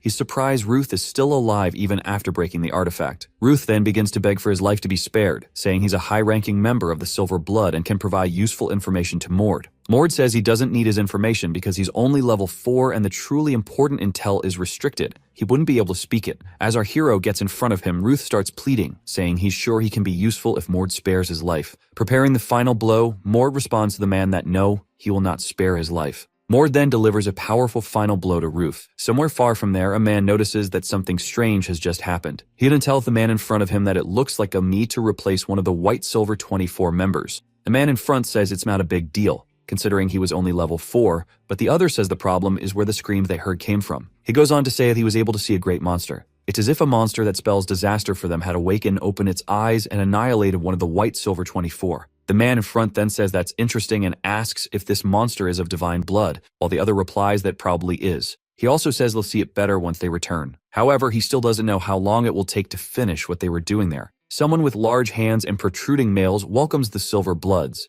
We don't see a half-man, half-blue dragon figure. Next, we see a conversation where someone asks where this guy came from, and another says they don't know either. And Keel then tells the masked man not to try to apply the same logic to him as they do to normal people, and that's coming from someone who knows what he's talking about. The masked man then says the elf was a good soldier, but he didn't think he could get that strong, while our elf says it was only possible because of Mord. The masked friend thinks that, aside from being a master-level magic artist, he thought bloodline awakening was only possible for full-blooded elves. Then he warns Keel that if the White Forest elves find out about him, it might cause trouble over a half-elf having access to elder power. Our elfin says it doesn't matter what those trash pointy ears say. Keel flashes back to his childhood of being cast out and stained with impure blood. The other elves saying he was the scum of their race and that he should vanish from that forest immediately. Our favorite half-elf then says he'll kill all of them if he has to, and the masked man says he'd better stop talking about that and comments that he's gotten more violent since their last meeting. Laughing, Keel then asks if he really has gotten more violent,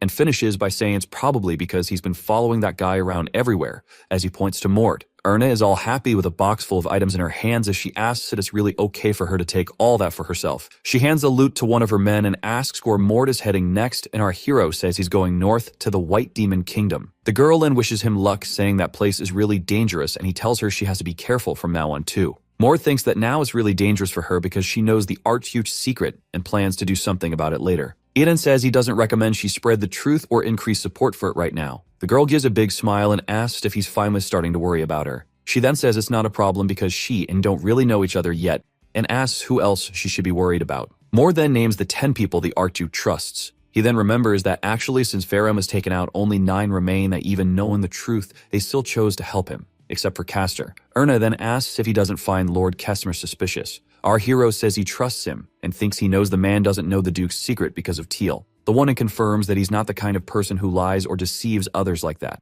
But then she remembers that Alan knows the truth and still chose to follow the Archduke willingly. Alan is the firstborn, the one far ahead in the succession race. He's probably the one they have to worry about the most. The girl smiles and extends her fist to him, thanking him and saying now they're finally on the same page. Still smiling and slightly blushing, she tells him she's sure they'll meet again very soon. Mord then extends his hand to hers and says they'll meet again in the north, and that he can't wait. Leon then asks Mord why the hell they're going east and not north, and he explains that there's a place he needs to go first. From the shadows, a man steps out and asks the group if they're really heading east across the border. The man who stepped out of the shadows is a member of the Shadow Wolves named Lowen, and he asks the group why they're doing this. Leah is surprised and wonders if the man had been following them the entire time without him noticing. Two other shadow warriors appear and ask Mord if he knows what he's doing, while our hero says he knows better than anyone in the world. He thinks he needs to keep collecting as many fragments of the world as possible and says he must, and that in any case from there, they will head north. Lowen then says he won't accept it, that Mord is putting himself in huge danger for absolutely no reason, and Mord cuts him off saying that's fine. Then our hero says he appreciates all the help they've given up to this point, but they don't need to follow them any longer.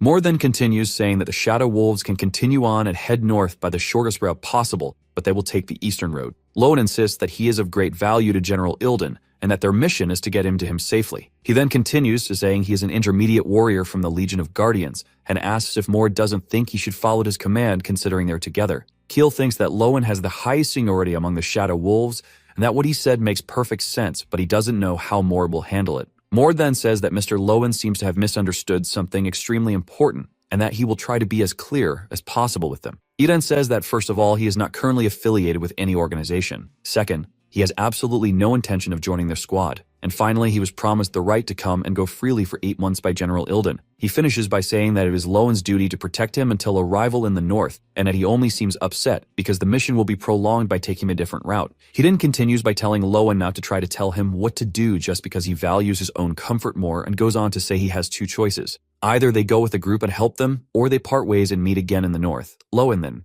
quite angry, says Mord talks too much and starts drawing his sword. He then points the sword at our hero's chest and says if he won't follow his orders willingly, then he'll follow them by force. Our hero looks seriously at the Shadow Wolves group and asks if he really thinks he can force him to do anything. Leah Men from behind tells Keel that maybe he should stop this unnecessary fight, and the elf tells him to wait because it's not a bad idea to show who's stronger here. Lowen with his sword prepares a strike toward Mord while he charges his power into his fist. Then the impact of their blows creates a monstrous crash followed by a shockwave. Our hero thinks that this man saw him fight every battle so far and still challenged him to a duel. While delivering another strike at Lowen, he thinks the man must be very confident in his skills. The Shadow Wolf then delivers a powerful blow with his sword toward Mord, who defends but is pushed back a few steps. Liam then says the man is stronger than he expected, and Teal says Lowen's a legend in their squad. They all goes on to say that he has already defeated Orderers with level 2 Divine Blood Awakening, and he didn't even try that hard in the last fight because they had the upper hand. Leon then asks if Mord is at a disadvantage fighting Lowen. Smiling, Keel says no, but even though he's very strong, Lowen is still only a human, while Mord is a monster. Our protagonist then uses his destructive mirage ability and lands a direct hit to Lowen's chest. Lowen recalls receiving reports that the first time Mord awakened his divine blood was 6 months ago, and that it's impossible for him to be this strong in just 6 months. Then, concentrating his energy around himself and to his sword, he thinks there's no point dragging things out and that he's going to finish the fight with his devastating attack. Our hero then thinks that Lowen is trying to compete with him using brute strength, and he's fine with that as he concentrates his power around his fist. The two then prepare their strikes and leap at each other. Someone tells them to stop because they've fought enough already. Then, a man with a magic shield around him steps between the two. Lowen recognizes the young master as the boy says anything more than this would be problematic. Mord notices the boy, short black hair and an eye patch over his left eye, and thinks he knows him. He then introduces himself as Farwell Nair, a friend of Aiden, and says it's a pleasure to meet young Master Mord. The two men then withdraw their attacks while Farwell Nair, still with his shield ability active, stays between them. Lowen then tells the young master to leave it to him, that he would take care of this small inconvenience. Farwell says that won't be necessary and that it's not like Mord is wrong or anything, but that he seriously doubts Lowen would be able to handle him,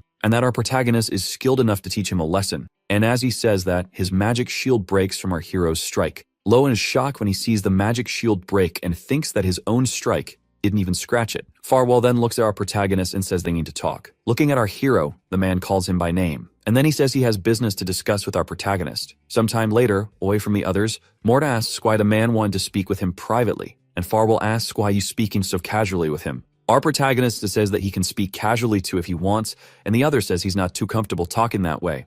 But okay, Farwell then formally introduces himself to Mord again. He says he's a mage from the Shadow Squad, while our hero thinks that he already knows this because he's one of the main characters in the original story. In the original story, he's the boy who taught Aiden, who lost his family and mentor. The pain of losing a great friend. His family had been massacred by an organization of divine blood half-breeds called Prexeras, and for that reason, he joined Aiden's group to get revenge. The two were very alike, which helped them grow close quickly, and for 2 years they fought side by side and went through many trials together. They managed to severely damage the organization of divine blood half-breeds and the Sages of Darkness. Farwell then ended up dying without getting his revenge while trying to protect Aiden. More of them remembers that this only happens 2 years from now, that at this moment the two of them don't even know each other. Our hero wonders how the hell he ended up here, while asking the mage why he came to find him. He then says it's something personal for him and that General Ilden said our protagonist would be Illistav's problem. Mord asks what this personal matter is, while the other man asks if he recognizes the name Prexeras. Farwell doesn't wait for our protagonist to answer and begins explaining, saying of course he wouldn't have heard of them, until Mord says yes he has. The mage's croon is surprised that someone has already heard of the Prexeras. Our hero then explains that it's an organization that hunts divine bloods and intends to become the gods of the modern era, and then asks what about them. Surprised, the mage asks if that's really the kind of people they are. Then he asks, still shocked, how Mord knows those things, and Mord thinks that in 2 years he'll meet Aiden, and at this point, he still doesn't know much. So he thinks it's safe to assume that at this point the mage knows almost nothing about the Prexeras and says that it seems like he knows more about them than Farwell does. The boy begins to speak again, but Mord cuts him off, asking him to get straight to the point and asking what he wants for him. He kneels in front of the warrior and says that he will help Mord and asks for his help in getting his revenge. The mage says that General Ilden told him Mord should be able to locate and eliminate Prexeras. Mord then asks what the mage could offer him, and the man says he's a high-rank 5th Circle mage and noticed that Mord doesn't have a mage in the group. He then continues saying that he will use his abilities for the good of the group if they help him get his revenge.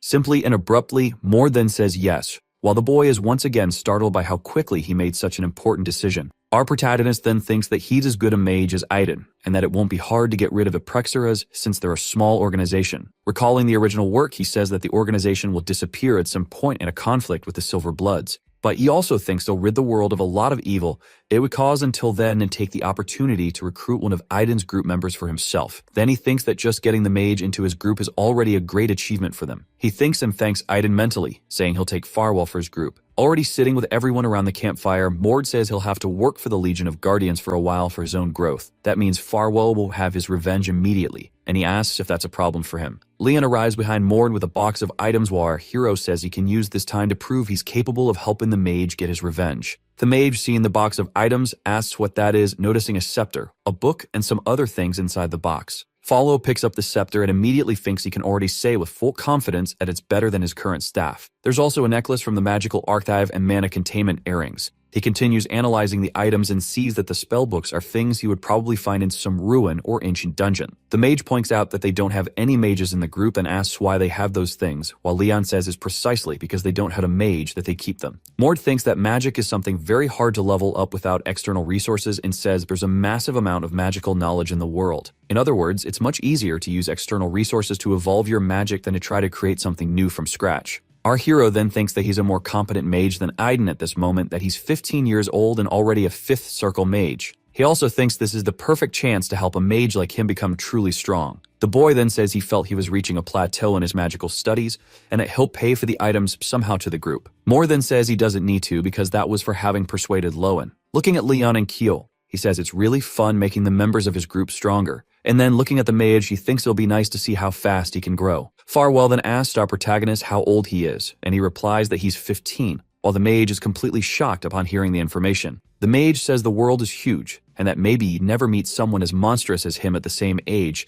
and Moore asks if he just called him a monster. Farwell then apologizes and says he couldn't think of a better word to describe him and that he's excited to see where he'll take him. Our hero then, smiling, says he won't disappoint him. Later, in the northeastern corner of a continent in a kingdom of a ferret, Farwell says that even though there are 7 of them, it was pretty easy to cross the border. Wakil says they're good at this kind of thing. Lowen then asks Mord what he intends to do now that they'd arrived, and our protagonist says they won't do much. Then, turning to his group, he says they'll just destroy a few places. Lowen and the Shadow Wolves. What kind of person could he be? He spent 20 years serving in the White Demon Kingdom, gaining immense combat experience. The warrior was used to battles, fights against monsters, demonification dungeons, and regular dungeons. And even so, he found an ancient ruin about which he had 0 information. He then went to a random village near the border and used a random spell in the basement of the village hall. Out of nowhere, the path through those ruins appeared. Lowen thinks that our protagonist must have already known about the existence of that dungeon, and the older the ruins are, the more you have to watch out for traps. He then sees that Mord is simply destroying all the traps in the dungeon. Our protagonist then tells the group that their roles will be important from that moment on. Pointing behind them, he says they'll be attacked from that direction and asks them to take care of it, please. Then he says that a circle of light will occasionally appear and that one person must be inside it at all times. He concludes by saying that if they don't do that, they'll be attacked constantly, and that would be annoying, while Lowen remains in shock, shouting to ask something. Suddenly, a sound comes from behind the group, and they look in the direction of the noise. Magical golems emerge behind them and begin walking toward them. The magic circle appears right at Lowen's feet as he watches. The Shadow Wolf then says it's exactly as Mord said and wonders how it's possible that he knows all this beforehand. With the golems defeated and lying on the ground, he thinks that due to the short time they have, they can't go through all the ruins and dungeons. He continues thinking that they will visit every place they can while advancing north and take all the loot they can get. Leda holds a jar with a golden liquid inside and asks if Mord is sure he can drink that. Happily, he says that's real nectar. Then the rest of the group says they only heard of it in stories and legends, while the mage says it was definitely worth coming here. Mord then says yes. Unlike the fake ones made through the Silver Blood's Edel methods,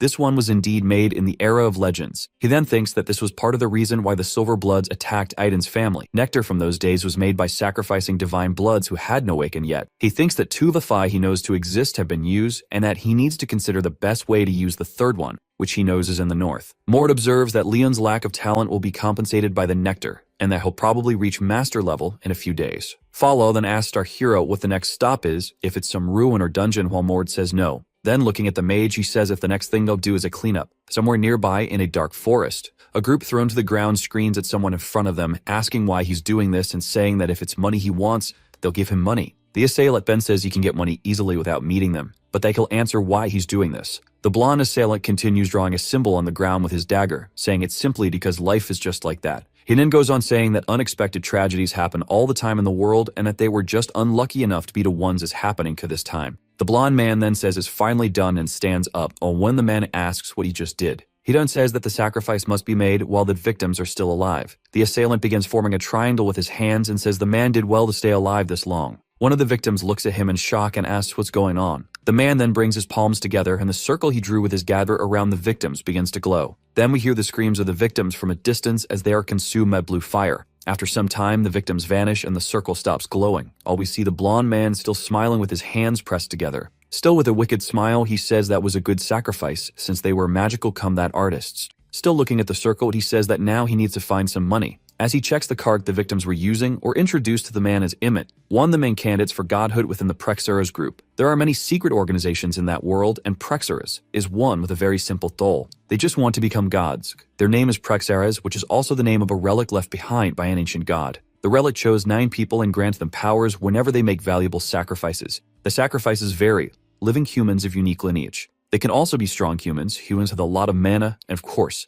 divine bloods. Emmett thinks he heard that the other chosen ones are getting good offerings, while he's here playing the role of a common bandit. He thinks that soon the time will come for him to invade a village and hunt someone truly strong to offer. Then he opens a door and announces that he is back. As he sees no one in the beautiful house, he wonders where everyone is. Next, he hears someone asking him why he's so late. Our hero then, from the top of the beautiful mansion stairs, looks at Emmett while he asks who he is. The bandit then asks more what he did to his employees. Our hero says that he defeated both as they were eating human flesh, and that he still has a complete slaughterhouse set up in his basement. Getting nervous, Emmett says that he knows him then and asks if the one who sent him to do that was another candidate chosen by the relic. As Leon and Lowen join more, he says that unexpected tragedies happen all the time in the world, echoing Emmett's words to his victims. Then the bandit looks up and sees our hero's entire group preparing for battle. Mord then finishes his speech saying that it just so happened that this time he was the victim. Farwell recalls the entire nightmare he went through every time he closed his eyes. The metallic smell of blood in the air permeates through the rain. The screams echo throughout the whole village. A woman pushing him off a hill. As she pushes him, she says that he needs to survive. Then he returns to reality looking at something on the ground in front of him. We then see Emmett missing one leg and both arms with a swollen face sitting on the floor in front of a broken wall. Leon says that this has been going on for almost an hour already, and that every time Emmett is attacked, he regenerates and wonders what the hell the thing is. Falloff thinks that it is an extremely powerful regenerative ability and that he wouldn't be able to defeat someone like him at that moment. Looking at Moore, he thinks that our hero was able to defeat him with great ease, that the enemy didn't have the slightest chance. Our protagonist then turns to the mage and asks if this is one of the men he would like to take revenge on. He then says that you will leave his fate in the mage's hands and that he is weak at the moment, so it should be quite easy for Farwell to decide his fate. The mage thinks that this is a gift he's receiving, that he can get to know his enemies better with his own hands. He then asks the enemy if his name is Emmett and says he has many things to ask him. Next, stretching his hand toward his face, our mage asks that he please not be defeated so easily, and on that day, one of the 9 candidates ceased to exist. Sometime later, Mord's group finally arrived at the White Demon's kingdom in the north. In the meantime, the group destroyed the 3rd soul fragment of the Archlich,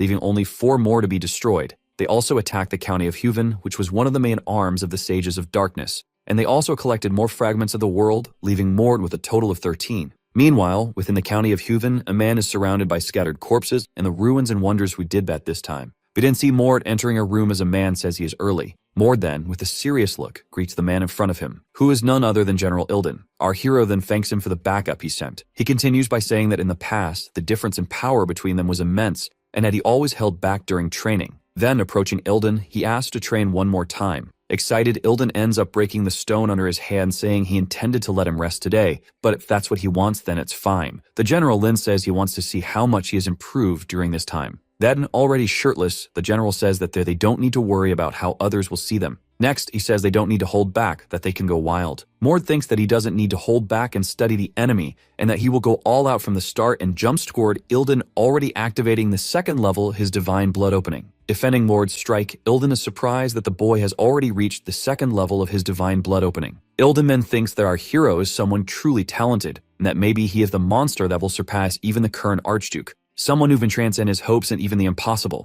It then finishes by thinking that if it really is him, maybe they can even defeat Harden. Noticing the tremors and absurd sounds of the battle between the two, Keel and Leon wonder what the hell they are doing. Meanwhile, the battle continues between Mord and Ilden. Our hero thinks that using the divine body won't make sense against the general, because he is a human like him. In that case, he jumps toward Ilden, preparing his next attack. Our hero thinks that he will activate the divine body to increase his weight tenfold, and that he will also activate the world fragments. He then thinks that if Ilden doesn't give it his all, he could end up dying from the attack. Mord then crashes down on Ilden with all his strength, making the entire ground around the general explode into pieces from the force of the blow. After the dust settles, the general starts laughing and says he can't believe it. He continues saying that he can't believe it even though he lived the same experience himself, that Mord forced him to use that form of his in order to defend himself. Our hero then notices that the general has opened his divine blood at the 3rd level, a level where one embodies the divine power itself. The general then says that he doesn't know what Mord did, but his weight increased a lot, and our hero replies that his did too.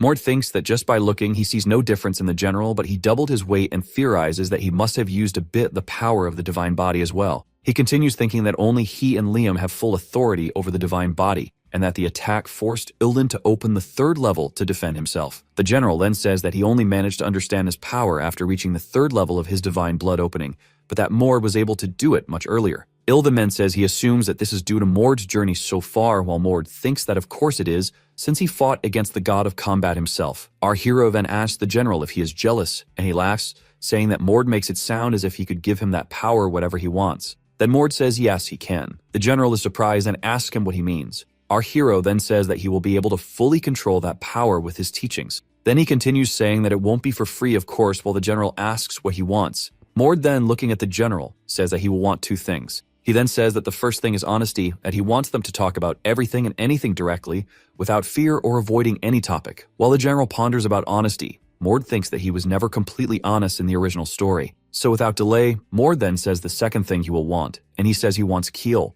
the half-elf, for himself. The general then jokes, saying that he sounds like a suitor asking the girl's father for permission to date her. Then he makes a counter-offer saying that he can have Lowen, that he doesn't meet a scary guy like him. Ilden then asks if there's any special reason why he specifically wants Keel, and says that the half-elf was just following his orders while helping him. Mord then says that the fact he was following orders doesn't change the fact that he risked his life several times to save him. Staring at the general, he then says that he will take Keel with him. Our hero reaffirms to the general that he wants Keel on his team. Ilden then says that our protagonist values Keel more than anything in the world. Then he says that it's fine, he can have the half-elf, especially since he intended to form a team with Mord as the leader anyway. Our hero then says that he barely joined the organization and is still an intermediate warrior, while the general says it would be stupid to keep him as an intermediate. Then the general tells him to follow him so they can continue this conversation in private. Sometime later in the general's office, Mord says he was expecting this while having some papers in front of him. Then he says that those 3 are the only people he would consider for his team. Keel, Lian, who had been with them for some time, and Farwell the mage. The general says that the mage seems to be truly obedient to Mord, and that it's always good to have a mage on the team. He wanted the mage to grow by his side, but his desire for revenge was too intense. He then continues saying that it's a good thing the mage liked him, while Mord finishes by saying that those are the people he wants on his team. The general then asks how much he got from this journey, while our hero thinks about how vague the question was coming from the man, but what he meant was obvious. Then Mord says he knows but completes in his mind that the Archduke is a monster who consumes his own children to maintain his youth. Ilden then says that if he told Erna, it means he considers her capable of surpassing the Duke in power, and that he trusts her. Mord says he believes she is worthy of becoming the next Archduke, but that he finds it irrelevant whether she becomes more powerful than a Kerr one or not. He continues saying that it's irrelevant because it will be him who kills the Archduke. He says he knows the general is looking once a year for someone who can face the seal of the Demon King's incarnation to protect the seal. In the end, he assumes that's why the general is helping him. The general then stands up and asks him how he knows that since only a few people know the truth, and Mord says the divine blood inside him told him. In his mind, our hero says it's obvious he wouldn't believe it if he told more details of how he knows, so it's better to be more direct. The general starts to ask how, but Mord interrupts, saying it's time for him to start asking the questions.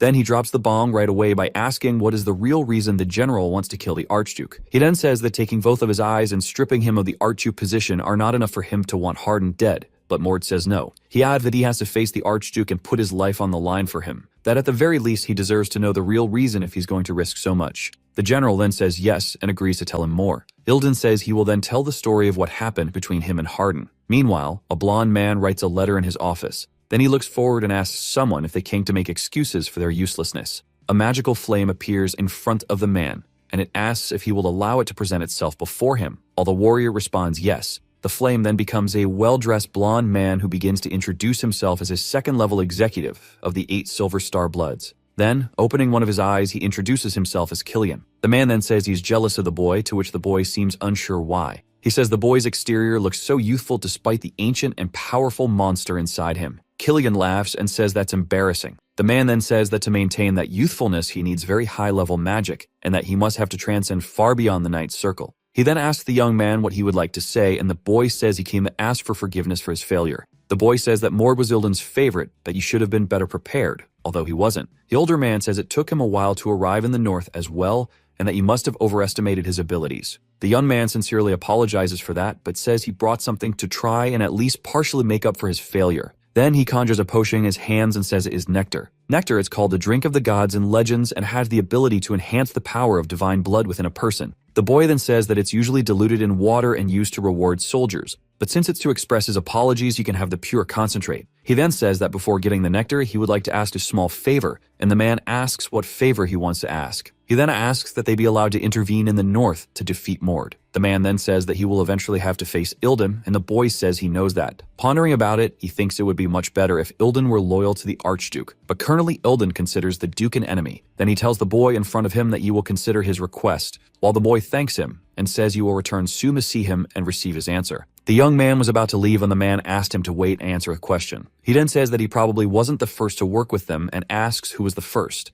The young man says that's an easy question to answer. He then says that the person he worked with years ago was Ilden Vernars. Ilden tells Mord that if he was considered a genius, then Harden was considered a monster. He then explains that he learned to open his divine blood at 16, and Harden learned at 15, not even half a year after awakening. That didn't matter much to him at the time because he knew he would become Archduke if he focused on doing his own thing. Then men began to talk about Harden's feats in the streets, saying he completed the demonification mission very quickly, and that he was also in Need Labyrinths. The rumors kept circulating where people said he was the very reincarnation of a god of combat, but the successor should be someone else. Development of divine blood, aura, all the things Ilden learned with his sweat and blood, Harden achieved as if they were nothing. What sealed the deal was when he was chosen for the duel between the representatives of the Kingdom of Sar and the Empire of Urfin. His friend said that if he did well there, new doors and opportunities could open. It was a shame he was the second, but he could take on anyone. The opponent had chosen a representative from House Ordis, while the Empire chose House Vernars as its representative. As both houses had been rivals for a long time, the result of that duel could stain the image of the losing house for decades, if not hundreds of years. The Kingdom of Sar had control of the western lands, while the Empire of Urfin controlled the east. The conflict that had occurred in the gray area between the two kingdoms led them to war. Despite everything, neither kingdom wanted a large-scale war, and so they decided they would each choose 5 warriors to fight. If the winner of the duel wished, they could continue fighting the next opponent. In the end, the stage ended up being completely Harden's. No opponent was able to last more than 5 minutes in a fight against him. After that day, everyone on the continent knew who he was. Ilden then began to drink and become very anxious because if things continued that way, the position of successor would be stolen from him. And that's when the Silver Bloods came to him. Mord then asked the general if he made a deal with them, and the man says yes, that they said they would make him a successor. In exchange for help, they would give something they called nectar. Our hero thinks they must have asked a lot from the man to give him nectar as a reward, while Ilden said that he didn't care much about their goal. Is he to create a world where only the divine-blooded reign, and for a Vernar, that's natural. The problem was when he discovered the secret of the nectar. Entering a room full of bodies and pure juice of terror spread everywhere. Young Ilden asks what the hell is going on. A divine blood smiling says that there have to be sacrifices for the greater good, and that those men had very weak divine blood and had no use in that world. The man adds that they should be happy to be able to help in some way. He then understood that the nectar was made from the sacrifice of innocence, while the man said he understood that witnessing animals being sacrificed was shocking at first. The man continued saying not to worry about the promised nectar, but Ilden waited no longer and struck the man in the face. Then Ilden ended up defeating all the silver blood numbers who were present that day and realized he had been complicit in the crime without even knowing. The general then says that was how they began to hate each other and that they tried to interfere in everything he did, and behind the scenes they helped Hardin become the successor. Seeing that this continued, he then tried to make another decision and went to speak with Hardin. He then said that he wanted a spirit of the god of combat, knowing that it was a challenge Hardin had no reason to accept. But he accepted Ilden's god of combat spirit, thus accepting the challenge even without meaning to. The result he already knows, and that as a good warrior, he did not deny the challenge and defeated him in front of everyone, ending up becoming the Archduke. He then says that Hardin asked him to lead the Guardian Legion and that he didn't see it as an act of mercy or pity. Hardin had given him a chance to go to a place far from the whispers of people, and that during the duel at least they acknowledged each other as worthy opponents. Thanks to that, it was possible for him to escape the pressure of his family and the Silver Bloods to become a warrior and only a warrior. However, the Archduke began aging far too quickly without a known cause, and that gave the Silver Bloods the chance to get close to him. Unlike Ilden, Hardin accepted working with the Silver Bloods despite knowing or not knowing what they were doing. The Silver Bloods used Hardin's obsession with the title of Archduke to manipulate him. In the end, he truly believed he was the only one who could protect the Demon King's seal, and ended up becoming a monster who justified his cruel actions that way. Bilvin couldn't let Hardin continue being manipulated by those Silver Blood monsters. That's when he started to hope to find someone with the potential to defeat him, someone who would restore the freedom of the Vernars and a Hardin. Mord is then glad he asked the reason why he wants to kill Hardin, realizing it's not just for the title, and feels admiration for how righteous Ilden is. He then continues thinking that maybe that's why so many people believe in him and are loyal to him, while the general asks if that is enough. Then our hero says yes, and that he wants to thank him for telling that story. He then asks if Ilden knows about something called the Postscript Stone Tablet. Sometime Megert Teal surprises Mord in the hallways saying he heard that he asked the general to take him along. He then continues saying that the general told him to stay by Mord's side even if it means going against him one day, and asks what the hell he said to make him say that. The elf then asks our hero to do just one thing for him to grant the general a wish, that if he accepts it, he would gladly risk his life for him. Mord then agrees, and the elf says he will make Ilden's wish come true no matter the cost. Then he gets happy and says it's okay, but he knows our hero is a man of his word. Hill pulls our hero, saying he should go see Leon because he heard he has to start from zero due to hiding his identity for so long. Little did the elf know of the great calamity that would befall him the next day. Keel then, just like Leon, had to join the organization and start from zero. Mord says that the identities of the Dark Wolves members were always meant to remain a secret, and that he can't help with their ranks. Our hero says that at least they weren't asked to retake the soldier test, while they question the fact that he's an intermediate warrior and also a team leader. He feels a bit bad for them and imagines it must be like a colonel or lieutenant colonel going back to being a second lieutenant, and decides he'll try to be nice to them. Someone approaches our hero and asks if there's anyone else besides them. Then the major arrives and says he feels like the squad still doesn't have enough people.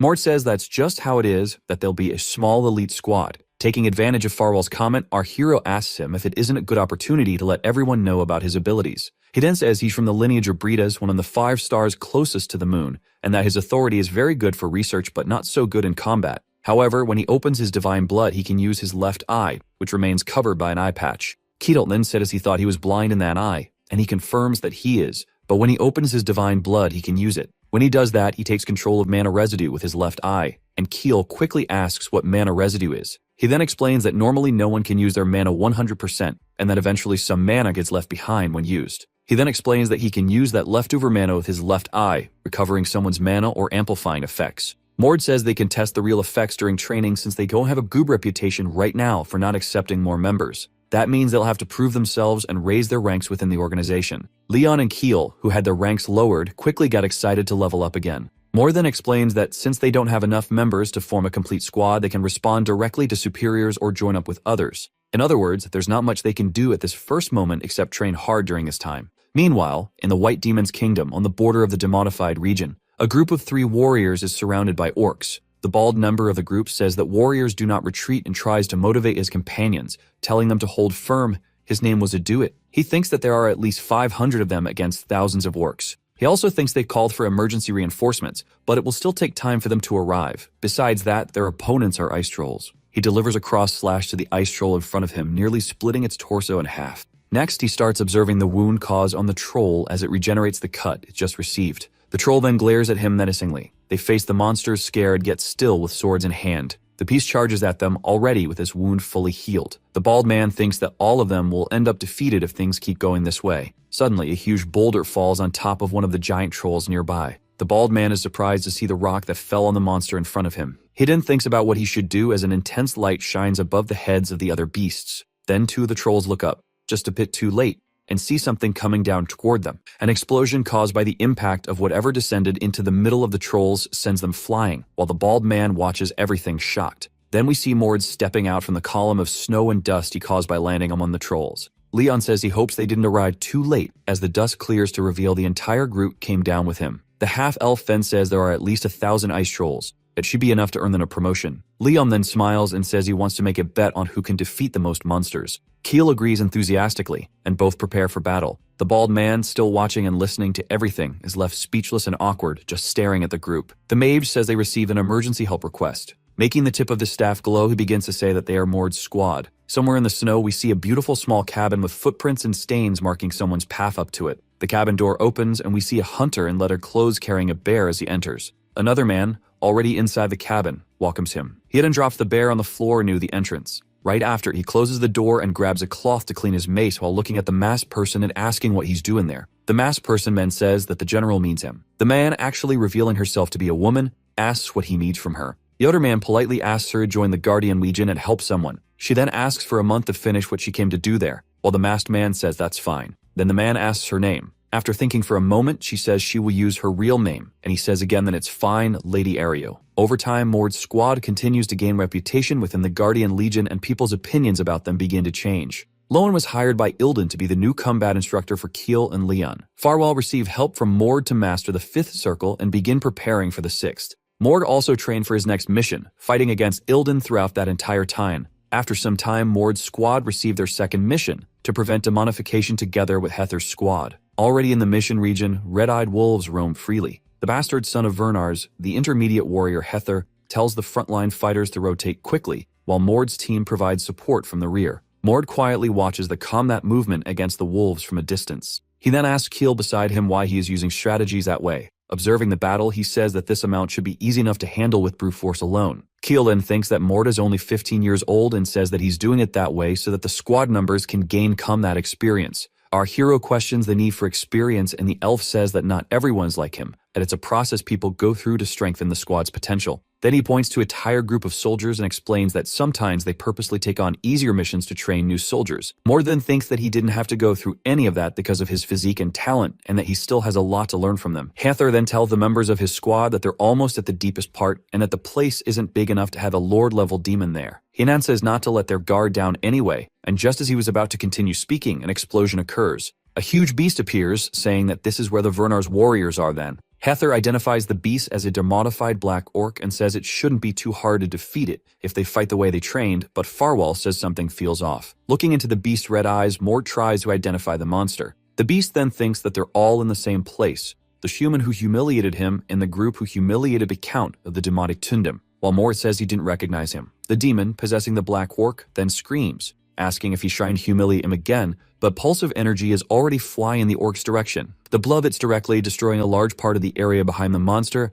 and the impact causes a massive shockwave. Mord then asks if he's only now understanding what's happening, and asks if he's always this slow. The demon then, imbuing the orc with even more power, says that he'll make him regret everything he's doing and saying. Hether then shouts to his squad to get into formation quickly. Next, he says that the monster is a lower-level demon, and looking around, he sees undead monsters appearing from all sides around them. He then thinks that he heard demonifications have become unpredictable lately, but to think it would happen to them now. 50 undead, plus 4 Death Knights and 1 Lord-level boss. Inan starts to wonder if it's even possible to make it out of there alive. Leon tells his friends that now is the time to get to work. He adds that now no one can say they're not doing anything. Someone behind Heather then says that they will help too. Looking back, he sees a fist starting to glow with power, while its owner says they'll clear the path and leave the rest of them. Moore then points his glowing fist toward the monsters. One of the Death Knights laughing as Squiddy did since nothing happened. A few seconds later, only half of the monsters' bodies remain to tell the story of what Moore had done. That Heather looks more closely and sees that, in truth, practically all the undead were annihilated with a single blow from our hero. A demonic eye appears in the air then, its fused pupil witnessing the scene that just happened. Mort says he found it suspicious that he could influence things even without having entered the demonification dungeon, while Heather is still in shock from the whole scene. But there's only one explanation for why he seems capable of doing things that should be impossible. Mort then says that he definitely must have a fragment the world with him. The demon then wonders how he knew. Our hero then tells Keel to take care of things there, as he has something to settle with that demon, but the owl says things are basically already taken care of. Our hero then says that undead don't fall that easily as some begin to regenerate. With a burst of speed, Mord leaps toward the demonic eye. The demon, frightened, looks at our hero, who upon crossing through the eye, ends up in the same dimension as him. Hinen backs away and asks what he did to the demon, being a living armor known by the name Wergun. Mord sees that it's an imitation of reality and wonders if that is really Wergun's true form. Our hero also notices that he possesses 2 stable world fragments, and that's why he's able to use an alternate reality as a bridge. As far as he knows, there are only 2 ways to do this. Either work together with another world fragment holder, or have many more fragments than the other. Mort says the demon seems to have 2, but something feels strange. World fragments should be linked to the real world because of the divine pact.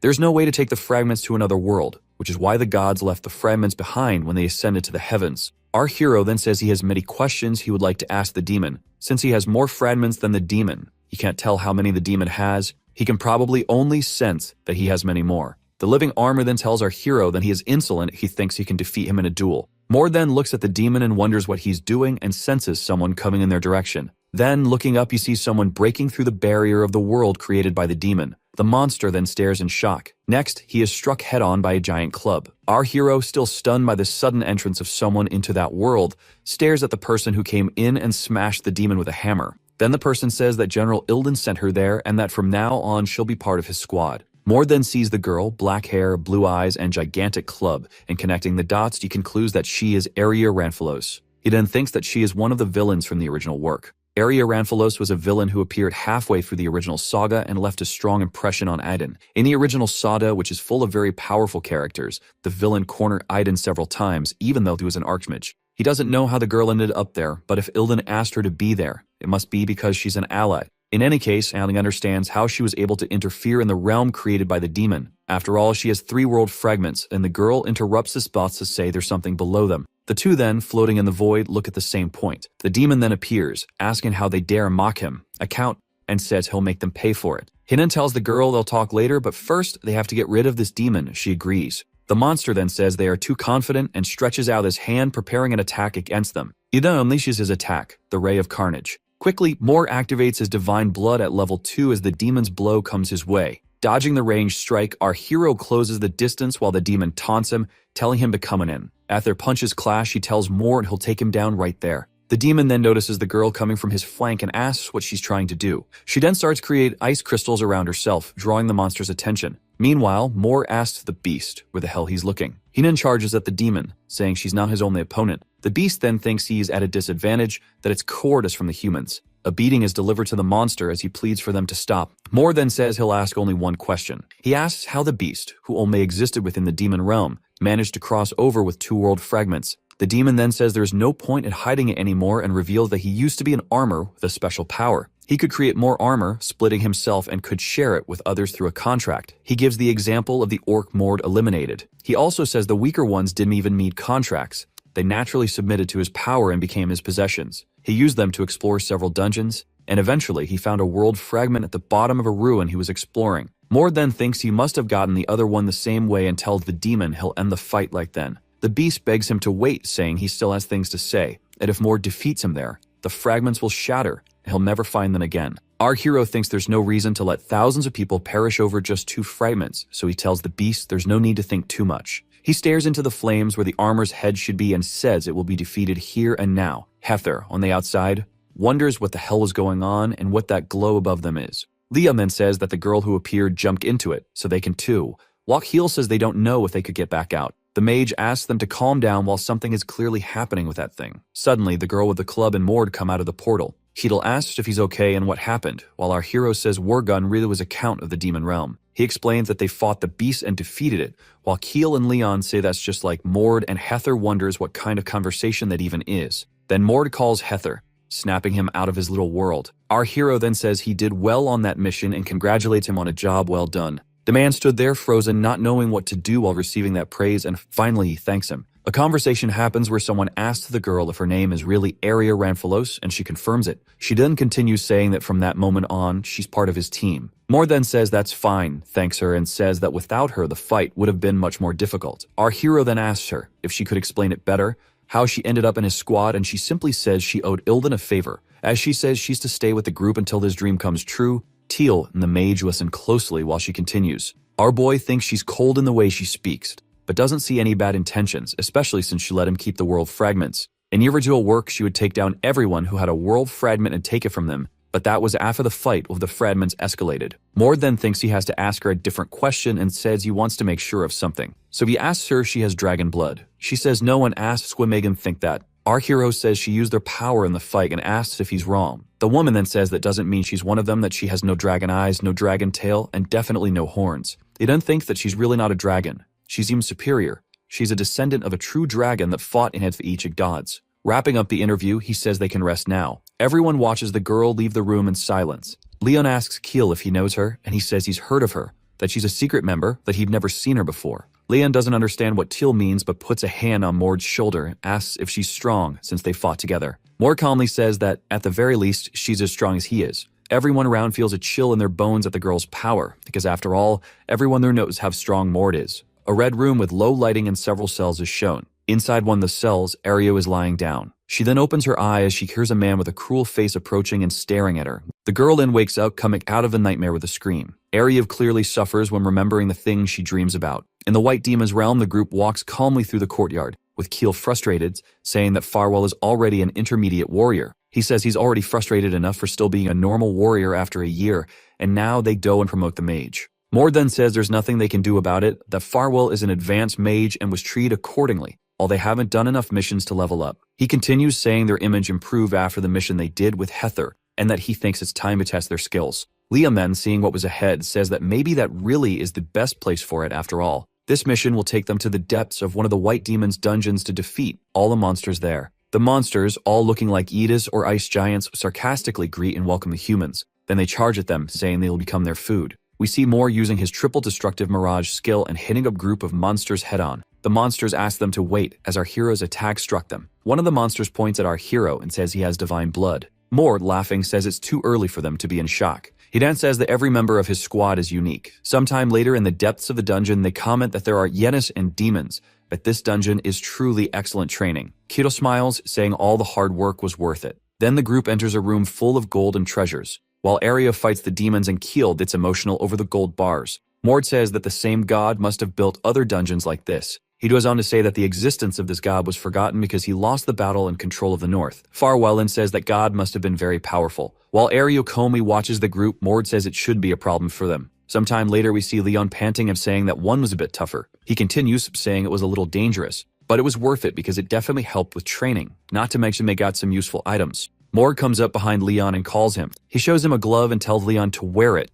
while Leon asks what the glove is. Our hero says it's a relic that only those with divine blood can use. It exudes a chilling aura, and that if he studies the item, he can use it together with his aura or impulse. Liam gets emotional while Mord thinks it's good to strengthen Leon considering how fast he's evolving, and that he might find another glove in the future. Teal then says they don't need to worry about being weak anymore, but Leon thinks he's talking about him and they start arguing while Mord calls them. As our hero prepares a punch, Leon turns to Teal and challenges him to a duel later to see who's the strongest among them. Liam and Keel are terrified by the sound of the punch our hero lands on a nearby wall. Our boy starts smiling as the dust begins to settle, and he sees that he's finally found the 16th world fragment. Mord approaches the massive fragment and places his hand on it. Meanwhile, from a distance, Aryu watches in fascination and approaches to get a better look. The girl then finally calls our hero by his name. Then, with a serious expression, she says she needs to talk to him. Mord then takes her to a distant corner and asks her what reason she has for wanting to speak to him alone. The girl, slightly shy, asked if he heard anything about her from General Ilden.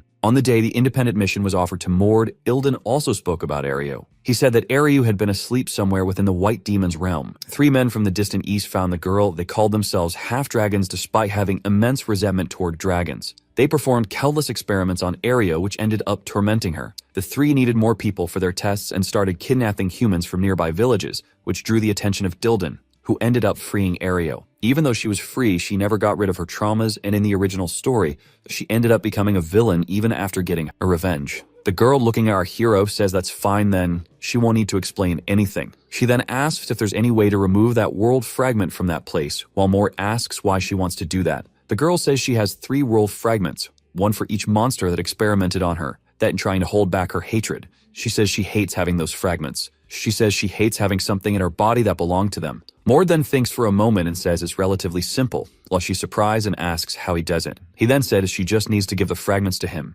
Mord says that if someone can be a vessel for world fragments, removing them from her body is relatively simple, and that if she wants, she just has to give him the fragments. To be a vessel for world fragments, one must have divine blood, possess the power of the ancient elves, or be a descendant of a dragon. She then, apprehensive, asks our hero if he's sure it's a simple process, and he says yes, that he doesn't lie and wouldn't lie to her. Next, the girl asks our hero why he is collecting the world fragments. Mord then gets serious and looking at the girl says he collects the fragments because he intends to save the world. She makes a face that shows she doesn't believe what she heard, and Mord thinks he's getting tired of getting that same reaction every time. Then she asks the critical question, if he'll take the fragments from her in case she doesn't want to give them to him. Mord calmly says there's no reason for him to do that. He then tells the girl that he respects her wishes while thinking that the goal isn't for him to use them, but to stop someone from monopolizing all the fragments, and that if he ends up obtaining all the world fragments himself, then he'll become the one monopolizing them. The girl then says fine, as she'll give him her fragments while Mord thinks that was way too easy and asks her if she's sure about that. Aryu says it's fine, that they're trash to her, and if he wants them, he'd have them all. Our hero thinks that in the original work, she would do anything to gather as many fragments as possible, and didn't expect that she hated them so much. Then after giving him the fragments, she suddenly screams in fright, asking what is happening, while he wonders why she's so shocked. Then finally, he feels something begin to happen. Mord's vision starts to blur as he sees the girl running toward him. The last thing he sees as he feels something swallowing him are the girl's hands trying to reach him. Next, he blinks and finds himself in a completely different place, wondering what the hell is going on. Then he sees the world around him is in flames and a huge red dragon stands in front of him. While people run in desperation, the dragon lifts its head to the skies, which seem to be on fire. Looking up, Mord sees another dragon, white, flying over the area. The flying dragon opens its mouth and starts charging its power, ready to unleash its skill upon the ground below. As the white dragon releases its magical ice breath, the red fire dragon breathes flames upward. Then someone behind him calls him a fool and asks if he knows what he's done. Mord turns around and asks if the man brought him there, while the old man says he still doesn't understand what's happening. The fragment Arisu gave him contains the power of the Eastern man, which ended up pulling him into his mental realm. Then Mord realizes that the old man before him is one of the ones who tortured the girl, and he asks him why he brought him there. Our hero continues asking why he's showing him those scenes, and the old man says those scenes are truly horrible,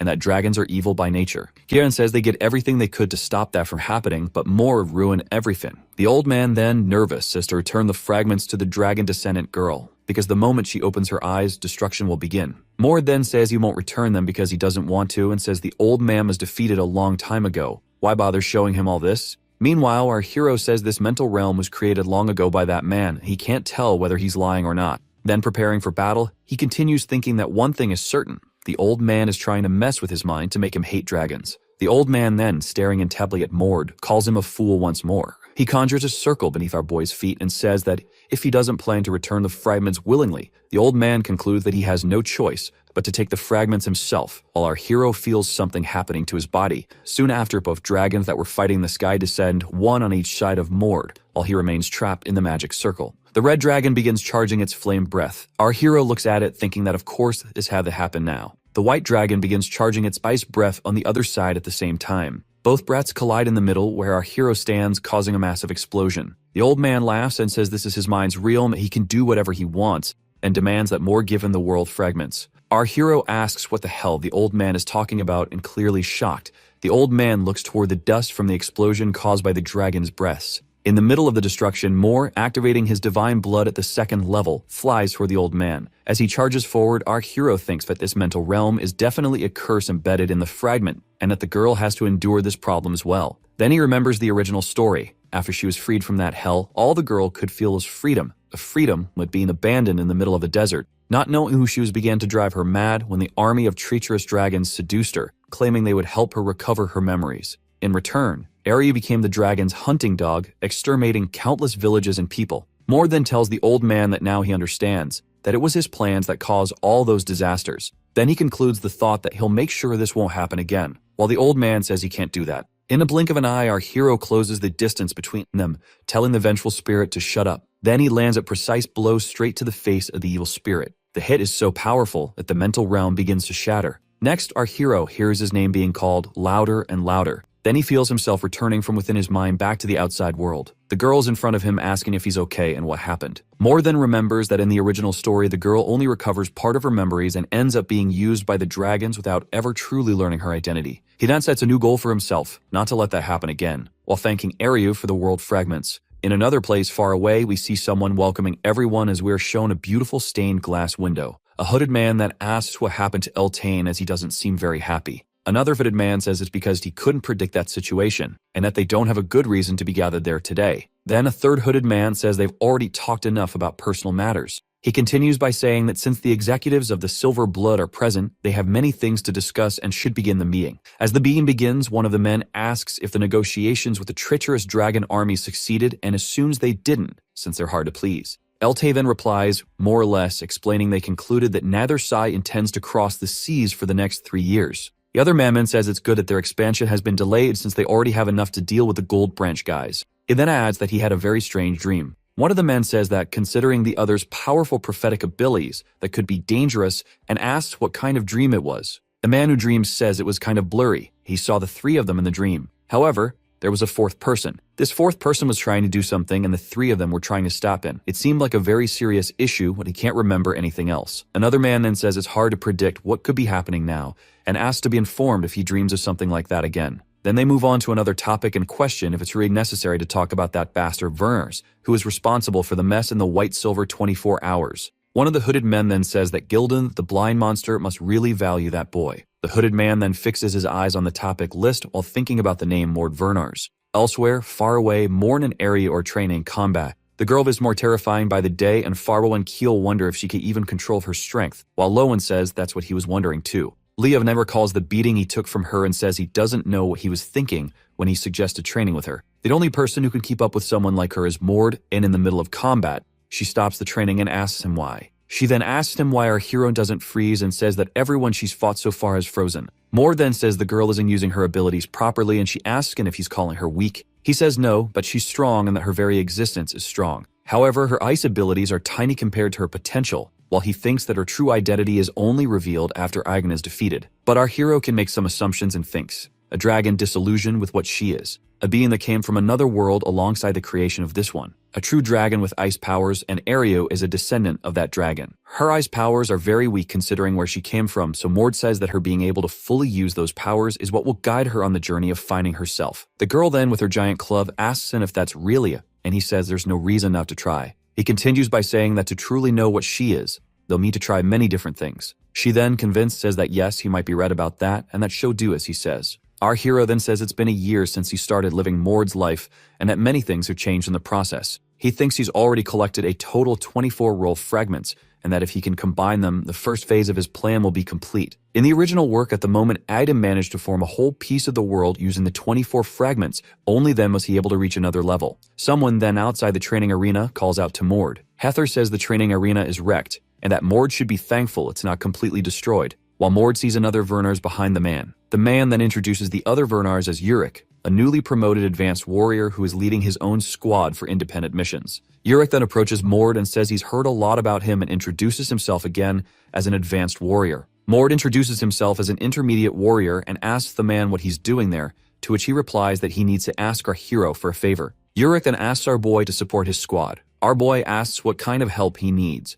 while the man says they already have the necessary permits and that it's an important mission. He would really like his help. Mord thinks that in the last independent mission he collected several world fragments and that he might get something out of this one too, so he accepts the invitation. Someone else behind them calls out to Captain Urich. The captain, smiling, says he was going to introduce them anyway, but Mord already seems to know who the man is. The man who is calling the captain then arrives with red hair and recognizes Mord, asking if it's really him. The captain then, laughing loudly, says he didn't know the two used to train together. Meanwhile, the red-haired guy feels the joy drain from his body, thinking how happy he was about his first mission ever. Then he thinks he never imagined he would do his first mission with that bastard. He remembers clearly the day Mord beat him up so badly he had to be hospitalized, and he wonders what would happen if our hero decided to give him a beating again. Then our hero looks at him and asks how he's been. Next, he asks what happened to his boldness and what happened to his face. Our hero also asks how he ended up in that squad, and the redhead explains that after he got out of the hospital, he realized the world had changed. He also remembers that Instructor Gaisley had been fired.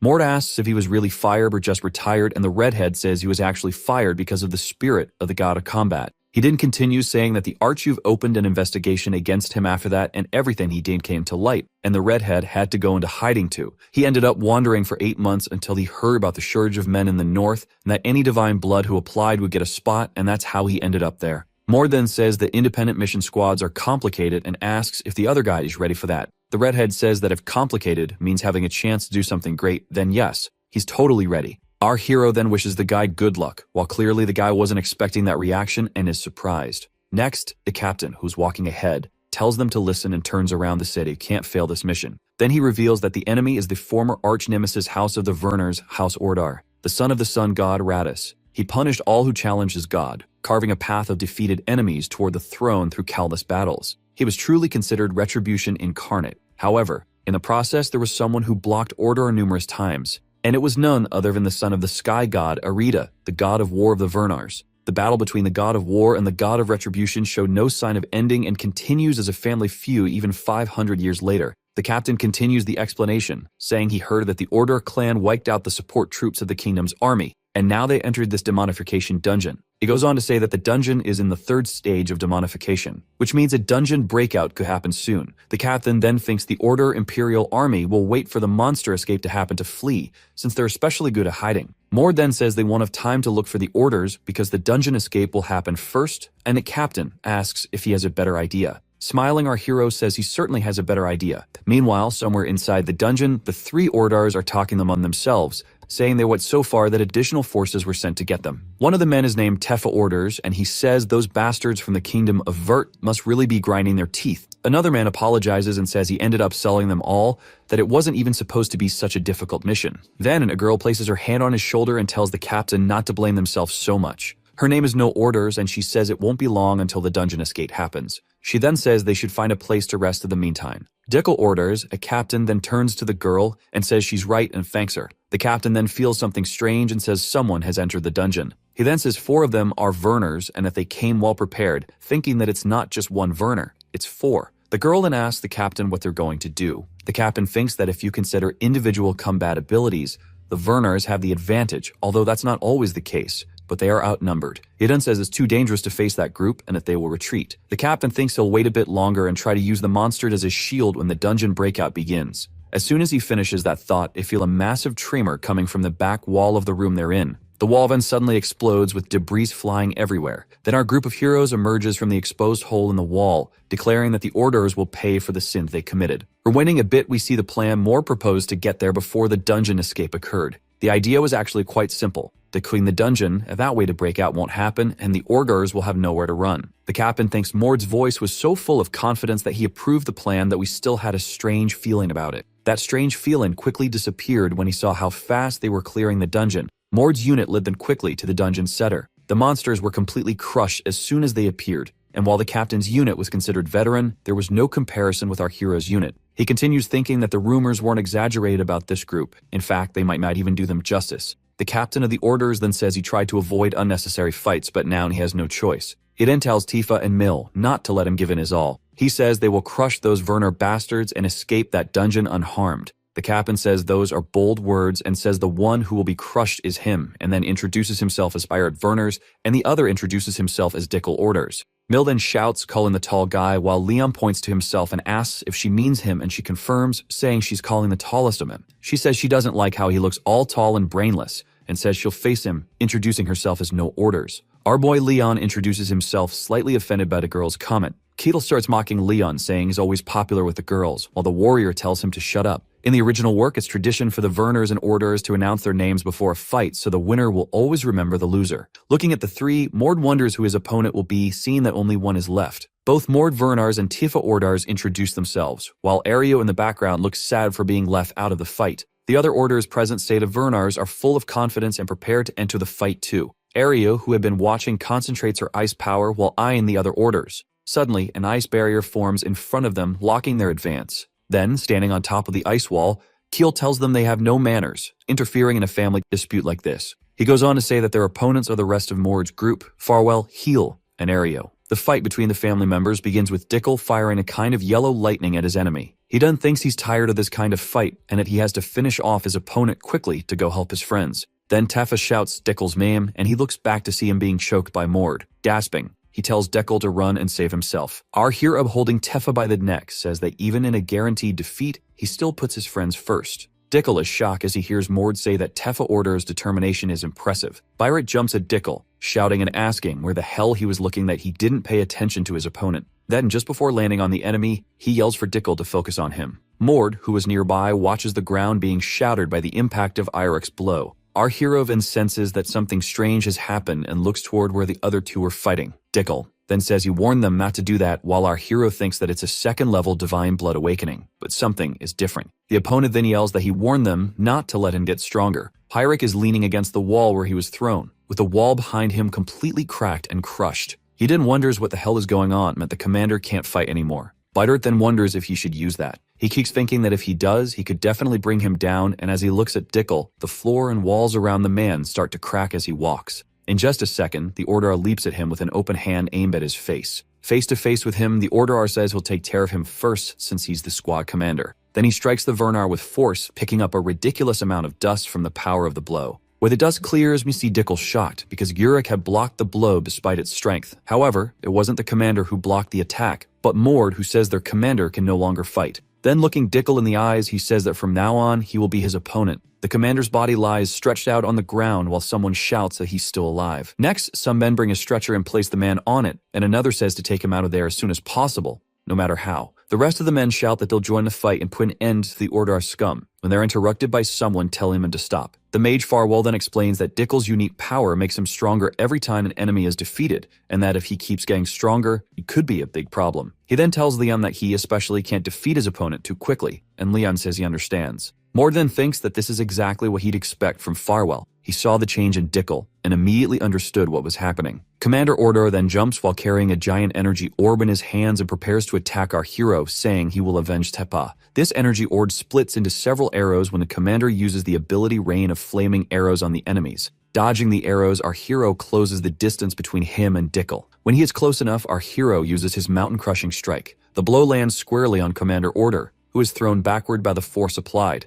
He then manages to stay himself on the ground after being hit and thinks that he cannot let Tefa's sacrifice be in vain. With hatred in his eyes, he believes that only he is capable of avenging his friend's death. Then those shouts his name from behind, fall into the ground in her fight as Leon. She then apologizes and says those bastards are ridiculously strong and begs him to run and escape. Dickel yells, telling her to stop and wait. He will find a way to deal with that situation. Farmo shouts and tells Leon to stop her from taking her own life as our warrior runs to close the distance between them. The girl then, smiling, tells Dickel to survive and apologizes for not being able to help him more. She then presses her blade against her own throat while Dickel watches from afar. Commander Ordar is in shock and begins to pan heavily. He then mentally apologizes to his friends, remembering seeing Mord defeating Tifa while his friend begged him to run. He then remembers Mill saying the enemies were ridiculously strong and he should run. Then with a scream of despair coming from his throat, he thinks they were only defeated because he was an incompetent leader. Mord puts his hands in front of his face at the explosion of power with this by Dickel as he screams in despair before him. He then says that running is something he cannot do. Keel and Arya look wide-eyed at Commander Order. Liam and Farwell also look at the enemy commander, thinking they couldn't stop the girl from taking her own life. Mord then thinks that the commander has reached the second level of divine blood awakening and still possesses the weapon and artifacts given by the Orders. He concludes his thought by affirming that he was definitely the favor of the Orders. As tears stream down his face, Hickel makes the promise that he will defeat all of them personally. Keel asks if they should join the fight alongside our hero, but he tells them to step back. The elf then asks if he intends to face him alone, and Mord confirms that he does. Then face to face, the commander asks if his name is Mord Werners, and our hero confirms, saying the name Dickel orders. The enemy commander says he doesn't know where those monsters came from, but that he will defeat all of them there that day, while our hero says that won't happen. The two then begin to fight at incredible speed, destroying the ground as they go. At the base of the Guardian Legion, Ilden senses two great forces clashing. On one side Mord, and on the other, a descendant of Ordar, then says they have finally met. Someone then asks Ilden what that means. He then apologizes and says he was talking to himself and asks what brought the woman there after so long without contact. She says that Ilden doesn't seem happy to see her, and he defends himself by saying that every time she appears, it's because something bad has happened. The woman says that it's true and that it's always better that they don't meet. She then says that the Silverbloods seem to be observing someone in the north. Asking if he knows who it is, Ilden replies that it is two people, but he can't say exactly where they are, though he knows one of them. The woman then asks if he can tell her who that person is. He then says he will inform her once he asks both of them. Watching the fight, Leon says it's impressive and Keel agrees. The battle's like the definition of war. For a split second, Mord gets the upper hand and lands a solid punch to Dekel's gut. The commander thinks if not for his artifact armor, he'd be toast. Dragged back by the punch, he decides the fight can't drag on. Grabbing his sword, he vows Mill and Tefa's sacrifice won't be for nothing. Gritting his teeth and focusing his power, Dekel gears up for his next move. Suddenly, he calls out to Mord Werners, and he's all, "I'm totally gonna take down our hero," while his sword's on fire, like literally, flames everywhere. Then he goes full power mode with his massive flaming sword, busting out the final flame sword move. Mord, checking out the attack, is like, props to Dekel for the effort. He's all, gotta match that energy. Our hero gears up with a secret Werners move, only for those who've mastered the second level of Divine Blood Awakening. It's called Skybreaker. Dekel, seeing the moves coming, is like, this is it. The powers clash, boom, massive explosion, ground's toast. When the dust clears, Mord's standing, and Dekel's on his knees, calling him a monster. He's like, dude, you could have ended me anytime, but you played with me. Mord's all, just wanted to give you a fair shot. Dekel's like, that's the strong being generous, and mentally apologizes to Mill and Tifa. He tells Mord his bro's gonna avenge him, so be ready. Our hero's quiet for a sec, then goes, cool, I'll be waiting. Next thing, Dekel's down, totally beat. Mord senses something weird around him. It's like a massive energy, like someone's watching. He looks up and sees what looks like Ordars himself. He's feeling this intense anger and wonders if it's 'cause he beat his descendant. Then a voice behind him says he did well. Werners shows up telling Ordars to chill, the ancients shouldn't mess with the young ones' battles. Suddenly Mord's back in the hall with Dekel's body, still confused. He's like, getting a god's attention means something big's coming. Attracting Ordars' attention means he's crossed a line, so he's gotta get ready and level up 'cause something's on the way. Later, in his room, Commander Ulrich's thinking he blew his big chance, letting greed mess it up. With a serious face, he wonders if he should have used that. Phaon walks in, checking on him. He asks if the commander's okay, and says his unit's getting a reward soon. The commander asks if Mord was always this epic, even back at the Grand Duke's castle. Phaon's like, not this level, but he was always a beast, even among outsiders. The Grand Duke's bloodline does that. The power gap's so huge it can break you. Then standing up, the commander calls Phaon's name. He's like, no need to chase this so hard. He says it took him half a year to break out there and that effort never betrays, so trust and have hope. Phaon's tearing up at his commander's words. He runs and hugs him, promising to do his best and work hard. A new day kicks off at the Guardian Legion base as Ilden asks Mord how it feels to have a senior warrior badge. Our hero's like, no big deal. And the general's like, it'll make things easier now, and your squad got promoted too. Ilden says the Empire sent the date for the body delivery. There's this unspoken rule between the Grand Duke of Werners and the Great House of Orders. When they fight, the winner collects and returns the bodies.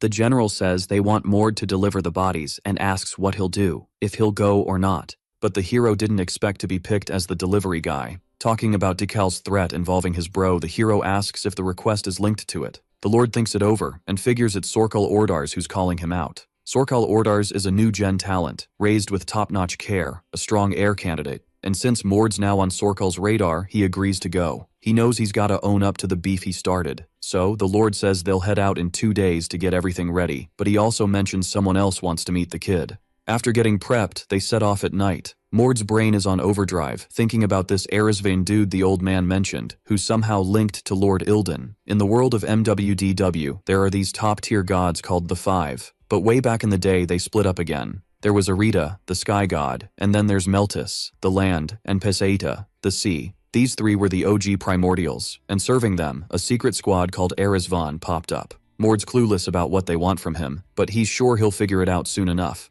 Out of nowhere, Mord gets this creepy feeling. He tells his squad someone's on his tail, but he's got no clue who. As he bounces, his friends just tell him not to take forever. Mord's on the hunt and stops right in front of this person who's acting like he's invisible. But she doesn't ghost him. She's all, "Nice to meet you, Mord Vernars." She pulls back her hood, revealing she's Luisa Urusgalda, a saint in the Erisvain crew. Mord didn't think he'd meet her this fast. And even though she looks all sweet, his gut's screaming danger. Like, way worse than anything he's faced before.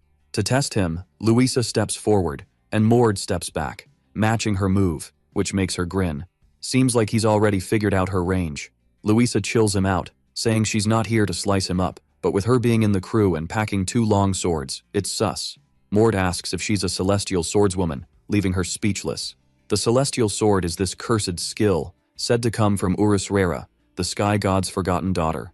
She tore herself apart and scattered her pieces, merging with those who could become swordsmen. At least one of her incarnations pops up each generation, rivaling godly descendants, the so-called celestial sword. Mord had hunted for one before but never found it, so he cuts to the chase. Luisa, curious about what Mord knows, rolls with it. She says the crew wants to protect the hero with silver blood. Mord says his squad's got him covered, but she thinks he's being cocky. Still, she says there's more to chat about. Turns out, Mord's the first in 3 years to inherit the sky god's blood. That's why she's here, to check the rumor with a relic buzzing with Arita's vibe. Mord gets that the relic drew him in, and again, Luisa's curious about his knowledge. But then, the blade shines brighter than a TikTok trend, and Mord notices too. Boom. An explosion happens, but instead of wrecking stuff, it teleports Mord. When he asks if the person in front of him did it, it's clear, yep, it's the sky deity herself. First thing Mord says is, he thought Arita was a dude. The deity explains she uses avatars to show up. For gods, gender's no biggie, but since she usually goes male, it's a common mix-up. Finally, Mord asks why he's being hunted, but turns out, this is round 2. Before he rewound time and got the power to mess with fate, Arita saw his end. Mord Vernars, the illegit son of the Vernars house, born at the cost of his mom's life. The one who devoured his mom to be born. On his 15th B-Day, after surviving the divine blood birth, he followed his mom's last wish to the Grand Duke. There, he found the dream he always wanted. A blood-tied man but never called dad, that was hardened to Mord. So, the kid decided to get stronger to earn his nod, no matter what, until the silver blood noticed him when he swiped the relic from Luisa, whom he offed. That day, Mord found out the sky god's blood ran in his veins. So, his situation turned him into the Grand Duke's puppet. Having done some seriously bad stuff, like taking out his benefactor Kesney Winsel, Mord's got a rep. Back when they first crossed paths, Mord was already missing a few marbles. During a mind control ritual, some group decided to off him. Talk about bad timing. Now, with everything flipped, Arita just wants to know who's chillin' in front of her.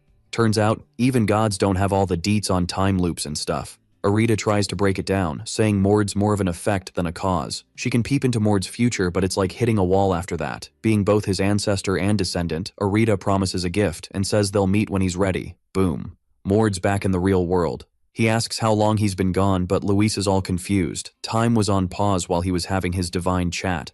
Luisa senses Arita's got some interest in Mord, thanks to his sky god blood. Mord thinks it's no biggie, since he's got Arita's blood running through him. But Luisa points out, if that was it, he wouldn't need to prove anything. Luisa's like, join the Erisvain. We'll help you with the silver blood. Noticing her vibe shift, Mord's down, shakes her hand, and is hyped for what's next. Later, in the carriage, they finally hit the border. As they hop out, a dude rolls up, asking if he's talking to Sir Mord. Mord's like, yup, and the guy's the local count, Kelpus. He tells Mord the body transfers a go once the Odar's crew shows up. But as soon as Mord crosses the wall, he spots them. No need for intros, the gates swing open, and Mord clocks Sorkal Odars from the crowd.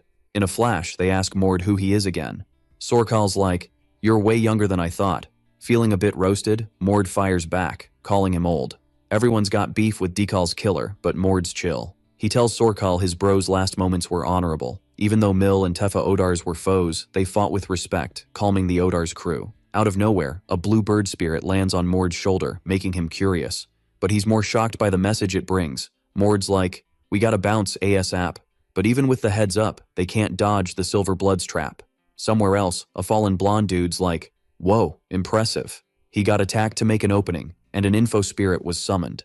He expected nothing less from a celestial swordsman, and since it's Luisa Uroscalda, he gives her props for living up to her rep. Switching gears, he says getting out of this trap won't be easy. With Sorkal Odar's caught too, it's a bonus. He yells that the kid from before is ready to face him now, but Luisa cuts him off, realizing he's just a puppet. After wrapping things up, she's curious about Carrion's plans. Sorkal wakes up in a new spot, realizing he's in a dungeon. His crew rushes to help, along with Mord's squad, already awake. Sorkal's like, "Why didn't you do anything?" And Mord explains he wasn't there to fight. Since Mord tried to warn them when the dungeon appeared, it sounds legit. Judging by Mord's reaction, he knows something, so he asks what the blonde knows about the Silver Blood. Sorkal drops a bomb, saying he was asked last year to be an executive. Whoa, buckle up, cause this story's about to get wild. So Mord's all like, "Whoa, these Odars are getting super aggressive, and since Ilden's a Vernars, it's gonna be a tough gig for them to pull off their sneaky plans." Word on the street is that the Silver Blood crew will do whatever it takes to hit their goals, even if it means hunting down Divine Bloods. Yikes. So, being on their hit list is what got him into this sticky situation. The blonde dude's like, "Oh snap, this attack was totally aimed at me," and judging by their timing, there's definitely something fishy going on. If something went down during a house-honoring meetup, things would get messy, making this a super sneaky move. Finally, our main guy's like, "Yo, Sorkal, what's the plan now with your squad?" He's got two choices. Team up to clear the dungeon or go solo. But Sorkal's got a wild card. Take out the Verners right there. The hero's like, "Fair enough, bro, you do you," and they're ready to rumble. But plot twist.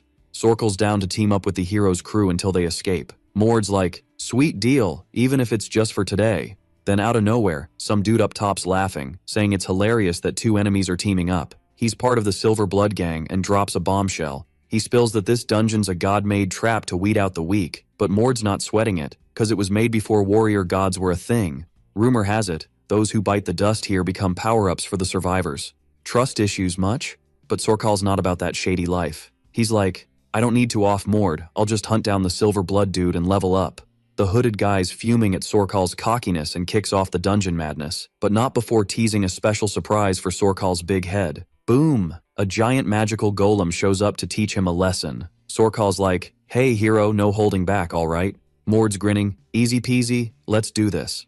They tell the Silver Blood to chill for a sec and vanish, reappearing right in the golem's face, causing a massive smoke explosion. The hooded dude's watching the chaos on a magic screen, not too thrilled. He knew they were strong, but not this strong. Suddenly a sidekick pops out of nowhere, asking about Amal. The sidekick's like, "Maybe he needs backup?" But Amal's all, "Nah, I got this. The divine blood that bites it here makes the survivor stronger, so I'm gonna handle it." The sidekick's like, "Alright, but don't say I didn't warn ya." Amal's got a solid crew ready to throw down. After smashing a bunch of golems, both teams are like, "Dang, these Silver Bloods came prepared."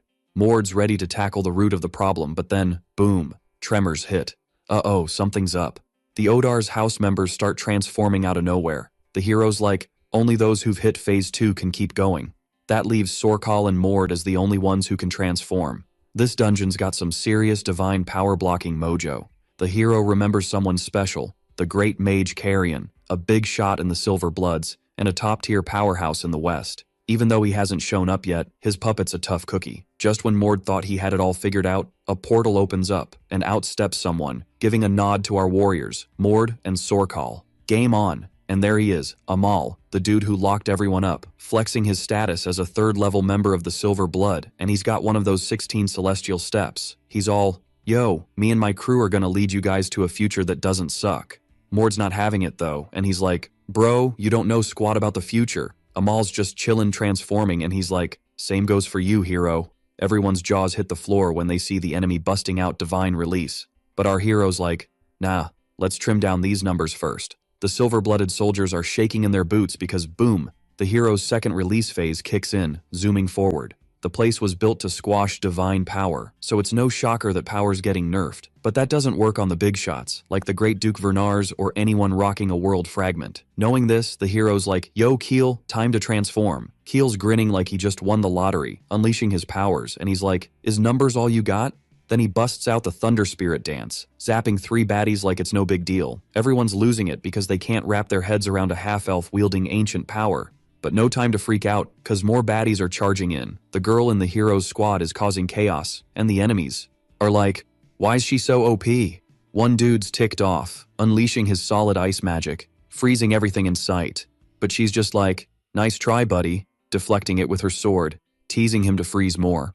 She's got a feeling she'll learn something cool from it. Sadly, the hero's crew is getting worn out from the endless enemy waves. Leon's told they gotta hustle while they've still got juice left. But if his buddy transforms, he's like, I've only got 30 seconds. No biggie though, he's determined to make those 30 seconds count.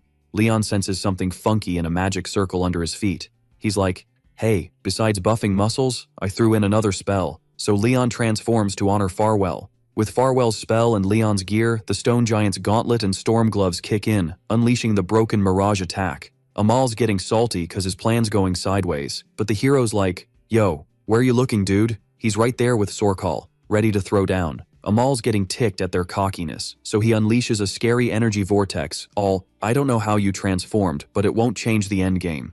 Cause duh, the hero realizes Amal just used the 3rd phase of Divine Blood release. Our hero's not scared, so he charges in with a mega punch to the gut. But of course, it's not that easy cause a shield blocks him like it's nothing. Amal's all, confused bro? Surprised by my power? This is the Kragis shield, a unique authority that's both defense and attack, like blade shields. Amal's like, you should be proud dude, cause using this power means you pushed me to it. The hero's mind's clear as day seeing this shield authority. There's only one god who's got warriors' backs with shields, and that's the shield god Kragis. Only the Eklund lineage nobles can pull off this authority. But then, another enemy's magic lights up, showing it's from the Papers lineage, the guardian god of records. Even in this mess, the hero's not whining. Cause when he peeks at the other side, Sorkal's soloing a bunch of baddies, so he's gotta keep up, no slacking. Mord's impressed by Amal's hustle, but he's like, dude, this ain't gonna end well for you. Another punch slams into the young dude's shield, and the enemy's starting to sweat about our hero's power. In a flash, he totally shuts down the enemy's authority and dodges those shields like a pro. Amal's thinking the hero's a total beast, but that just fires him up more to take him down. The boss tells Ezda to push the kid, trying to lure him in without any slip-ups. So, she jumps in, casting some epic 8th circle magic called Annihilator Inferno on the hero. But our hero's rock solid, dodging before the magic even gets close. Mord's got plans to boot the girl out first, but Amal's onto him just in time. He bolts, yelling that he won't let that happen. No way. He yells the hero's name, chucking his shields at him, but the hero's grinning, totally unfazed. He uses those shields as stepping stones, moving forward like a boss. With just one more hurdle, Ezda's freaking out, and Amal's yelling for her to keep it together. There's still a shield, and she's about to bail on her mission. Then, trusting the shield in front of her, she powers up for a counterattack spell. But just as she's convincing herself Mord won't take her out, her staff snaps, and she's hit so hard it's almost sad, making Amal lose it completely. Ezda crashes to the ground, slamming into a wall from the impact. Amal's wondering if Mord really took her out, cause no matter how strong that shouldn't be possible. But when he looks into the hero's clear blue eyes, it's like staring at the sky itself. Amal calls the hero by name, skipping the last name, realizing he's not really from the Verners clan. That crazy aura around him screams celestial god vibes. Facing such a tough opponent for the first time, Amal's shaking, but if there's even a tiny chance of winning, the rewards are huge. So his hunger to get stronger keeps him pushing forward. Mord's gearing up for a massive counterattack to end it all, and their attacks collide. What Amal's seeing now is the 3rd stage of the aura, which makes 0 sense. But he's still in the fight, ready to flip the script. After all, with the God of Shield's authority, he knows no hit can break them. But right after saying that, he coughs up blood and has a big realization. In his last moments, Amal gets how Ezda was taken out. Mord just threw a punch that transcends space, bypassing physical defenses. Still alive, Amal says he's got a favor to ask. Even if it sounds selfish, he wants the hero to deliver a necklace to his family for his brother. Seeing no bad vibes in his words, the hero agrees to help. In the end, Amal gives the hero a heads up about the 8 stars, and lying there, drained, he thanks him, wishing him luck in his epic quest. Later on, in that dungeon, Keel's feeling some energy, and everyone gets that same vibe as when they drank the nectar. Turns out the dungeon's power-up effect is legit, with 2 peeps hitting the 3rd stage of divine blood liberation and others biting the dust. Even the hero felt the boost in his own bod. The catch, though, is divinity. 'Cause when he met Arita, he got a blessing to control the sky god's blood power. But for someone like him, with 2 godly bloodlines, he's got to balance both to level up. And to do that, he needs to tackle tougher battles like the one he just faced. The barbarian girl from the crew strolls up to the hero, saying it's a bummer, 'cause when she tanked the freezing attack, she was starting to learn more about herself. Finally, the hero says if she felt that way, she's close to leveling up. And while she's deep in thought, Mord notices no one on Sorkal's side bit the dust. Sorkal's worried, realizing he pushed himself too hard. With his buddies not fit to fight, it's the perfect setup to get wiped out. So, before anything else, Sorkal offers his life to the hero, but as his last wish, he asks him to spare his crew from the same fate. He knows it's a big ask and stakes his honor and name on it. The main dude just shrugs, saying he has no clue what's going on, but plot twist, he hands over a box of healing potions for the injured, and even lets them grab some loot if they want while they get ready to bounce. So, when asked, he tells the blondie to hurry up so they don't hold up the squad. In the end, even with a chance to finish off his foes, Mord sticks to his word till the very end. Flashback time, Sorkal's bro interrupts his training sesh. But it's just to say he looks up to him and wants to be a legendary warrior too. Sorkal promises to get his lil bro out of this family drama, and even though he missed his growth spurt while he was MIA, it's clear Dekal leveled up to a top-tier warrior. Despite their beef, Sorkal shouts out the main dude's name and gives him props as a legit warrior. He also warns that this won't stop him from avenging his bro. But, even if he flops at revenge, he says he won't hold a grudge. So the hero's all hyped for it. The portal opens, and the hero remembers Sorkal's past, dreaming of being the family boss but losing to a rival backed by the silver blood. Later, under the new boss's orders, he met his end against Aiden's crew. But now, like them, this Sorkal got a power-up from the dungeon's blessing. And because of this, destiny might just take a little detour. Fast forward to the next morning, everyone's back safe and sound. Party time. Mord chats with Count Kelpas, who's got a burning question. When the dungeon popped up, a survivor the boy helped escape mentioned it was a silver blood trap. Then he asks if the boy's beefing with them. Kelpas knows them from past dealings. The Count wonders why they attacked him. Even Odar's squad was there. Without spilling all the tea, the hero says he's embarrassed them too many times, so now they're enemies. Keel jumps in to break it down better. From the chat, Kelpas realizes he doesn't know the full scoop on the organization. So, the blonde warns if the Silver Blood crew gains power, the world's gonna be run by divine bloods. Kelpas gets the gist, but Keel says it's even sketchier, because they're not just after power, they want everyone in the same club. For the Count, uniting the whole continent is a pipe dream, but he gets there serious, so he says he'll keep it in mind and be picky with allies. Later, the main dude gives the elf props for spilling the story without flinching, but Keel says it's no biggie. After all, he just told the Count what he wanted to hear, way easier than the real deal. But then Keel asks if uniting the continent isn't one of their goals. The hero explains it's not needed to rule the world, but as his crew gets more curious, Mord spills the beans that the main goal is to wake up the king of the gods. Meanwhile, a bit away, while a noble's doing his thing, blue flames pop up in front of him.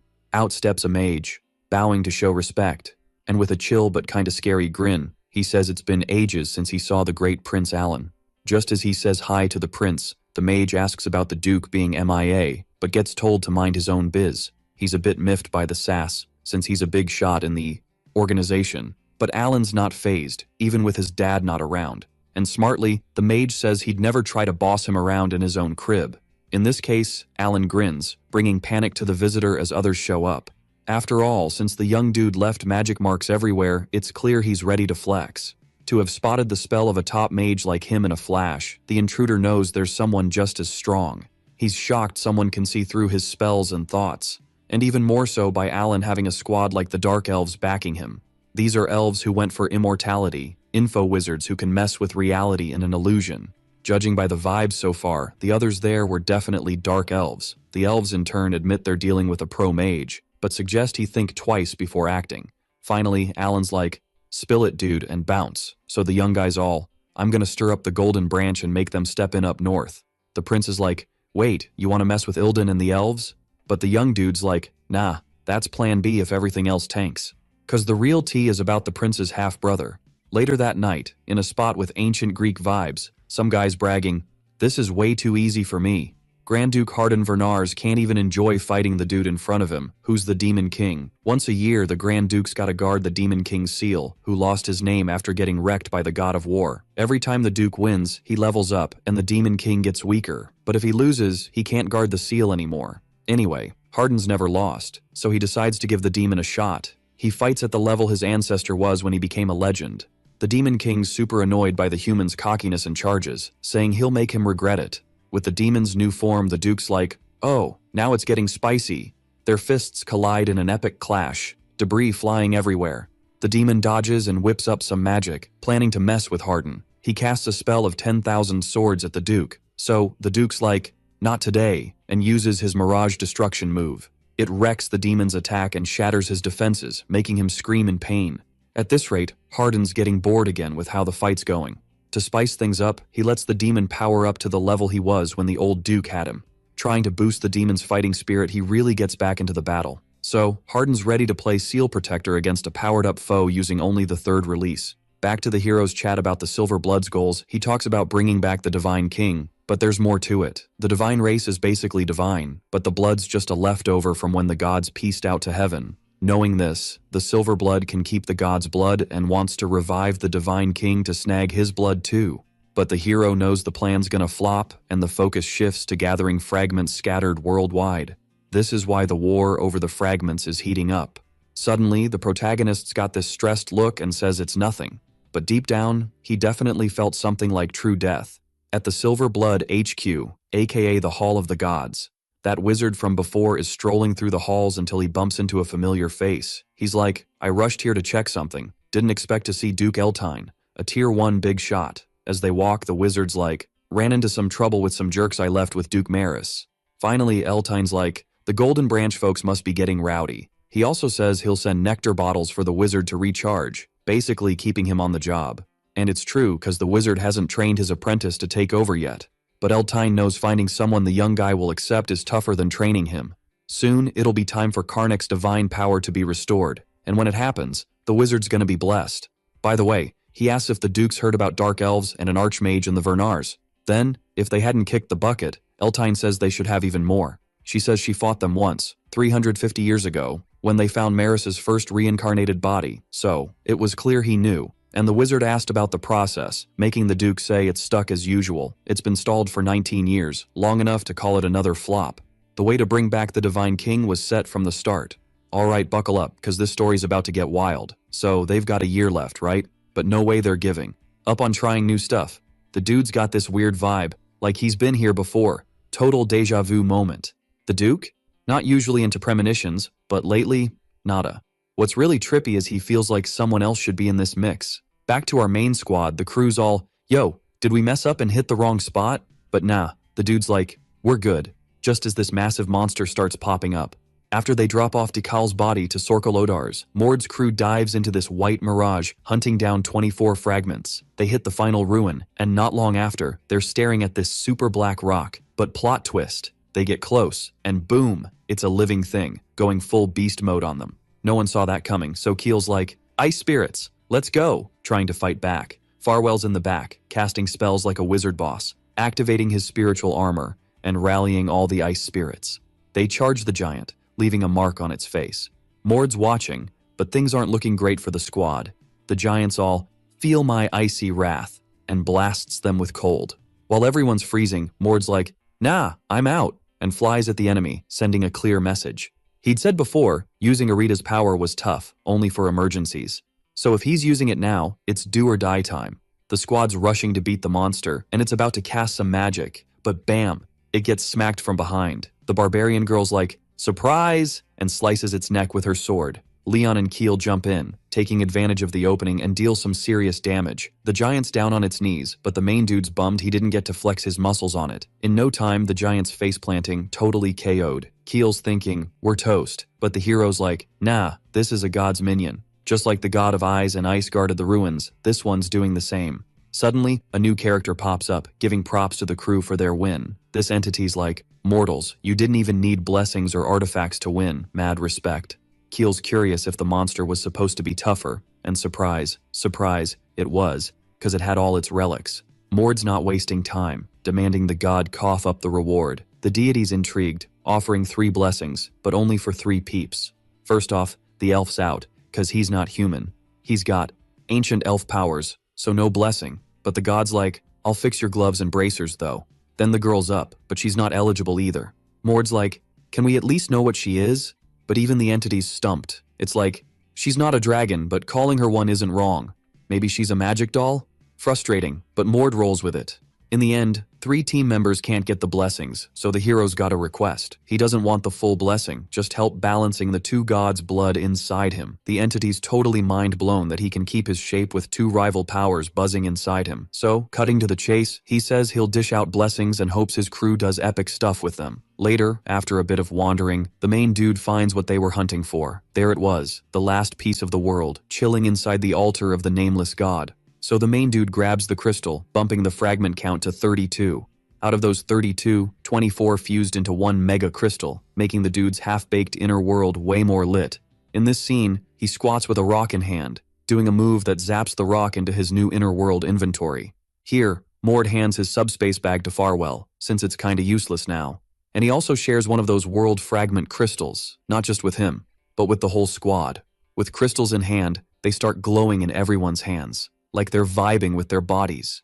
Then, out of nowhere, everyone feels this wild, unexplainable transcendental thing. Of course, Mord calls Ariu, but she says she doesn't need this kind of stuff. Mord explains that, even though it reminds her of the rough time with the half-dragon, it's not the same deal. He promises no more bad vibes and says he'll handle everything. So Ariu trusts him and goes for it.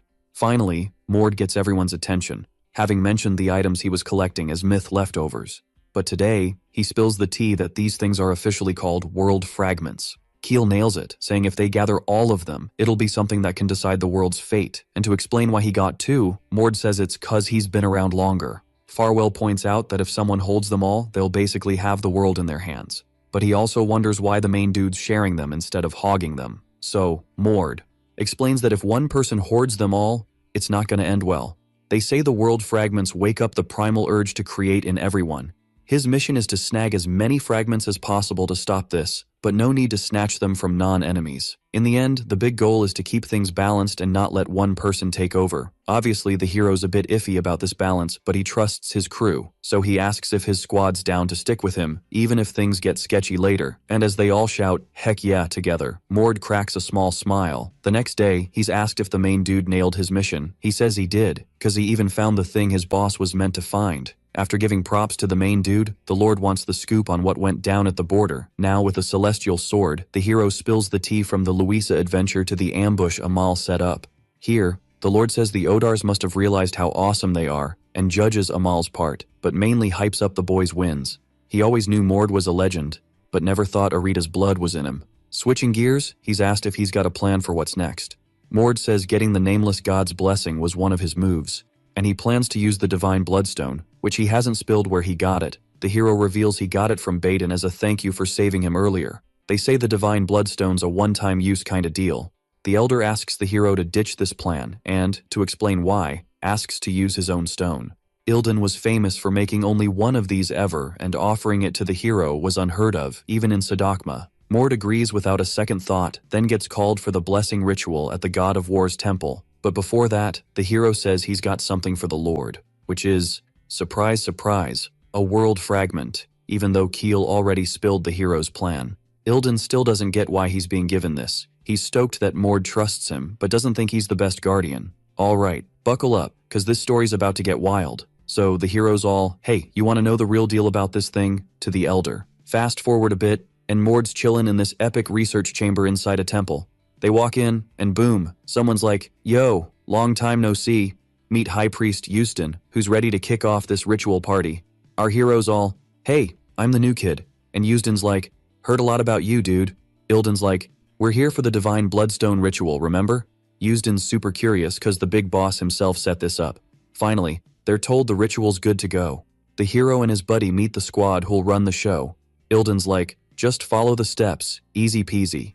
He grabs the divine bloodstone, and bam, it lights up like a Christmas tree. The energy's so intense, it's like a windstorm just hit. Suddenly, the hero's getting how this whole thing works. Ilden's divine blood gets absorbed, boosting not his own power, but the god of war's epicness. But hold up, the ritual ain't over yet, cause someone steps up. 6 priests, including Houston, gotta channel Vernar's will. They gotta throw down with the hero, and the first one's all in, charging like a rocket. Boom! They clash, and it's like a mini explosion. Smoke and rocks fly everywhere, but guess who's still standing? Our hero. The second priest? Down in a minute flat. The third? Same story, much to the elder's shock. Then the fourth, and finally the fifth, who's the toughest yet. As he battles, his blessings level up, showing off different god of war vibes. Like, the third priest's got the god's 15-year-old and 23-year-old looks. It's a cool nod to the god's different stages, and the hero's I'll give it my all for the last priest. He unleashes his aura, turning the hall into a storm zone. His fists are ready to rumble, crackling with energy. Yustin dodges, jaw dropped, asking if Mord's really just 15. With a proud grin, the hero's like, yup, making Yustin feel the hype and call it a wrap on the ritual. A few hours later, the hero's off to chat with the wizard. When asked, he spills the tea about meeting Ilden, which took a hot minute. By taking down the 6 divine officers, he maxed out the blessing ceremony, boosting his god of battle blood. Farwell's like, thanks to you, I hit the 6th circle, but Mord's got another surprise from his subspace, ready to hand over. To the boy, it looks like a high-level wizard's spellbook, but the hero's like, nah, it's from an archmage. Farwell's eyes go wide at the archmage title. The hero gets it, cause being an archmage is every wizard's dream. When he and Keel found this magic book in the divine blood sorcerer's ruins, Mord knew he'd give it to Farwell if he ever joined up. But to even peek at this book, you gotta be 6th circle level, which Farwell finally is. Mord warns it's a special book, not just cause it's from an archmage. Turns out the archmage himself acts as a teacher through the book, which sounds bonkers. But Farwell's not doubting, just pumped to check it out ASAP. He cracks open the book, and bam, he's in a whole new world. Like, literally. In a blink, his room's now a mysterious forest. As he strolls, someone pops up, saying the book was a backup plan, not expecting anyone to crack it open, then asks if he's the young dude who triggered its magic. So the archmage is all curious about his young apprentice, wondering if he's got what it takes to hang in his lessons. But here's the twist. Farwell's got it all wrong. The dude in front of him is actually his master. The kid's not tripping. He knows this guy taught him magic before. Thing is, the master supposedly bit the dust in some tragic hero moment saving him. Farwell's all confused, so the archmage spills the tea, saying he's not the master Farwell's thinking of. Apparently, he looks like the mage who left the biggest mark on him. But realizing he's poking at old wounds, he decides to switch up his look. And boom, he turns into someone from the Legion of Guardians. Farwell's had enough of these shenanigans, so he transforms and tells them to quit it, unless they're trying to mess with his mind. The mage can tell from Farwell's stance that he's no stranger to throwdowns. But with a killer glare, he warns him not to do anything dumb. His aura hits Farwell like a tornado, making it tough to handle. Plus, Farwell's divine blood starts flying around like water in a fan. The archmage introduces himself again, saying he's just a leftover image. He drops the bomb that this is all an imaginary world and gives props to Farwell for being part of the Breathius lineage and carrying a world fragment. As for his name, the archmage rolls with his title. He brags about beating the gods but got cursed, losing his name and face. Without wasting time, the archmage kicks off the lesson, saying he can teach in all sorts of ways thanks to the fragment. Instead of explaining, he shows off by making walls of flames. Farwell's clueless about where it came from, and the teacher says he'll pass on a creative spell for each level Farwell's at. All of Farwell's spells get locked, except for the 1st and 2nd circle ones, plus the new ones he'll learn. Under these conditions, Farwell's told to cross the fiery forest behind him, and just like that, the teacher vanishes, wishing him luck but leaving Farwell in a total mess. Back in his room, the hero's shocked, cause Farwell pops back looking rough. Farwell's shaking, but says he felt like he burned to death twice. 7 hours flew by outside. Now, Farwell's starting to get how the hero felt learning from the god of combat. Seeing Farwell's reaction, the protagonist thinks maybe he was too quick to suggest the book. But just as he's second-guessing, the mage says it was a solid experience. He spills that he whipped up some creative spells during the challenge. Looks like the teacher's not jumping to 7th circle spells, but is slowly dropping 6th circle ones. The protagonist offers to hook him up with 7th circle books for reference, and Farwell's all in. For a moment, Mord sees Farwell as a true genius, not lagging behind Aiden. According to the Dead Mages trilogy, the two are supposed to be rivals, so the protagonist's hyped to see how far Farwell will go. For the castle crew, things are finally looking chill and secure. They've been on 3 back-to-back missions, so they're thinking it's time for a proper chill sesh. Switching gears, a red-haired kid tells Captain Ulrich that the squad's back, specifically Mord's warriors. Ulrich's thinking peace is a myth, cause they're hearing about them again. Anyway, the day's done, and he should hit the tents while the redhead can kick back. But when he gets there, after moving the tent flap, Ulrich's like, who's there? Then, some fire magic thing says it's been a while. It says the plan's in motion and soon the kid will keep his promise. To make up for the wait, a little gift's left on the table. Everyone's heard of the God of War's tears, and they say it's kinda like that. So if Ulrich drinks it, it'll help him get stronger. But judging by his face, he's not too keen on chugging it down. Back with the squad in the icy mountains, the elves all, uh-oh, we're stuck again. They thought they found the ruins entrance, but nope, stumbled into a demon nest, and it was a whole mess. The squad's main gig was to dig up ancient history in the white demon's turf, but surprise, surprise, it's crawling with tough baddies, like the one they just spotted heading their way. And from the hero's POV, it's a Baron-level demon, at least in Demon World terms. The demon's all, does this cocky human think he can just waltz in and leave without a scratch? He brags about other lords bringing their armies, but Farwell's like, nah, they won't. Especially since he already intercepted all their spirit DMs. But he knows if there's another way to chat, he might have slipped up, which, judging by the demon's face, isn't the case. For some reason, the Baron's got this deja vu with these humans. 3 of them are divine blood warriors, and one's from the elf squad. The Baron's all, are these the dudes who wiped out the Count and his crew? Still, he's clueless about why these punks are in the white demon zone. Facing a Baron-level baddie, Farwell's ready to transform and throw down. But the hero's like, nah, let Leon handle this one. He figures it's a solid chance for Leon to level up against a tough foe. So Leon's like, cool, I'll hang back and support. Leon thanks his buddy for the chance and transforms, buzzing with excitement. Leon's all, finally, time to take down a Baron demon. Being treated like a stepping stone ticks off the demon. But Leon's like, know your place, monster, and charges at the same time as the demon, yelling that the Baron's his prize. Leon's life was all about epic battles. When his mom, who always pushed him, passed, he felt free, not sad.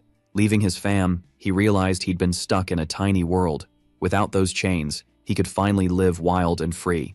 But looking back, it wasn't a life worth living. Leon craved epic battles, but the front lines were full of weaklings. Life was meh until Mord showed up, talking about saving the world, and now Leon's all in. Only after teaming up with the hero did Leon get it. So, fighting for the world, there's no bigger mission. On his knees, the Demon Baron's cursing Leon as a cocky brat. He whips up some fire magic, claiming he'll end Leon, casting Devouring Flame. But Leon's like, nah, and lets the magic hit, then splits it with a wind move.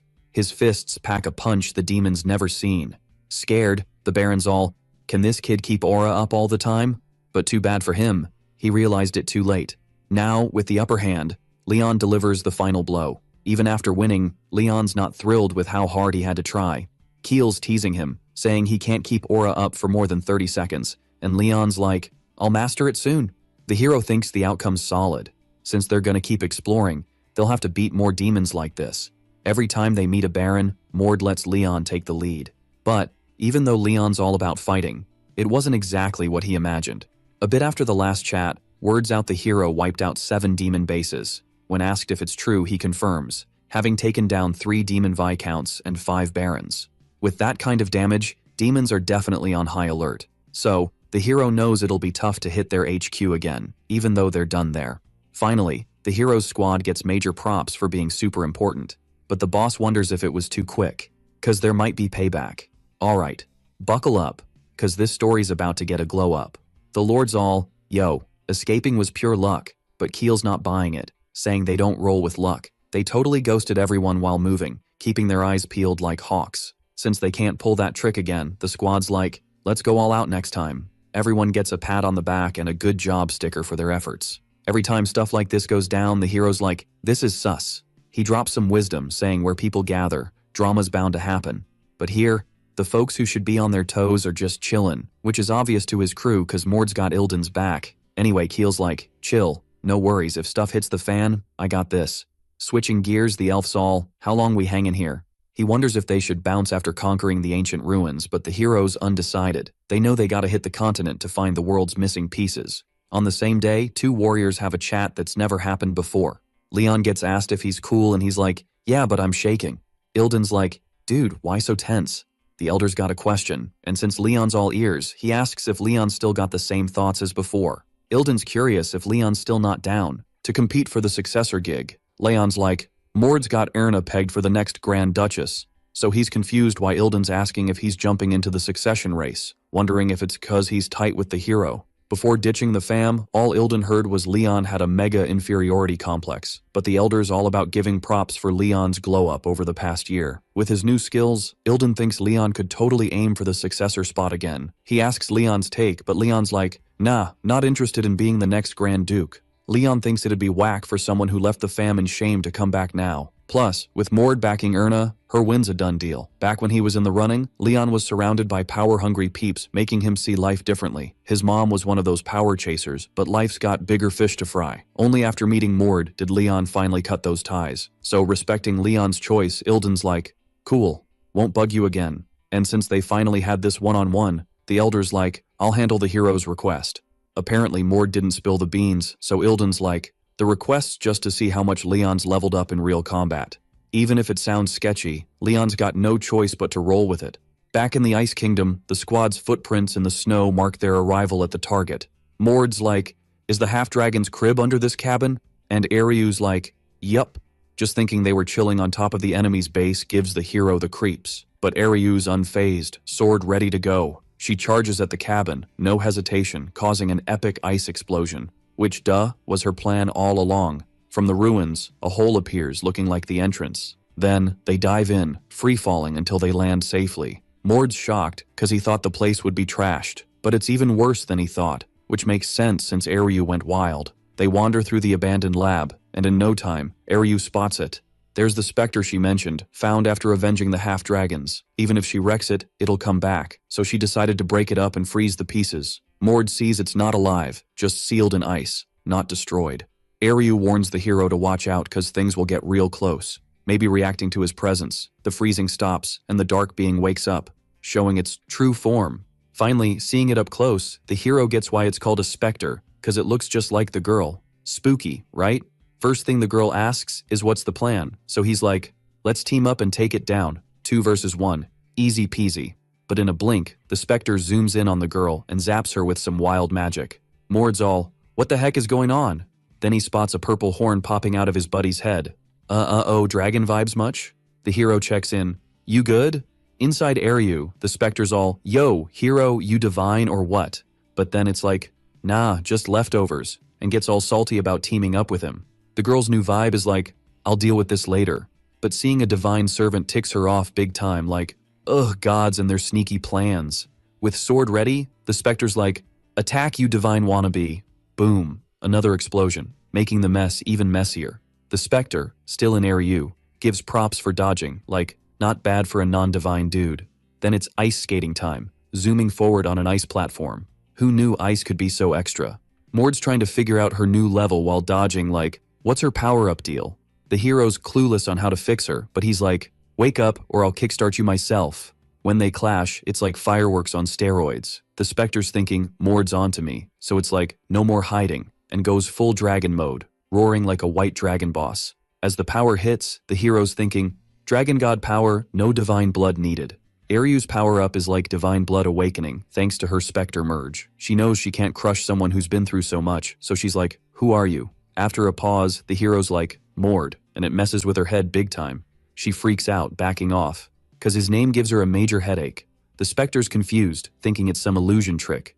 Aryu's mad, yelling, you'll pay for this. Her ice magic's unleashed, and the specter's like, Mord's frozen solid, serves him right. But with a flick, Mord breaks free, showing he's got more tricks up his sleeve. Aryu realizes it's not his power, but something borrowed, and she's curious. She's like, who's this divine servant, and what's going on? Then, bam, another person shows up, asking the same thing. Ilden pops in between them, like, what's the deal? He senses Aryu's energy, knowing she shouldn't be attacking. Mord's confused, like, why's Ilden here? Mord only told his crew, so he's puzzled why Ilden's first on the scene. Ilden's like, I came solo, so Mord's like, how'd you know to come? Ilden spills, felt some crazy mystical vibes even from way out. No wonder the Silverbloods think he's a handful, but before he can spill the tea, the hero's all, yo, Elder, give me a hand here. Aryu's watching this chat and thinks, oh, they think I'm a noob, huh? I mean, one more divine power shell? Pfft, no biggie. Before he can unleash the dragon vibes, Ilden's like, sorry girl, and charges with his glowing fists. Then bam, he sends her flying like a snowball, promising to wrap it up quick. Ilden's all, too easy, and the hero's nodding. Yeah, we got the numbers, bro. Eryu's chill, not hurt, but she's not sleeping on that blind warrior's skills. Still, she's like, even if you two team up, I'm still the boss here. The hero and elder are powering up their fists to the max, ready to rumble. Meanwhile, Eryu's gearing up too. And then, boom, they clash. Ilden knew she was tough but didn't expect her to be this OP. He's all, we can't keep brawling like this, guys.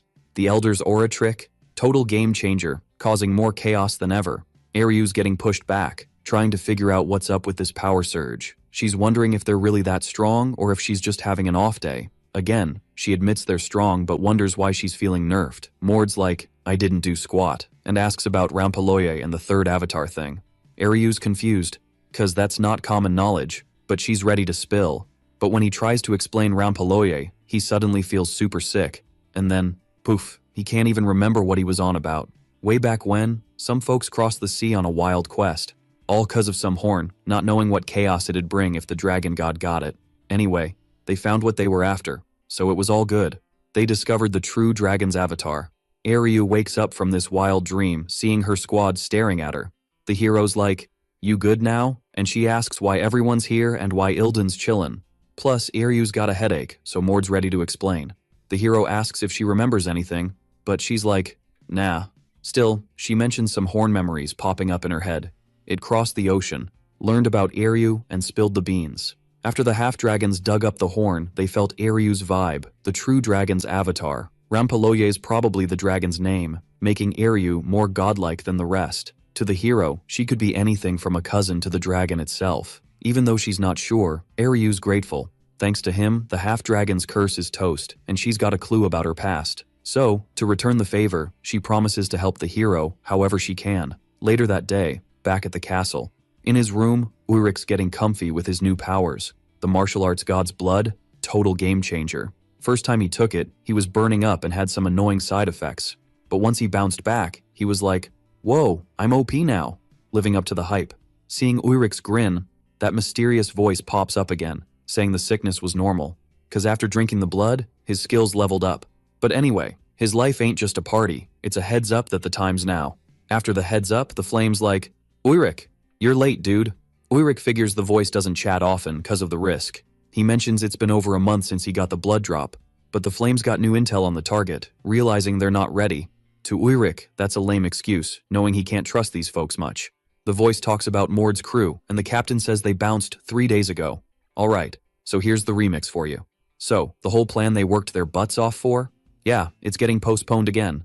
Next time, the big brains better be ready to jump into action. No slacking. Back with the squad, someone's all, why you care so much about that dude? Saving Revan now just cause he's beefing with the Silver Blood crew. Ain't cutting it. Then, the main dude spills the tea. Revan asked for a favor. Back in the day, he saved Revan, and Revan was like, hit me up if you ever need a hand. But Leon's catching on, realizing the hero's really chasing after Aiden. Why's Aiden such a big deal? He's like one of the world's Destiny VIPs. Keel's all curious, and Mord's like, his choices? Total game changer for the world. Leon's like, is this kid the main character or what? Mord's got no chill, can't deny it. But then the kid's all, nah, Aiden's more like the heroes. Twin. Since the main dude became Mord 2 years back, everyone's destiny's got a remix. And yeah, he agrees, but says Aiden's more like Farwell. I mean, the dude's got divine blood and mad magical skills. In Sadakma, they were bros, bonding over shared scars and vibes. Farwell's all hyped to meet this magic prodigy someday. The main dude's like, chill, it's gonna happen. Switching gears, Keel's like, can we hang in there till we get there? It's a 10-day trek. Hero's like, already sorted it, and everyone's shook. Blondie's like, did you call in the general? Hero's like, nah, just got a hookup. The spot they were heading to in 10 days? Total inferno, and Revan's in deep trouble. He's facing a wild enemy who torched the whole forest just to nab them. The enemy's all, surrender or else, giving them another shot. Revan's not feeling it, but knows escape's not an option. Instead of bailing, Aiden grabs his spear, ready to take down the leader. Quick, Sadakma's main dude asks Cecil if there's an escape plan. Cecil's like, fighting's got better odds than running. With the forest ablaze, Aiden's sticking to his escape plan. Even without divine blood, if the forest and wisdom god bless him with wrath, he's got this. Honestly, taking everyone out would be easier than plotting an escape. But if that mystery force from the sky chases them, they're toast. Finally, the enemy leader gets it. This kid doesn't know how to quit. And then she's like, no mercy, finish them. The villains all, no hard feelings. But then, boom, a force crashes down, cracking the ground. That power? Not on the bad guy's side, nope. It's clear when the villain's crew starts getting wrecked by two swords. One baddie tries a sneaky attack from behind, but blink and he's sliced up like a human jigsaw puzzle. The assassin wraps it up, no emotions, and asks if she's facing Mage Revan. She's like, Mord sent me to help, and the crew's still shaking in their boots. She's Louisa, nice to meet ya. Boom, it's confirmed. Louisa's the backup the mage called in. Louisa's like, whew, thought I'd be late, but we're good. Seeing this, the enemy's like, who the heck are you to butt in? Louisa's all, right back at ya. The villain's confused how she's involved without knowing them. Louisa's like, don't know you, but I gotta step in if you're messing with my peeps. The blonde's like, I'm with the Dark Sage Elixir, enemies of Grimolder and the Red Feathers. Hearing all this, the blonde's like, are you in some secret club too? Louisa's got this vibe, you know? She knows those tiny folks won't get it, even if she breaks it down for them. So she whips out her sword and is all, hey, why don't you guys try that again? See what happens. Finally, after what feels like forever, the battle wraps up. The hero squad rolls in, but there's not a single body in sight. Keel's like, man, that Dark Sage is sneaky. Mord's been hearing whispers from the Erisvan wizards, but he never thought Louisa would show up herself. Word on the street is, the hero's crew is chilling safely in a city south of Pestle. Just a few clicks away, there's this epic showdown going down. Miss Louisa, who saw it all, says it was like two archmages going head-to-head. Keel's stressing, and Farwell's picking up on some dark magic vibes. He's sensing necromancy and some gnarly curse magic in the mix. Why were they duking it out? Probably to snag the space below, which he guesses is some ancient ruin. Based on all this, Mord's got two archmages in mind. First up, Lord of Akrik, Krex, and then the Dark Sage Elixir, but they never threw down over any ancient ruins in Sadakma. They were brought back at different times, but Aiden's crew took them down. So, if they're back now, that's a curveball no one saw coming. Mord's like, we gotta hit up Pestle and get the scoop from Revan. In the chill town down south, the red-haired gang's kicking back. But Aiden's not thrilled, cause they went through all that for nada. After the last brawl, Revan bounced solo cause he was being tailed. But with Elixir in the mix, Aiden knows he can't leave his master hanging. So, he jumps up, ready to jet, even though he promised to wait for Revan and the crew, especially since someone just trashed his detection setup outside, which is a big red flag. The girl's down to tag along, but she's gotta fill in the others. Aiden's got mad confidence in his escape and hide skills, and his buddy's the same, so she just wishes him luck. And with a be right back, Aiden zooms off. He'd set those spells up in key spots, so someone showing up ain't just a fluke. As he bounces, he spots someone chilling on a rooftop, waiting for him. Without a second thought, he blasts them with some epic electricity. Magic, blowing up the roof. Aiden's all, yo, who are you? But just when he thinks he's won, the other mage is like, nice magic, dude. Already behind him, ready to strike back. Aiden tries to zap Farwell with more spells, but turns out it was just an illusion. The redhead's getting seriously stressed, especially when he realizes too late the real deal's right behind him. He throws up a magic shield, and now it's Farwell who's gotta watch out, cause the redhead's getting serious. Their magic's going wild, and they're trading high-level spells like pros. Aiden's baffled at how he's getting pushed like this, but Farwell pauses to ask if he's Revan's student. When Aiden confirms, Farwell's like, I'm with Mord's crew, Revan hit us up. Still on edge, Aiden's like, how do I know you're legit? Then, someone else pops up to back up the story. Before anything else, they tell Aiden to chill. No need to be so jumpy. But Aiden's on high alert cause he wants to know who this kid is that tricked him and slipped past his spells. First thing the redhead thinks is how awesome our hero is, wondering if it's some Vernar's family magic. He also notices the kid's super chill using his name, and to add to the confusion, the hero's like, aren't you being a bit too careful? Mord's all, yo, we came from way out cause of your SOS. But Aiden's still acting like they're about to throw hands. Then, the redhead's like, my bad, been on the run so long, trust issues, you know? And yeah, he also says sorry to Farwell for the whole attack thing, but the boy gets it, even gives props to the redhead's mad skills. Even though he's a mage too, he admits Aiden's got some next level magic going on. Mord's just happy they're vibing, even if they met in a totally different way than planned. Finally, Aiden stops dragging his feet and tells the crew to roll with him. He's gonna lead them to Revan. The hero took forever to find Revan's hideout cause it's underground with a secret entrance, sneaky stuff. When they get there, Louisa's all smiles, waiting for them, giving the hero a warm welcome. Mord's like, thanks for showing up.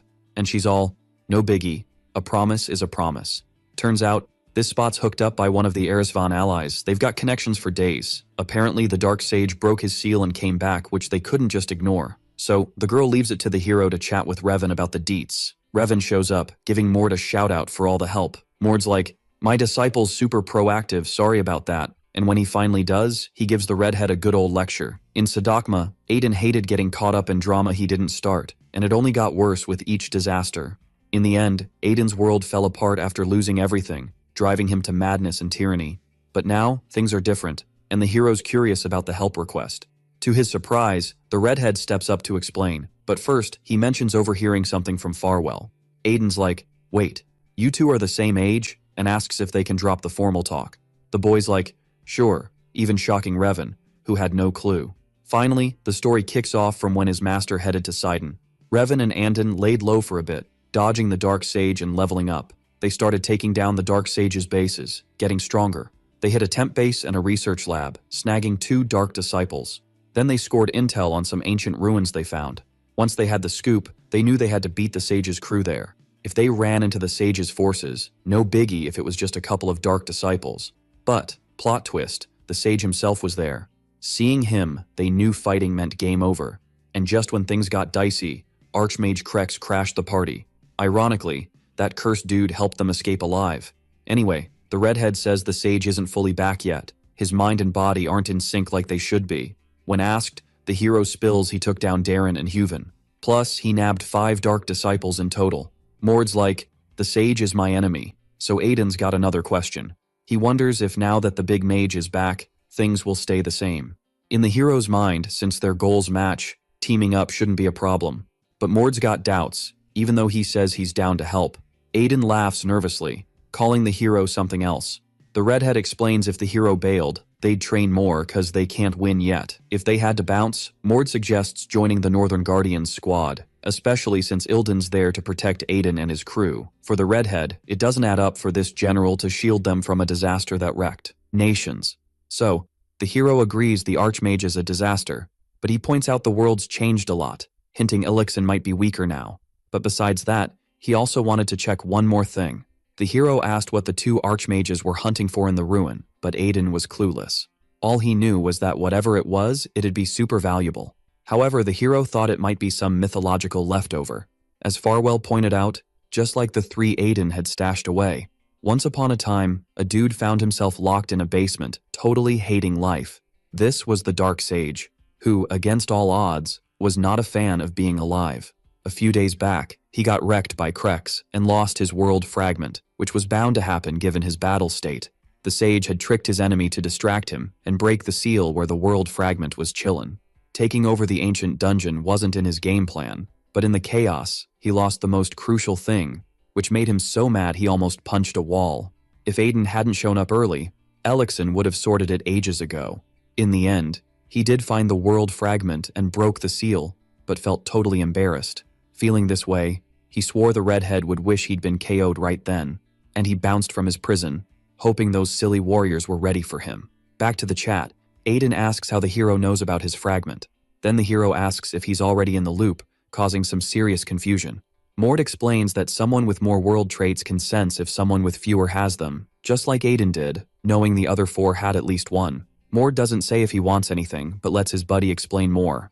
So, Keel jumps in, even though he's not super keen. Finally, he introduces himself and asks if the young dude's down to hand over his 3 fragments. Aiden's like, nah, that's not how deals work, especially for priceless stuff. But the blonde says value's all about perspective and there are bigger fish to fry right now. Keel asks what the boy would do if they didn't help him against the Dark Sage. Aiden's grateful but turns down the help if it comes with strings attached. Actually, Keel says it was just an example and pitches a real deal, offering all the 6 circle reference spells and 5 7th circle spellbooks. Since finding his master, Aiden's leveled up so much it's wild, but after finishing all his master's spells, the only way to get new ones was through research or sheer luck. Compared to long research, learning from books was a solid hack, but he wasn't about to ditch the world fragments just yet. That was until info about the silver blood was thrown in, making Aiden more wary than curious. In this case, Keel explains that when he asked around, everyone said he was digging for info on it, and suggests Aiden should watch who he chats with. Indeed, Mord notices the young dude gets emotional when they mention the silver blood. Makes sense since he lost his whole fam to them, but it's still his call.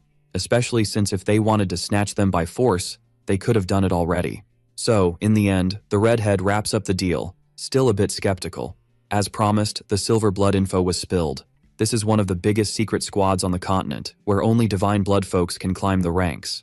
Also, their reason for hunting divine blood folks, which is to brew potions like nectar, the elixirs, which basically spills the beans on why they wiped out Aiden's whole family. Mord explains that in the 3rd and 4th ranks, you don't need mad combat skills, but he makes it clear that things get real from the 2nd level, especially when the 1st level's almost godlike. Aiden can't wrap his head around gods existing or an organization led by one, but the hero's face doesn't flinch. Naturally, the redhead asked why fight them, and Mord said he was hunted as a sacrifice, so he's down to share the load. But switching gears, he asks the boy to lend his hand for a sec. Aiden's cool with it, so the world fragments he's got start transferring to our hero. With this, he's now rocking a total of 31 fragments, counting the ones with his crew. For now, Aiden's safe from getting wrecked by the fragments, but they gotta keep an eye on him. Finally, the main dude hits up the redhead again, telling him to pick between 2 choices. First choice, head north, or second, throw down with the Dark Sage with Mord's squad. A bit later, a young dude's all thanks for the help in Phalos. Oh, and he's cracking up that they're just now swapping names, and he's Pulse.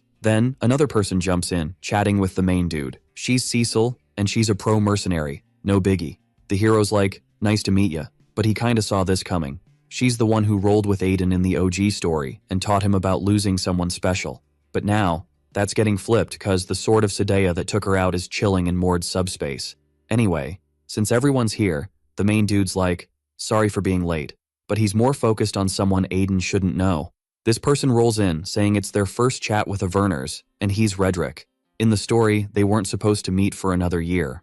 Mord's like, is that really your name? And Redrick's like, yup. Then the hero cracks up, saying it's gotta be tough pretending to be human when you're actually a dragon. Everyone's on high alert hearing this. Redrick's like, what are you talking about? And Cecil's like, that's nuts. But the hero's sticking to his guns, saying there's no point in pretending, especially since he knows Redrick's with the Dragon Force, sneaking around despite the silver blood deal to hunt fragments. Anyway, he's claiming to know all about this dude. In MWDW, Redrick's alliance was always sus, cause he just jumped into a fight offering help one day. He said he had beef with the silver blood too. So, Aiden's crew, desperate for strong pals, took him in without asking, which turned out to be a mega fail. Redrick was a vanguard warrior secretly sent by the shady dragons, aiming to swipe the fragments, and because of his backstab, Aiden lost his love, starting his downward spiral. A buddy who faced danger with them but flipped when it mattered most. This was the warrior now questioning the main dude's claim. If Redrick keeps faking, the hero says he'll drop names that can't be ignored, but the redhead himself calls out his buddy, asking why he's so jumpy. Cause if it wasn't true, he wouldn't be acting all sus.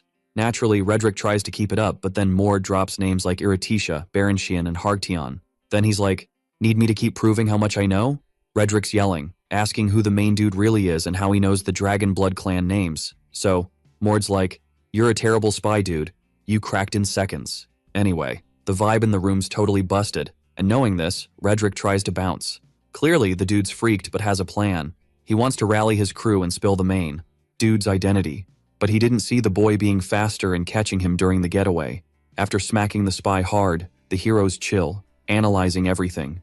Redrick's back in his true form, whining about the effort for this disguise, and says he'll take out the main dude, which, even though he's never seen him like this, doesn't faze the hero. Redrick's ticked off by the divine blood meddling, and using his dragon god power, goes elder mode. Lightning's flying at Mord, but he's zooming faster than they can hit him. And moving quicker than his transformation magic, he lands a solid punch, sending Redrick crashing down. While the main dude's fighting, no one dares to step in, cause it's clear Mord's owning the spy solo. While taking hit after hit, Redrick realizes the hero's not even transformed, and sadly, he figures out the worst thing for his pride, that he might just be a practice dummy for him. In the end, the main dude tells everyone to listen up. To keep up the human disguise, Mord spills the beans that at least 10 real sacrifices should have gone down over the years. So, our heroes all, don't feel sorry for this murderer, okay? And with that, he zeroes in on the spy, ready to make him pay for all the lives he snuffed out. The beatdown was so epic it lasted till the crack of dawn. Now Mord's sure he's flipped Aiden's future, with Redrick already in the squad, so he calls out to the young dude. After exposing the traitor and flexing his strength, he wants to ask again. The same question.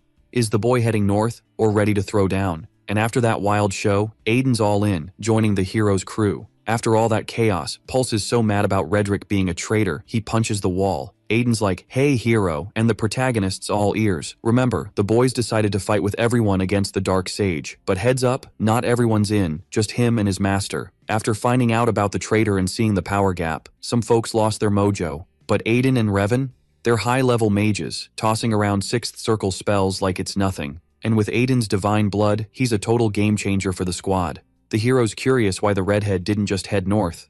Aiden's like, "Thought about it, but joining the army just for protection? Nah." So the hero's like, "Can I ask Louisa a favor?" Louisa's down, and he asks if she'll spill the tea. On the silver blood to Aiden if he joins Eris Vaughn. She's stoked, nothing to lose. Being the hero's wish, she's in, and it's a win-win for the team. She even asks if the boy's gonna fight the Dark Sages and pledges her support. Then Mord's like, "Even if we face an archmage?" Louisa's chill, saying she's already taken down 3 supreme mages, one by her blade. Mord's super grateful for her backing, thinking she's living up to her celestial sword rep. Once things chill, everyone does intros and swaps greetings. Redrick's world fragments get handed to Keel Leon, but Aiden's not really into it. Now, Mord and his crew have 37 world fragments.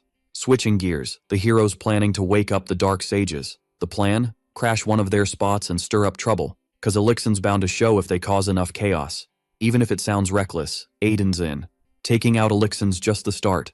Better to wipe out the rest of the crew, leaving right after they chow down. The hero gathers everyone to remind them the missions to take down the Dark Sages and their boss. They all came from different places, but they're united against a common enemy, the Silver Blood. The more people rally against this foe, the stronger they'll be. Elixir's an easier target than the Silver Blood, but after beating him, they gotta keep leveling up. So in the end, they can come back alive and claim that epic win, the goal everyone signed up for. In a not-so-far-off place, a wicked ritual's going down, with dark energy swirling with crimson red. The minions are all like, "Whoa, is this for real?" Their leader's even tearing up, cause her lord's back. Elixir's giving props to his crew for holding it down while he was sealed. His dreams were on pause, but not his destiny. Proof? He's back with his squad, and the big moment's here. From now on, they're gonna reshape the world to their liking. Suddenly, there's a noise outside. As the sage wraps up his speech, the hero's crew rolls up, and Mord steps up to Elixir. Mord's like, "Dude, you're not all you're cracked up to be." Then the mage goes, "Wow, sharp tongue for a home invader, huh?" But he's more interested in spotting 2 familiar faces in the crowd. Elixir's mind is blown seeing so many of them with world fragments, and by the looks of it, he starts thinking they're way more capable than he thought. Meanwhile, from what he can see, only one of them isn't carrying a single fragment. Obviously, Elixir can't believe the leader's without one, but even if so, he calls the invader to step up, saying he's gonna make him the first sacrifice, personally. A while back, there was this epic party for the start of a new era. A dark follower was all, "With our lord back, no more hiding or fearing other factions." But for such a big day, someone else was like, "Weird no one's here." So the follower goes, "Chill, we just gotta keep the branch safe." But plot twist, right after, a soldier rushes in with bad news. He yells that the Hurain branch got attacked and they lost contact. The organization was shaky lately with all the drama, but an attack now? Yikes. Out of nowhere, they hear species number 29, meant to be Elixir's vessel, was involved. Then, the commander gets all fired up, declares an emergency, and tells everyone to gear up for battle. They can't afford more losses before Elixir's back in action. Gotta fix this mess. As they're heading to the base, Mord asks Revan if he knows how dark disciples are made. Revan spills that before being sealed, Elixir kept his blood and flesh forever. Then, he put this into humans, giving them his powers. Since Revan's a specimen too, they could probably track the mage by his traces. And when the mage asks how Mord knows this, the hero just drops it. In 10 days of fighting, they've already wrecked a research facility, 5 small branches and 3 big ones. But all this time, the top warrior leader never showed up. Meeting with his strongest might be normal, but Mord feels something's off. He thinks the mage might have gotten into another mess or maybe got absorbed by the silver blood. Suddenly, everyone freezes, feeling something different. The hero tells his crew Elixir's definitely nearby, so the epic battle's about to kick off. Back to now, from Mord's view, he's wowed by how many fragments Elixir's got. The hero thought he'd find 5 tops, but the mage is rocking 7, meaning the Elixir now is way stronger than the one who fought Aiden's team in Sadakma. In the hero's eyes, maybe it's cause he's a god of war descendant, But instead of giving props, Mord mocks, asking how long Elixir's gonna keep running, ticking the mage off. Finally, recognizing the young man's Werner's lineage, Elixir says he'll make him pay for attacking his branch and attacks one of the monsters. He starts a strength contest with Mord. Even though it's not human, the hero sees the effort put into this servant. Elixir, on his part, says he dislikes them now more than before. He mentions if it wasn't for that Vernars who crushed his army with bare hands, he wouldn't have been sealed. Anyway, the mage figures the culprits are probably long gone now, but still, he's satisfied to show despair to one of their descendants. Elixir activates his execution light style and throws the 24-fold set at the group. It's heading for the first hit, which is Keel, so the boy starts to worry. Compared to past enemies, not just him, but the others see Elixir's on another level. Keel charges with his fire magic sword and slices a big chunk of that dark magic. Iryu jumps in too, hitting hard at another of the mage's spells, but at impact, she notices something. Farwell and Leon catch on and get ready to react. 'Cause suddenly, a black hand touches the girl's arms, and as the main character explains, it's the arm of a demon. Elixir's all hyped about the protagonist's eagle eyes for spotting this. He brags about taking down some big-shot demon count and turning his arms into his minions. Instead of just yapping, he shows off by sprouting black arms from his back, telling them they're lucky to face him like this. Boom! In a flash, a mega light show lights up the whole mountain, so intense it starts raining. The protagonist's crew scrambles for cover and Keel's just glad he's not toast. But just as he's about to check on Farwell, the dark mage swoops in, right in their faces. No doubt about it, this dude's Renabos. Mord spills the tea, saying he's the dude with both bad luck and good vibes, the rain and flood god. And yep, as predicted, the rain and floods crash the battlefield party. Elixir's ready to rumble, so the protagonist's squad gears up too. The mage locks onto Iryu, sensing her dragonkin vibes. He teases her, saying she'd make a rare science project, which ticks her off big time. Iryu's all in for taking him down, and Mord's already on that train. But first, they gotta handle some pesky problems. Before they can act, something slices through the darkness. Louisa zooms past the warriors, thinking this ancient mage will be epic practice. But she lets the protagonist take the lead, promising to handle the demon arm when it pops up. In the side battle, Leon and Keel are giving it their all. Keel realizes they gotta wrap this up fast to help the hero. Suddenly they pause, noticing something. Boom! An explosion right in front, and though worried, they know they should help. But before they can jump in, Farwell shows up, saying they can't just rush in, especially with so many dark sages lurking, so the trio needs to focus on their tasks. Leon gets it, but he's still annoyed, and Keel's feeling the same. Finally, Farwell leads them to take down the Archmage's minion solo. Back at the main event, Elixir's starting to sweat. Even though he's fresh out of the seal, he's transformed and got loads of fragments. But still, just those 3 warriors are enough to corner him. Mord's feeling the adrenaline, ready to go all out. He's got a good read on the enemy's power, and it's game time. Elixir's more freaked out than ever. The protagonist's energy screams he's a fragment holder too. Elixir thought it was odd when they met, but never guessed Mord had more fragments. The mage was fighting without even noticing something so obvious. So, feeling the heat, he knows he can't slack on caution anymore. Elixir figures the only way is to take out Mord before making another move, and of course, snag all those world fragments for himself. Back in the zone, the mage slams his hands down, activating the Legion of Storms.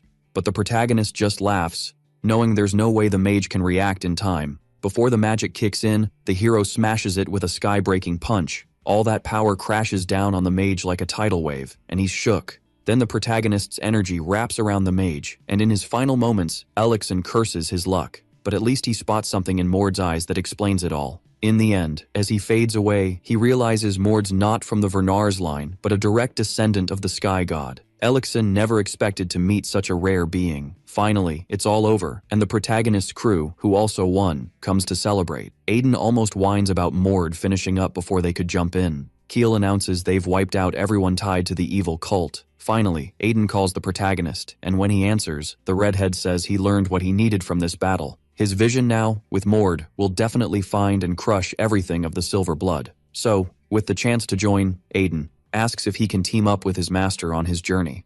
For a moment, the protagonist's mind is blown by how much the future's already shifted.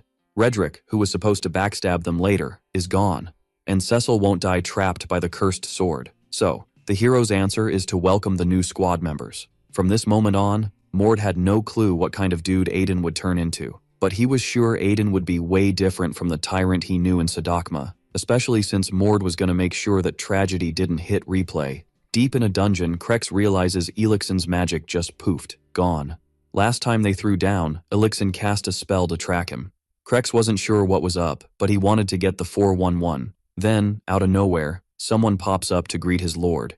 The wizard Carrion shows up with some juicy news, which obviously gets the leader hyped. Carrion spills that the Dark Sage's branch got exposed and Archmage Elixin got wrecked. Plus, he mentions the ones responsible are heading their way. But Krex just grins, asking if he looks like someone who'd go down easy. So, Carrion admits he was stressing for nothing and vanishes, telling his buddy to stay safe. Once alone, Krex calls his sidekick Derek to warn they're being watched by someone serious. He orders the base to move and all members to gather ASAP.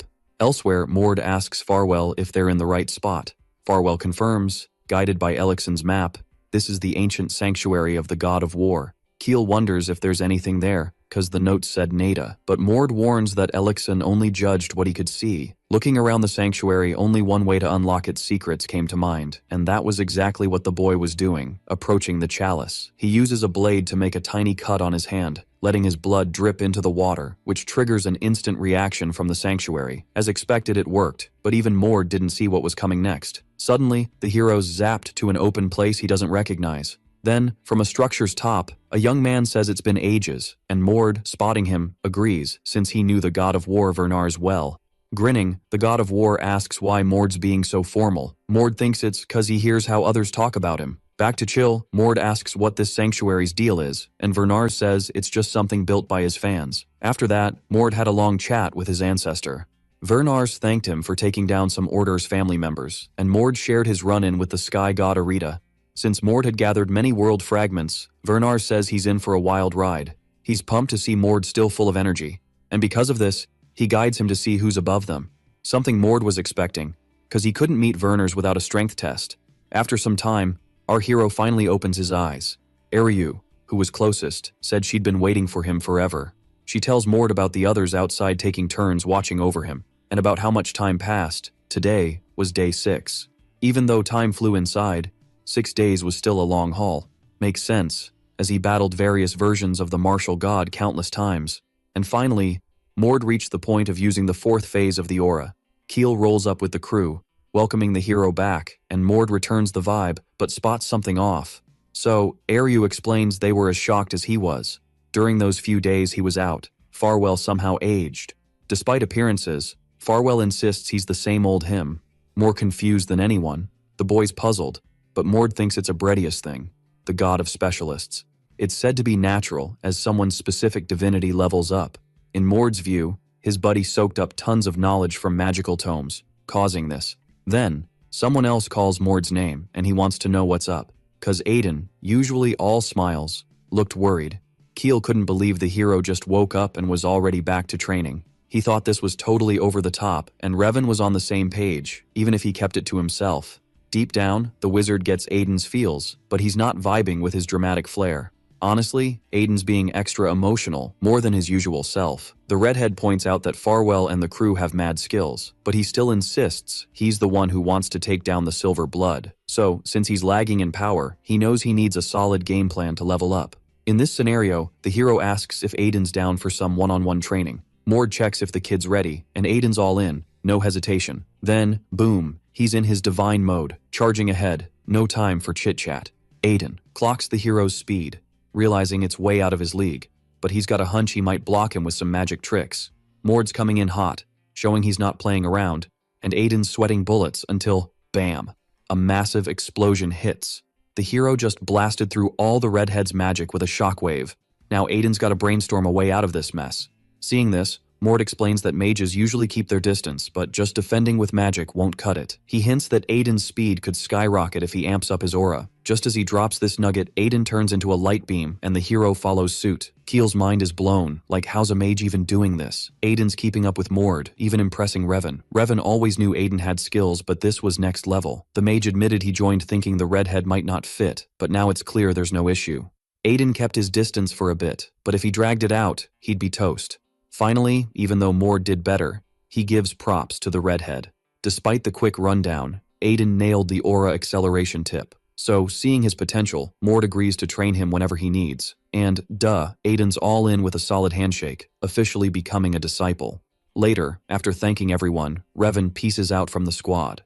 The mage had smashed his goal of beating Elixon, and Aiden was bummed about his mentor leaving, but Mord thought he'd bounce back. Maybe inspired by Aiden, others wanted a shot at the hero, like Leon and Keel, though the elf chickened out before getting wrecked. But then Farwell calls Mord over and finally asks about the flame that's been tailing them.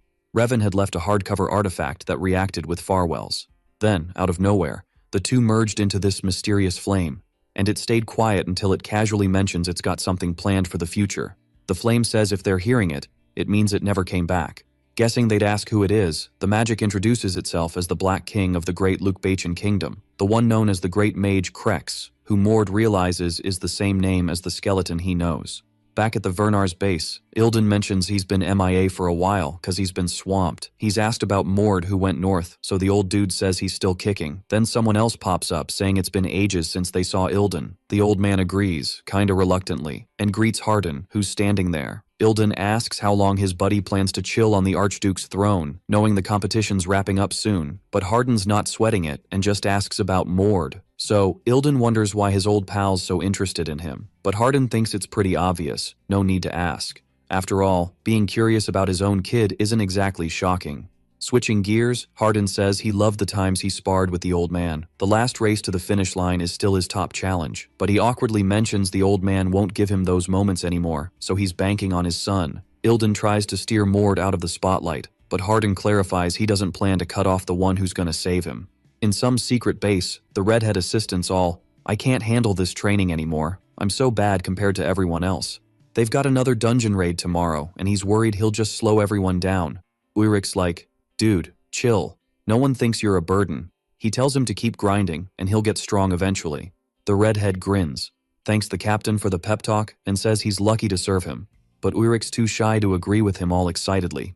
Anyway, he quickly sends the redhead off to rest up for the mission. Later, back in his tent, Ulrich walks in looking a bit puzzled, especially since Helsa's there, waiting for him, which he totally didn't expect. She tells him she's there to say he'll get some news soon. Instead of spilling the beans, she just says it's coming and has one more thing to add. Turns out their crew, Silver Blood, decided to let him join the squad. Even though the captain's playing hard to get, she doubts he'll say no. She warns him to get ready, cause saying no isn't an option. Joining Silver Blood means betraying and sacrificing his own crew. From his face, Ulrich already gets it, but he doesn't say yes right away. He asks if they can convince Fionn to join too. Helsa's like, "No way that kid's gonna join after seeing you betray everyone." But Ulrich insists, cause he sees Fionn as his little bro, and if he can't get help, he'll convince him solo, which Helsa doesn't argue with. Before anything else, she hands him a gift. It's some gear that boosts what Ulrich's been doing for the team. Conveniently, they've already set up a demon dungeon test for the captain, so soon all the plans would kick off, and Helsa couldn't wait. The next day, chaos breaks out at the camp. A soldier asks what's going on. The informer says the dungeon their troops entered just went full demon mode. He adds that it's already hit the second stage, and they need backup. The listener's like, why'd they hire this clueless guy as an intelligence agent? But before he can apologize, someone else shows up, asking them to hold up. With his crew, our hero wants a clear explanation. Seeing Mord there, the informer's all flustered. Finally, he spills about the demonic dungeon with a crazy vortex at level 2, and he warns there's a unit inside, so Mord has a flashback. There was tech that moved demon dungeons, and the Silver Bloods made it. Mord asks which unit's inside, and who's the captain. Already super worried, the guy reveals it's Captain Ulrich's unit. Fionn, on the ground, knows this is the worst-case scenario. With endless demon waves, most of the unit's gone, and the survivors face doom. Worse, a huge monster just showed up, taunting them. It's a demon realm baron, already counting his win, saying he's gonna have a blast. Still, the redhead spots the captain still standing, so he clings to hope. Helsa suddenly yells to the captain that it's time to use it. Fionn's clueless about what it is, but Ulrich gets it and goes for it. His hands fill with demonic energy, activating the Devourer ability. After an explosion, the baron's trying to figure out what just happened, but there's no keeping up with the captain's new speed. So, after the demon's fun with them as puppets, it's his turn to bite the dust. The impact causes destruction like never before. Fionn can't remember when his captain got this strong, but he senses something shady's going on behind the scenes. Suddenly, Sir Jake yells, telling smaller demons to back off. Theon focuses on his buddy, but the captain calls his name, unfazed. Obviously, the redhead yells for Ulrich to help save his friend, but the captain's all, Jake's fate is to die here. In any case, Ulrich says there's a way for Theon to bounce out of here alive, and then he stretches out his hands, inviting the dude to roll with the Silver Blood crew.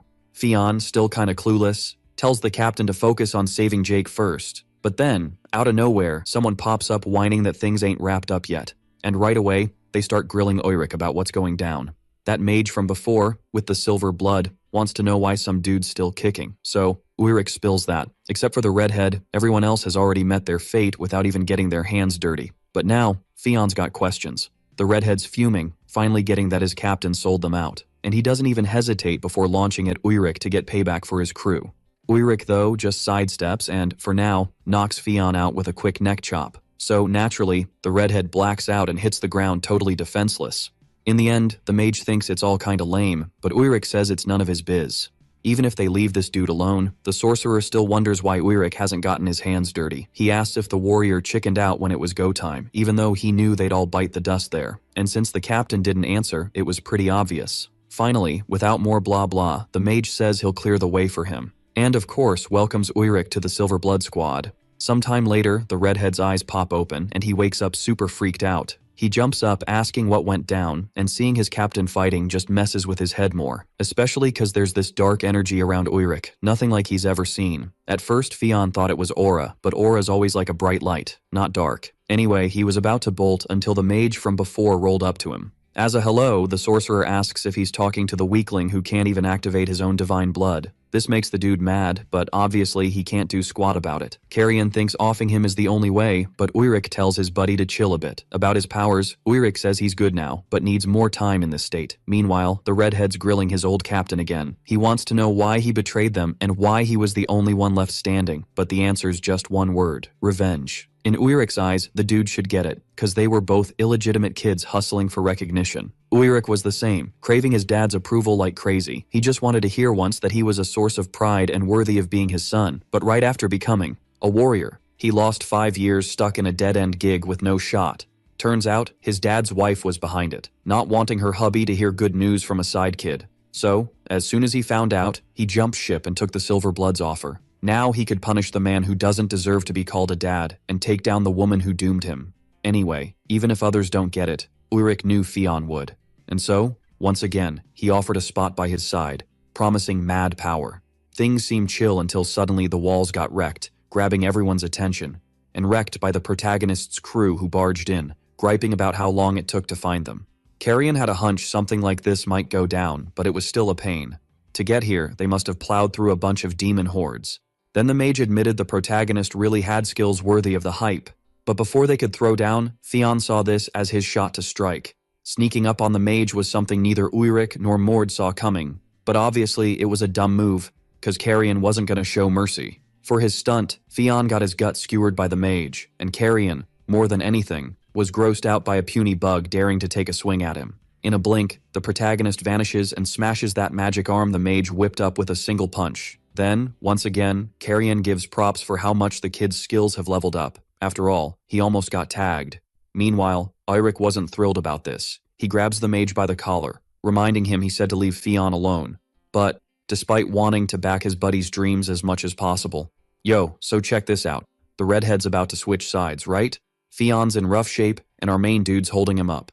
Even now, Theon's yapping about betrayal, and Mord's like, dude, I got it. Mord tells him to chill and save his energy. But Theon's all, tell my dad, Sir Altos, I went out like a boss. Theon's convinced he's a goner, but Mord whips out a golden apple, telling him to chow down and leave no crumbs. The redhead's feeling a bit weird about being force-fed. But then, boom, his abs are back, and he's like, what kind of magic is this? After taking down Elixon, our hero meets this dude calling himself the King of Shadows, Krex. Mord's all, why you here? And the flame's like, plan flopped, wasn't even me who found this relic. Krex just wants to live forever, no biggie.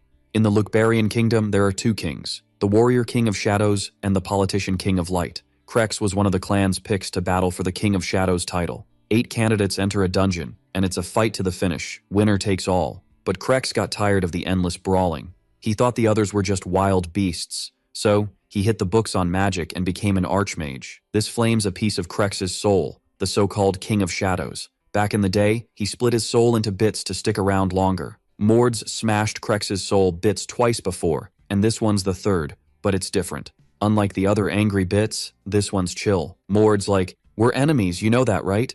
The flame gets the vibe but asks not to be treated like the rest. It's got Crex's past, showing a more human side. Then boom, the flame turns into a golden apple. This apple's legendary, granting immortality and power to ancient elves. Unlike nectar, which you build tolerance to, the apple's effects stay strong. The fragment knows it wants to dodge its fate but needs stopping for turning into a monster. The hero says wanting power's natural, Crex just messed up wanting to live forever and promises a better future. Back to now, Mord tells them he gave Theon something super valuable. Then he bounces, leaving his crew to watch over the redhead. Farwell's like, "Mord's a real one."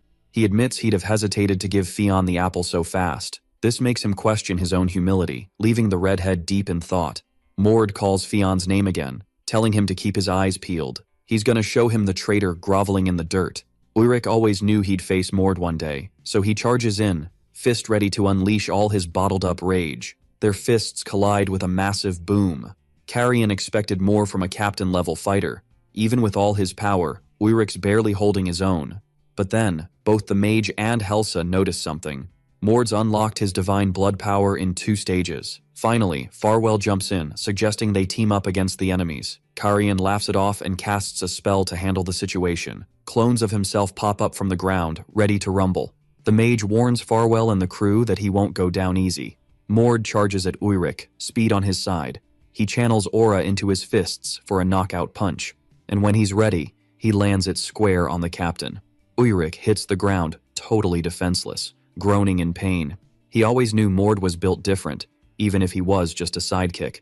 But calling him a monster still didn't explain why he was such a beast. Bam! The hero's punch wrecks the hall like a boss. Ulrich's down, thinking life's totally unfair. He wishes he had even a smidge of that talent. His life would have been epic. Out of nowhere, a voice pops up, asking the captain to make a choice.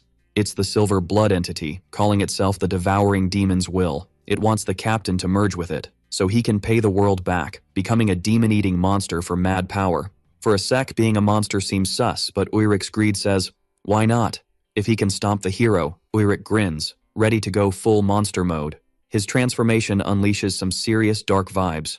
Ulrich starts to get Mord's vibe, the thrill of squashing others with insane power. The captain throws a punch, showing off his new level. Even with his new strength, he doesn't sleep on the hero. He knows beating him means leveling up even more. Mord claps back, saying he doesn't get why the captain went rogue. But whether it was fair or not, it doesn't matter now. From the moment he ditched his crew, he became total trash. Ulrich's ticked off being called trash, asking what Mord knows about his life. He charges, ready to make Mord eat his words with brute force. The captain's all set to land a solid punch, and he does, hitting Mord's guard. The hero's sent flying, and the captain taunts, asking how it feels. Ulrich admits he's still getting used to the Silver Blood's power-up. Mord acknowledges the captain's mana is decent, but says that's the best compliment he's got. Ulrich tries to get what that means, but Mord explains with a quick, solid punch. The hero's speed cranks up to a scary level, messing with the captain's head. But maybe because he's a captain, he catches on. Mord hit stage 4 aura and was holding back till now. At this level, the hero strikes the captain's back with no mercy. So much so, Ulrich stops seeing himself as a monster and starts shaking in fear.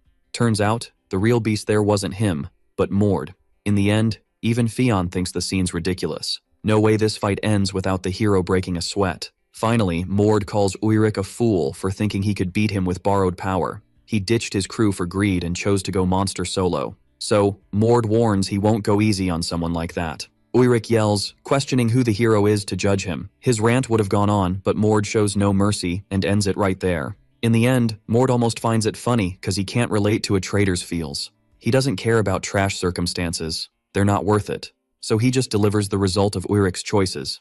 Theon goes up to the hero, asking if it's done, and Mord's like, yep. The hero says he wanted the redhead to land the final hit, but he couldn't. But Theon's cool with it, thanking the hero for helping take down Ulrich.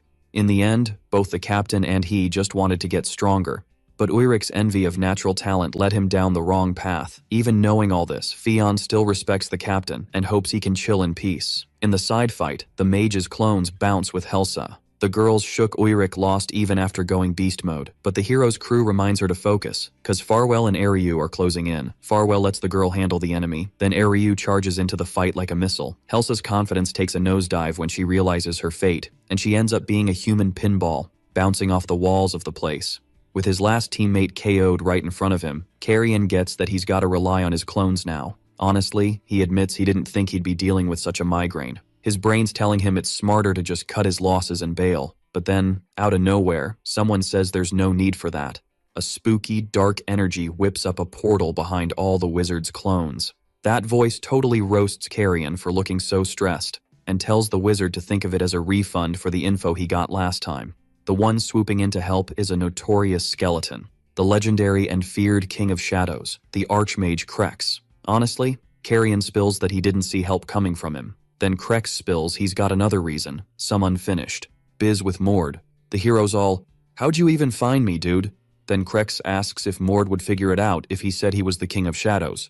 The Archmage explains that the flame the hero found days ago was one of his souls. In his quest for immortality, he split his soul into 7 pieces, including the one with magic skills and the one with mad knowledge that Mord wrecked. But the soul once known as the King of Shadows wasn't super powerful, but it had all the feels from when he was human. Maybe back in the day, emotional stuff would have swayed him, but now he's just got a killer instinct. He's done sitting around watching more of his soul get wrecked. This is now Krex's 4th soul, the one that's all about strength. So, with the wizard and his shadowy crew, the skeleton declares it's Mord's last day and blows up the place with a flick of his wrist. From all the smoke rising, Mord's crew's silhouettes pop back into view. Farwell's got their backs, then the hero's like, even if this soul's all about strength, Krex ain't that strong. Since this dungeon hit level 2, Mord had Farwell set up an emergency signal, so if the squad hit trouble, backup would roll in ASAP. From a portal clear as day, a whole squad rolls out, ready to rumble. Mord didn't think it'd be needed, but the signal brought in homies ready to help out. Finally, familiar faces show up after ages without seeing the hero, and they're all set to pay back all the help they owe Mord with big grins, the same grin the hero's rocking for having such loyal buds. Finally, Louisa says hey to Wizard Carrion after ages, leaving him shook. Last time, she got played by a puppet, but now she's ready to pay back double. Anyway, the hero thanks everyone who showed up for this battle. Even if he could, he's not sure he can repay this debt. But, surprise, surprise, they all say they don't want anything, cause they know they owe him big time. Right then, Mord's heart's racing like it's about to pop. Even if just for a second he felt less like Eom Taeshong and more like Mord himself. So, with everyone hyped, the hero's the first to charge out, and right behind him, all his crew bravely joins to take on Krex and the Silver Blood. With his sword in hand, Cecil slices a lesser demon in one go, no sweat. But everyone sees the baddies just keep coming, like a never-ending game of whack-a-mole. Revan tells Pulse and Cecil not to overdo it, cause there are tons of demons and if they go wild, they'll take a big hit. Pulse can't really blame the wizard for stressing. Even he admits he's never seen so many demons in one spot. Erna, though, charges into battle with massive bloodlust, and just vaporizes all the demons everyone was whining about with her mirage-breaking punch. Her hands smoking with power and Pulse's jaw drops, then she just winks back at him with a grin. Then she waves goodbye, diving back into the demon fight solo, leaving both Pulse and Cecil speechless. The candidates for the next big boss of the Werner's family were still duking it out for the spot. They battled to prove themselves more and more and, through these fights, carved out their own place in the clan. But lately, one of them started shining brighter than the rest, that being Miss Erna Vernars, who among the 5 heirs was the youngest of the direct line. Finally, a massive demon asks how long Erna thinks she can keep going. The big bad monster says she's getting too cocky. From what he can see, her enemy is at least Baron class, but the girl is totally unfazed by that. After all, no matter his level, all she needs to do is land a solid punch. Just as she says, Erna clocks the demon right in the face with all her might. Even the Baron admits the girl packs a punch that's no joke. However, Erna charges again, saying the monster's got no clue about his place. And since he doesn't quite get it, he explains with a powerful kick that he's just calling him a fool. The kick sends the Baron flying like a rag doll. Ilden claims he's heard her name a lot as a potential Grand Duchess, and now gets why. So, unlike the demon's praise, Erna takes this as a win. Despite her epic growth, Ilden still doesn't trust her to take on the throne, which bums her out a bit. After all, Erna explains she hasn't even shown her true skills yet. And since that's the case, Ilden asks her to show them now, with the two teaming up. The Vernar warriors charge at the enemies, leaving trails like a video game glitch. Pulse and his crew are shook by the existence of such scary people. With her fists glowing with energy, Erna smacks a lesser demon from below and keeps moving, not even sweating the old dude. So, Ilden calls her over to chat about something. Ilden spills that the first time he heard about Mord backing her instead of him or someone like Leon, he lost it. But seeing how she handles stuff, he gets it now and wants to know if she's down for his support too. Then, Erna, without even needing to think, just says she's definitely gonna be the next Grand Duchess, making Ilden proud and hyped to see her hustle for it. In another epic showdown, Luisa pulls her blade from one of the clones, feeling all nostalgic. With this, she's already taken down 5 of Carrion's clones, but this would be the last time she'd only be slicing clones. After all, no matter how tough it was, Luisa was set on finding the real mage. Conveniently, Farwell jumps in and luckily spots Carrion. He signals right away and lets them know the real deal is right in front of him and Ariu. So, he asks Luisa to hustle over, since Carrion's known for being a slippery dude. But honestly, he didn't even need to say that, because for her, nothing was more important than getting there. Since the Celestial Sword was all confident, Farwell committed to, along with Ariu, trying to hold Carrion as long as possible. The mage gets all mad for being challenged and whips up more clones to fight for him. With this, Farwell gives a nod to his buddy, who unleashes the Dragon God in full beast mode, and hits each of those copies with the White Dragon's roar, making the clones start to freeze. Farwell notices the puppet's magic is clearly weaker, so he also goes all out with his magic, no holding back. Seeing the puppets drop so easily makes him think Carrion's running on empty. Although he couldn't say it out loud, Carrion knew it was true. But not because of them, but thanks to the pesky Celestial Sword draining his strength. Suddenly, he feels a strong, murderous vibe, and then, from behind the demons, Luisa pops up, slicing them up fast. It's clear to the mage he can't waste mana on just copies anymore. Now he must use every bit of his power to escape, smashing his enemies. Carrion screams like a madman for the pests to move and casts a powerful spell, saying he won't be stopped by them. That hits Farwell's protective barrier, causing a ton of pressure. Even after burning so much mana, the attack was strong enough to overpower Farwell. And the worst part was that this was also a clone, so just thinking about the power the real deal would have made the young man shiver. More attacks come from the sides, this time impossible to dodge. However, hitting only Ariu's sword, the girl tells Farwell to stop getting distracted. Indeed, she says she doesn't get why her buddy hesitated, so he apologizes. After all, the two share the same goal to avenge the Silver Blood and needed to honor Mord, who's giving it his all. Thanks to Mord, Ariu gradually found her roots again and sought revenge. However, no matter his strength, his crew could never be dead weight. Farwell knows this is true, as Mord keeps risking his life.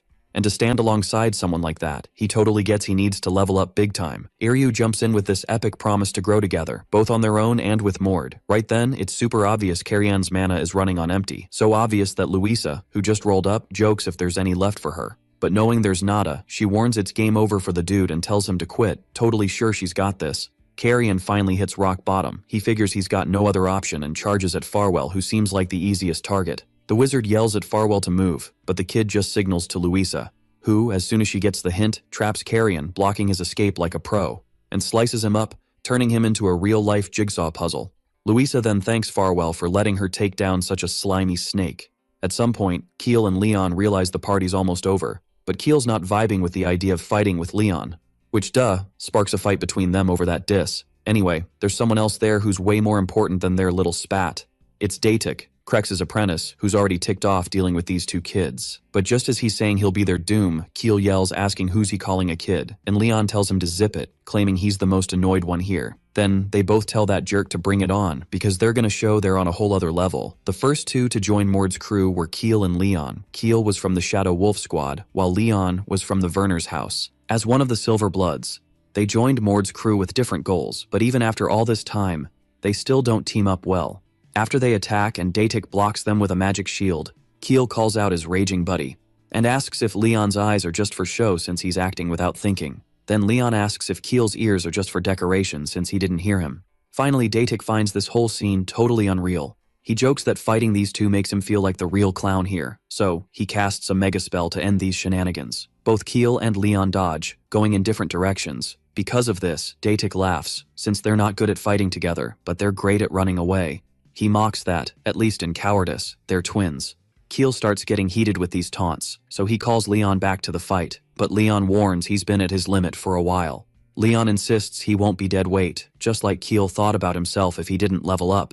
But he remembered when Mord comforted him, saying they were in the same boat. Plus, they were the ones who'd been with the hero the longest. Mord asked how much longer Keel planned to fight like this, since he was the one stirring most of it up. Keel knew this, but said something really bugged him.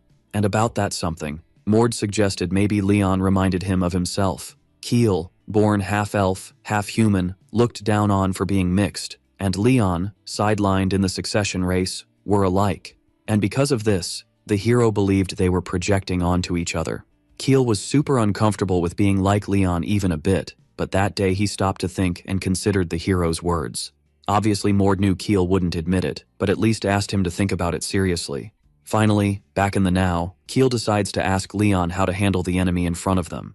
Leon says smashing sounds good, an answer as silly as Keel expected, so the Vernars gets ready to fight again. He starts complaining non-stop, so much that Keel sees the similarity in their ways, and because of this, at least this time, he agrees to do it Leon's way. However, Keel makes it clear if Leon starts belittling himself again, he'll get a smack. So the warrior's not worried, but asks him to trust him.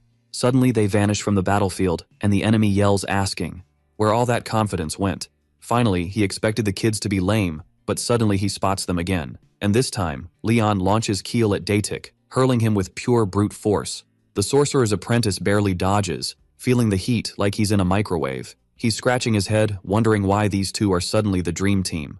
Just a few minutes ago, squashing them was a total snooze fest. But now, their attacks are actually landing, like, what? Datik's lightbulb moment. They weren't getting better, they were just holding back. Turns out, those brats could have gone beast mode from the start if they wanted. Now that they're serious, Leon's all, time for Krex's minion to take a nap, and bam, hits him hard. Across the hall, Mord's like, another one bites the dust. He's ready to wrap up the rest with Aiden, facing Krex's power fragment. So, as he told the wind before, now he tells the mage, your time's up, dude. The hero's heart's pounding harder than when he faced Elixin, like a drum solo. This can only mean Krex is the ultimate boss battle. Krex is all smug, saying he didn't think these two noobs would mess with his plans again. Losing Carrion and Datik? Bummer, but hey, they were weak sauce. Mord's like, so your buddies are just throwaway minions? Krex is all, nah, they're different, I don't just talk big. He's close to immortality, so he can respawn them, just like himself. But the hero's not buying it, saying humans only get one life. Even for someone who's ditched humanity, that mindset makes Mord want to puke. So today, he's gonna make Krex see the error of his ways, clear as day. With that, the two warriors charge at the Archmage, full throttle. Krex is like, challenging me? Big mistake, buddy. He promises a world of hurt with his powers now. But the hero dodges, asking if he heard right. When it comes to strength, he's the GOAT, no contest. Mord lands the Mountain Breaker punch right on Krex's chest. Krex is not sweating it, saying that's how it should be. Otherwise, fighting them would be a total bore. As they charge, the Archmage hits them with a massive fire spell. Aiden's tossed back like a rag doll, feeling useless. But Mord's got his back, calling him to join the fight. He reminds Aiden of his promise to take down the Silver Blood, so Krex is no biggie. Mord's sure Aiden can do it, cause the Aiden he knows can do anything. Back when he was Eom Taishong, watching Aiden crush challenges kept him going. That confident look, smashing obstacles, was what Eom admired most. But in the original story, he wrecked everything he built. In his darkest hour, the redhead was his light, and now he wants to return the favor, bringing a miracle that could flip the script. Aiden remembers his promise, ready to charge, saying he'll give it a shot. Krex mocks, asking what a little rat can do. But while Krex is bragging, the redhead zooms in like a bullet. Aiden knows he might be a rat to Krex, but with his spear, even a rat can bite. Mord's shouting from behind, telling Krex to eat another punch. Their fighting spirits turning into a raging storm against Krex. Krex unleashes a magic blast, yelling he won't allow it anymore. The magic's so intense, it slams Aiden against the wall, almost KO'd. He knows he needs to help the hero, but his body won't budge. But when Aiden looks again, he realizes he's out of his league. The battle's gone next level, like a video game on hard mode. Aiden watches, trying to wrap his head around the chaos. Mord's fighting style now is on a whole new level. From day one, Aiden felt there was a gap between them, but he believes if he keeps grinding, he'll catch up someday. Right now, his confidence totally tanked, making him think he'd never pull it off. But Aiden wasn't about to just sit there and mope, cause he had a bigger reason pushing him forward, and that reason brought him back to the epic showdown. Once again, the two warriors team up to take on the Archmage. Krex gets all grumpy about being pushed back by two random dudes. In his head, this whole situation is just bonkers. Years of ambition can't be stopped by a couple of no-name kids. Aiden, a bit worried, says that fighting a skeleton feels like battling death itself, but he speeds up, thinking if he dodges everything, he'll be chill. He actually lands a hit with his spear, but Krex just admits they're not total noobs. Holding the redhead's spear, the skeleton says he's got to switch up his game plan. He decides to target the weaker one first, leaving Aiden defenseless with his spear stuck. Before Aiden can figure a way out, Mord tosses him aside and charges at the enemy. The dude's so determined, he doesn't even think of backing down, taking the next magic hit for the redhead. The skeleton's impressed, for real. Facing a spell like that and still standing, Krex says it's what you'd expect from a Vernars, even if Mord's just a piece. With them split up, the Archmage turns his attacks back to Aiden. Mord yells for the redhead to scram, but he's not quick enough. That massive destructive energy crashes down on the young dude. Krex takes the chance to mock the Vernars warrior. The buddy who trusted him just vanished without a trace because he wasn't protected. Mord's teeth grind in growing fury. He declares that the price for ticking him off will be paid with everything the Archmage has got. Meanwhile, Fion's having a rough time, because no matter how many monsters he slices, they keep coming. That was his worry until he stumbled upon the main fight. It left him stunned, questioning if the battle was even real. With another explosion from the clash, Krex laughs like a maniac. He sarcastically asks if he hit a nerve because he's never seen Mord this bad. He also wonders how long the kid thinks he can keep going, especially since it looks like he's already hit his limit. Krex milks every second of the Vernars kid's downfall. He admits that if Mord were just a bit stronger, he might actually win. Then suddenly, Fion shows up, punching the skeleton, saying he won't let Mord die, cause he's everyone's hope. Krex is confused, but for the hero, those seconds were golden. Fion created an opening, the perfect shot for Mord to take down the Archmage. Krex turns to the hero, charging from the side, but now Mord yells it's the end for the King of Shadows. As he gets close, a dense energy builds up and unleashes in a divine sky-splitting punch. A wild card Krex didn't even know existed hits him. So, the Archmage has to admit defeat to Mord Vernars, but he swears it'll be the last time he loses. Right then, Fion jumps back into the fight to save Mord from falling. The hero had fainted, so he had to act fast, but he still congratulates him on the win. In his dreams, Mord wakes up all startled, wondering where he is, cause he was just fighting Krex. He feels a weird sensation running through him, but he realizes it's not a mistake cause he's not in Mord's body, but in Eom Tae-shung's. And surprise, the real Mord's right there. Knowing he can't just chill there, the hero asks how old the other guy is. The real. Mord says he's 15, which lets the hero know he hasn't joined the Vernars house yet. Eom spills the tea that he's part of the Vernars house, serving the Grand Duke as an advisor. He also mentions he's like the age police, checking everyone who wants in. Mord asks if the main dude works with his dad and, remembering Eom's name, wonders what the house is like inside. He's curious because it's a place he dreams of going to. Then, Eom drops the bomb that it's a place where discrimination is as common as TikTok dances. Basically, they're just people living their quirky lives like anywhere else. Just like in this world, there are nobles and commoners. Even if someone has Vernars blood, they're still split into VIPs or nobodies, based on their parents. Eom says this isn't just here, but it's a worldwide thing. But focusing on the Vernars house, it's said to be super proud of being from the lineage that saved the world. Since 15 years is still baby steps, the hero asks if Mord still wants to go. The young dude says his mom wants him to, and he's curious about his dad too. But then he realizes he might have been too chill and apologizes. Eom suggests the boy build a solid plan first, because an illegitimate kid will definitely get judged. Mord asks how to level up his status, but sadly, it's either by being named a saint of the god of war or joining a unit. Finally, Mord gets that being named a saint could be a way and thanks for the tip. This makes the hero think about how things would change if Mord got such advice. In MWDW, he was just a side character with a tragic ending. But living his life, the hero sees that with loyal friends, Mord could have been the real MVP. And not just him, from Kiel to Ariu, they're becoming the stars of MWDW, writing their own stories. And the hero himself is nearing the moment to fulfill his destiny as Eom Tae-shung, even if he doesn't know when. Back to now, suddenly the main dude wakes up in Mord's body. Kiel and his squad are super worried about him. Kiel was freaking out thinking Mord might not wake up. And that's when the hero remembers the losses from the last battle. Panicking, he yells, asking what happened to Aiden. But Erna says he's in for a big surprise. Even though Aiden's in rough shape, he's alive and cracking jokes, saying he's just a bit sore, even after dodging Krex's attack. Switching gears, Ariu apologizes for letting Carrion escape. Luisa's so bummed she can't even look Mord in the eye. But Kiel's sure that if they keep grinding, next time they'll totally nail it, and that's the mindset the hero rolls with. After all, while chasing the world's fragments, they'll have loads of chances to find the Silver Blood crew. And until then, they should focus on leveling up. Plus, Mord doesn't forget to thank Fion for all the help. Thanks to Fion's guts in distracting Krex, Mord landed a killer blow. So after a heartfelt thank you, the main dude gathers everyone to make the same announcement again. This time, not just for Fionn, he thanks all the squad who helped. The next day, things go back to normal, Leon and Keel bickering like always. But even though Farwell's annoyed, Mord knows it's not the same as before. Finally, Louisa tells the hero she's leaving, but she's still down to help in the future. Mord asks if Erna's also heading back to the fortress with Ilden.